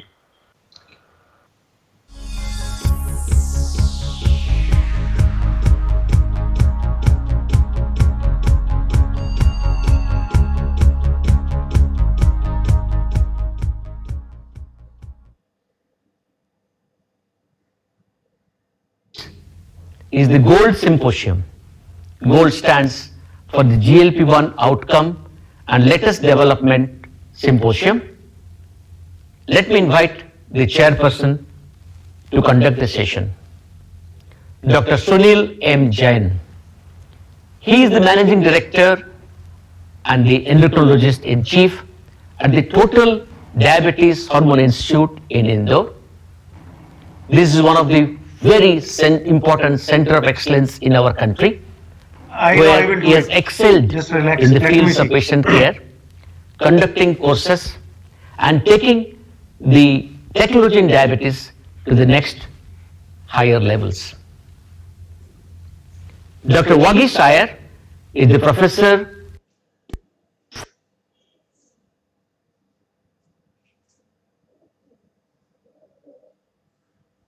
Society of India, ex-secretary of the RSSDI Karnataka chapter, and he has been the associate editor of the Journal of the Indian Thyroid Society.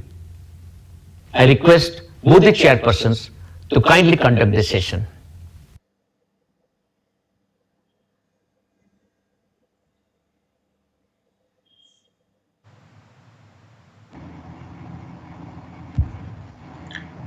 Should I begin?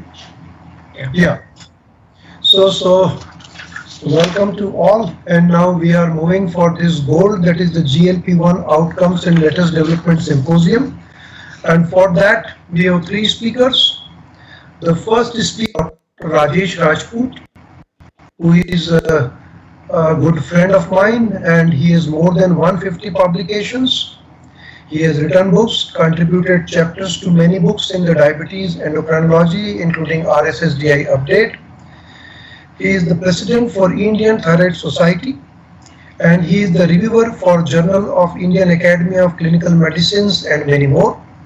He has been recipient of many awards and currently the senior professor and head department of endocrinology at PGI MS Symposium. He will be the first speaker. The second speaker will be Dr. Stephen T. Buckley, who did first pharmacy from Trinity College of Dublin, Ireland, and from the same institution he did PhD in biopharmaceutics and cell physiology. During those periods, he had been a visiting fellow at University of Southern California.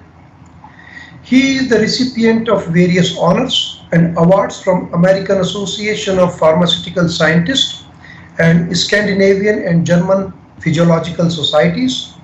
He is co-authors for more than 25 articles and reviews many peer-reviewed journals. Currently, Dr. Stephen T. Buckley is the director and head of the Discovery ADME at Novo Nordisk. And then we have the third speaker, Dr. Holst, for whose introduction will be given by my friend Dr. Vagish. And this is the GLP-1 Symposium, and let me just give this information that the Dr. Buckley and Dr. Holst, these are the two key persons who are behind the whole development of GLP-1 from Novo Nordisk side. And now over to you, Dr. Vagish. Thank you, Dr. Sunil Jain. It's a pleasure introducing Professor J.J. Holst. He is a professor, Department of Biomedical Sciences, and a group leader, Novo Nordisk Foundation Center for Basic Medical Research at the Faculty of Health and Medical Sciences, University of Copenhagen, Denmark. He has had a very prestigious positions, 2010 to 2018 Scientific Director, Group Leader, Novo Nordisk Foundation Center, 2007 to 2018 Vice Chairman, Department of Biomedical Sciences, University of Copenhagen. 1991 to 1996, Research Professor by appointment of the Danish Medical Research UCPH. He has got more than 1,880 publications. I think these numbers are huge, just to have a huge publications, and he's currently one of the maximum cited living author currently, and he has got a numerous award. To mention only the award, not the prize money he has got for those awards, just the awards. 2020 the Warren Alpert Foundation Prize, 2017 UCPH Innovation Prize for the project of gut hormones as a drug target, 2017 the Harrington Prize for Innovation in Medicine, 2015 Eric K. Fonstom Novo Nordisk Prize, 2013 Anders Jere Senior Medical Prize, 2013 again Mary August Krohn Award, 2012 European Medal for of the Society of Endocrinology, and 2010 Bagger Sorensen Award. And these awards are numerous. It's a pleasure having Holst as one of our speakers for this session. I now invite my good friend Dr. Rajesh Rajput to present his topic. Thank you, Dr. Sunil Jain, Dr. Vagish. My topic in this GLP-1 symposium is it justified to have glucocentric approach for CHD equivalent? So this is what I am going to do over next 20 minutes, the time allocated to me.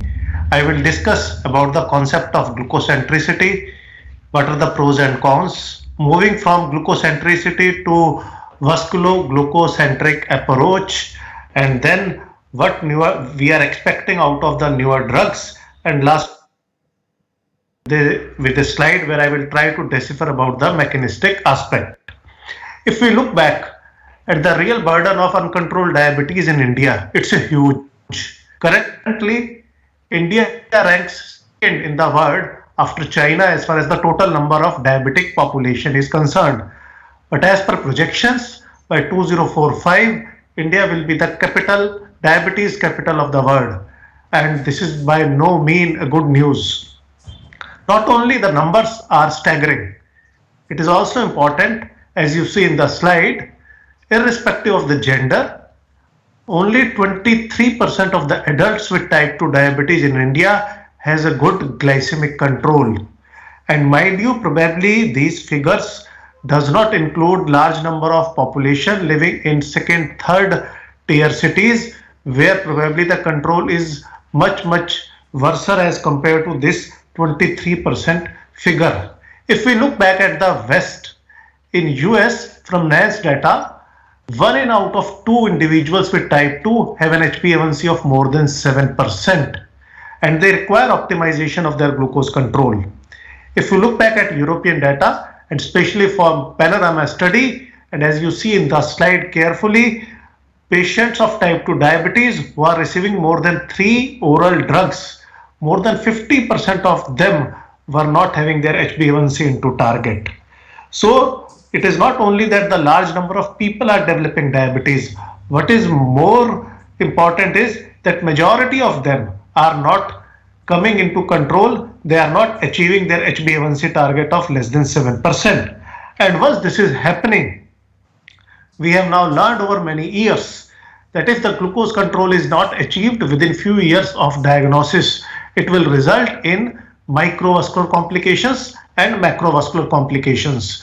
Now we used to compartmentalize the complications into micro and macrovascular concept, believing that they are not attached to each other or they are not linked to each other. However, it has been shown in this paper which is published in Journal of American College of Cardiology in 2019, and I still remember vividly 15 years back where I have given a lecture that heart disease, coronary artery disease is a microvascular complication. We believe it's a macrovascular complication, and in 2019 in this paper they have shown that mere presence of microvascular complication increases the risk of cardiovascular event, and these includes, as listed here, long duration of diabetes, presence of neuropathy, retinopathy, albuminuria, reduction of eGFR to less than 60, which means they are interlinked with each other and we have to control them by early and aggressive control of glucose.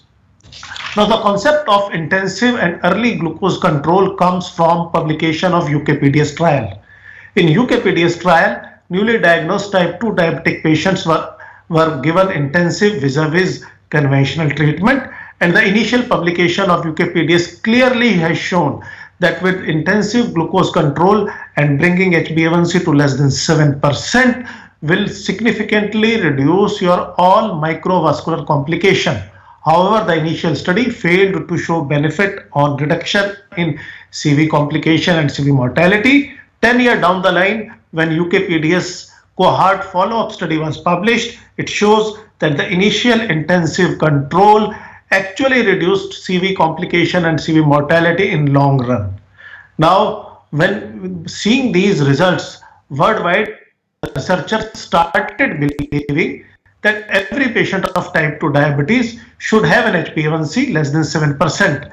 And to understand this concept, 3 important trials, Accord, Advance and VADT was planned, in which patients of type 2 diabetes who are elderly, who are having long duration of diabetes, the mean duration of diabetes in all these trials for more than 10 years, and patients who are having pre-existing cardiovascular disease were enrolled. But surprisingly, what was observed that Accord has to be stopped prematurely because of increased cardiovascular mortality, and the benefits are not even observed in other 2 trials. And that forms another era of understanding of management of diabetes, that there cannot be a single HbA1c for every individual. Those patients who are having long-standing diabetes, those who are already having pre-existing cardiovascular disease, probably we should not target the intensive glucose control. And in those who are newly diagnosed, does not have any cardiovascular disease, are young, we should target for an intensive glucose control. But what is common in these 2 groups are that the glucose control should be achieved without putting the patient to the risk of hypoglycemia and unnecessary weight gain.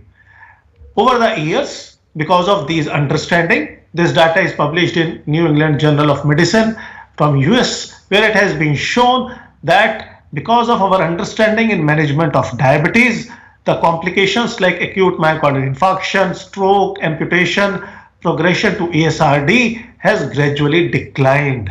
But then this glucocentric approach has come at some price. If we look back and control glucose, as we tries to come close to an HbA1c of less than 7% with the older glucose lowering agents available to us, including insulin, there is a risk of hypoglycemia. Now, if you look back at this study, which is published again in NEJM, it has been clearly shown that there is an association of severe hypoglycemia with adverse clinical outcomes or death. In fact, if you look back, whether it is major macrovascular complication, major microvascular complication, all-cause death or cardiovascular death, everything is related to the episode of severe hypoglycemia. So as I have said, the aim is we should try to achieve glucose control, but at the same time, patients should not be subjected to the risk of hypoglycemia. And if we look back again, go back to these pivotal trials, UKPDS, Advance, Accord and VADT, and look back at the rates of hypoglycemia across this landmark study, you clearly will see that in intensive control arm, there is significantly more hypoglycemic episode as compared to your conventional control, which means what are our learning from these landmark trials, that intensive glucose control is beneficial early in the disease, those who does not have cardiovascular disease. However, it is associated with the challenge of hypoglycemia, weight gain, and there are some off-target effects. So what is our expectation from future? What is our expectations from newer glucose lowering agents or anti-diabetic therapies? We want drugs which can reduce glucose without putting patient to the risk of hypoglycemia. There should be no weight gain, or at best pleiotropic benefits, including cardiovascular, renal and other advantages. So we want newer drugs with all these benefits. So coming to the next part of my lecture, if we look back at the various types of therapies which were available to us during the time UKPDS, VADT, Accord and Advance was done, were sulfonylurea, thiazolidinedione, alpha-glucosidase inhibitors and insulin. Last 10 years, we have seen SGLT2 inhibitors and GLP-1 receptor agonists. Now, if you look back very cursorily, very over this slide, because I will not go into the details because of the time allocated to me, most of the drugs are either promoting weight gain or they are not having CV benefits. What is important is we have to focus our attention on two newer class of agents, that is SGLT2 inhibitor and GLP-1 receptor agonist, out of which, if we look back at GLP-1 receptor agonist, it causes glucose-dependent insulin secretion and it suppresses glucose-dependent glucagon secretion. Now, this is a very important property, glucose-dependent, which means as your plasma glucose is increased,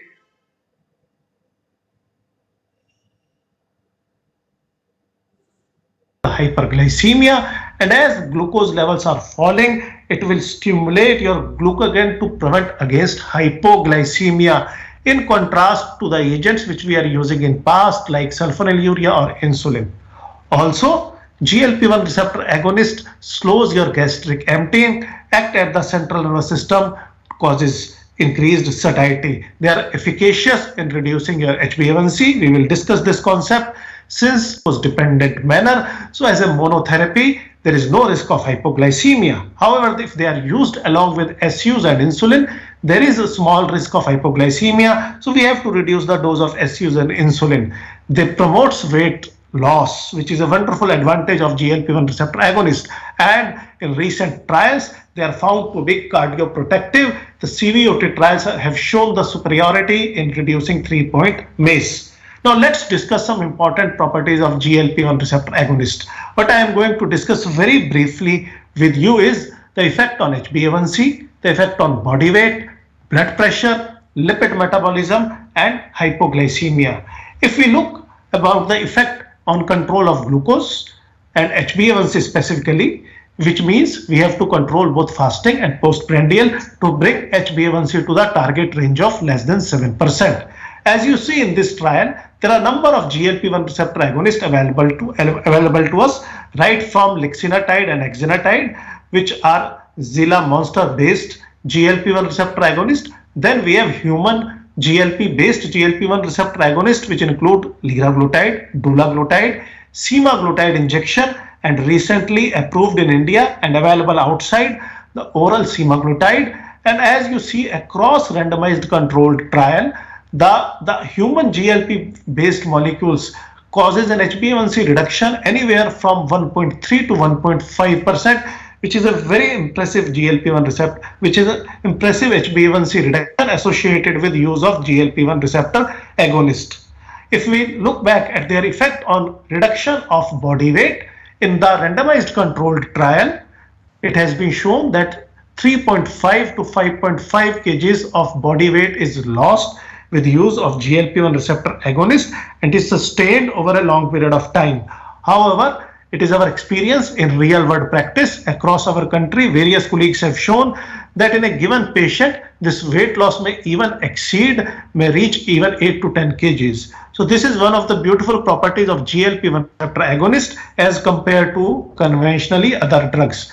Also, based on this property, liraglutide in a dose of 3 mg a day is approved as a weight loss therapy and is available in United States of America. Now, the third important property is effect on blood pressure.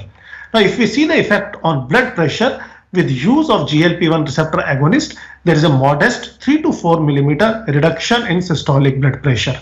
However, in trial with once a week semaglutide, it has been shown that up to 7 to 8 millimeter reduction in systolic blood pressure is seen with GLP-1 receptor agonist. And lastly, to reduce cardiovascular morbidity and mortality, lipid profile is of utmost importance. Right? There are three important things: triglyceride, HDL cholesterol and LDL cholesterol. So there is a rise in HDL cholesterol, there is a fall in triglyceride, and there is a fall in LDL cholesterol, which means lipids goes in a favorable direction to reduce CV mortality. Now, this is in contrast to SGLT2 inhibitor, where there is a small rise in LDL cholesterol. Also, at the same time, there is a small rise in HDL cholesterol, and the LDL to HDL ratio remains undisturbed.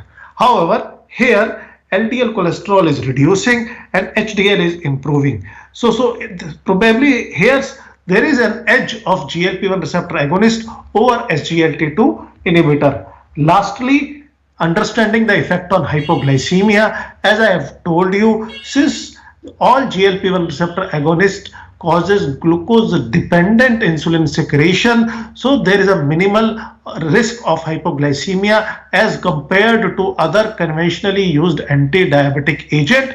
And again, across randomized controlled trial, it has been shown that in GLP-1 receptor arm, there is significantly less hypoglycemia as compared to the other treatment arm. Lastly, before I stop, when we are managing patients of type 2 diabetes with GLP-1 receptor agonist, what are our targets?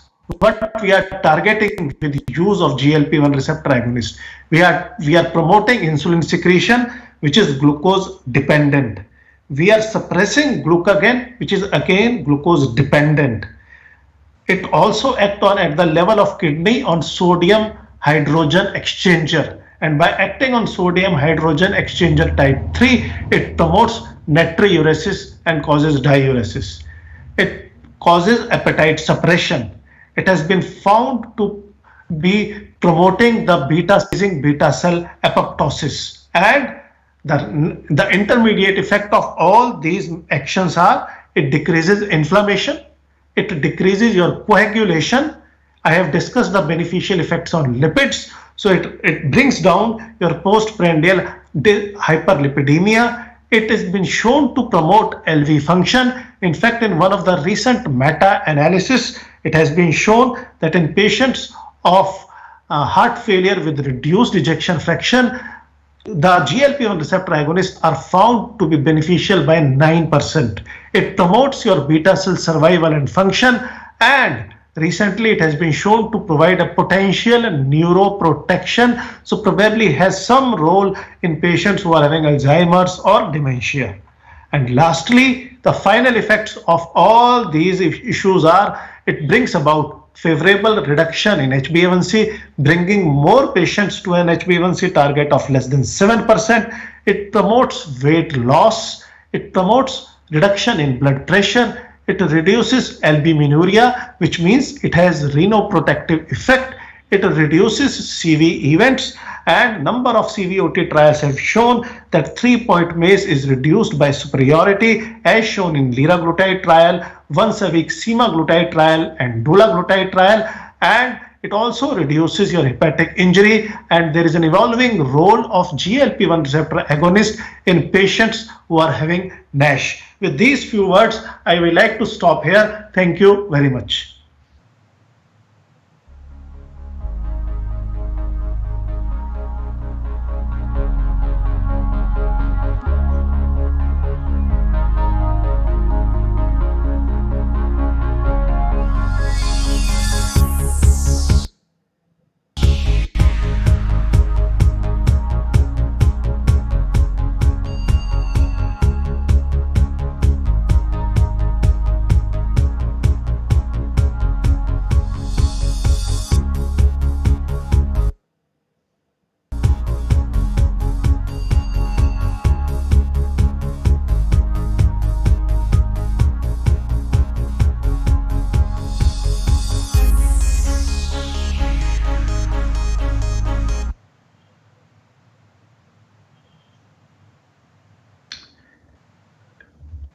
Good afternoon and good evening.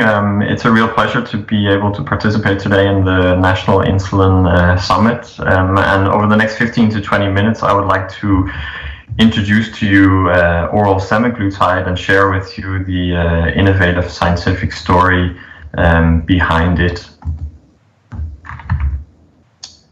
So just to give you an overview of what we'll cover over the next 20 minutes, I'll start out with providing some background as to the rationale for delivering peptides such as GLP-1 via the oral route.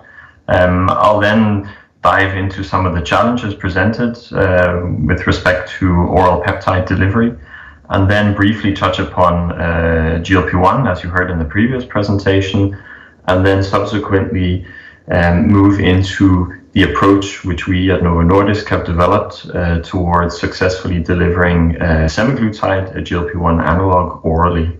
And then lastly, I'll share with you our mechanistic understanding with respect to the absorption of semaglutide in a tablet form. So the motivation exploring the delivery of peptides via the oral route is anchored in sound scientific and clinical rationale. So in essence, for many serious chronic diseases, such as type 2 diabetes, there is a marked unmet need for safe, non-invasive and convenient modes of therapy. And by providing the possibility of delivering a peptide such as GLP-1 via the oral route, this can provide the opportunity for improved patient compliance and expand treatment options. It also affords the possibility for earlier commencement of treatment and thereby better patient outcomes. And lastly, it also helps address some of the barriers that can be associated with the delivery of therapeutic peptides via the subcutaneous route. In addition, it's also a huge driver with respect to patient preference as it relates to administration routes. And we can see that over time, within the area of type 2 diabetes, there has been many developments reflecting improvement in patient convenience. So while we started out with delivering insulin using a conventional vial and syringe, of more recent decades, there has been afforded greater convenience by virtue of improved and tailored engineered pen injectors. And we believe that the next natural step in improving patient convenience with respect to administration is providing the possibility of some of these therapeutic peptides be taken in the form of an oral tablet. But of course, the delivery of peptides via the oral route is not a simple task or endeavor, and there are quite a number of challenges presented in trying to deliver peptides orally. And in many respects, this is a reflection of the natural properties and physiology of the gastrointestinal tract, which is equipped essentially to digest and break down peptides that are otherwise typically ingested in meals and in food. So first and foremost, the gastrointestinal tract represents a robust absorption barrier. So we are challenged with respect to the extent to which peptides can permeate across the gastric epithelium. Secondly, the gastrointestinal tract is an environment rich in enzymes whose role is to break down peptides. And then lastly, the ingestion of food can also challenge and compromise the absorption of peptides that are delivered orally.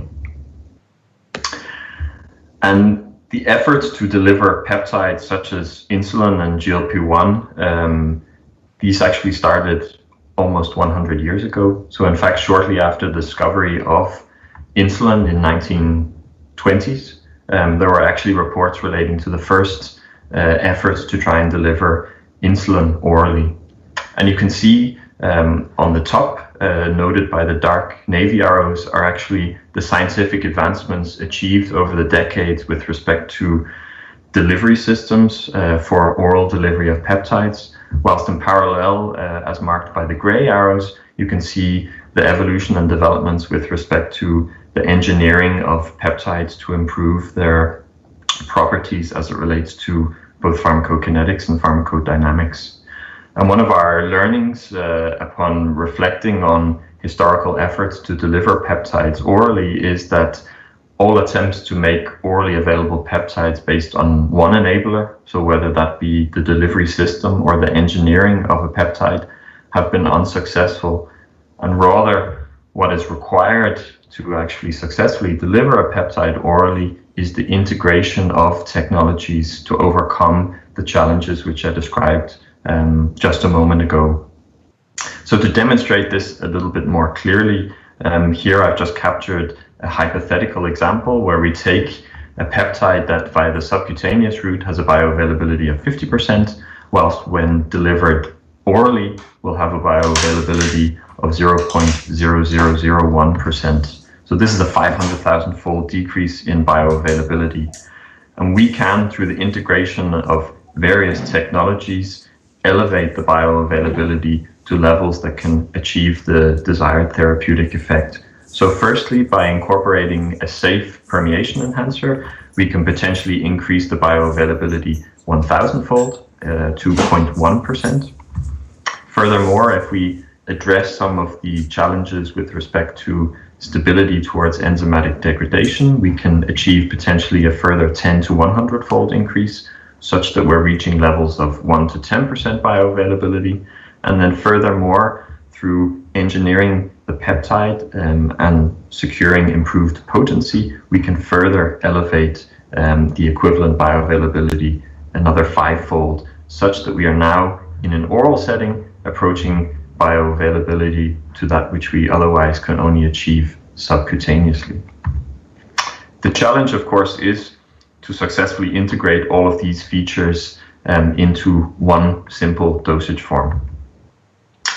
So the strategy or approach that we have adopted at Novo Nordisk to these challenges is reflected in the slide here. So firstly, addressing aspects relating to the peptide, in this case GLP-1, through engineering.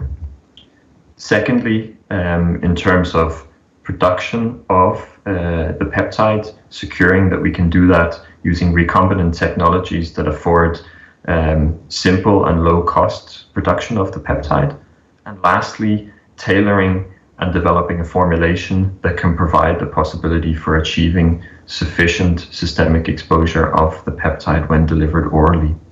So I'll delve into primarily the first and third point, so aspects relating to the engineering and to the formulation. So just briefly to recap on GLP-1. So as likely all of you are already familiar, GLP-1 is a 30 amino acid peptide of approximately 3.5 kilodaltons, which physiologically has been secreted by intestinal endocrine L cells in response to meal ingestion. The challenge from a therapeutic perspective is that it is rapidly degraded by DPP-4 enzyme, such that it has a really short half-life in vivo. And this means to harness the physiological actions of GLP-1 in a therapeutic context necessitates us to engineer and modify the endogenous GLP-1 peptide to secure a peptide that has properties suitable for therapeutic applications. So to focus in on that first aspect in terms of protein engineering, the way in which we have approached engineering of a peptide to make it amenable to oral delivery is addressing aspects relating to its degradation, so proteolytic stability, and also aspects relating to improving its pharmacokinetics. And the approaches harnessed in this regard include modification of the peptide backbone via amino acid substitutions, where we can actually re-engineer enzyme hotspots to make analogs more proteolytically stable, and then also implement engineering approaches that can actually modify the PK profile to provide a more extended plasma half-life.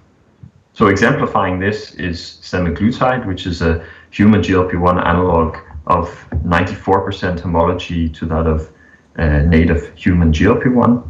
And the engineering implemented in semaglutide is reflected in the graphic here. So in the backbone, modifying position 8 and 34 to improve DPP-4 degradation or protection against DPP-4 degradation, and also improving the binding of semaglutide to albumin, which is driven by the third modification in semaglutide, and that is the addition of a C18 fatty diacid, which provides high affinity to albumin.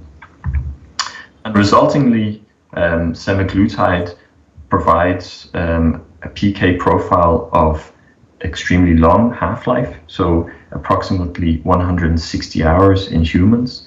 And this is hugely advantageous both for subcutaneous administration, where it affords the possibility of less frequent administration, so just once weekly. And moreover, it also provides upsides with respect to its amenability to oral dosing by virtue of this long half-life, which can actually mitigate some of the otherwise day-to-day variability that can be observed with respect to orally administered peptides. So secondly, to touch upon aspects relating to the formulation. So in terms of the formulation, we need to implement or integrate aspects that can address some of the challenges which I alluded to in the beginning of the presentation. And this can be achieved by addition of agents that are called permeation enhancers, so excipients that can improve the absorption of peptides across the GI barrier. Also, components that can provide improved stability towards enzymatic degradation, and then formulation vehicles that can improve general behavior in the gastric intestinal tract, and lastly, features of the formulation that provide the possibility for targeting to specific regions of the gastrointestinal tract. Often, some of these excipients can provide synergies with respect to their actions, but first and foremost, the importance is also to focus on simplicity in terms of development of a dosage form that is simple and lacks too much complexity. In terms of the key properties that we need to integrate into the formulation, reflecting those topics mentioned in the previous slide, we need something to ensure sufficient absorption enhancement. And this should be something that occurs transiently, so that it is short-lived, and also size selective, such that it is selective for the size of peptide that we're trying to deliver. Secondly, we need to have a formulation that can achieve a suitable concentration gradient, so that we get high concentrations at the absorptive surface of both the peptide and the enhancer.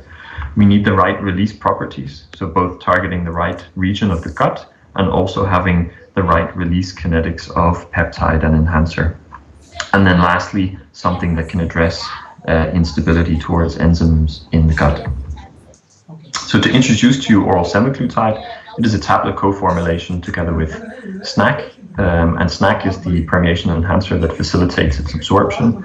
And as I'll share with you in the coming slides, semaglutide, when co-formulated with SNAC, is absorbed in the stomach in a very localized buffer environment, and the effect is strictly time dependent and occurs primarily via the transcellular route. Starting out to understand the fate of an oral semaglutide tablet in human subjects, we performed gamma scintigraphic imaging in human subjects, which allowed us to track the behavior of the tablet and its erosion over time. And what we observed was the complete tablet erosion actually occurs in the stomach in all subjects evaluated, and does so within 1 hour of ingestion of the oral semaglutide tablet. And this initial data gave rise to specs to whether absorption could also be occurring in the stomach in light of this observation. So zooming in a little bit more on the pharmacokinetics of semaglutide administered orally, we see early systemic absorption and also a slow elimination of semaglutide consistent with its long half-life. And again, this early systemic exposure emphasized the possibility of absorption taking place in the region of the stomach. To be able to mechanistically zoom in further on this question or notion of absorption taking place in the stomach, we performed some studies in dogs to get a more mechanistic understanding.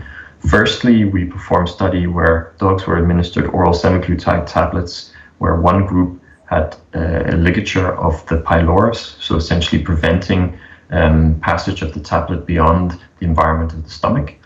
And what we could see there was that dose normalized exposure was comparable in the pyloric ligated dogs as to normal dogs. So again, emphasizing that absorption can take place in the stomach.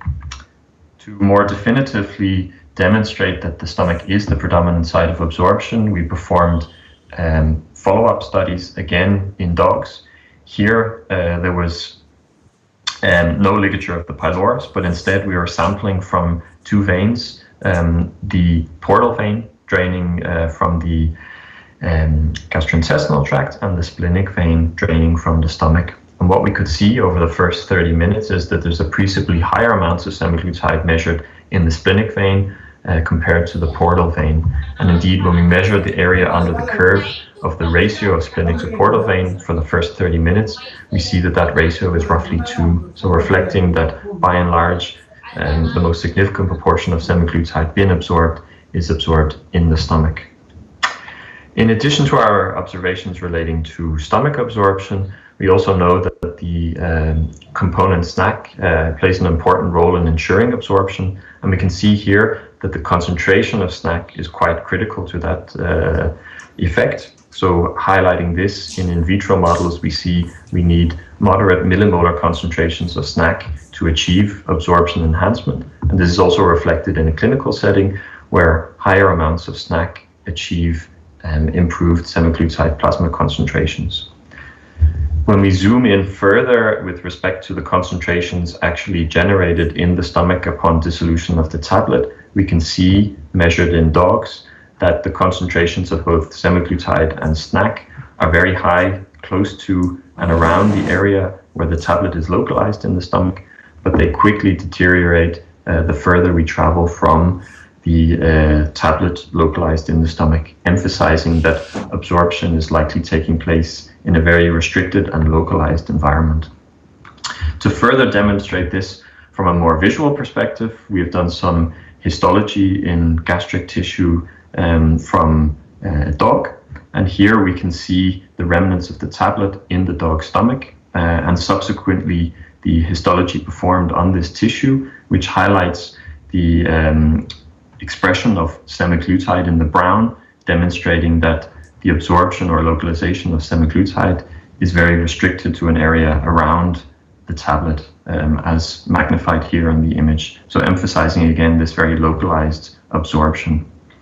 You might ask why the stomach appears to be such an attractive area for semaglutide to be absorbed in. This is also driven by many of the features of both the formulation and the physiology of the stomach. So the stomach has typically a low pH, and in fact both semaglutide and SNAC have relatively low solubility at low pH. But nevertheless, SNAC, the enhancing component, also has a very robust buffering effect, and this is reflected in the graph here, where we can see that actually as oral semaglutide tablets dissolve, they quickly elevate the pH locally around where the tablet is in the stomach. And this has a very advantageous effect with respect to solubility of SNAC and semaglutide, but actually also with respect to enzymatic degradation, because the primary enzyme in the stomach, pepsin, is in fact only active at low pH. And this means that by elevating the pH, by virtue of SNAC's buffering effect, we can actually stabilize semaglutide and thereby provide an improved opportunity for semaglutide intact to be absorbed. Lastly, in terms of the mechanism of absorption and the route via which semaglutide is absorbed across the gastric mucosa, we've also performed some ex vivo and in vitro studies to elucidate the route via which this studies evidence that transcellular absorption is the primary route through which semaglutide is absorbed. This is evidenced by in vitro studies where we compare the in vitro uptake of semaglutide in the presence of SNAC compared to EDTA, which is an enhancer of the paracellular route. And we can see that SNAC improves uptake, reflecting transcellular absorption in contrast to EDTA, a paracellular enhancer. And then lastly, in excised gastric mucosa exposed to SNAC for a short period of time, we can see that the absorption enhancement achieved is time limited, such that 60 minutes after or following removal of SNAC, we actually see that the permeability of the gastric mucosa has returned to normal levels of otherwise unexposed gastric mucosa. So again, emphasizing this very transient effect. So just to capture and summarize what I've shared with you over the past few slides in a more graphical way.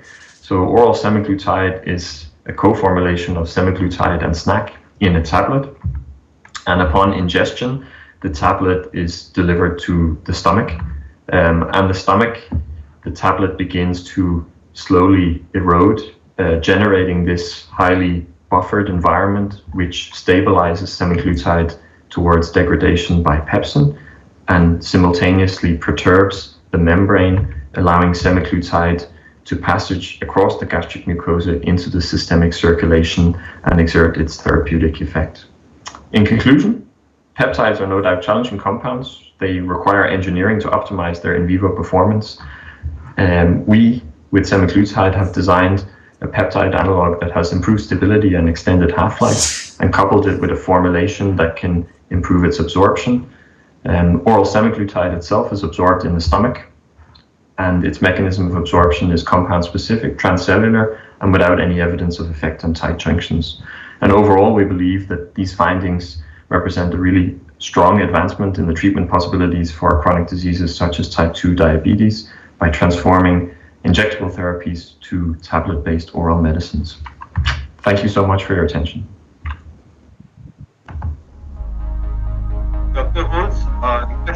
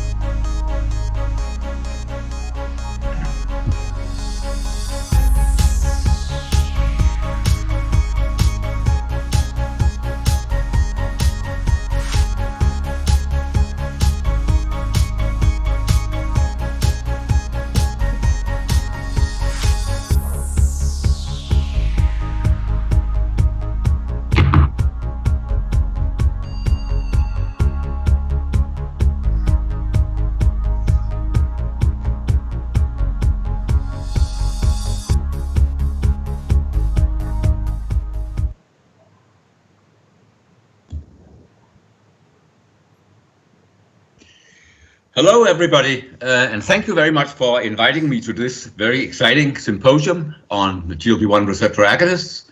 I was asked to talk about therapeutic advances with the GLP-1 receptor agonists, and that's what I will do. And let's start by looking at the various medications we have for type 2 diabetes.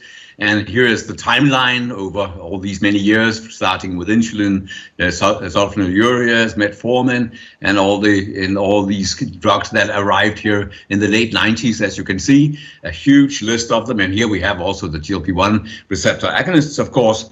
But has this been of any help? What we have seen is shifting guidelines, and here is so we had a century of drugs, and now we have many years of varying guidelines. And of course, what that means is that we have so many new drugs coming up that the guidelines are being changed all the time. So in reality, all that you only have to concentrate on the absolute newest ones if you want to really understand what we have out there. So let us have a look at how it works. So looking at the picture here, we're looking at diabetes, which remains the 9th major cause of death globally, which is astounding. And we have 50% of the patients that with the diagnosis that present with microvascular complications.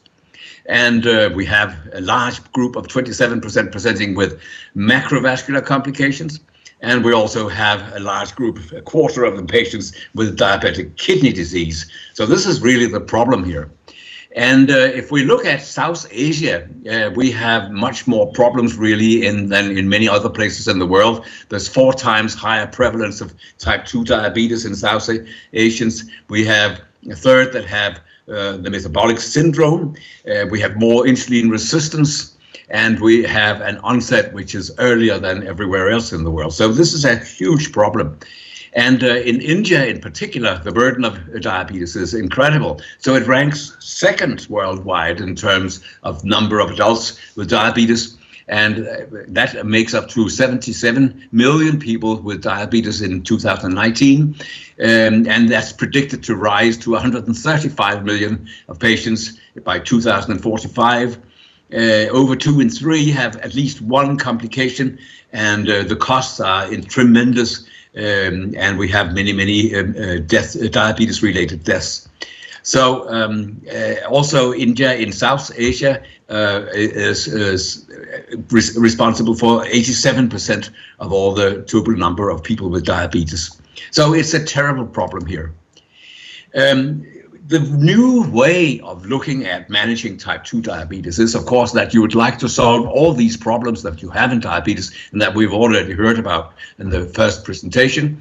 You would like to see a good reduction in A1C. That is important and remains important. Don't forget that. We'll like to see a minimal risk of hypoglycemia. You've seen very clearly how dangerous that is.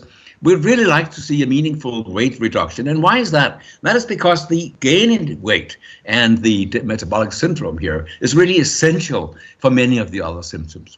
You'd like to address the pathophysiology of type 2 diabetes. You'd like to preserve beta cell function. You'd like to be able to use this medication even in the presence of comorbidities, for instance, if you have renal and hepatic impairments, and still have tolerable side effects. And then, of course, you'd really like to see cardiovascular efficacy with reduction of major adverse cardiovascular events and cardiovascular death reduction and all-cause death reduction. So you'd like to see the entire compass covered by the medication. So can that be done with the GLP-1 receptor agonist? Well, to some extent it can. So let's have a look at where it's produced in the body. It's produced in the gut. Of course, it's one of the gut hormones. It's also produced in some neurons of the hindbrain, and it has its own effects in the brain. So the question is, who talks to these neurons? And this is an area that is not completely unraveled yet.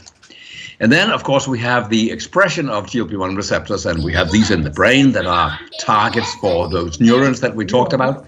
We have receptors in the lung, in the heart, in the pancreas, in the kidneys, and in the gut, and all of these have important roles. So let's have a look at what happens when we treat people with a GLP-1 receptor agonist. And this was really the first study. This was the study that started the whole thing, where people with severe diabetes, and you can see high glucose levels, were admitted to hospital to get, in principle, to get insulin therapy. But we managed to try and look at the effects of GLP-1. And here you can see what happened. So these were followed during a fasting. That's why they fall here. And then they were infused with GLP-1. And you can see that it was possible to take these glucose concentrations all the way down to completely normal levels.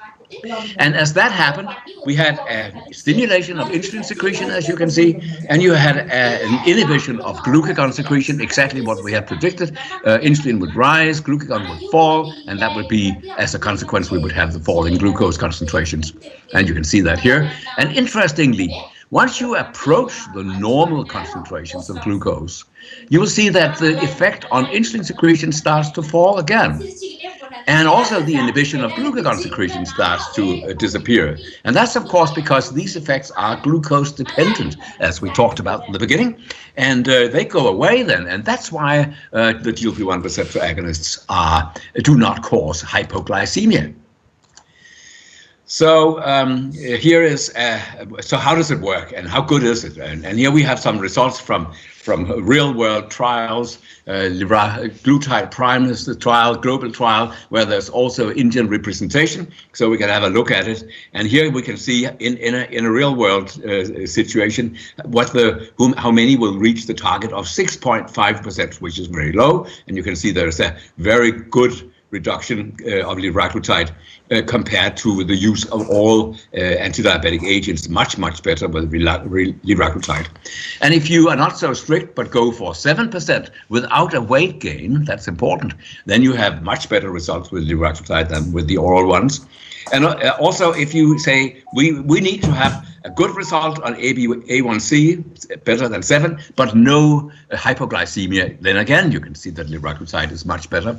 And if you look here at liraglutide compared to the oral ones, without severe or hypoglycemia or body weight gain combined here, you have almost twice as many that reach the target with liraglutide. So it works really well on all these areas.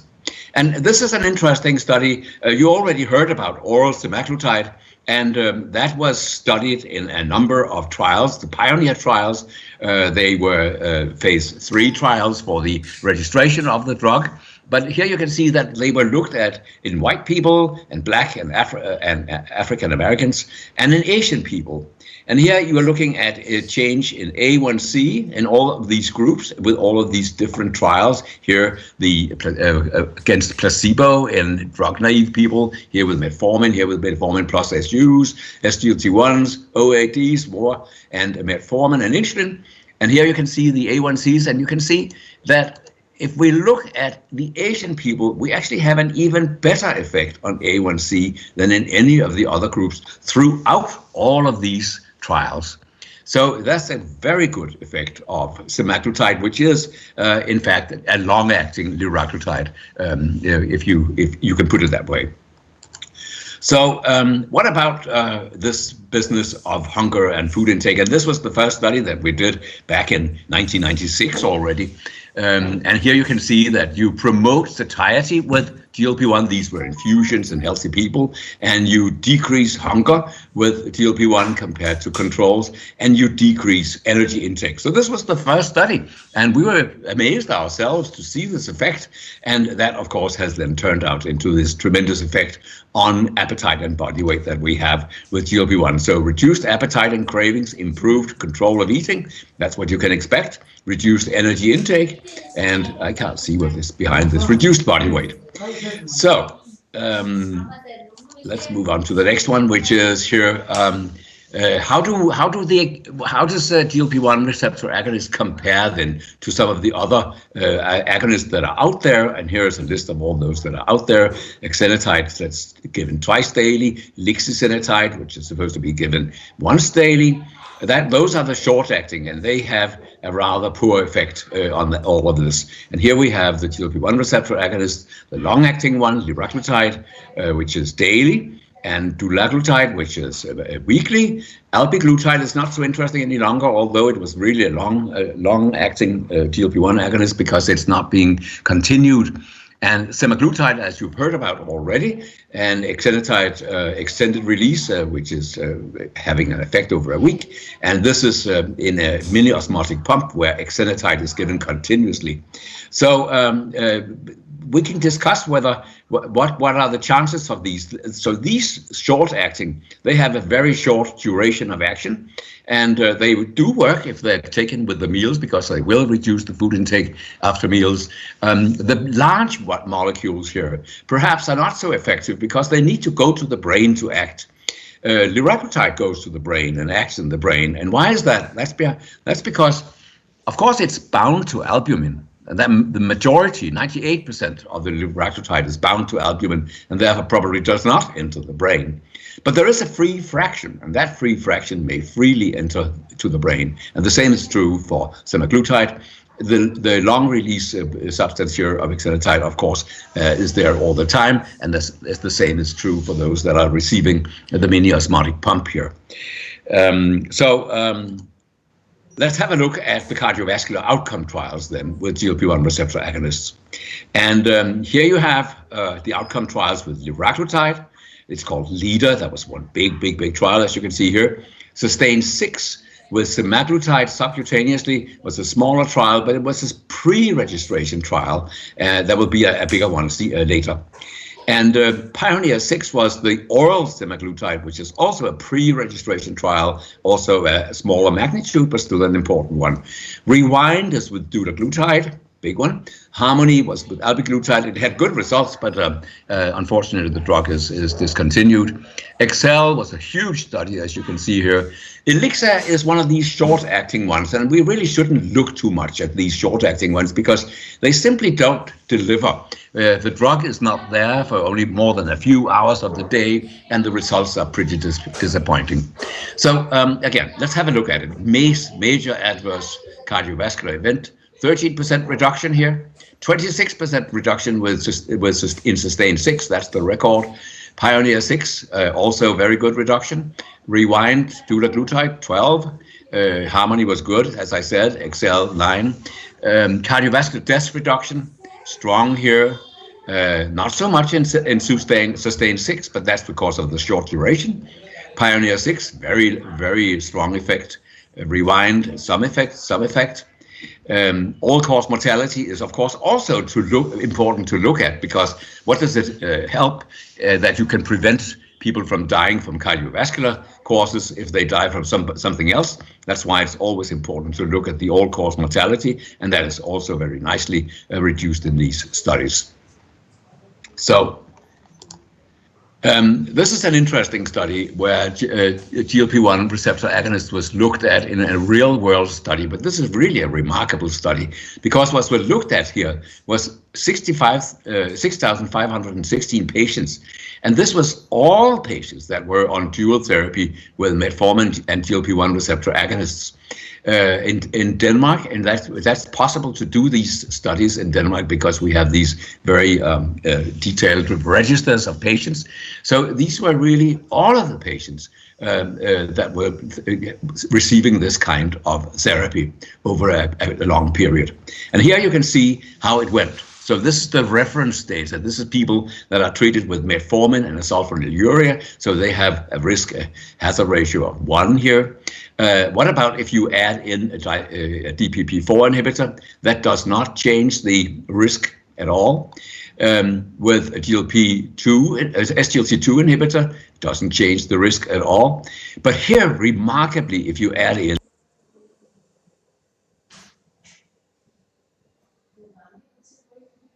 by 42% down to a relative risk of 0.58. So that's really a remarkable study out from the real world. Now, diabetic kidney disease. How is it with these compounds and kidney disease? And you all know, of course, that metformin is not indicated in reduced kidney disease, and there are different indications that in less severe cases, but this should be avoided. The DPP-4 inhibitors, they have a yellow color here.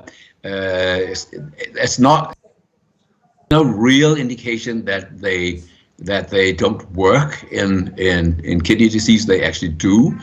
Some of them are eliminated in the kidneys, and what that means is that if you have a certain reduced kidney function, then you can use a smaller dose of the DPP-4 inhibitors, but they actually are useful throughout the range of kidney function.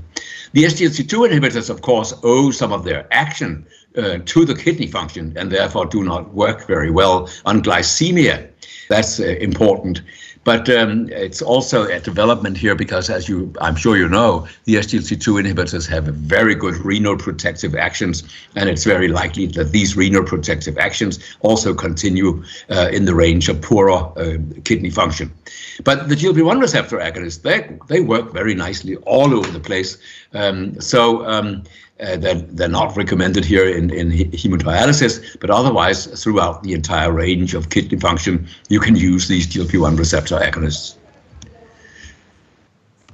So looking at renal outcomes here, what happens with these different trials where it's been looked at? So of course it's natural to look for the renal outcomes also in these cardiovascular outcome trials. And here we have them again, the ones we discussed already.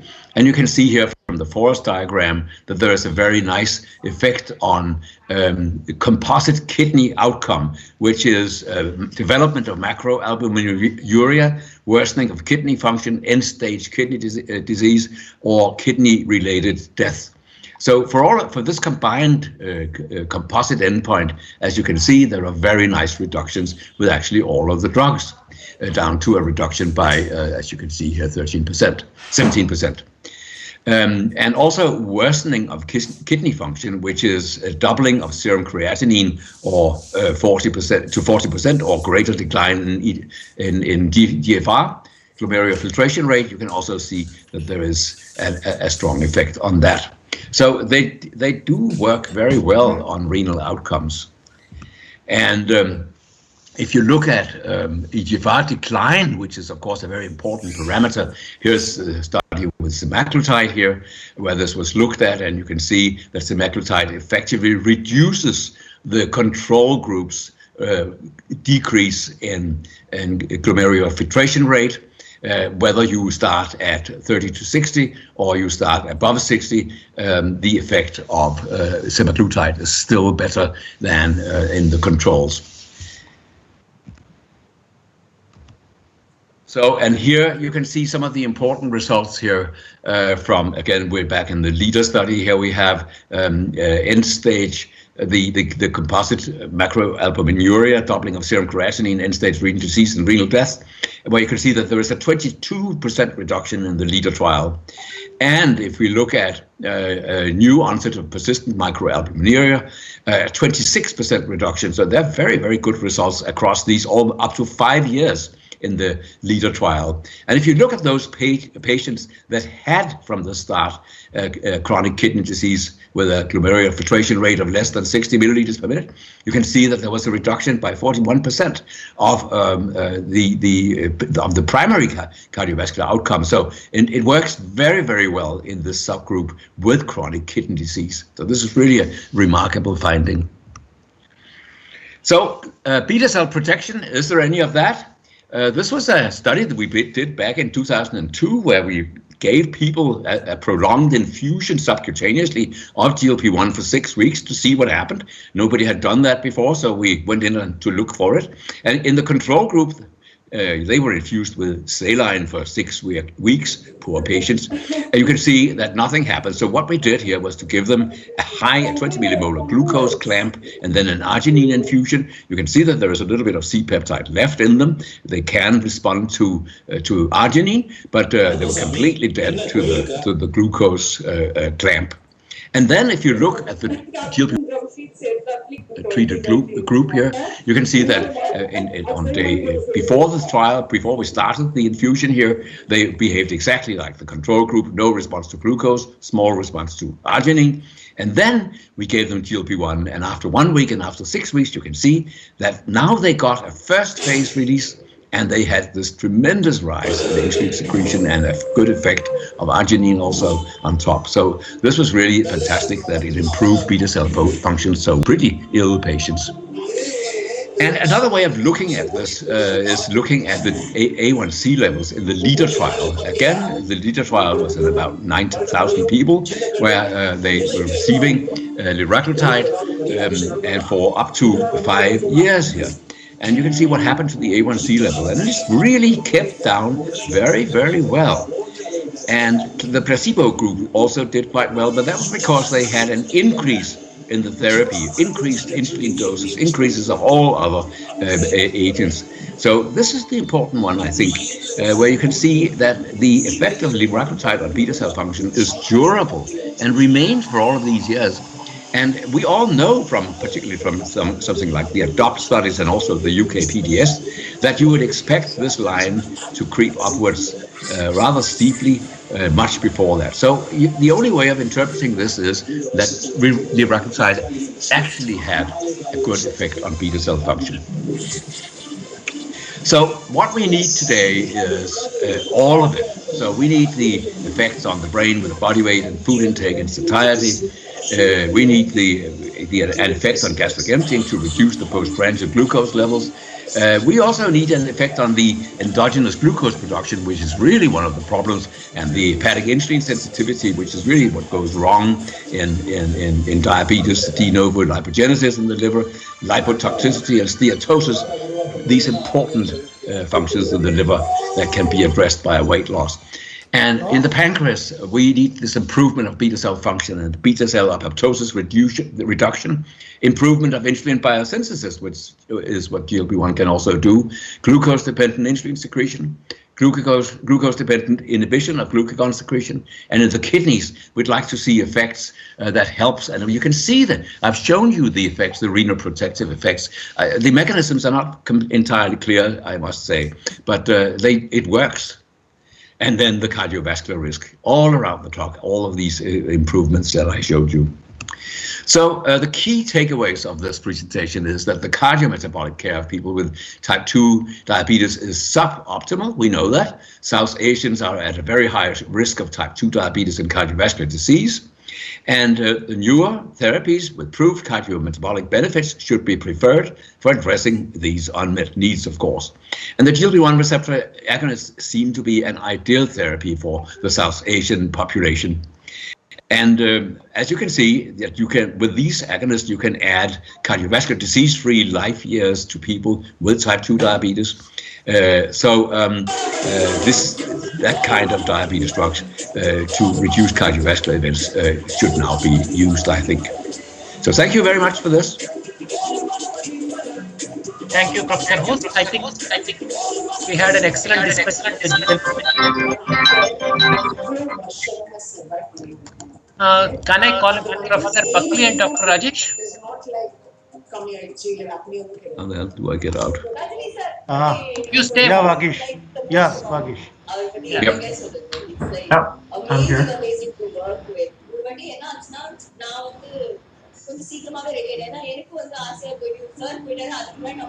Thank you. Vagish, you can start. Vagish, you can start. Yeah. We had an excellent session of three speakers, Dr. Rajesh Rajput, Dr. Buckley, and Dr. Holst. I think our audience have been enriched with the GLP-1 session. But there are questions about the session I'll be asking one by one.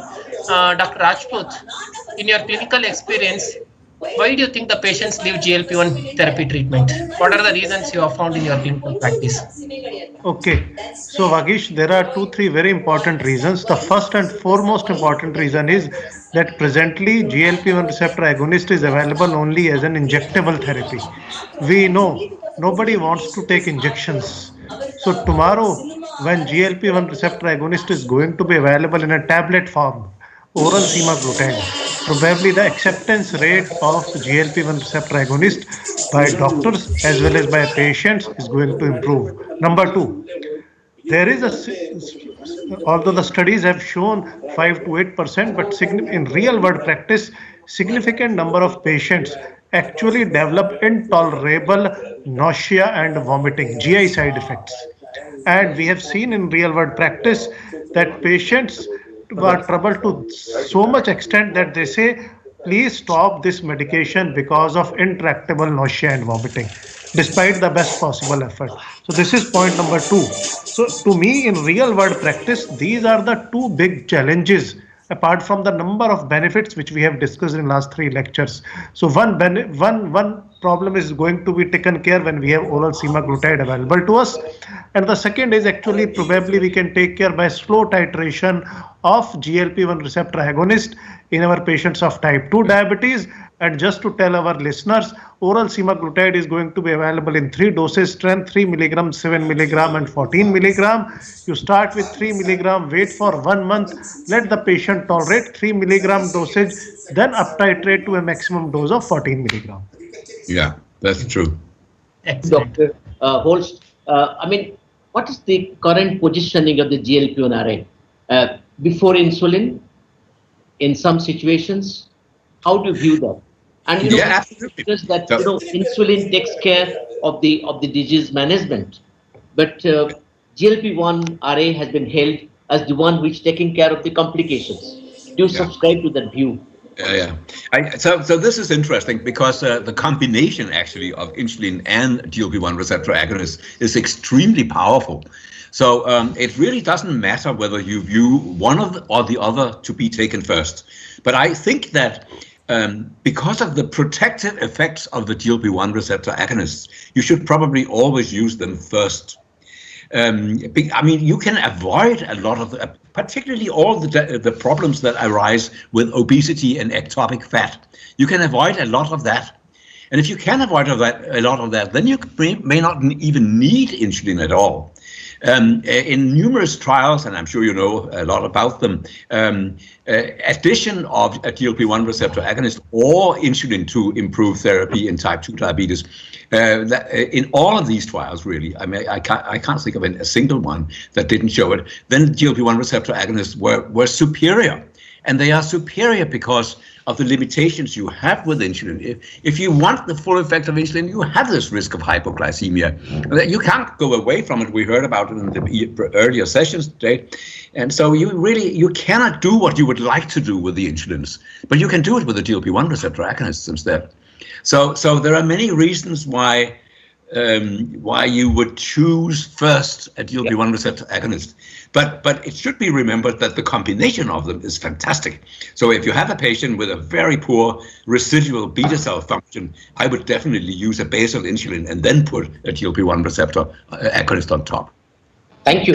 Okay, so I have one more question to ask to Buckley. Fantastic, superb lecture, Dr. Buckley, is regarding the evolution of the oral peptide. I have one question to ask. When both are available, and the result of all clinical trial that's going on today on the show and all of the trial results are available, how will you position GLP-1 RA injectable vis-a-vis oral semaglutide? Positioning the clinical scenario. Today we do not have the full data on the various clinical trials that the semaglutide is going on. So when it is all available and they are favorable, where will you position GLP-1 RA injectable vis-a-vis semaglutide you spoke about? Yeah, so it's a good question. I'm not a clinician, so I'll give some perspectives from the basic research science angle. So I would say providing the offering of an oral semaglutide is extending treatment possibilities. So particularly for those that are otherwise taking, for example, a metformin or an SGLT2 inhibitor, there is now the possibility of availing of a GLP-1 also in an oral tablet form. So I don't necessarily see that those currently on injectable semaglutide are the ones that will necessarily be the ones switching to an oral. Some may, but in fact I see it actually been those type 2 diabetic patients that are currently on other oral anti-diabetics, that they now actually have the possibility of taking a very efficacious GLP-1 in the form of a tablet, and this thereby opens up a new treatment angle for that relatively large group of type 2 diabetic patients. Thank you. Oral semaglutide is a game changer. We view it as a game changer. What are the further modifications? Very briefly, one or two sentences I'll pass on to the chairperson, Vagisha. What are the other things that you adapt your laboratory be evolving beyond the oral semaglutide? Anything else in the pipeline? Yeah, of course. So, I mean, we believe that this is just the beginning of what we can actually achieve with respect to delivery of peptides orally. So we're working on other technologies that can achieve appreciably higher oral bioavailabilities, and that may open up the possibility for actually delivering other peptides orally, such as maybe insulin and beyond that as well. So I think there's a lot of exciting things ahead of us. Please take over. Just I want effect of PPIs and achlorhydria on the absorption of semaglutide. Yeah, so a drug-drug interaction study has been performed with omeprazole, PPI, and we don't see any significant impact of PPIs on oral semaglutide. So it seems to be well tolerated.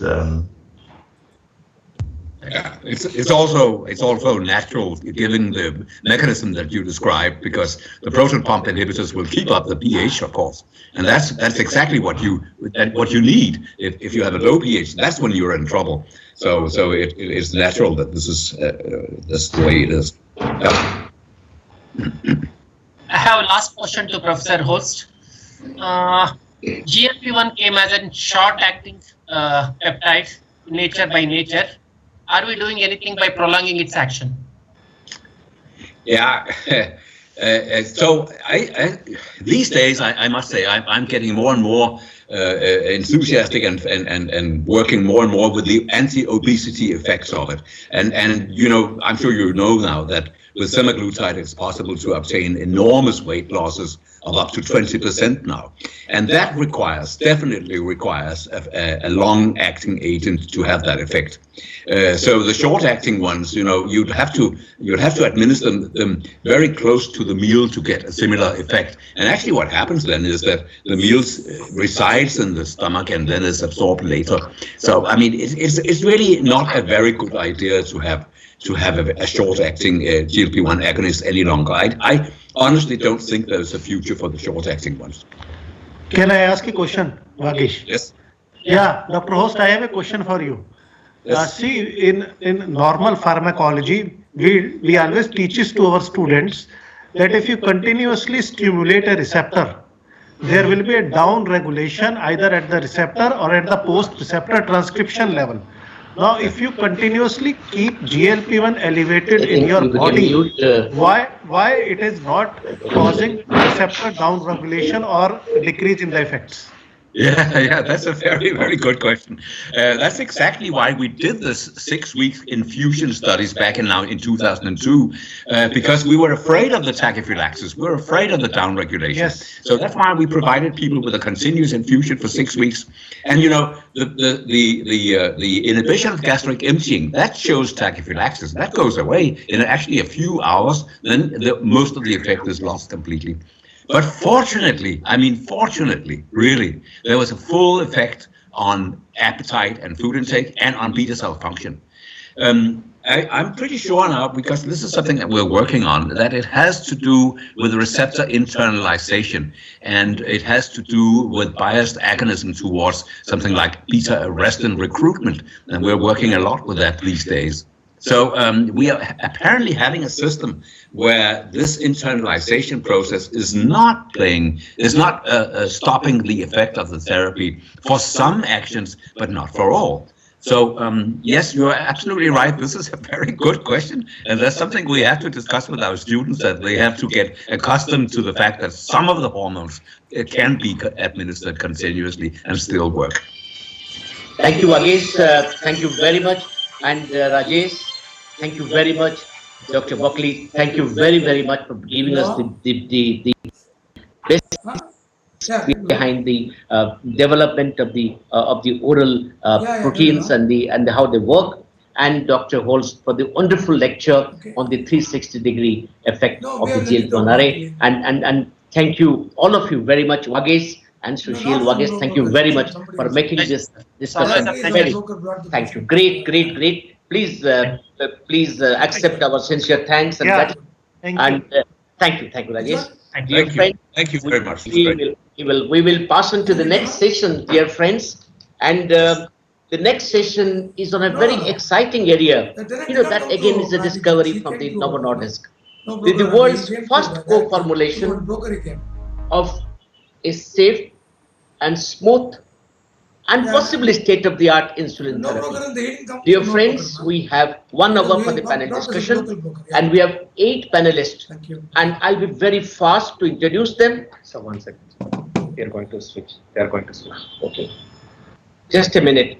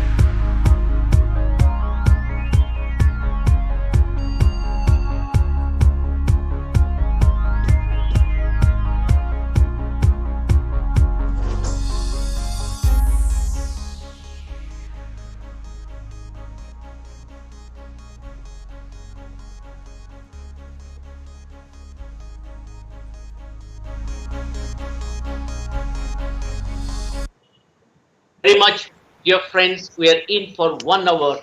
Very, very important, very interesting, fun fact, and a case scenario packed discussion, panel discussion on the world's first insulin co-formulation, which has been held as the molecule of the decade in various parts of the globe. And we'll discuss it, how it is safe, how it is smooth, how it is state-of-the-art therapy. To do justice to the topic, we have eight panelists to answer the questions. Dear friends, first I'll introduce Dr. Shara. Shara Glastras, I'll be very brief. The biodata runs to many, many pages. I'll just mention that he is an endocrinologist at the Royal North Shore Hospital and the North Sydney Endocrine Centre, Sydney. And I must make a long story short by saying, my dear friends, the people, thousands joined this panel discussion, that he has excelled in many areas, including pregnancy medicine, which is the need of our country. Shara, you have to come back again and again and again. Next, we have with us Dr. H.V. Chandalia. Dr. H.V. Chandalia is one of the senior most endocrinologists in our country, who is the director of the Denmark Center and had fellowship in endo and diabetes at the Alabama Medical Center in 1967. And from that day till today, he has changed the entire scenario of diabetes practice in our country. Many teachers, and he has published more than 80 articles, 25 books. I'm very happy to welcome you, sir, amidst us. Mohan has been introduced in the morning, Professor B. Mohan. I'll make a single statement that he is one of the persons who has contributed immensely in the diabetes care, diabetes research, and diabetes teaching. Mohan, I will not spend beyond it to save time for the panel discussion. I have my... This question was with regards to the new... Dr. is one of the very prominent... Where they kept the criteria... Mumbai, he is a consultant diabetologist and physician practicing in Dadar for the last over 40 years.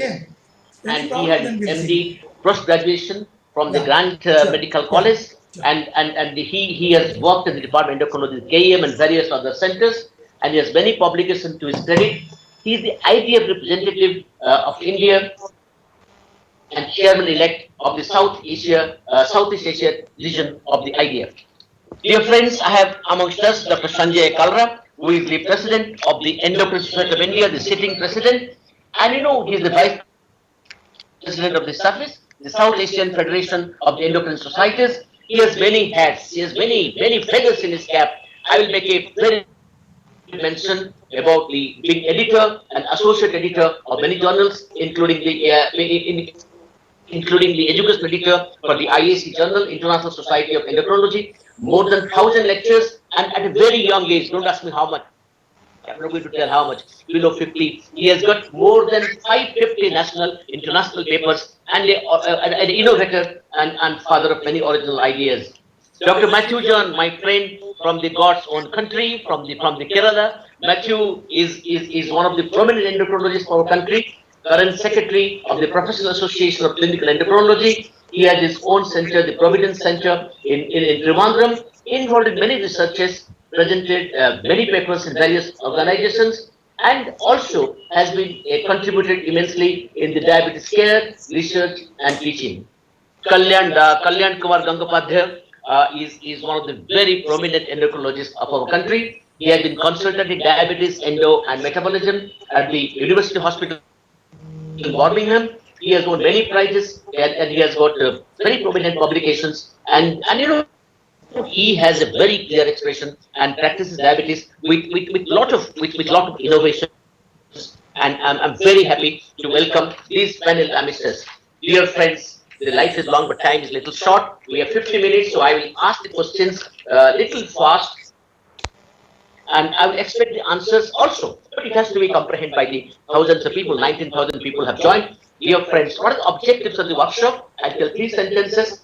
To understand the Indian realities of diabetes management and how can we overcome what we call insulin inertia.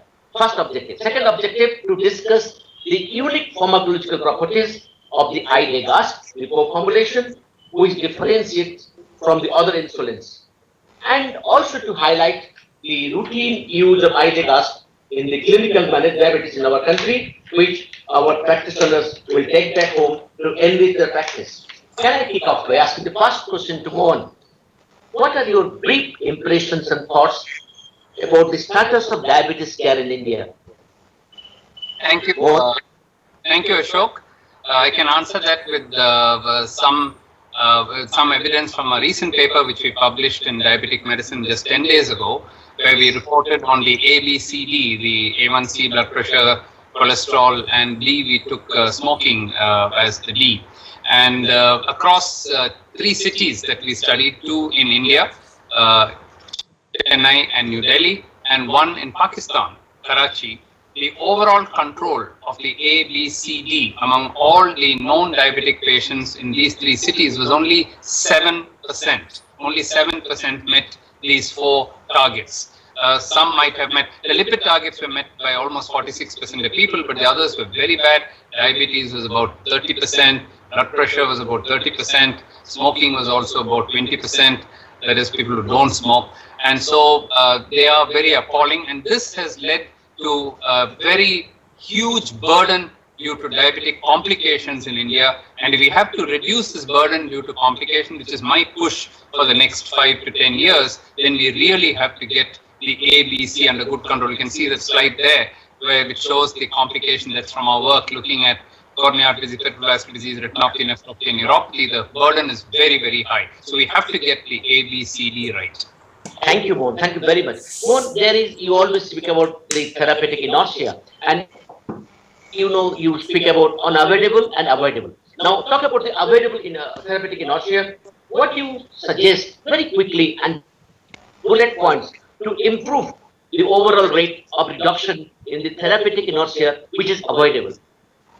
A couple of things. First is that we need regularity of follow-up. So people don't come to you for follow-up, and they come after 6 months, 1 year. We don't even have an opportunity to review their status and bring it down. We published a paper showing that if they just come regularly for follow-up, therapeutic inertia is reduced. The other thing is, since we have a plethora of anti-diabetic drugs now, oral anti-diabetic drugs, people tend to use 4, 5, 6 drugs before they consider insulin. You must realize that after 2, 3 drugs, the effect of the 4th and the 5th is very minimal. So we should consider early insulin therapy when we find that the oral drugs are failing. If you don't do that, this clinical inertia will go on. I even go a step further and say that even at the time of diagnosis, A1C is more than, say, 10%, and there's evidence of glucotoxicity and lipotoxicity. Giving a short course of insulin, even quite early, will help to reverse or change the natural history of diabetes by improving the beta cell function in these patients. Thank you. I think, Sanjay, you have heard what Mohan rightly said now. Now, in the penetration of insulin in our country, even after 100 years, is only 1/3 of the country's people who take insulin, either singly or with oral antidiabetics. What's your message to the fellow physicians? Why this is so low, and what's your message to the fellow physicians? Sanjay, I have combined 2 questions in one. Our message, sir, is that we should be proactive. We are very fond of speaking of the problems that we face. So all of us, when we speak with each other, when we converse, we'll say that, patients don't accept insulin, the community doesn't accept insulin. So these are all problem statements. But if we are able to analyze this problem and then convert our conversation, our thought process into solution statements, that's the way forward. So instead of talking about barriers to insulin, and we know there are many, let's talk about bridges to insulin therapy. How do we understand bridges? We can classify this very easily in a 3x3 rubric, a 3x3 framework. The bridges that we can create can be either related to the patient or to the physician, that is ourselves, or to the drugs that we are using. The patient, the physician, and the product. To understand these separately, let's look at the biomedical, the psychological, and the social impact of insulin. And we are not doing anything new. We are just following what we call the biopsychosocial model of health. If you feel that the patient has a biomedical issue, maybe the patient is not able to use a vial and a syringe, then you give the patient a pen. If the patient says, I find pens difficult, then you give the patient a pen which has less glide force. These are biomedical issues that you are helping your patient take care of. Your patient may say that I'm worried about hypoglycemia. That is a biomedical issue. Then we counsel our patient that we do have drugs which will cause minimal hypoglycemia, and we will help you titrate the dose. Your patient may have a psychological issue. So counsel the patient. If the patient is afraid of the unknown, afraid of insulin, afraid of injections, handle that. There might be social issues as well. Patient is afraid of the stigma or about what society will say. Then we work upon that angle, and we also work on social marketing. We try to encourage, we try to spread the message, the good word about not only insulin, but about good glucose control across the country. So I think if we begin speaking in terms of and begin thinking in terms of bridges and solutions, the work is more than half done. Thank you, Sanjay. I think wonderful answer. Sarah, I'll come to you right now. Sarah, we have developed insulin, various varieties over the last 2 to 3 decades. We're celebrating centenary next year. How exactly is IDEC different from the other insulins? What is so unique about it? Thanks very much for the question. So I think I'd totally agree with you about the advances we've seen in insulin over the past 20 to 30 years. We started with biphasic human insulins and then moved on to biphasic analogues in the form of aspart and isophane, such as Novamix 30. And then more recently, we've seen the combination co-formulation, insulin degludec and aspart, with 70% of that co-formulation being the long-acting degludec and 30% being aspart. So if you look at the physiological response of insulin to a prandial meal, you'll see that you've got the basal insulin in the background and then a very nice spike of insulin release. So if we're wanting to mimic that as best as possible, then a co-formulation of basal and bolus insulin would be best, such as you see in the red. And this is in fact how IDEGAS performs. In comparison, a pre-mixed insulin, say that's seen in the green, the problem that we've seen there in the past is what we would call a shoulder effect, whereby there is insulin still acting well after the meal has gone, such that 6 to 8 hours later, you're really running the risk of hypoglycemia. You could get around this issue by also using a basal insulin such as glargine and then yet another insulin with an aspart or a rapid-acting insulin at the mealtime. But of course, this becomes fairly complex, and we want to simplify an insulin regimen for our patients and essentially give them the lowest possible injection burden.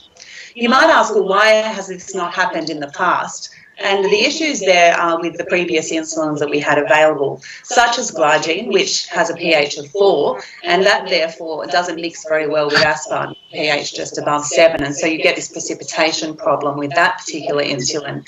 And then with detamir, problem there was we ended up with mixed hexamers when you combine this with aspart. And so really, this was also not an ideal insulin. So it is special because it's the first time we've really seen a co-formulation that works in this unique way and really is very simple for our patients. Thank you, Sarah. I think Kalenda, Sarah has answered part of the pharmacology and how one can take this clinical this drug forward. I just like you to touch upon very briefly a little bit more about the clinical pharmacology of IDEC and how can you take the clinical advantage of this molecule. Very brief answer, Kalenda. Yeah. So I think basically you have got, unlike premixed insulins, you have got this insulin which is completely separate from each other. So they will work. It's almost giving 2 shots in one go. So instead of having 2 separate shots, you're giving it in 1 shot. That is as simple as that. So you have got the IDEC asp, which gets absorbed rapidly, and you have got the degludec bit, where it interlaces into long chains and release slowly over a long period of time. So as Sarah was mentioning about the shoulder effect, with the premixed insulin, we have the NPH insulin. So by the time the rapid-acting insulin's effect goes, the NPH insulin effect creeps in, and that's where you get the shoulder effect. That is not there at all, because you are giving in effect two separate insulins altogether. And how we can take advantage of that? So, particularly in the Asian subcontinent, in India in particular, this is very relevant because our problem is more of the PP sugar than the basal sugar. And in initiating insulin, we are looking at something which will get both of them down, with keeping in mind the PP sugar rise being the predominant cause of our HbA1c rise. So here is the answer for that. So we give one shot, we cover the basal bit, and the rapid acting bit covers the PP sugar bit. So I think it's probably suited for our Indian patients more than anything else. I think you have hit the bullseye, Kalyan, and you have spoke about it. You can touch upon the postprandial and also the fasting, and also its simplicity of use. As Sarah said, we have to give 2 injections. It's a simplicity, no injection burden, less injection burden, and it is easily acceptable, and it is very effective and smooth control. We'll come back to it again. Dear friends, at this point, I'll pass on to the second segment of my questions. It is centered around a case. Can I have the case on the screen? I'll read it out very, very quickly. This is a patient, Indian patient, Sarah, called Sunita, 52 years of female. BMI is 22.3. The average Indian BMI is somewhere around 23. So from that point of view, it's normal. And occupation that she is a housewife. She has a diabetes of 8 years duration, hypertension for the last 10 years, and glaucoma for the last 3 years. She has minimal adherence to the lifestyle methods and the modification. She complains of burning feet and tingling numbness in the. And the current medications include a very, very popular combination in our country: vildagliptin, metformin, 50 plus 1000, filling twice a day, and glyclazide XR long acting, 60 milligram a day, and the for blood pressure amlodipine. With that, our fasting plasma glucose is about 156. Postprandial, that is post breakfast, is 198, almost 200. PPG post dinner is 290, 290.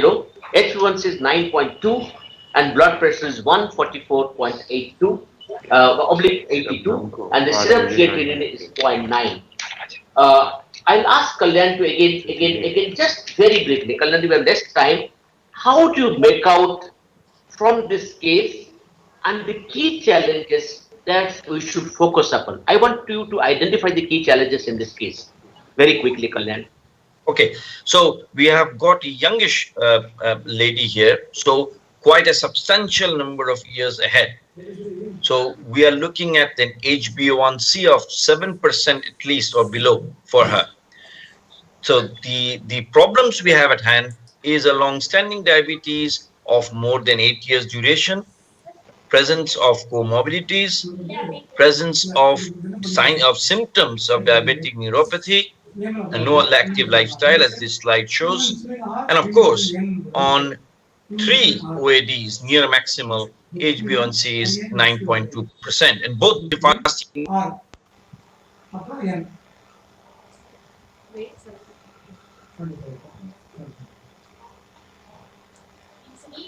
lost Kalyan. Nalanda, can you come back? Yeah, now you're back. Yes. Why don't you go on to the next question?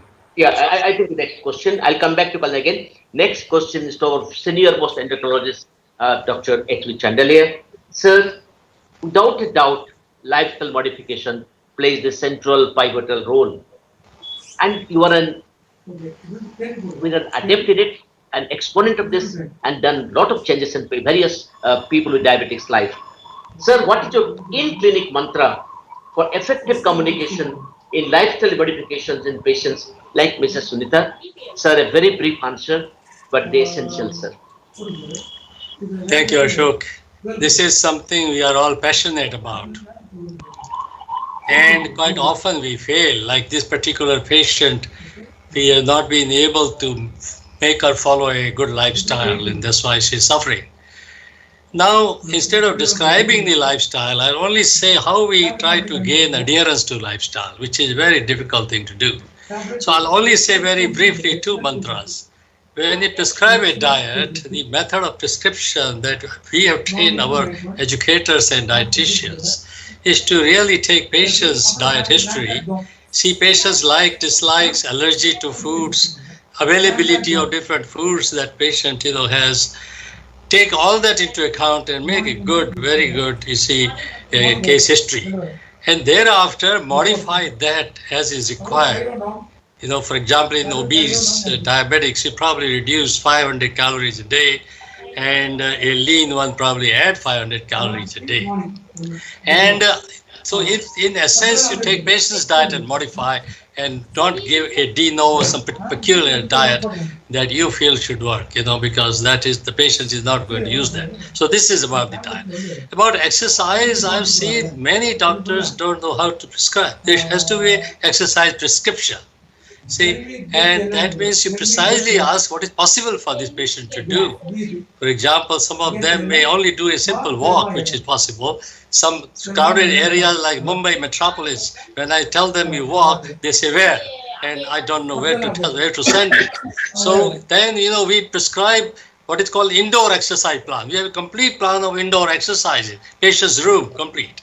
And all forms of exercises, not only aerobic, but a little bit of resistance exercises, little bit of relaxation exercises, flexibility exercises. So you give a combination of that. So I think we have to train our diabetologists and our educators to prescribe diet. And it would be very nice if they practice themselves also the exercise, because you've seen doctors who practice themselves a good exercise are the one who can make a real good prescription. And always we even insist on a diabetic who has bad knees or bad hip joint or bad feet for that matter, teach them what is called non-weight bearing exercises. So idea is your prescription has to be realistic, and you have to negotiate with the patient that it will be possible for the patient to follow it. Without those negotiations, whatever you write is really not worth the paper that you write on. So I think you take this kind of approach, and then try to reinforce this at the next visit or next couple of visits. Again, interview the patient and then reinforce. I think this might be about the best possible way of working. Mohan, I think many Indian patients have given a brilliant answer regarding lifestyle.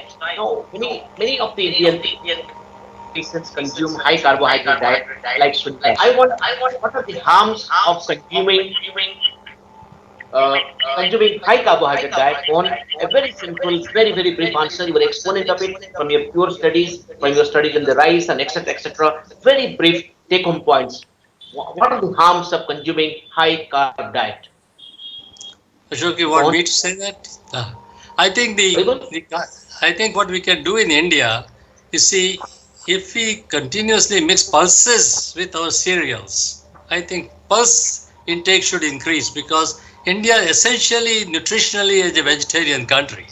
The consumption of non-vegetarian food is really very small, and those who are calling themselves non-vegetarians partake of some few servings a week.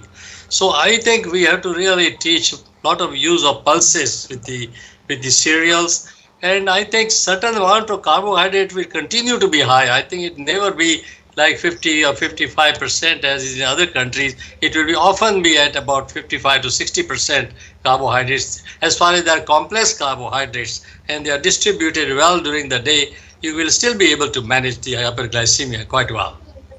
Thank you, sir. Thank you. Anil, I have a very important question for you.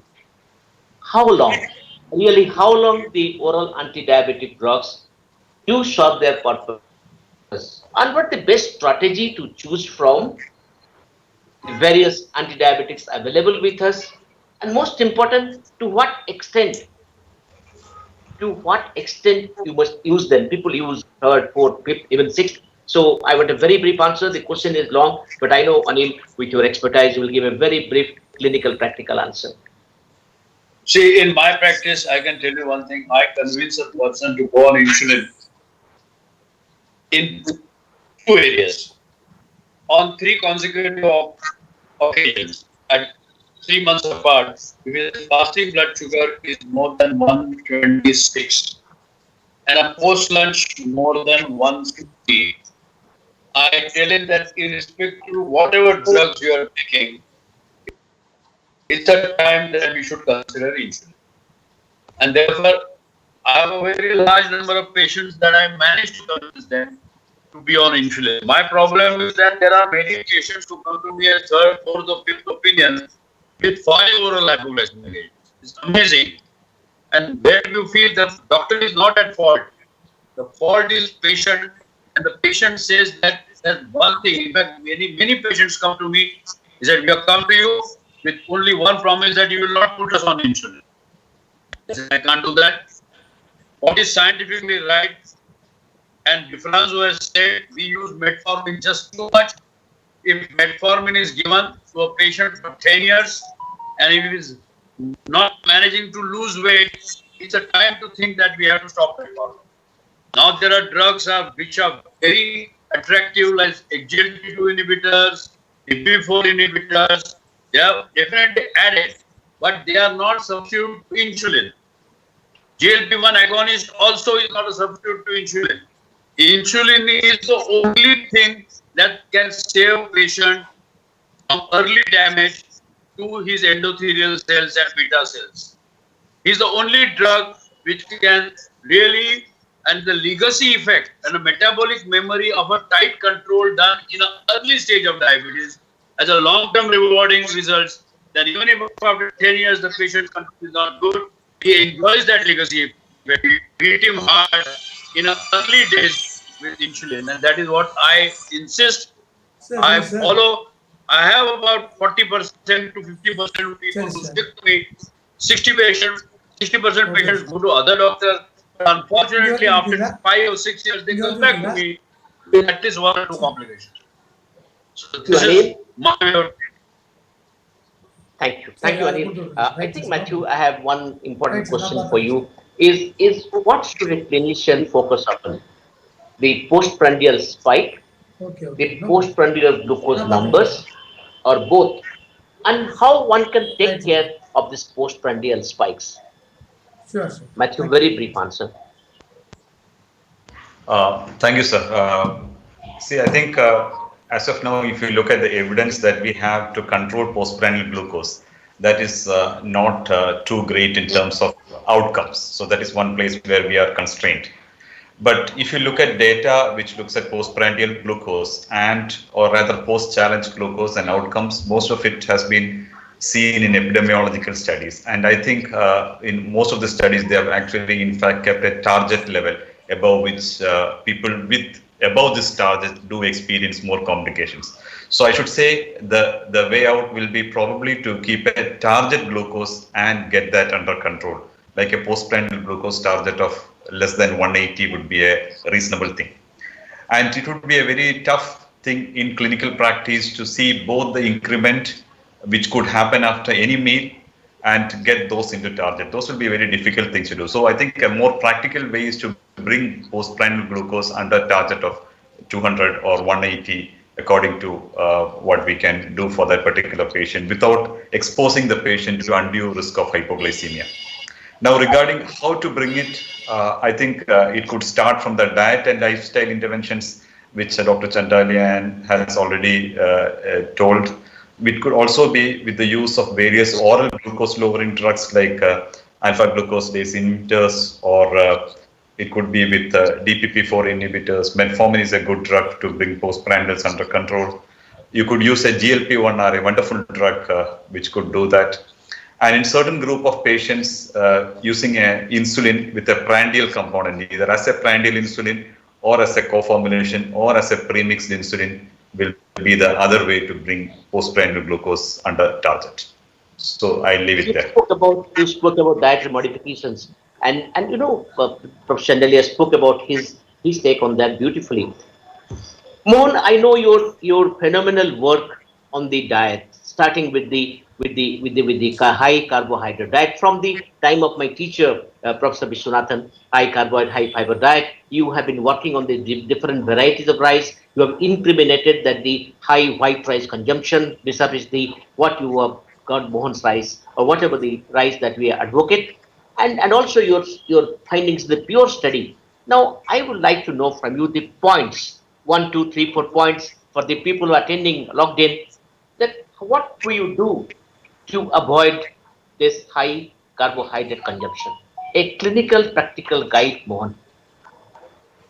Okay, so to prevent this high carbohydrate intake, Dr. Chandrali also already mentioned that you can add legumes. So when you add legumes, automatically the carbohydrate will come down and the protein and the fiber will go up. So the more the fiber you add, the postprandial glucose will come down. Secondly, in the diet itself, even if you're taking rice, if you take the unpolished rice or the whole grain, as we call it, that will reduce the postprandial spikes, because the polished white rice increases the glucose levels because of the glycemic index being very high. So that can be reduced by using whole wheat or whole grain in the form of brown rice. Or if you're taking bread, also brown bread or whole grain bread or multi-grain bread rather than white bread. And then, of course, there are other mechanisms to bring down. Today, with continuous glucose monitoring, you can assess how much is the rise in the blood glucose level. You can adjust the timing of the meal. You can split the meal and take it twice a day. You can add, there are agents already mentioned by Dr. Gangatpade and Dr. Matthew John about the use of AGIs, the alpha glucosidase inhibitors. There are short-acting drugs like repaglinide, which can help to bring it down. And also by use of the conventional agents, even the sulfonylureas, DPP-4s, metformin, they can all bring down the postprandial blood glucose levels. And of course, in the context of today's symposium, one of the things that once you reach the stage of insulin is that when you give a long-acting insulin, probably discussing this later today, but if you just give one basal insulin, in a Western population, maybe in Sarah's patients, if you bring down the fasting, the PP takes care of itself. We find that in Asian countries, India included, that's not often the case. You can fix the fasting beautifully, but then the PP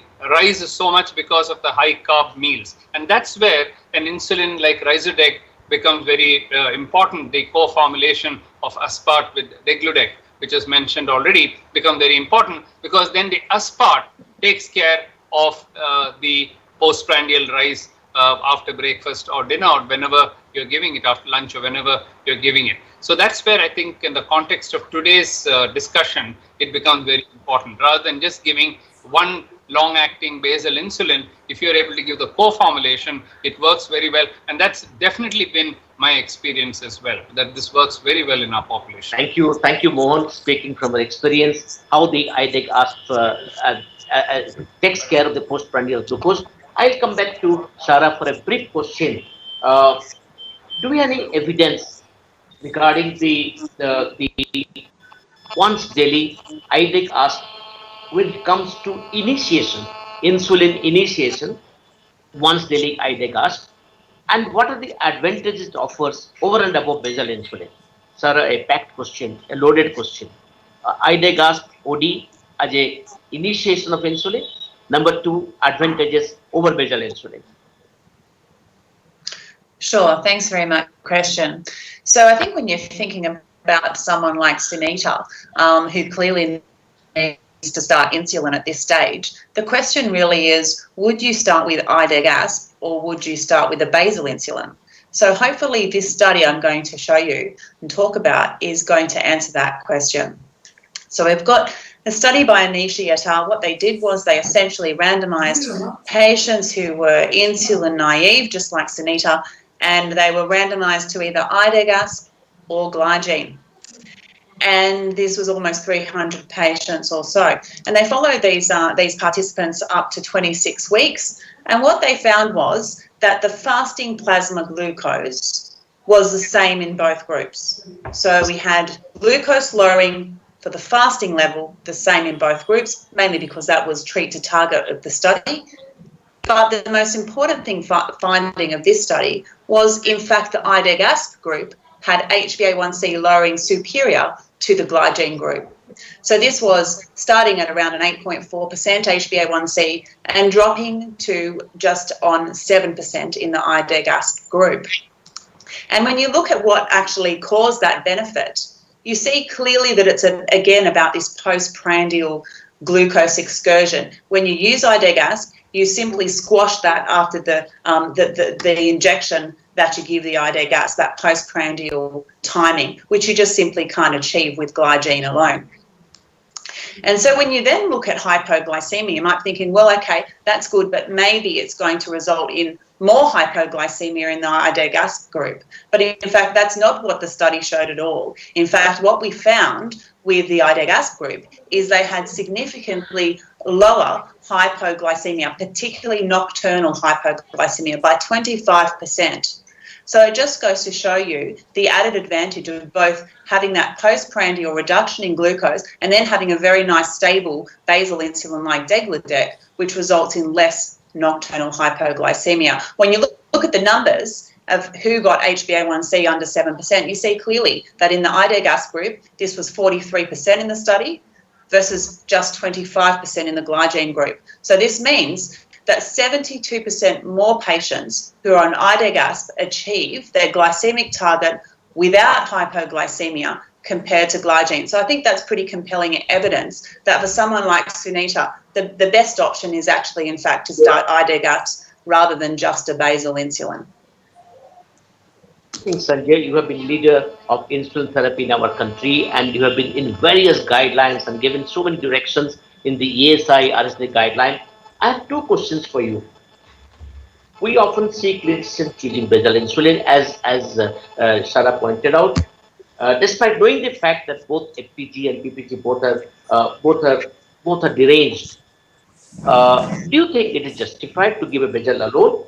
And what is your optimal choice for a patient like Sunita for initiating insulin therapy?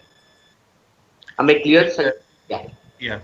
Thank you, sir. We do read the guidelines that come from the West, from USA, from Europe, and perhaps Dr. Sera would also like to talk about her opinion about those guidelines. Those guidelines are very good, actually, provided that our patients have read those guidelines and they follow what is written in those guidelines. If our patients follow everything that is written in those guidelines about self-care, about self-management, self-education, then the guidelines are wonderful. And basal is a good insulin to start. But our patients more often than not do not do that. And then we need to improvise, we need to innovate. When we talked about bridges, sir, we talked about a 3x3 rubric. Let's look at another 3x3 rubric, much of which pertains to Sunita and all of which pertains to Indian patients. If you have a patient who is severely hyperglycemic, who is symptomatic, who has been very sluggish in accepting insulin, then basal is not going to work. You have to give basal and prandial coverage together. Otherwise, that severity of hyperglycemia is so much, you will not be able to cover it with basal alone. You will not be able to achieve symptomatic relief, which is the first aim in the hierarchy of management of diabetes. And the treatment has been so sluggish so far, you might as well, take the bull by the horns. 3 more S's. If the patient is sick with acute or chronic comorbidity, if the patient is in a special situation, perhaps pregnancy, perhaps renal impairment, hepatic impairment, then also you need comprehensive coverage. And the third S would be surgery, where if the patient has come to you for preoperative control, Indian patients are not very patient. They want control yesterday. So Dr. Sera, in Hindi language, the word for yesterday and the word for tomorrow is the same. It's just about the context you're using it in. So they want control yesterday without following the lifestyle that all of us have talked about. So in these 3 S's also, you have to give basal and prandial together. Now, how do you give this together? 3 more S's. If you want simplicity, if you want a single pen to be used, and if you want subsequent intensification to be easy, then the answer is co-formulation. So this 3x3S program concept or rubric very easily lets us decide what kind of insulin we want to give to which patient. Sunita fulfills the first 3 S's and the last 3 S's, and that's why I think a co-formulation is the best choice for her for initiation. Marvelous answer. Sanjay, I have another question to you. I just take it up right now. Now we together talk about 4 T's. and you know the 4Ts which Indian doctors do not have. That's why a simple insulin initiation and also same to be used for intensification becomes important. Now we are talking about initiating with IDEGAS. Can you describe the 4Ts very briefly and how IDEGAS fulfills take care of the 4Ts? Quickly, Sanjay. The 4 T's are the first of all is time. We work in a resource constrained environment, and the patient burden is quite high, so we don't have enough time per patient. The second T is team. It's sometimes difficult to get a team to be with you. The third T is titration.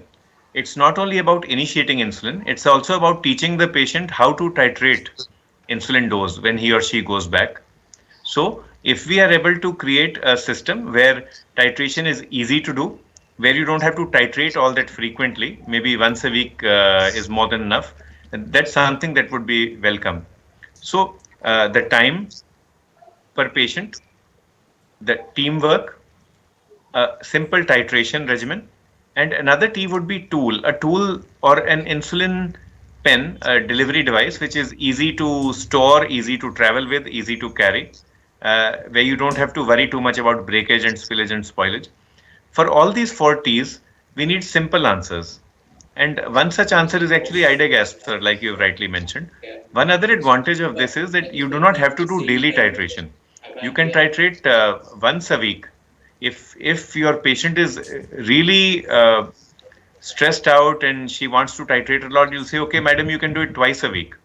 And then your patient says, I'm not very numerate. I don't understand all these numbers. So you say, all that you have to understand is 202.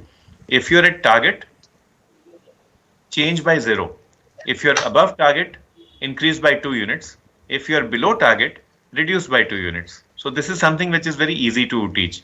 In our OPD, sir, we actually tried to count it. It takes only 2 minutes to do that. Very much. I think I'm back with my friend Anil. Anil, yeah, I know from my association with you that one of the highest prescribers of this molecule, Anil, like Mrs. Sunita, if a patient is initiated on IDEG-ASK, what would be the way forward in relation to IDEG-ASK titration and monitoring? Very brief answer, Anil. See, I think we have been talking about we have not been talking about one very important issue of Indian phenotype. You try to see the study done on Caucasians and even Australians. Indians differ structurally, phenotype. We have all our obesity is in the visceral fat. Now, this is a very treacherous obesity. At a BMI of 20, we have abdominal girth of 90 centimeters. And that is all bad fat, and it is proximal to portal circulation, and it goes immediately to liver. And that's why what we need to really target is abdominal obesity, is a visceral fat. And the drugs given for visceral fat will definitely make it important. Now, co-formulations have one benefit, that you give optimum insulin. All these times what happened? The mixtures will tend to give more insulin. And more insulin, people gained weight on the abdomen. That means it's defeated the very purpose when we are treating diabetes. So that's why I have started using this co-formulation.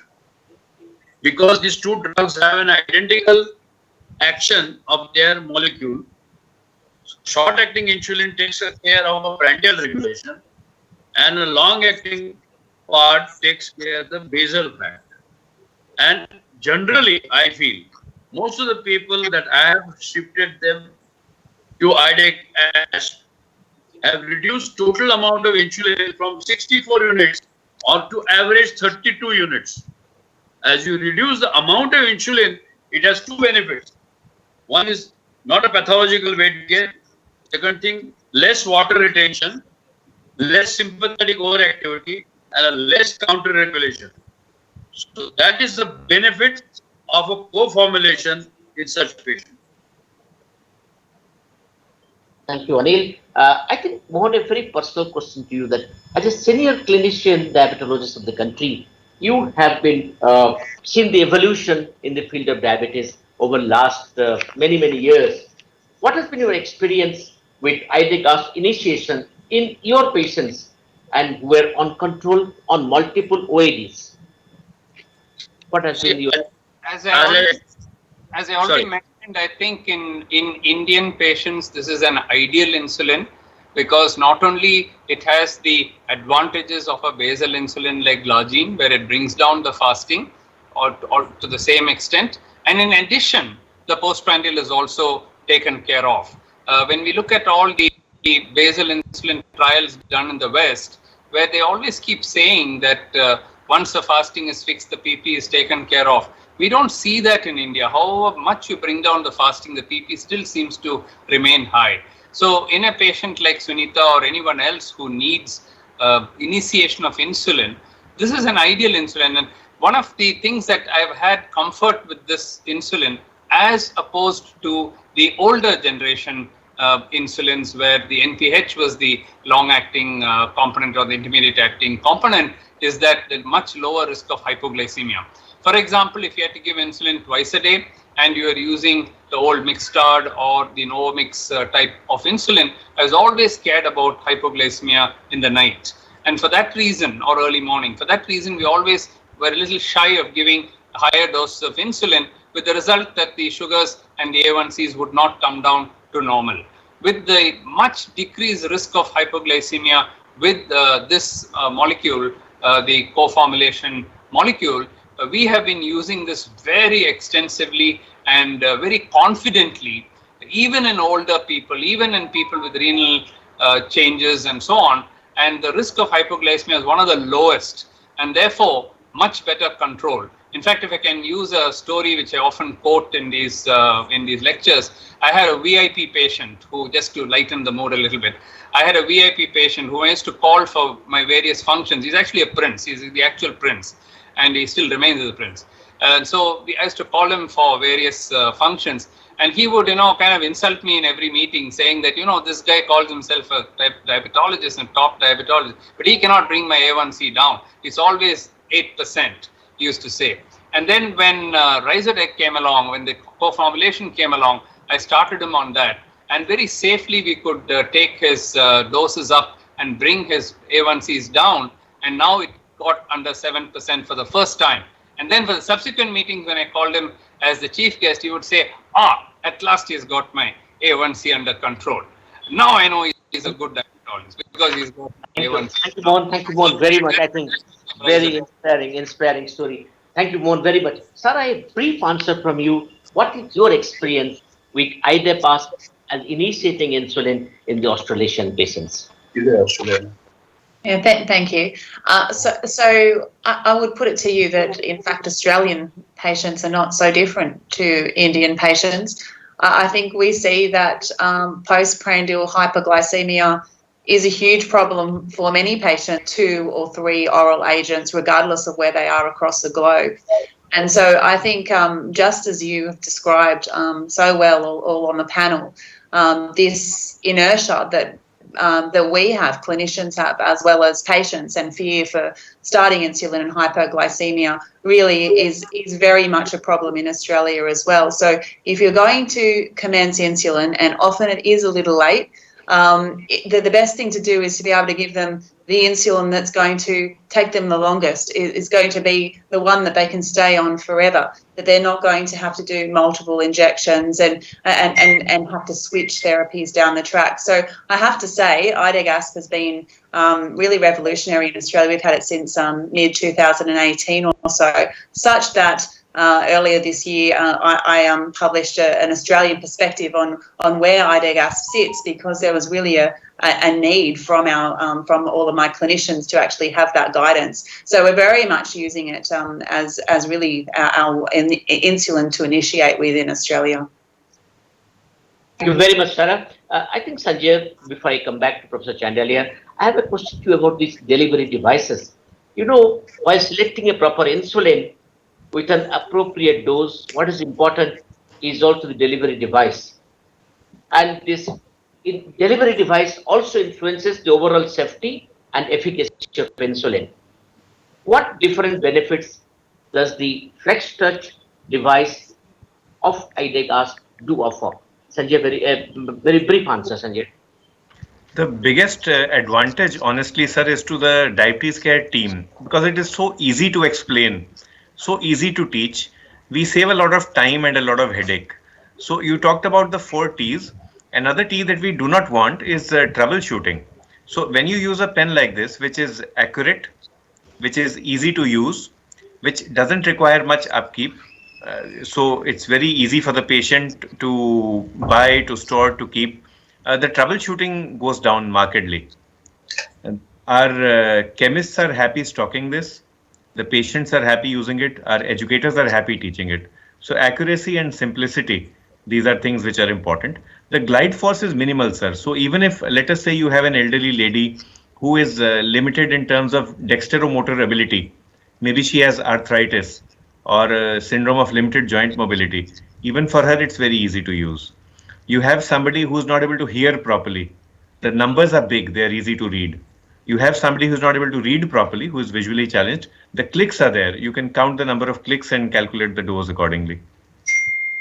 Sanjay, I'll come back to Professor Chandelier. Sir, I have 3 questions rolled into one, and I have less time, but sir, please answer the 3 questions. Number 1, where does, you also a great prescriber of IDEG ASP, I know it, sir. So how do you position it in your practice? And do you feel that we should prefer and upgrade to analog insulins whenever possible? Can you answer these 2 questions, sir? IDEG ASP in your practice as a great prescriber when appropriate, and we should prefer and upgrade to analog insulins whenever possible. What do you feel about it?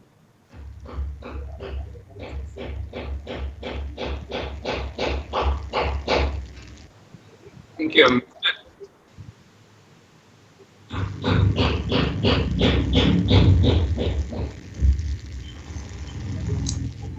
Yeah. So what I do is, frankly, the patients I treat are quite often 15, 20 years of type 2 diabetics who are not too well controlled when I see them. So I don't get opportunity of starting the single dose of IDEG aspart. But a large number of my patients, frankly, are on basal bolus plan. So I use it as, a basal bolus plan, IDEG aspart, and of course 2 more doses of aspart. And I get away with 3 shots, instead of 4 shots of the classical basal bolus. So my frequent use is really that. But starting single dose, I mean, I really get patients who really need insulin badly, and they're really losing weight already, and there are problems and severe complications.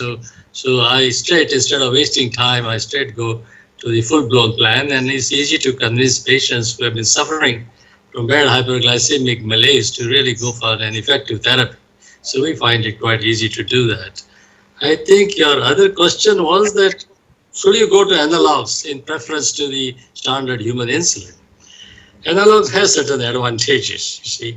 The main problem with any insulin therapy is the hypoglycemia, and analogs offer the lesser incidence of hypoglycemia, especially, you see, the co-formulation we are discussing, or for that degludec, the basal insulins overall produce less hypoglycemia than the prandial insulins, because the intensity of hypoglycemia is not as severe when you use basal insulin in sufficient dose.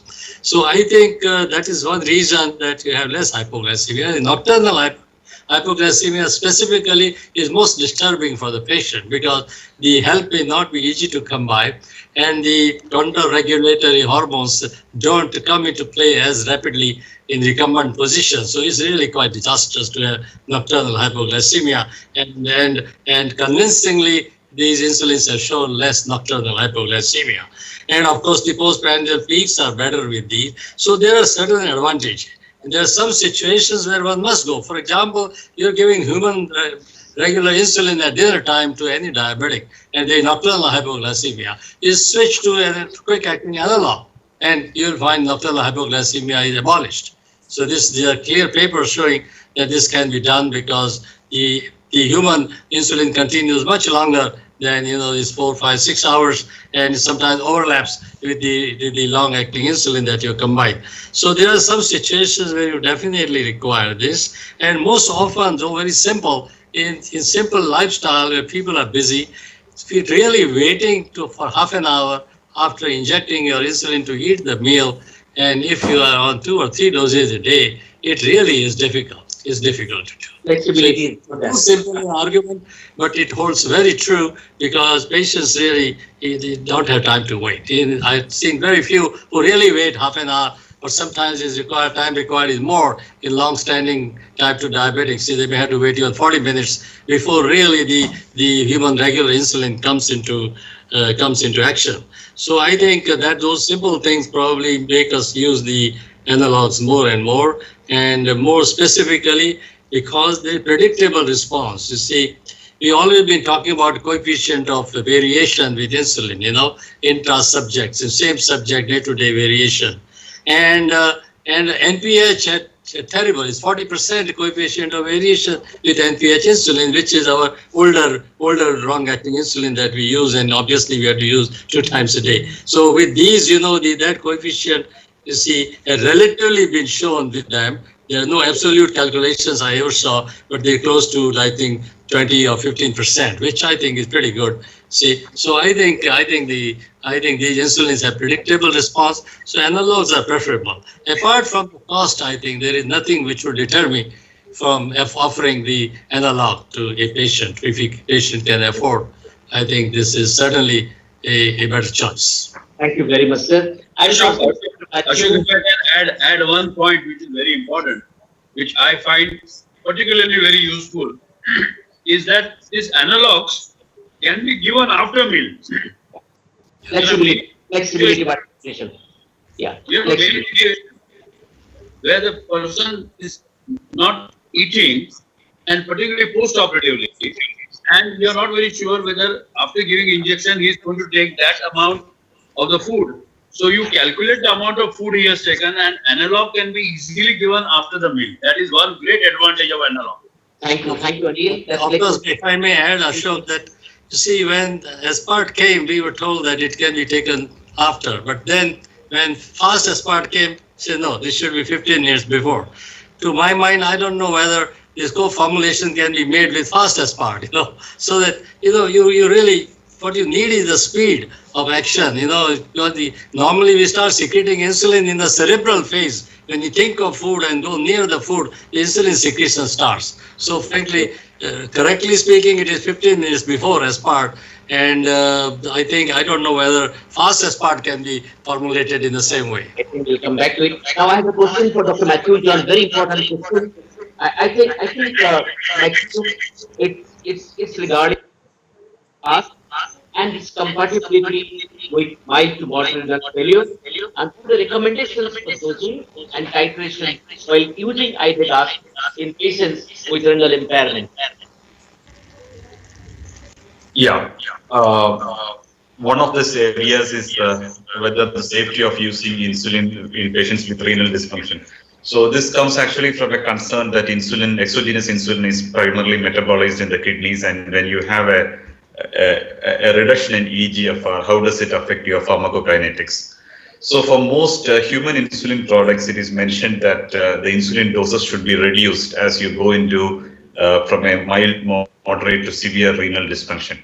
But for both the analogs of this combination of Ryzodec, both the aspart and the digludec, both these molecules do not have any significant difference in pharmacokinetics, even when the EGFR gradually comes down.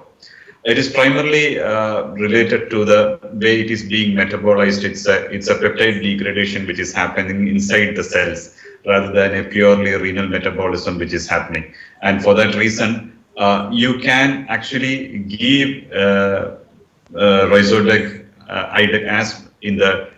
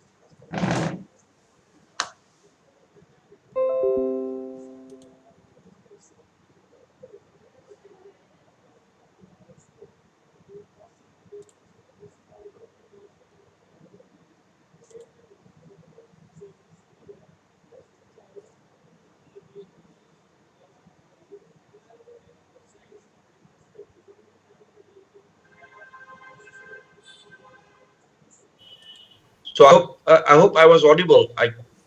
It is getting disconnected in between. Hello. Yeah. Okay. I will pass on to the rapid fire questions, and it's called rapid fire to save time. And first question to Shara: what is the minimum duration of time gap that should be maintained between two injections of IDEGASP, and why? Okay. So this answer's easy. It's governed by aspart. You don't want to stack insulin with aspart, so you've got to make sure that your meals are at least 4 hours apart. If not, for most people, it could be breakfast and lunch, or lunch and dinner, so long as you've got that 4 to 6 hour gap. Yeah, I think the next question to Matthew. Do you think that IDEGASP should be the choice of insulin at initiation in majority of the Indian patients? Matthew? Yeah, I would say you can consider IDEGASP as a insulin initiation in Indian patients, provided they can afford it. And also the RSD ESI combined guideline also recommended that. And the age-old query whether this giving IDEGASP BD will lead to stacking and the risk of hypoglycemia. Sanjay, a single line answer why it does not occur, stacking and the hypoglycemia. Sanjay? No, sir, no stacking will occur. The reason is that the pharmacokinetics is such that whether you prescribe 10 units twice a day or you prescribe, let us say, 20 units once a day, the effect is going to be the same. So if you've decided the dose according to the needs of the patient, there's, of course, there will be no stacking either way, but there will be no hypoglycemia either. Sir, Professor Chandelier, sir, can IDEGASP be used in elderly population, sir, to save time? A single line answer. In elderly population, sir, IDEGASP. Yeah, I think it can be used for the same reason that the hypoglycemia, especially nocturnal hypoglycemia, is less. So I think it can be used. And 2 doses of IDEGASP in elderly people have been shown in one of the papers to be attaining a pretty good control, metabolic control. Thank you. Kalenda, the last question for you. IDEGASP for inpatient, in-hospital management of glucose levels. Your comment, single line comment on that rapid fire question.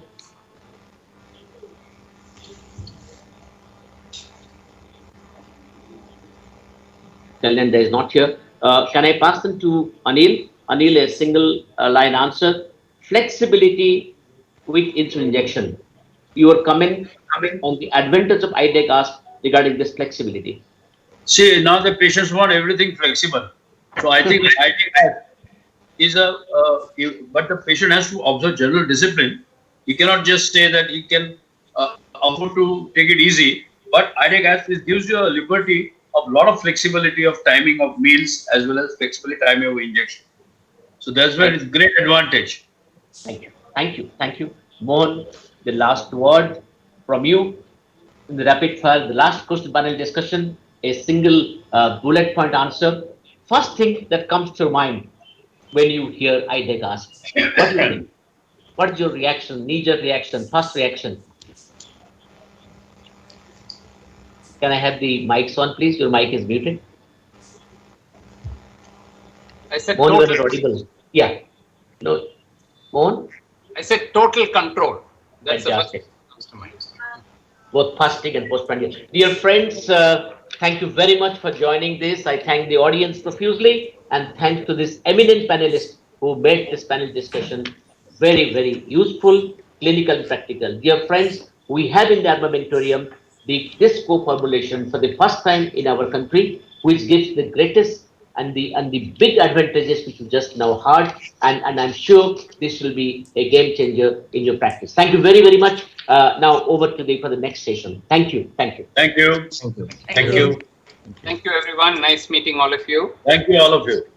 Bye-bye. Thank you. Bye. Bye.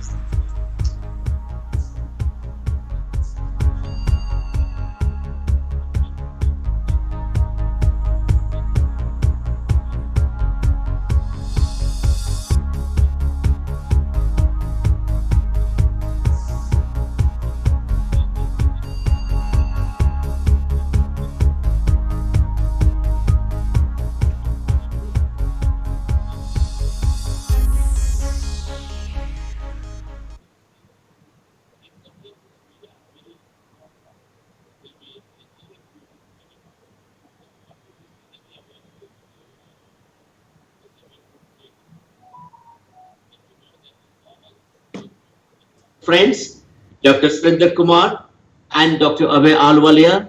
Dr. Surinder Kumar is MD DM, and after a brilliant career in the army, he is now head of the Division of Endocrinology Metabolic Diabetes at the famous Sir Gangaram Hospital, the author of this SARC meeting every alternate year, and he has made a great contribution. Welcome, Surinder ji, for this session. Thank you, sir. My other dear friend is Abhay. Abhay is again, these guys in the armed forces. He had a brilliant career. He came back to the teaching, was the professor of medicine and endocrinology, and then now he's superannuated with lot of honors, and now he's a practicing endocrinologist and attached to many hospitals in and around Delhi. Dr. Abhay has contributed immensely to the care of diabetes and endocrinology, and I welcome you, Abhay, for this session. Thank you, sir, very much. Over to chairpersons. Hi, friends. Good evening. Sorry you had to wait quite a bit to listen to a great orator, Dr. A. Ramachandran, who is president of Indian Diabetes Research Foundation and chairman of Diabetes Hospital, Dr. A. Ramachandran's Diabetes Hospital. Who in the country or in Asia and probably in the world doesn't know who is Dr. Ramachandran? Hence, he doesn't require any introduction. I'd like to say that he's a great orator and it's a treat to listen to him, and that treat we're going to have just now. Over to Dr. Ramachandran, please. Thank you. Thank you very much. And I thank.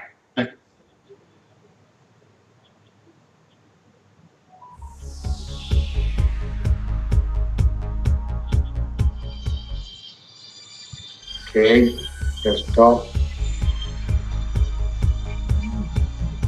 Can you see that now?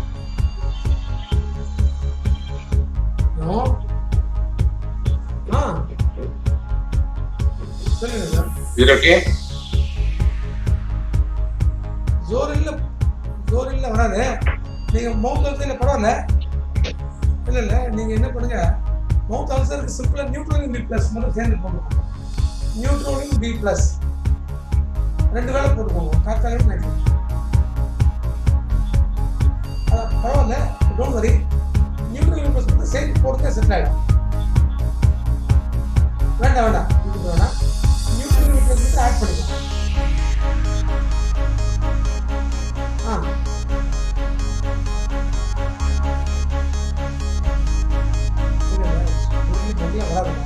நீங்க பண்ணுங்க, அந்த மவுத் அல்சருக்கு நியூட்ரோலின் B+ add பண்ணிக்கோங்க. B+. ஆமா, அது பார்த்தாலே like ஒரு 5 days கொடுங்க, அதுவே செட்டில் ஆயிடும். அப்படிங்கல அப்புறம் சொல்லிடலாம் பாருங்க. You can see my slides now, is it not? Yeah. After full. Yeah. Thank you. Thank you. Okay, good evening, everybody. I'm Dr. Ramachandran. I'm going to give you a talk on trends in diabetes and its management in India, a challenge or opportunity. I'm going to give you something on the changing trends in the epidemiology of diabetes, as well as the clinical profile, based on 3 papers we published in the last 10 months. These are my disclosures. I don't have any conflict of interest. As you know that we have been seeing that there has been a dramatic increase in the prevalence of diabetes, both in the urban and rural populations. And from 1985 to 206, we have been doing epidemiological studies to show the increasing trend. And the ICMR, of course, published this data showing that the prevalence of diabetes in the whole of India is 7.3, pre-diabetes is 10.3. However, there is a lot of heterogeneity and we do not know what is happening in certain parts of India. So now I'm going to introduce to you a new paper which we published last year based on the prevalence of diabetes in the southern part of India, where we have been doing serial epidemiological studies.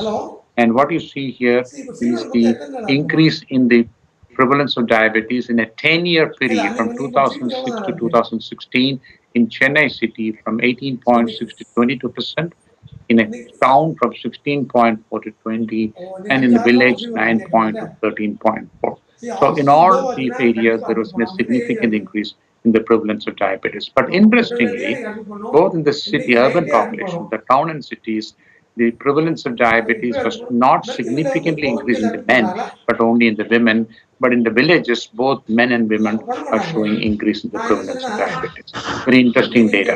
So therefore, now we are coming to almost pretty high prevalence of almost 20% or 22% in the urban population and 13% of the rural population. So as clinicians, you may be interested to know, where did diabetes increase more, rural or urban? Because you see both I have shown it is increasing. What is the differences? If you can see a simple calculation, of course, you know that actually the prevalence, the relative increase in the prevalence of diabetes is much higher in the rural population than compared to the cities like Chennai or Bombay or Calcutta. So if you look what is called a prevalence of diabetes, which is increased, is called the Poisson regression analysis. What it shows is the increase based on or controlled and actually corrected for other factors like obesity, diet, physical activity, etc.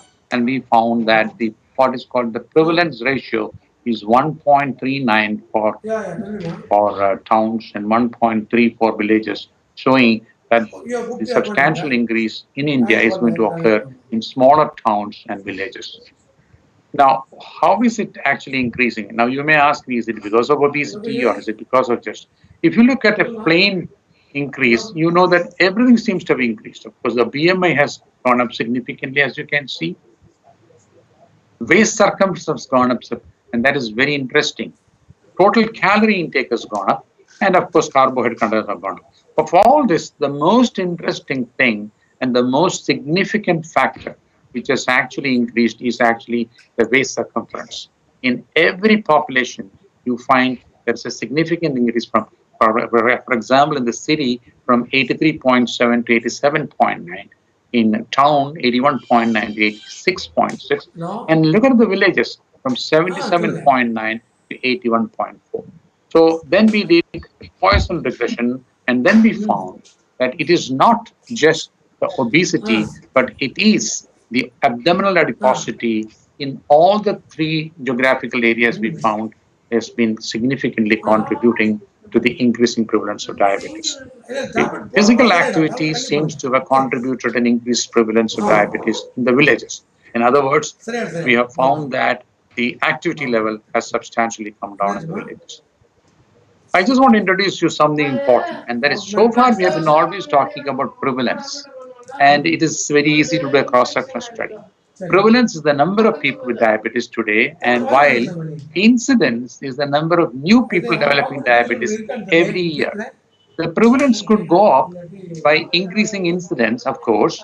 However, it can also go up by increasing the lifespan of individuals with diabetes when you give improved care. So the number of people with diabetes keep increasing.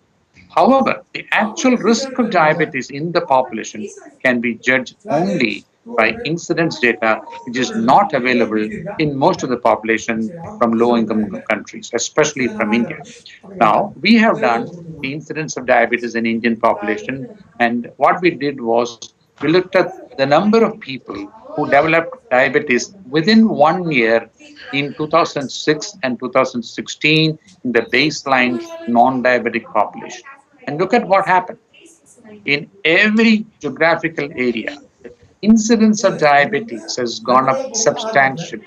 And this is a very important signal of the tsunami of diabetes still coming in. In the city of Chennai, the incidence went up from 1.5 to to 3.8. That is 3.8 persons per 100 get diabetes, new diabetes every year. In the town from 1.2 to 4.1, and in the villages from 1.4 to 1.7. Fortunately, the incidence rate is still low in the villages, although the prevalence relative risk is going up. But this is a bad sign, showing that we have not come to the end of the pandemic. Still, it is going on increasing. So we found that the prevalence is high. We also found that the incidence is going up very high. Now, the other important thing I want to share with you is that, of course, I talked to you about the epidemiology of diabetes in the population. Now, as clinicians, we are more concerned about what is happening to the clinic populations. So what we did was we took 50,000 patients' electronic medical records, and they were analyzed between 2009 and 2018, a period of 10 years, to study what is the changing clinical profile as well as the treatment strategies. And this was published this year in Diabetes Metabolic Syndrome Clinical Research. What you see here is that more and more younger people have diabetes from what it was earlier. In 2009, we had 58% of people between 50 to 69, but it will become 50, 58. However, if you look at 30 to 49, we had only 21%, now it has become 27%. So more younger people is getting more increased proportion of diabetes in our clinics. Another important thing, we always keep telling that people in India have a low BMI and they still develop diabetes. But what is happening in the clinics is that we also now have people with very high BMI. In 2009, we had only 22% of people above 30 BMI, but today we have 25%, which is much increased. So we are finding that the clinical profile of diabetes is increasing, and that is going to be a challenge. Now, look at what is happening to the treatment. There is increasing use of more complex therapy. Triple or more drug therapy has increased from 57% to 73% in the last 10 years. So we as clinicians seems to be becoming probably using more drugs to treat diabetes, or maybe we are more aggressive, or the patients are requiring multiple number of drugs. This may be interesting to even all of you because no one is maybe interested. The use of insulin in type 2 diabetes seems to have increased from 21% to 31%. Now, this is the study from Chennai city, but similar trend we have where we took almost 100,000 patients from Southeast Asia. So therefore, it is not only that the treatment is becoming complex, we are also treating patients with more insulin, which may be a good sign that we are more aggressive and our treatment is more effective. Another important aspect is that the use of statins have increased, which is a good sign, from 36.5% to 55%. And you can see there's decrease in the cholesterol level. Of course, this is a single center study, but it's a pretty large number of 50,000 patients who were treated by about 10 diabetologists over the last 10 years. So this is a good sign. The number of people or the percentage of people receiving statins is increased, and there is an improvement in the cholesterol level. Lastly, I just want to tell you, are we diagnosing diabetes early? This is another paper which was published about a couple of months ago, the profile of clinically diagnosed newly detected type 2 diabetes among Asians. Now, we have lots of cross-sectional studies in India looking at the HbA1c of people who are coming into the clinics. Now, most of them are patients who are treated, so there's a bias. So what we did was, we wanted to know what is the clinical profile of patients who are captured at new onset diabetes. Because you have a large proportion of people who are undiagnosed in the population, and we're going to look at that profile. And then when do they come to the clinic and get captured as a new diabetic? In order to do this, we took all patients who were clinically diagnosed from 12 centers from 3 southern states of India. The subjects were drug naive and represented the clinical profile of newly detected diabetes who had not received any treatment. And of course, it is WHO criteria. We also collected. I just want to give you only one slide from this particular paper. What you see is that the HbA1c, the mean HbA1c of patients who are clinically diagnosed is 9.1. And look at that 68% of patients had more than 8% HbA1c at diagnosis. 45% had an HbA1c of more than 9. Now compare this to the right-hand side here. This is the number, the mean HbA1c of people who are undiagnosed in the population. So therefore, we are capturing them in the clinics much late. Now, so conclusion from this study was the clinical diagnosis of diabetes is very much delayed. 68% of patients have an HbA1c of more than 8%.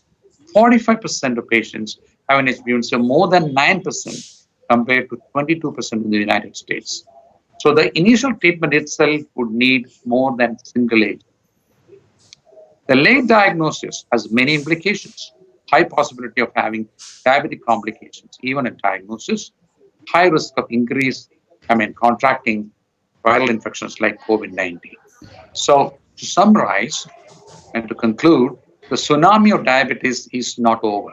There is increasing diabetes, pre-diabetes, and increasing incidence. There is a changing pattern in the clinical profile of patients.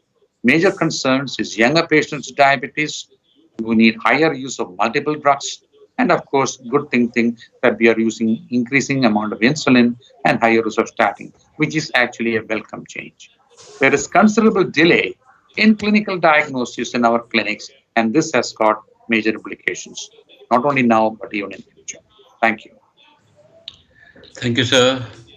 Very nice presentation and very educative since you are short of time. So quick 2 questions for me. Yeah. Now, your information is very, very important, especially at the grassroots level. Now, the first question is that how to overcome the delay in the diagnosis, both in the cities as well as in the rural areas. One of the best ways is, we do not say that we should screen universally, but one of the best ways is what is called opportunity screening. Any patient with any illness come to the clinic or to a hospital or to a primary clinic, they have to be tested for diabetes as much as possible, especially if you ask them for a family history of diabetes, if they're above the age of 40, and if they have even obesity at that point of time. So that is called opportunistic screening. Thank you. Good question. Right, thank you. And considering the increase in the trend, both in the young as in the old, what sort of social change or at the government level change we can advise the people? Okay, I will refer you to, it's a good very question. I think it's epidemiological public health. I would refer you to the Lancet, 14th of November, published something called Lancet Commission on Diabetes, and I was one of the authors of that. What we have told the governments is that changing what is called multifactorial approach. We have to have differences not only in the curriculum, but also in the clinical area, training of people, and also even public departments to see whether people can be more active, and also try to work with the food industry. There's a very broad spectrum to be considered in order to reduce the risk of diabetes, especially in the younger people. So the primary prevention of diabetes is an important strategy, but this will need the cooperation from a number of stakeholders: government, non-government organizations, public works, agriculture, food policies, industries, etc. So it's a very big answer for a simple question, but please refer to the Lancet Commission on Diabetes, published in Lancet, 14th of November. Right. Thank you. Thank you so much, sir. And to sum up what Dr. Ramachandran said in his last words, very, very informative, that the tsunami of diabetes is on. There is increasing number of diabetes, pre-diabetes, and especially in the villages, and more so people who were poor earlier are becoming richer as far as the hyperglycemia is concerned. That needs to be tackled. And there is changing pattern in the clinical profile. We have to understand that and take action accordingly. And at the society level, at school level, at government level, important actions are required. Otherwise, younger people who are going to become diabetic, when they develop complication, probably the economical burden is going to be much, much more. Complication burden is going to be much, much more. So it's a very warning sign, and all of us should pay due attention to this. Thank you very much, sir. Enjoyed your talk. And see you soon again. Thank you, and good night, because I won't be able to stay back. I got to go. Thank you. Ajay, sorry for not able to stay for your talk. Yeah, thank you. Yeah, thank you, Dr. Surinder Kumar. Now we have next talk would be by Dr. Ajay Kumar. He's chairman and director of Dr. Ajay Kumar's Diabetes Care Center in Patna. He's been principal investigator of number of trials. He's also received number of orations. So he's also a very prolific speaker and who's delivered more than 1,000 lectures all over the country and internationally. He's been a very regular participant at all national insulin summits. And I would request Dr. Ajay Kumar to throw some light on his present talk on the appropriate use of diabetes therapies. Over to Dr. Ajay Kumar, please.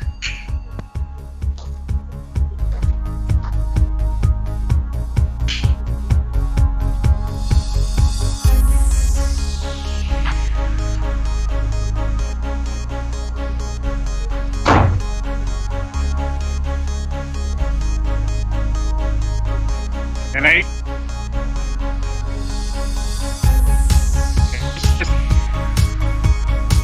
Okay.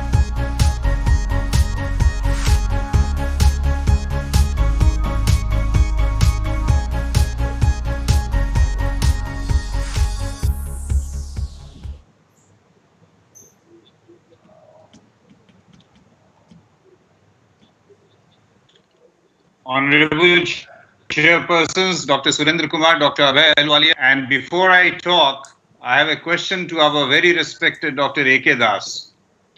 And the question is that why two army men are the chairpersons for our talk?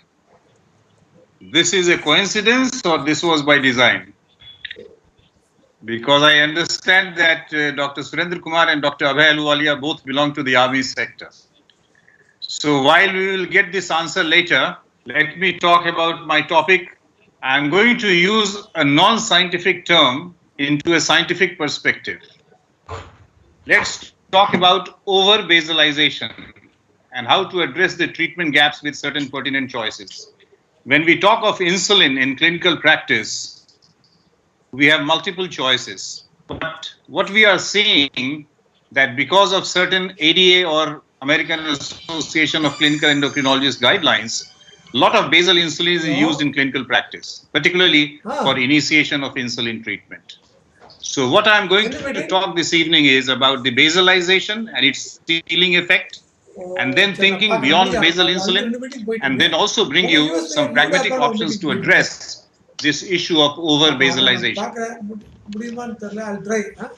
As I said, basal insulin for initiation has been recommended by ADA and the ACE guidelines. But when we look at the lifestyle, the food pattern of people across the world, more so in our subcontinent, obviously basal insulin alone is not going to address the issue of postprandial hyperglycemia. And not surprisingly, hardly 1/3 of the patients put on basal insulin actually achieve a good glycemic control.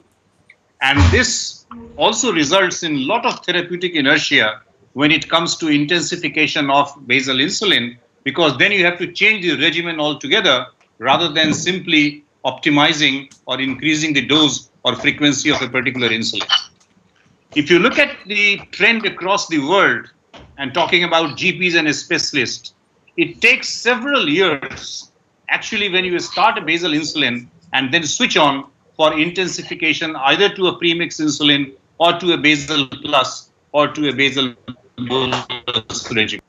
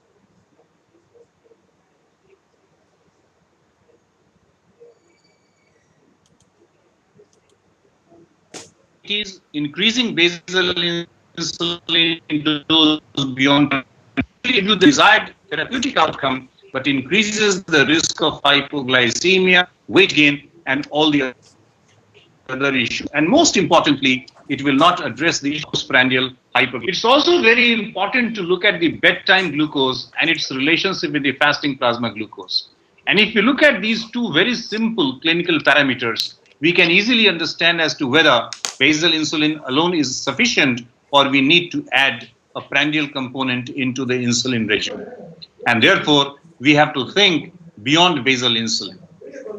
I already alluded to about the basal insulin dose of 0.5 units per kg per day, but it's also important to appreciate that what is the overall contribution of postprandial hyperglycemia. If you think that you are giving optimum dose of basal insulin, are you achieving the A1C target? And particularly that postprandial increment is more than 54 milligrams per deciliter, or the fasting plasma glucose or A1C ratio is less than 20. And what I was talking about, the bedtime and the fasting plasma glucose, if the difference is more than 55 milligrams per deciliter. These are 5 or 6 extremely simple clinical criteria which can guide a clinician that you have had enough of basal insulin and a prandial component needs to be added into the perspective. But obviously, when we are considering number of factors to address this issue of over-basalization, we have to look at the patient's preferences, tolerability, cost effectiveness, safety.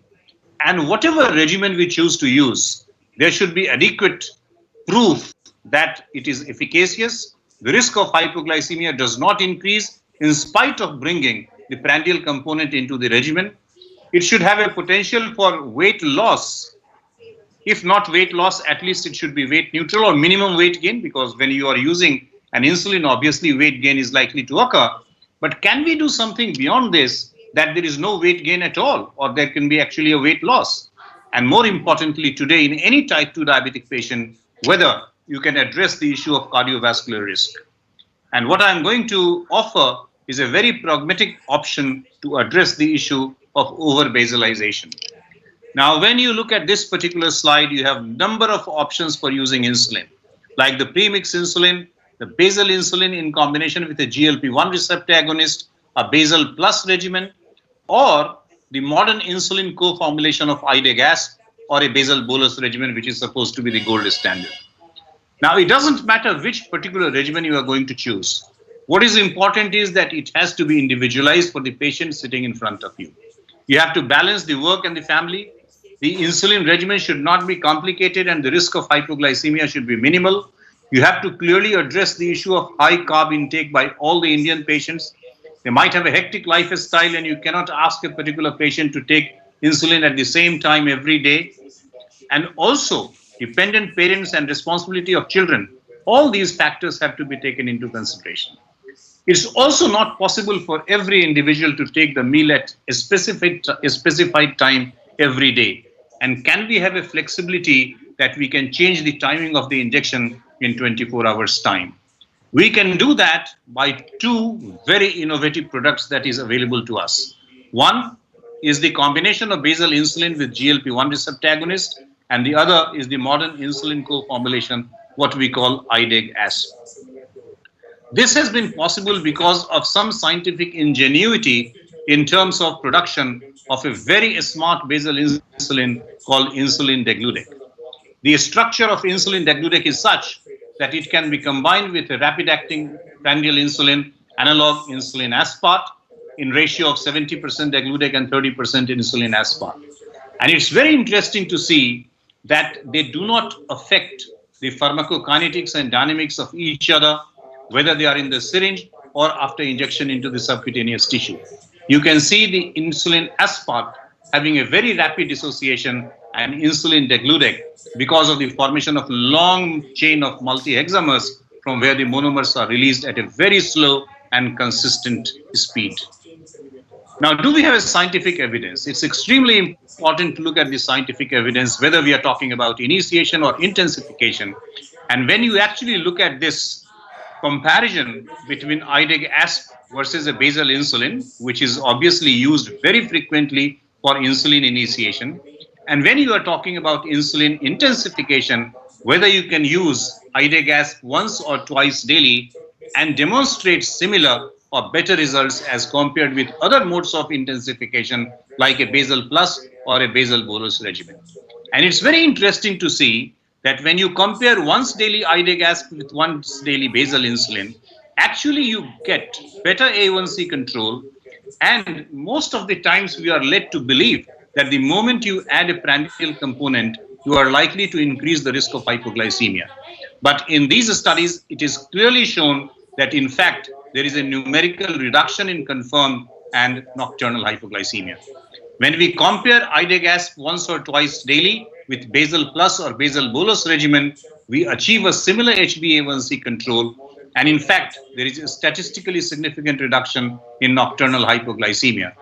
What is also important that you are giving lesser insulin doses, which is translated into lesser weight gain. And this is, I think, a path-breaking thing so far as the insulin regimen is concerned. It's not only the addition of a prandial insulin to a basal insulin which is possible. Today, we can also combine basal insulin with a GLP-1 receptor agonist. And when you look at the individual effects of a basal insulin and a GLP-1 receptor agonist, when you combine them, you achieve something extremely wonderful. Basal insulin will give you a reasonable A1C reduction and mostly targeting the fasting plasma glucose, but doesn't have a lot of effect on the PPG. Whereas a GLP-1 receptor agonist actually gives you much better effect on both the fasting and the PPG, obviously giving you a more robust reduction in the HbA1c. What is important is that whatever hypoglycemia is caused by basal insulin is mitigated by GLP-1 receptor agonist, and at the same time, the weight gain due to basal insulin is also nullified, and in fact, you get weight loss by the addition of a GLP-1 receptor agonist. A very important side effect of GLP-1 receptor agonist is nausea, which is also largely mitigated by addition of basal insulin and a GLP-1 receptor agonist. And it's very interesting that when you look at the formulation, the dihexamers of insulin degludec and the heptamers of liraglutide, they are combined in one pen, and it is such a simple administration, once daily, absolutely independent of meals, and 24-hour glycemic control because you are targeting both the fasting and the PPG. And a very steady titration resulting in a more favorable tolerability profile, and that is exactly what we are looking for. Once again, we have to look for the scientific evidence, whether giving once daily combination of basal insulin and liraglutide, like degludec plus liraglutide, what we call Ideglira, and compare this with basal insulin, and at the same time, for intensification purposes, compare this with a basal bolus regimen. And it's very heartening to see that once daily Ideglira, as compared with once daily insulin glargine, gives you much better A1C reduction, a whooping 57% reduction in hypoglycemia and 25% reduction in nocturnal hypoglycemia. And extremely important, you have a very significant weight loss of almost 3.2 kilograms. And insulin doses are remarkably reduced by 38%. Even when you wish to intensify the insulin regimen by using Ideglira and compare that with the so-called gold standard of insulin regimen, basal bolus regimen, you have a slight reduction in the HbA1c, similar fasting plasma glucose control, and an 89% reduction in confirmed hypoglycemia and 92% reduction in nocturnal hypoglycemia.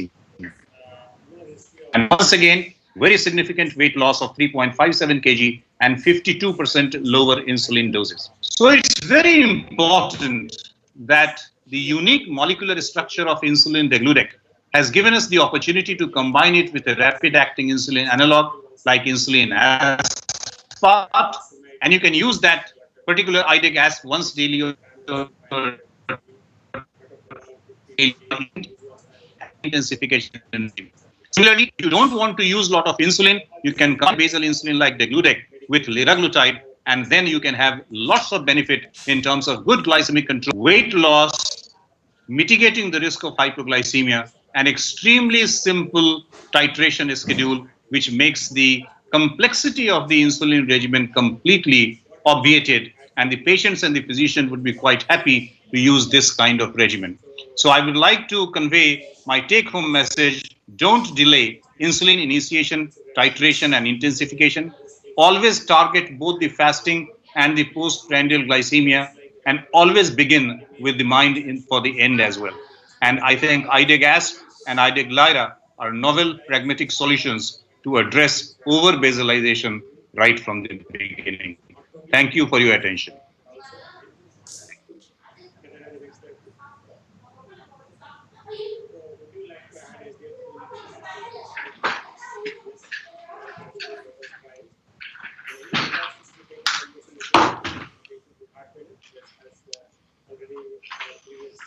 Hello.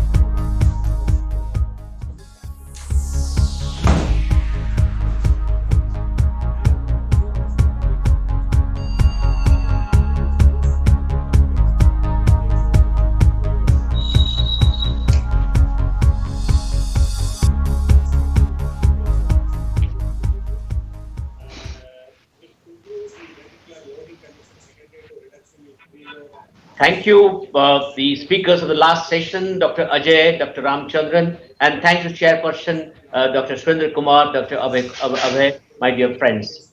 Dear friends, we are in for a very exciting session, and this is the last session of the day one, and I have great pleasure in welcoming you to this session this evening. We have aptly called it the Super Over Insulin for Life. So, Insulin for Life, as you have been listening from morning, is the theme of this year's National Insulin Summit. We have every year one theme, and this year's theme is Insulin for Life. And we have called it Super Over because we have amidst us today someone who is our panelist, but nonetheless one of the greatest cricketer of our country, and also because Super Over is a final deciding over in a cricket match. In the last IPL, I actually saw three super overs being played, and cricket is our religion, Sabnam, Dr. Sabnam. So I saw three. Me, my wife, we watch it very apt, and we saw three super overs, and it was going on to decide the tie, and super over is a term which is used to decide a tie between the two teams that they're vying for the first position. And aptly, because Super Over is a final and deciding over in cricket match, when there's a tie, we have no tie for insulin. But in this final session of day one, we are discussing how insulin has been the winner, also a lifesaver, and has been the numero uno in the diabetes care. Insulin never fails. Insulin gives a great sense of well-being. Insulin can bring down sugar to any lower level, and insulin for life, insulin for every Indian citizen when they need it. That is the theme of this meeting today. Dear friends, for that, we have a perfect team of panelists ranging from a renowned clinician worldwide. Dear friends, I'm talking about Ambrish, my dear friend, Professor Dr. Ambrish Mittal, the awardee of the Padma Bhushan, one of the highest civil honor by the government of India, conferred by the President of India. He has been the founder, professor and head of the Department of Endocrinology at the famous Sanjay Gandhi Postgraduate Institute. He established the DM department there, trained many students for the DM degree, and contributed immensely to the care of diabetes, research in diabetes, research in thyroid, and one of the things very close to his heart for the bone metabolism. Diabetes and the bone disease is one of his greatest research area. Dear friends, and he has many publications. But what distinguishes him are two things. Number one, his passion for seeing patients and producing the change in their lives. He's my close friend. Can you imagine 450? Tomorrow he'll present his data on the 459 COVID-19 patients, which is analyzed single-handedly. He's a great clinician. and a great friend of ours. We welcome you, Amrish, to this. Thank you, sir. Thank you, sir. Thank you, sir. We have with us, and I must not forget to mention that yesterday he has won. Amrish, please allow me to two secrets. One about Anil, one about you. Nothing wrong. I'm telling any mischievous secret. He has won the Endocrine Society 2021 Laureate Award. Day for yesterday, and it's a great award for the Endocrine Society, and the first Indian to win it. Day for yesterday, 2021 Endocrine Society Laureate Award, a great award. Thank you, congratulations. Thank you, sir. Thank you. The second person is a celebrated ambassador of diabetes, and he's well known across the country for his commitment to the sports and very ethical, very decent, very gentle contribution. I will not go into details, but suffices to mention he had made a one innings where he took 10 wickets. Coming back from a great injury, he made triple century. And he is the icon of our cricket, with the religion for India. Dear friends, the other secret about him is something which I learned very, very recently, just now. He has also contributed to the technology of training the batsmen. He has inserted, Amrish, a devised and with the angel investors, a chip which can be put into any cricket played with a bat. Thank you, Vikrant, for giving this information. The country should know about it. The nation must know, according to the language of one of our nation must know that no, and he has patented it, and it can be used in any game played with a bat. Be cricket, that is his passion, golf, it can be played with the hockey, it can be played with the badminton, badminton, it can be many games, and it has been patented, and that makes the batsman know about the angle of the hitting, how to hit, how to get the score, and great honor about him. Dear friends, I must confess here that industry anywhere in the globe accepts the best people. No doubt about it. Me and Amrish are mediocre. We went to medicine. So industry accepts best people, and the doctor in an industry is an amazing person. And we have us Dr. Shabnam, who is a medical doctor, and she has been the presiding officer in the insulin affairs in the various parts of the globe, in the Southeast Asia, in Turkey, and now in the Asia Pacific region. And Dr. Shabnam has made great contribution in the insulinization, in contributing to the diabetes care. Dear friends, the fourth and final person is our very dear, very near Mr. Vikrant Shrotriya, the MD and Corporate Vice President of the Novo Nordisk India. Dear friends, I'll be very brief. He has warned me. I'll be very brief to say Vikrant signifies, personifies, represents simplicity. And the greatest things in the world are simple. He is focused on the outcome, on the result oriented, and no nonsense approach to anywhere he goes. Dear friends, I must mention here that it is his unrestricted educational grant, unconditional support that has made this NIS possible at this level today. A big hand for Vikrant. And I must tell you that he had served the country for 13 long years. Then he had gone abroad for serving the other parts of the globe. And I come from Pondicherry, where Sri Aurobindo writes, abroad you must go, but must come back to one country to serve your motherland. And Vikrant is back in our country again to serve his motherland with renewed interest and renewed support. Dear friends, in this super over, we have 2 rounds of questions, and that is the question. The first round. Can I start with my dear Anil? Anil, I must tell you the widely decorated Padam Shri and whatnot. Anil, let me begin with you, as you have been the brand ambassador for changing diabetes over 2 years now. You have interacted with many children and their parents on the Changing Diabetes in Children program. And also, you have been also interacted with cricketers who have diabetes and many others. Anil, please give us what's your personal impression, touch about people living with diabetes? What's your impression about the people, public children, public their parents, people living with diabetes? Thank you so much for the generous introduction once again, Dr. Das. Good evening to everyone. This is aptly called Super Over, thanks to cricket, and also probably the way Kings 11 played in this IPL. We needed two super overs to get a result against Mumbai. So I'm sure all of you remember that. So thank you so much for having me here.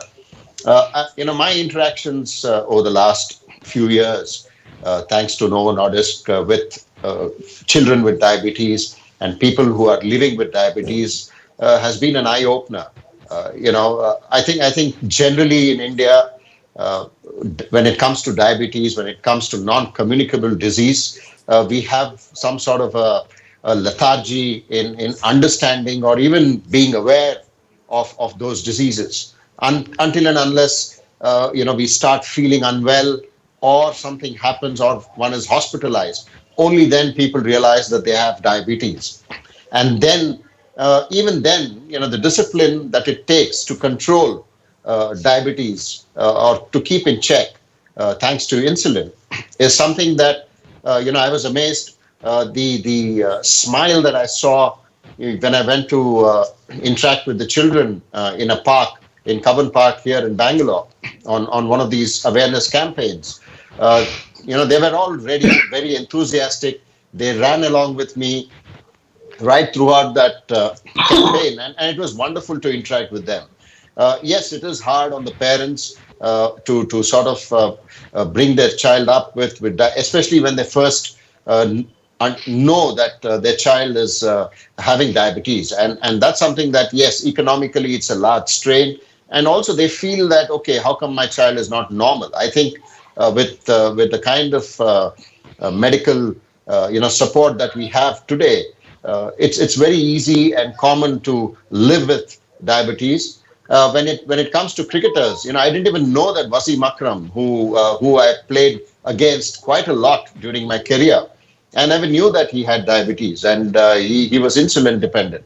So that's the kind of so you're never away from doing the normal things. So all it needs is your mental makeup. All it needs is the same kind of perseverance that all of us go through. So it's nothing different to being diabetic.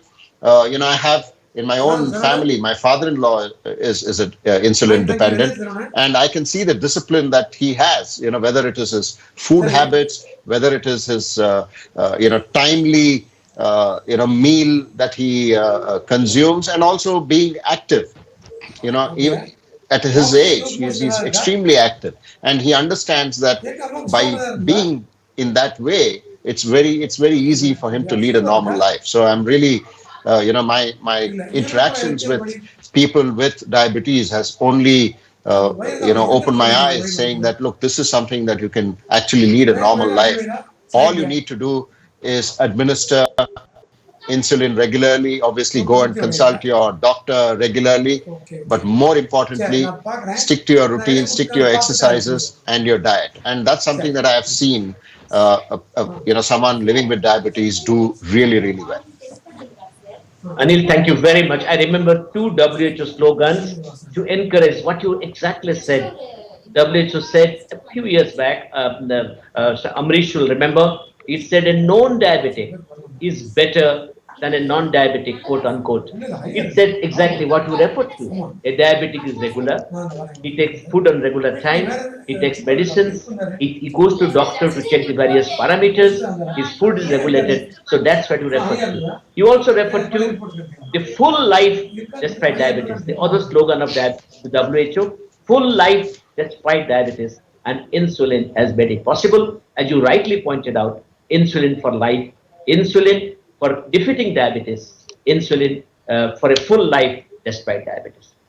Thank you very, very much. Anil, I'll come back for the second and the final round of questions to you. I think when Anil has mentioned about the insulin, Vikrant, I'll come to you now. Now, Novo is currently doing a lot of research with cardiometabolic molecules, which are for, I mean, we do not know. It is basically belongs to us, Amrish and me, endocrinologists, diabetologists. But there are also people who are stealing it away from us. I'm telling you a joke. It has also enriched the cardiology practice. It has enriched the renal practice. People ask a question, Vikrant, to whom does it belong? Endodiabetos or the cardios or the renal physician? So it's a great molecule. I must tell you, openly tell you that we were having a session tomorrow, Dr. Sabnam, Amrish knows about it. The advance in insulin by Novo Nordisk, a relentless advance against a relentless disease. So that summarizes the great contribution, Dr. Sabnam, Vikranji, you have met in this sphere of insulin. So therefore, Novo Nordisk is currently doing a lot of research with cardiometabolic molecules like GLP-1, and it is pretty hale. It can be used before even insulin. It has got benefits beyond blood sugar.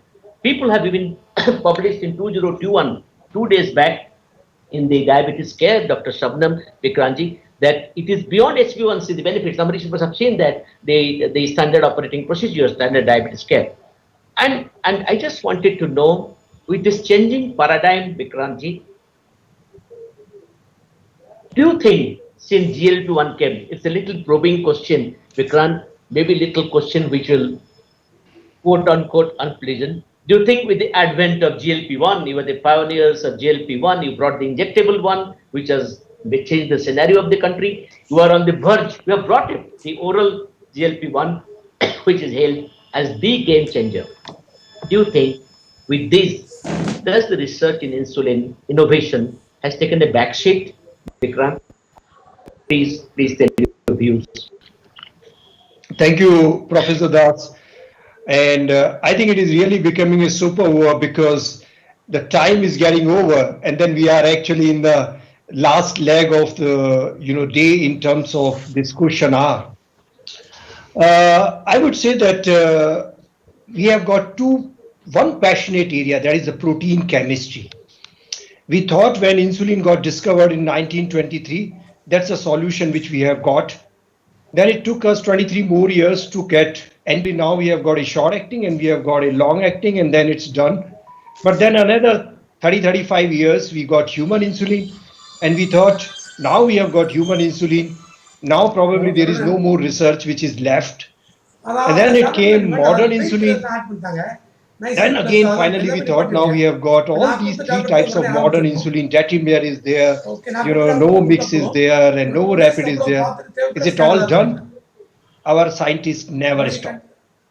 I think it's a relentless race to find better and better solution. And I think they believe in there is always a better way to do things. Then they came out with second generation insulin, which is, we have got Fiasp, we have got Ryzodeg, and then Digludec. And now we think, is it the end of the road for this 100 years? Finally, the solution has come. But I think so. Our behavioral scientists and the scientists will keep on working to really find a solution which is much more nearer and convenient for the control. So while GLP-1 is also one of our babies, and fantastic results are coming beyond glycemic control. We have liraglutide, we have got semaglutide, and soon to be launched in India, the Rybelsus, the oral semaglutide. What a fantastic journey that protein in a pill will actually come in India. But on the other side, I have to say that I get goosebumps when I really see that there is the next leg of insulin discovery, which is happening in Novo Nordisk laboratories, which is called as Icodec. Professor Das, imagine that you have to take insulin once a week. From that 3-4 hours in 1923, when patients have to take insulin, those impure, animal insulin, to something called as once a week. And to the audience, I can say that just 1 week ago, we have embarked into the phase 3 study for Icodec. Then we are talking about Icodec and Sema. That means once a week, the basal insulin and once a week semaglutide, a fixed combination. That could be the next one, where we are already there in the phase 1. We are talking about FSI 965. You know that we have got beta cell and then we have got alpha cell. Beta cell is for insulin and alpha for glucagon. We are talking about a fixed combination of insulin and glucagon to have a combination of a control and hypoglycemia. What a fantastic one. We are talking about insulin 147, which is long acting, and then we are talking PCSK9, which is nothing but, insulin plus lipid lowering agent in a fixed combination. So we are actually talking about the next generation of insulin, which are glucocentric, which are organ-centric, and I'm very sure there is a lot to come in this technology. I think it is going to be something like a range of impossible making possible by our scientists. So overall, it's a promising time for protein chemistry, Professor Das, not only for GLP-1, where I think so it is fantastic and we are going to get many solutions, but also for insulin. And let me tell you, Novo Nordisk is leading in the race. And I have got only sense of pride in saying that Novo Nordisk is leading quite a mile ahead when it comes to the next solutions for the insulin. Thank you very much. Vikrant, thank you very much for putting in the proper perspective. Insulin for life, insulin for control of diabetes, GLP-1 analogs for the freedom from complications, or whatever it is, heart failure, renal, whatever, beautifully said. And you also spoke about the things in the pipeline and your commitment. I must hasten to add to congratulate you, Vikrant. When few have even stopped their research, you are still ongoing. It's a quest for better and better insulin, better and better molecules for the diabetes care like GLP-1, RA and others, which has made you distinctive in the entire spectrum of the diabetes care. And I congratulate you for that. Dr. Shabnam, being a doctor and a part of the very senior management of the world's largest supplier of insulin, you have helped the organization in Turkey, in Russia, in Oceania, in Southeast Asia, and now in the region of the Asia Pacific, that's my region. What have been the challenges in this diverse geographic location in relation to optimal insulinization? And how did you contribute? The loaded question. How did you contribute? How did you contribute to overcome those hurdles? Thank you very much. Thank you very much, Professor Das, for the question. Thank you very much for a very, very nice introduction. It's my great pleasure to be part of this beautiful meeting. And it's really great to see that there are many, many healthcare professionals who are joining and signed up for this meeting. As you rightly said, I have been in different parts of the world under Novo Nordisk, and Novo Nordisk purpose, maybe to be known to you, but as well as many other participants, we drive to change diabetes and other chronic serious disorders. So we want to change the lives of the people suffering from diabetes, now living with obesity and getting into other serious chronic disorders. We try to understand for about 90 plus years of our experience and history as the company, what does it mean to live with this disease as the patients, but as well as the caregivers, and definitely for the healthcare providers like yourself, how to treat them. First, how to diagnose, how to put them on treatment, and how to make the treatment as compliant as possible so that the quality of life can increase. And it varies from country to country. From my home country that I have been coming from, Turkey, all the way to Russia and Southeast Asia, you can see definitely one thing very common, which is very passionate healthcare professionals all around the world, dedicated so much day and night, really try to change the lives with our ambassadors, like we said. But there are sometimes different healthcare infrastructures that may not happen, as well as the awareness. As you rightly said in the previous discussion and the answer, that people should come forward for diagnosis of the treatment for diabetes. And we sometimes, both as the healthcare professionals as well as the patients, tend to forget that diabetes is a progressive disease. So ultimately, whether it's type 1 for sure, but type 2 ultimately needs insulin at certain point of time. That we try to also, as Novo Nordisk, explain to the entire world that we are trying to provide as the most convenient insulin so that it can go easily to the patient. So insulin is not something that you should be afraid of or treat as the last resort to get on the treatment. On the contrary, it's easy to treat the patients with insulin. Some of our countries that I have been to has been really suffering to get onto the insulin treatment. I can give one example, like Indonesia, right now also under our responsibilities in the Southeast Asia. Insulinization is very, very low. Even though, you know, it's mainly modern insulin that's being used, but it is mainly the oral antidiabetics that's been treated for the type 2 patients. So we do see a lot of, unfortunately, complications of the diabetic patients living with. So as company, what we do is type of, like your leadership, how you are arranging this meeting today and reaching out so many people, talking and discussing and with the question and answers, guiding the people how to get on insulin and why not to be afraid of, and what would be the benefits of the insulin. We are trying to also get into a unsolicited grant to those type of training across the board in all countries to train healthcare professionals about insulin and get the patients on ultimately best treatment to continue with the treatment. I think one of the things that I would like to add here, sometimes it's the patient side who are afraid, let me say, from insulin. But sometimes it also takes a lot of time from the healthcare professional, of course, to train the patients how to get on the insulin. So we are here as the company, that at least I can say, to bring all the training materials, make your life easier with all this technology now that available via the digital, you know, different videos. Simple. Both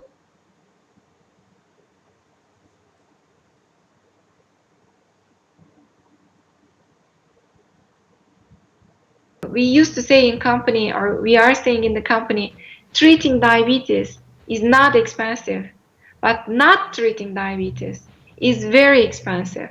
So sometimes we tend to think about the cost of the insulin, but actually, if it cannot get onto the insulin because of the progressive disease that requires insulin, then the cost to the society, the cost to the patient, the cost to the caregivers, the cost to the healthcare professionals, all the complications of diabetes, unfortunately, becomes very, very high and high toll on the individual of the patient himself or herself.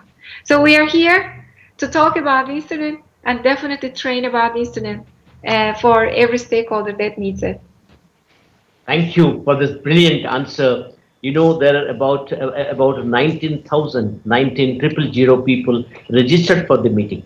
We had Andrew Bolton, IDF president. We had Chantal Matthew, you know her, from the Belgium, senior vice president. We had Amrish friend, the Srinath Reddy, our PHFI chairman, is another Padma Bhushan awardee, and we had the ambassador of the Royal Danish ambassador, and we had Mike, who loves India. I mean, we had a galaxy of the people who have said, you rightly concluded, I'll take this mantra from you, treating diabetes appropriately is cheap. Not treating diabetes appropriately is costly. Thank you very much. Thank you very, very much. Dear friends, I'll now pass on to Dr. Ambrish Mittal.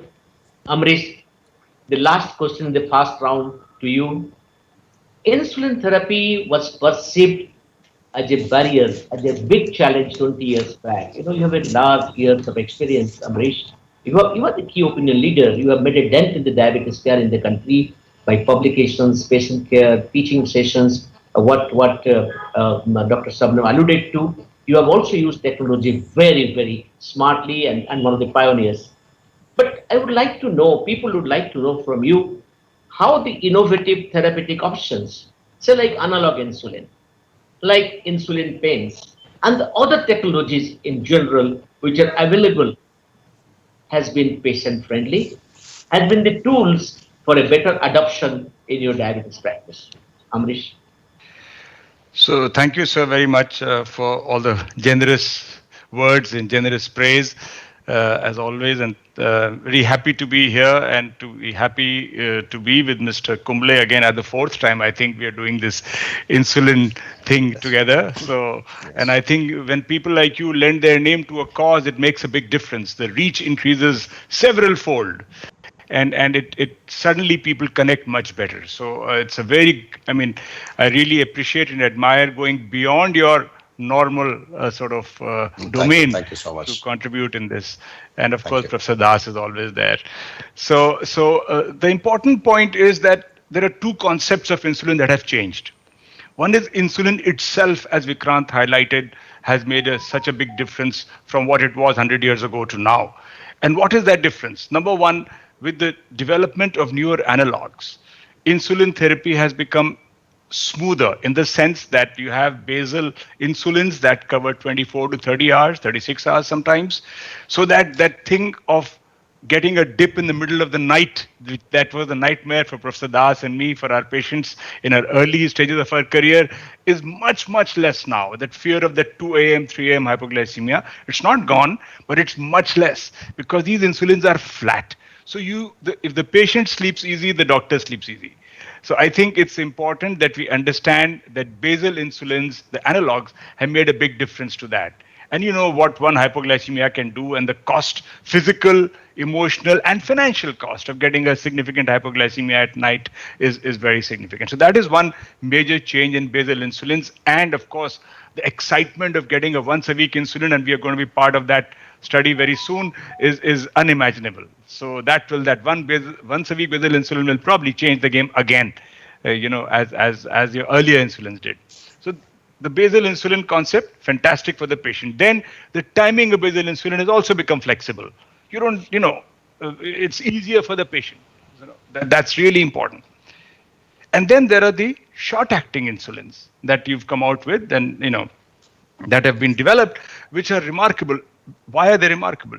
A, because they produce a sharp spike in the insulin level, and therefore cut out the sharp spike of glucose that follows food.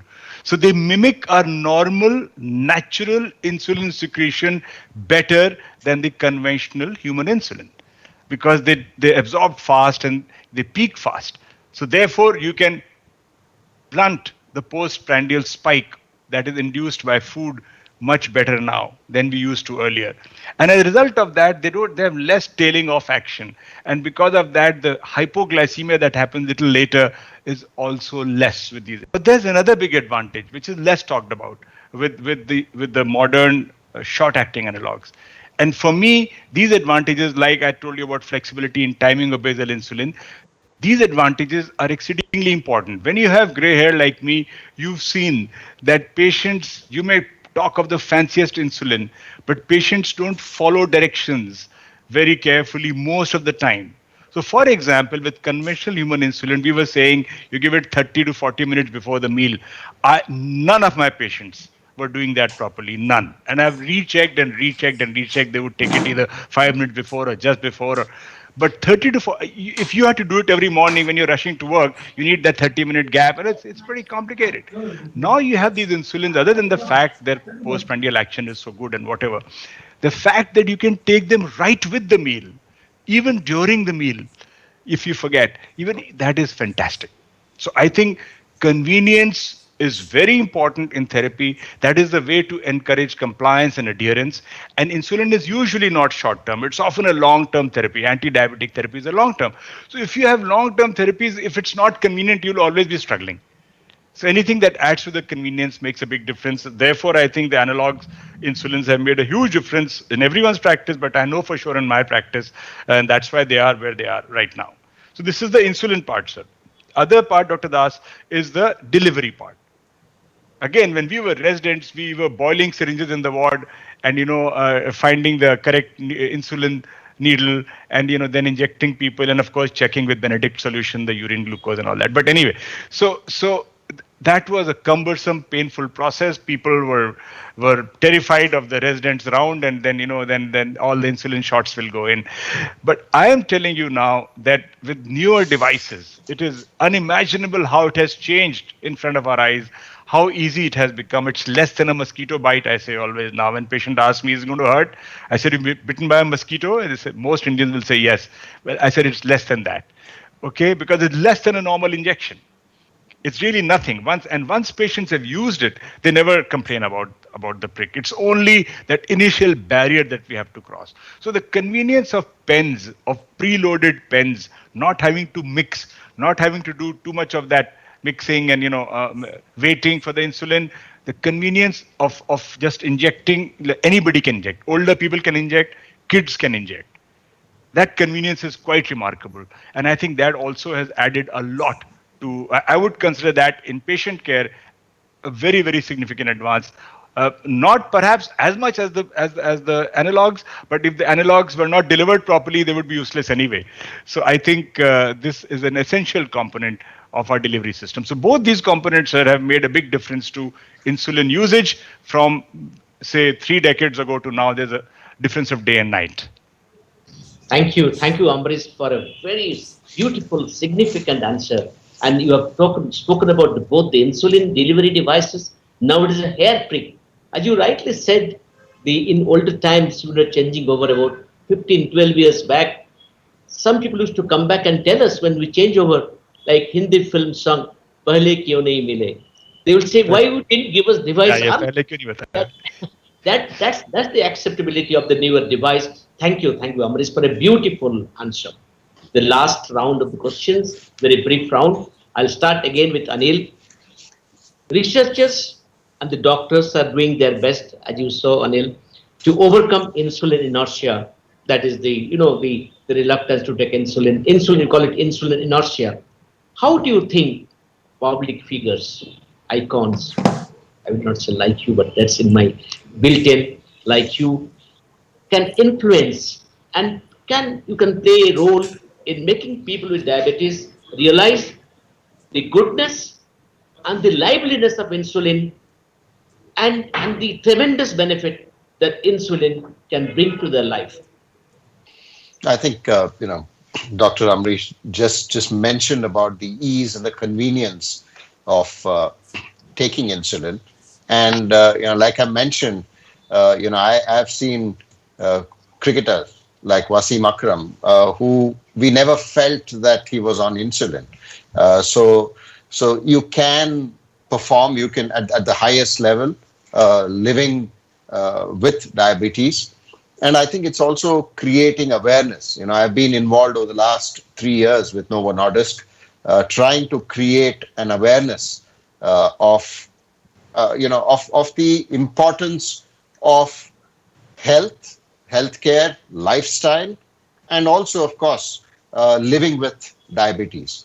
So I think it's important from someone with responsibility and someone who is known in the society to come forward and create awareness that this is a disease that can be you can easily live with, and with the kind of convenience. And Vikrant just mentioned about the future of insulin as well. Once a week to take an insulin is even more convenient. So I'm sure with technology and science and the scientists who never ever sleep, but they're always active and they're wanting to out better what they did the previous day. So I think it's important that we as people who are known in the society come out and create awareness about the use and the ease of use of these insulins for diabetic patients. And I think even Dr. Shabnam mentioned that the cost of treating diabetes is much, much lesser than actually if you don't treat diabetes. So I think that's the biggest sort of communicate to the larger society, and that to me is the biggest probably easier way of understanding people and creating awareness. So if I have played a very, very small part in that, and that's only thanks to Novo Nordisk.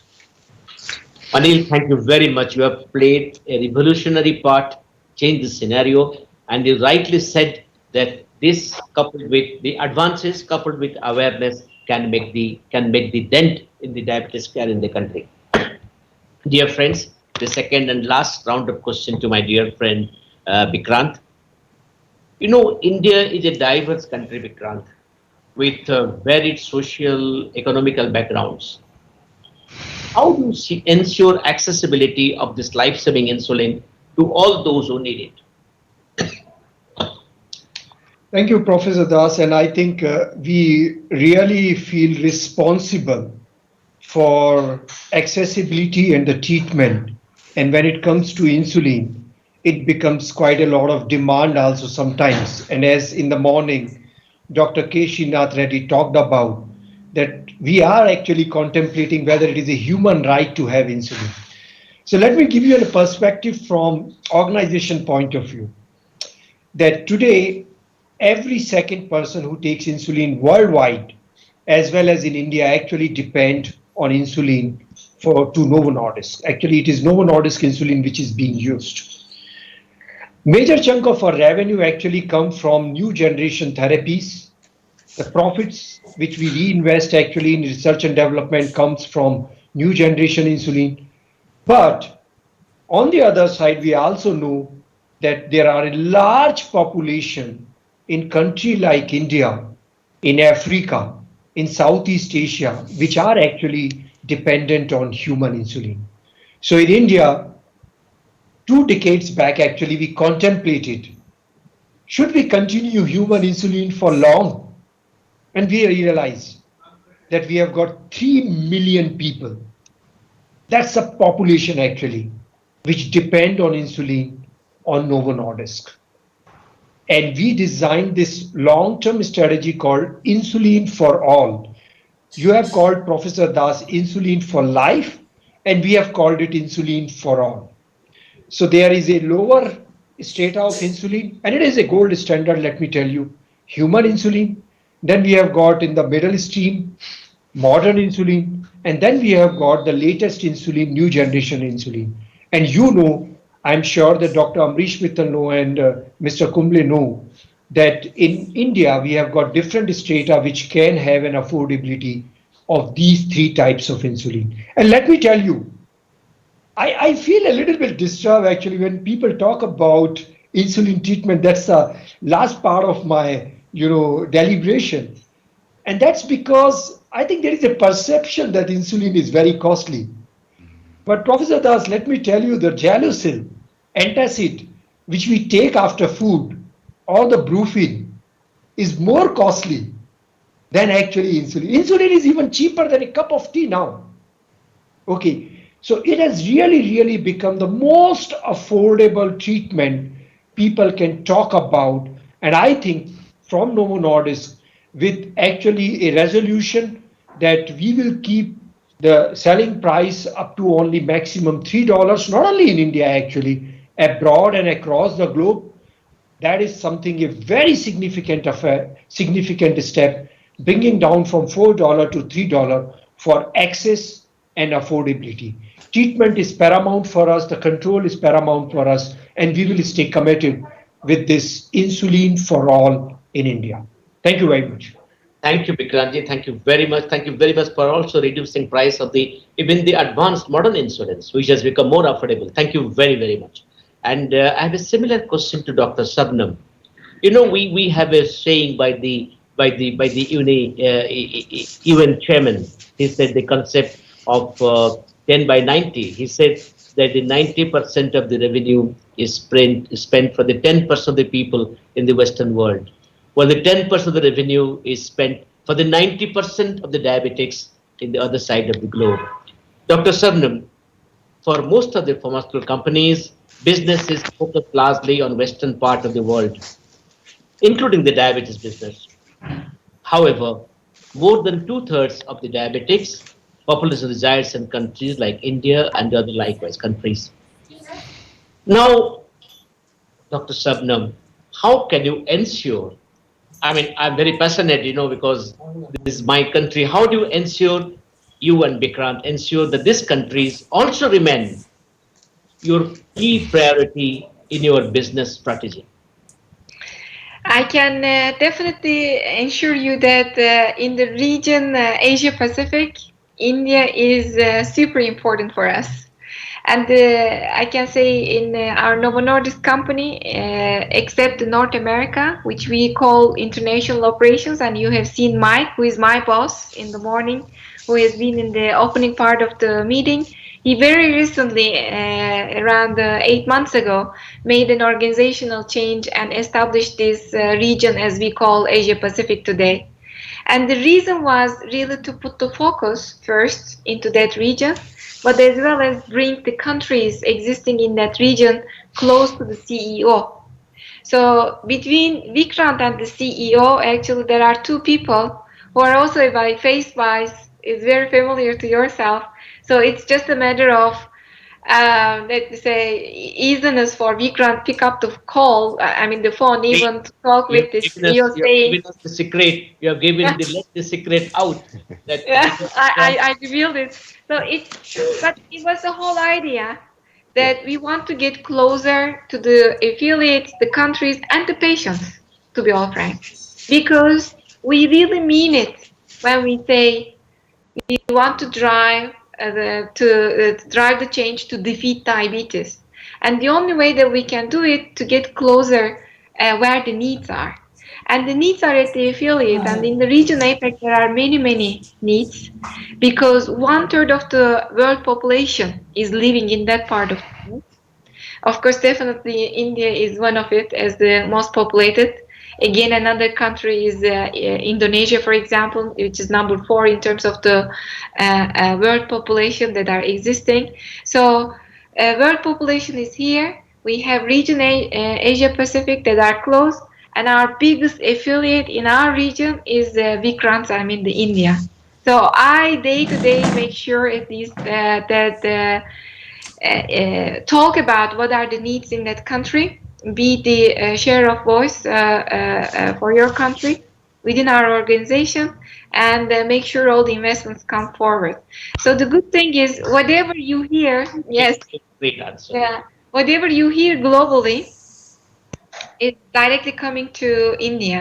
That's one of the example is Ribausus. I mean, Vikrant and his team is really getting busy with now the regulatory approval is also there so that we can make it available.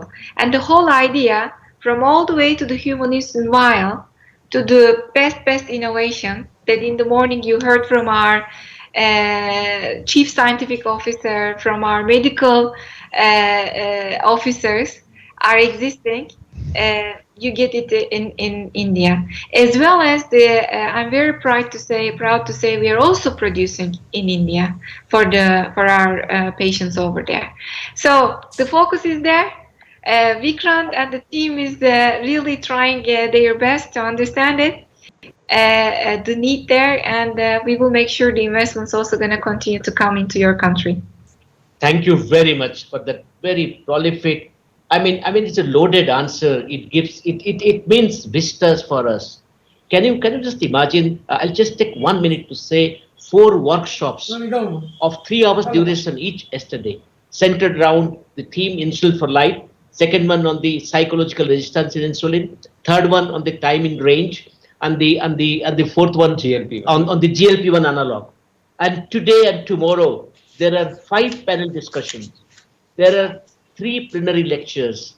There are sessions spanning for the entire day today and tomorrow. It is all possible because of your cooperation, your contribution, Vikrant. I cannot thank you more, and Dr. Shabnam, I cannot thank you more. Thank you very much for this country. Thank you very much, dear Amrish. The last round of question to you. There are many newer oral anti-diabetic therapies. And possibly, I mean, you all should agree with me that say they have sometimes contributed to the insulin inertia. But in the super over, it's again a question. In the super over, who do you think is the winner? Are the OADs good enough? to always bring down the blood glucose, or there's a limitation?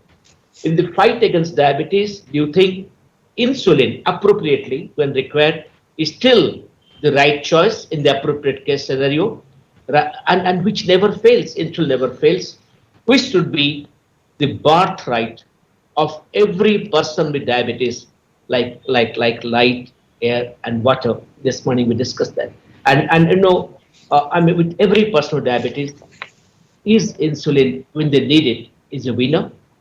Over to Amrish. Well, thank you, sir. And undoubtedly, the canvas of therapies for diabetes has dramatically improved over the last decade. And I would say that the tools that we have in our hands now to help our patients go beyond just glucose control. They actually are, in addition to lowering glucose, anti-diabetic drugs are protecting the heart, protecting the kidney, and maybe even reducing fatty liver. That's what our studies have shown. So basically what I'm saying is that the whole concept of diabetes just being glucose control is shifting. And quite clearly, new anti-diabetic therapies are now targeting beyond glucose. And I think that's remarkable. We always knew that if you have good glucose control, you get less complications. That's fine. But independent of the glucose control, you can reduce complications. And we all understand that. And the two major groups in that are, of course, the GLP-1 RAs and the SGLT2 inhibitors, which are remarkable molecules. So they have brought a lot of value to our treatment of diabetes. But do they replace insulin? That is highly unlikely. I mean, that is almost impossible. I think what can happen is that they can delay insulinization. I don't think they will contribute to inertia. If you are looking at your targets, what is the first purpose of diabetes control, Jocelyn said, is to bring the blood glucose as close to normal as possible. Now, if the drug is doing that effectively without any side effects, fine. But ultimately, most such patients will also have to resort to insulin, even type 2 patients I'm talking about. Type 1 is a different story altogether. They have to be on insulin forever. But even type 2 patients. And therefore, the advantage that insulin offers, it's physiological. It's the thing. It is part of our pathophysiology of diabetes, that insulin deficiency. So you're replacing the exact molecule that one is deficient in. You're not scared of any major side effects except low blood glucose. So if you can manage low blood glucose, by and large, you're good with insulin. You don't have to worry about tomorrow about this or that. With all these new molecules, there's a little bit of angle here and there of some side effects, something to watch out. Some things we say we don't know will appear in 20 years. We're not scared of insulin in any way. So the range. So all these newer molecules are single dose, fixed dose, 2 doses maybe, sometimes usually fixed dose now. With insulin, the range that we can use to lower glucose is from 1 unit to 1,000 units. Well, not 1,000, but at least several hundred units. And we have all done that in situations. So that power that insulin gives you, the confidence that it gives you in managing your patient is like almost like a relief. You know that at least we have insulin.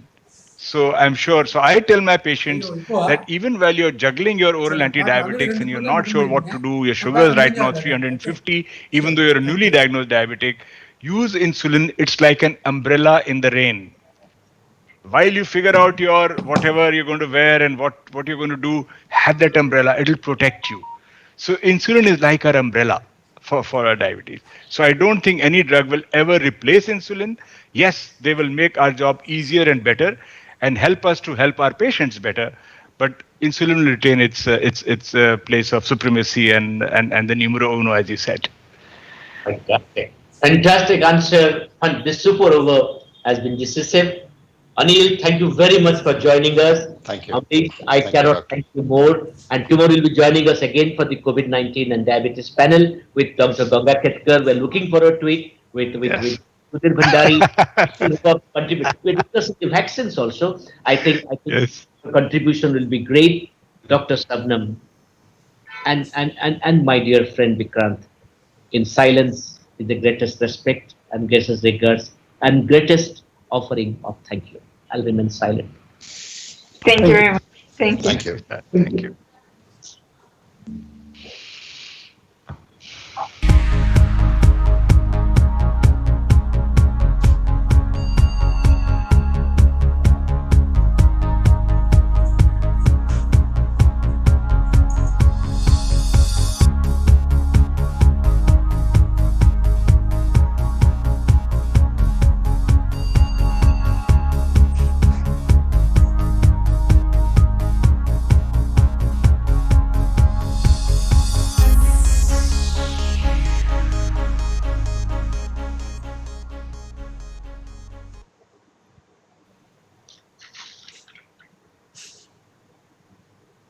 Thank you, Dr. Kunal, for this beautiful making the session over to me, dear friends. We had logged in at 11 a.m. and there has been long 11 a.m. to exactly 9:05 now. It has been a great happening and a fulfilling achievement. I am extremely happy. I welcome you for tomorrow's program. I'll just take 1 minute to introduce the program tomorrow.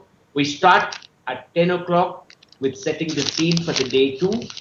We have the consensus, which I referred to, the presentation of about 7 minutes each by the individual group, and it becomes a consensus statement. When all of you listen to it, we present it to you.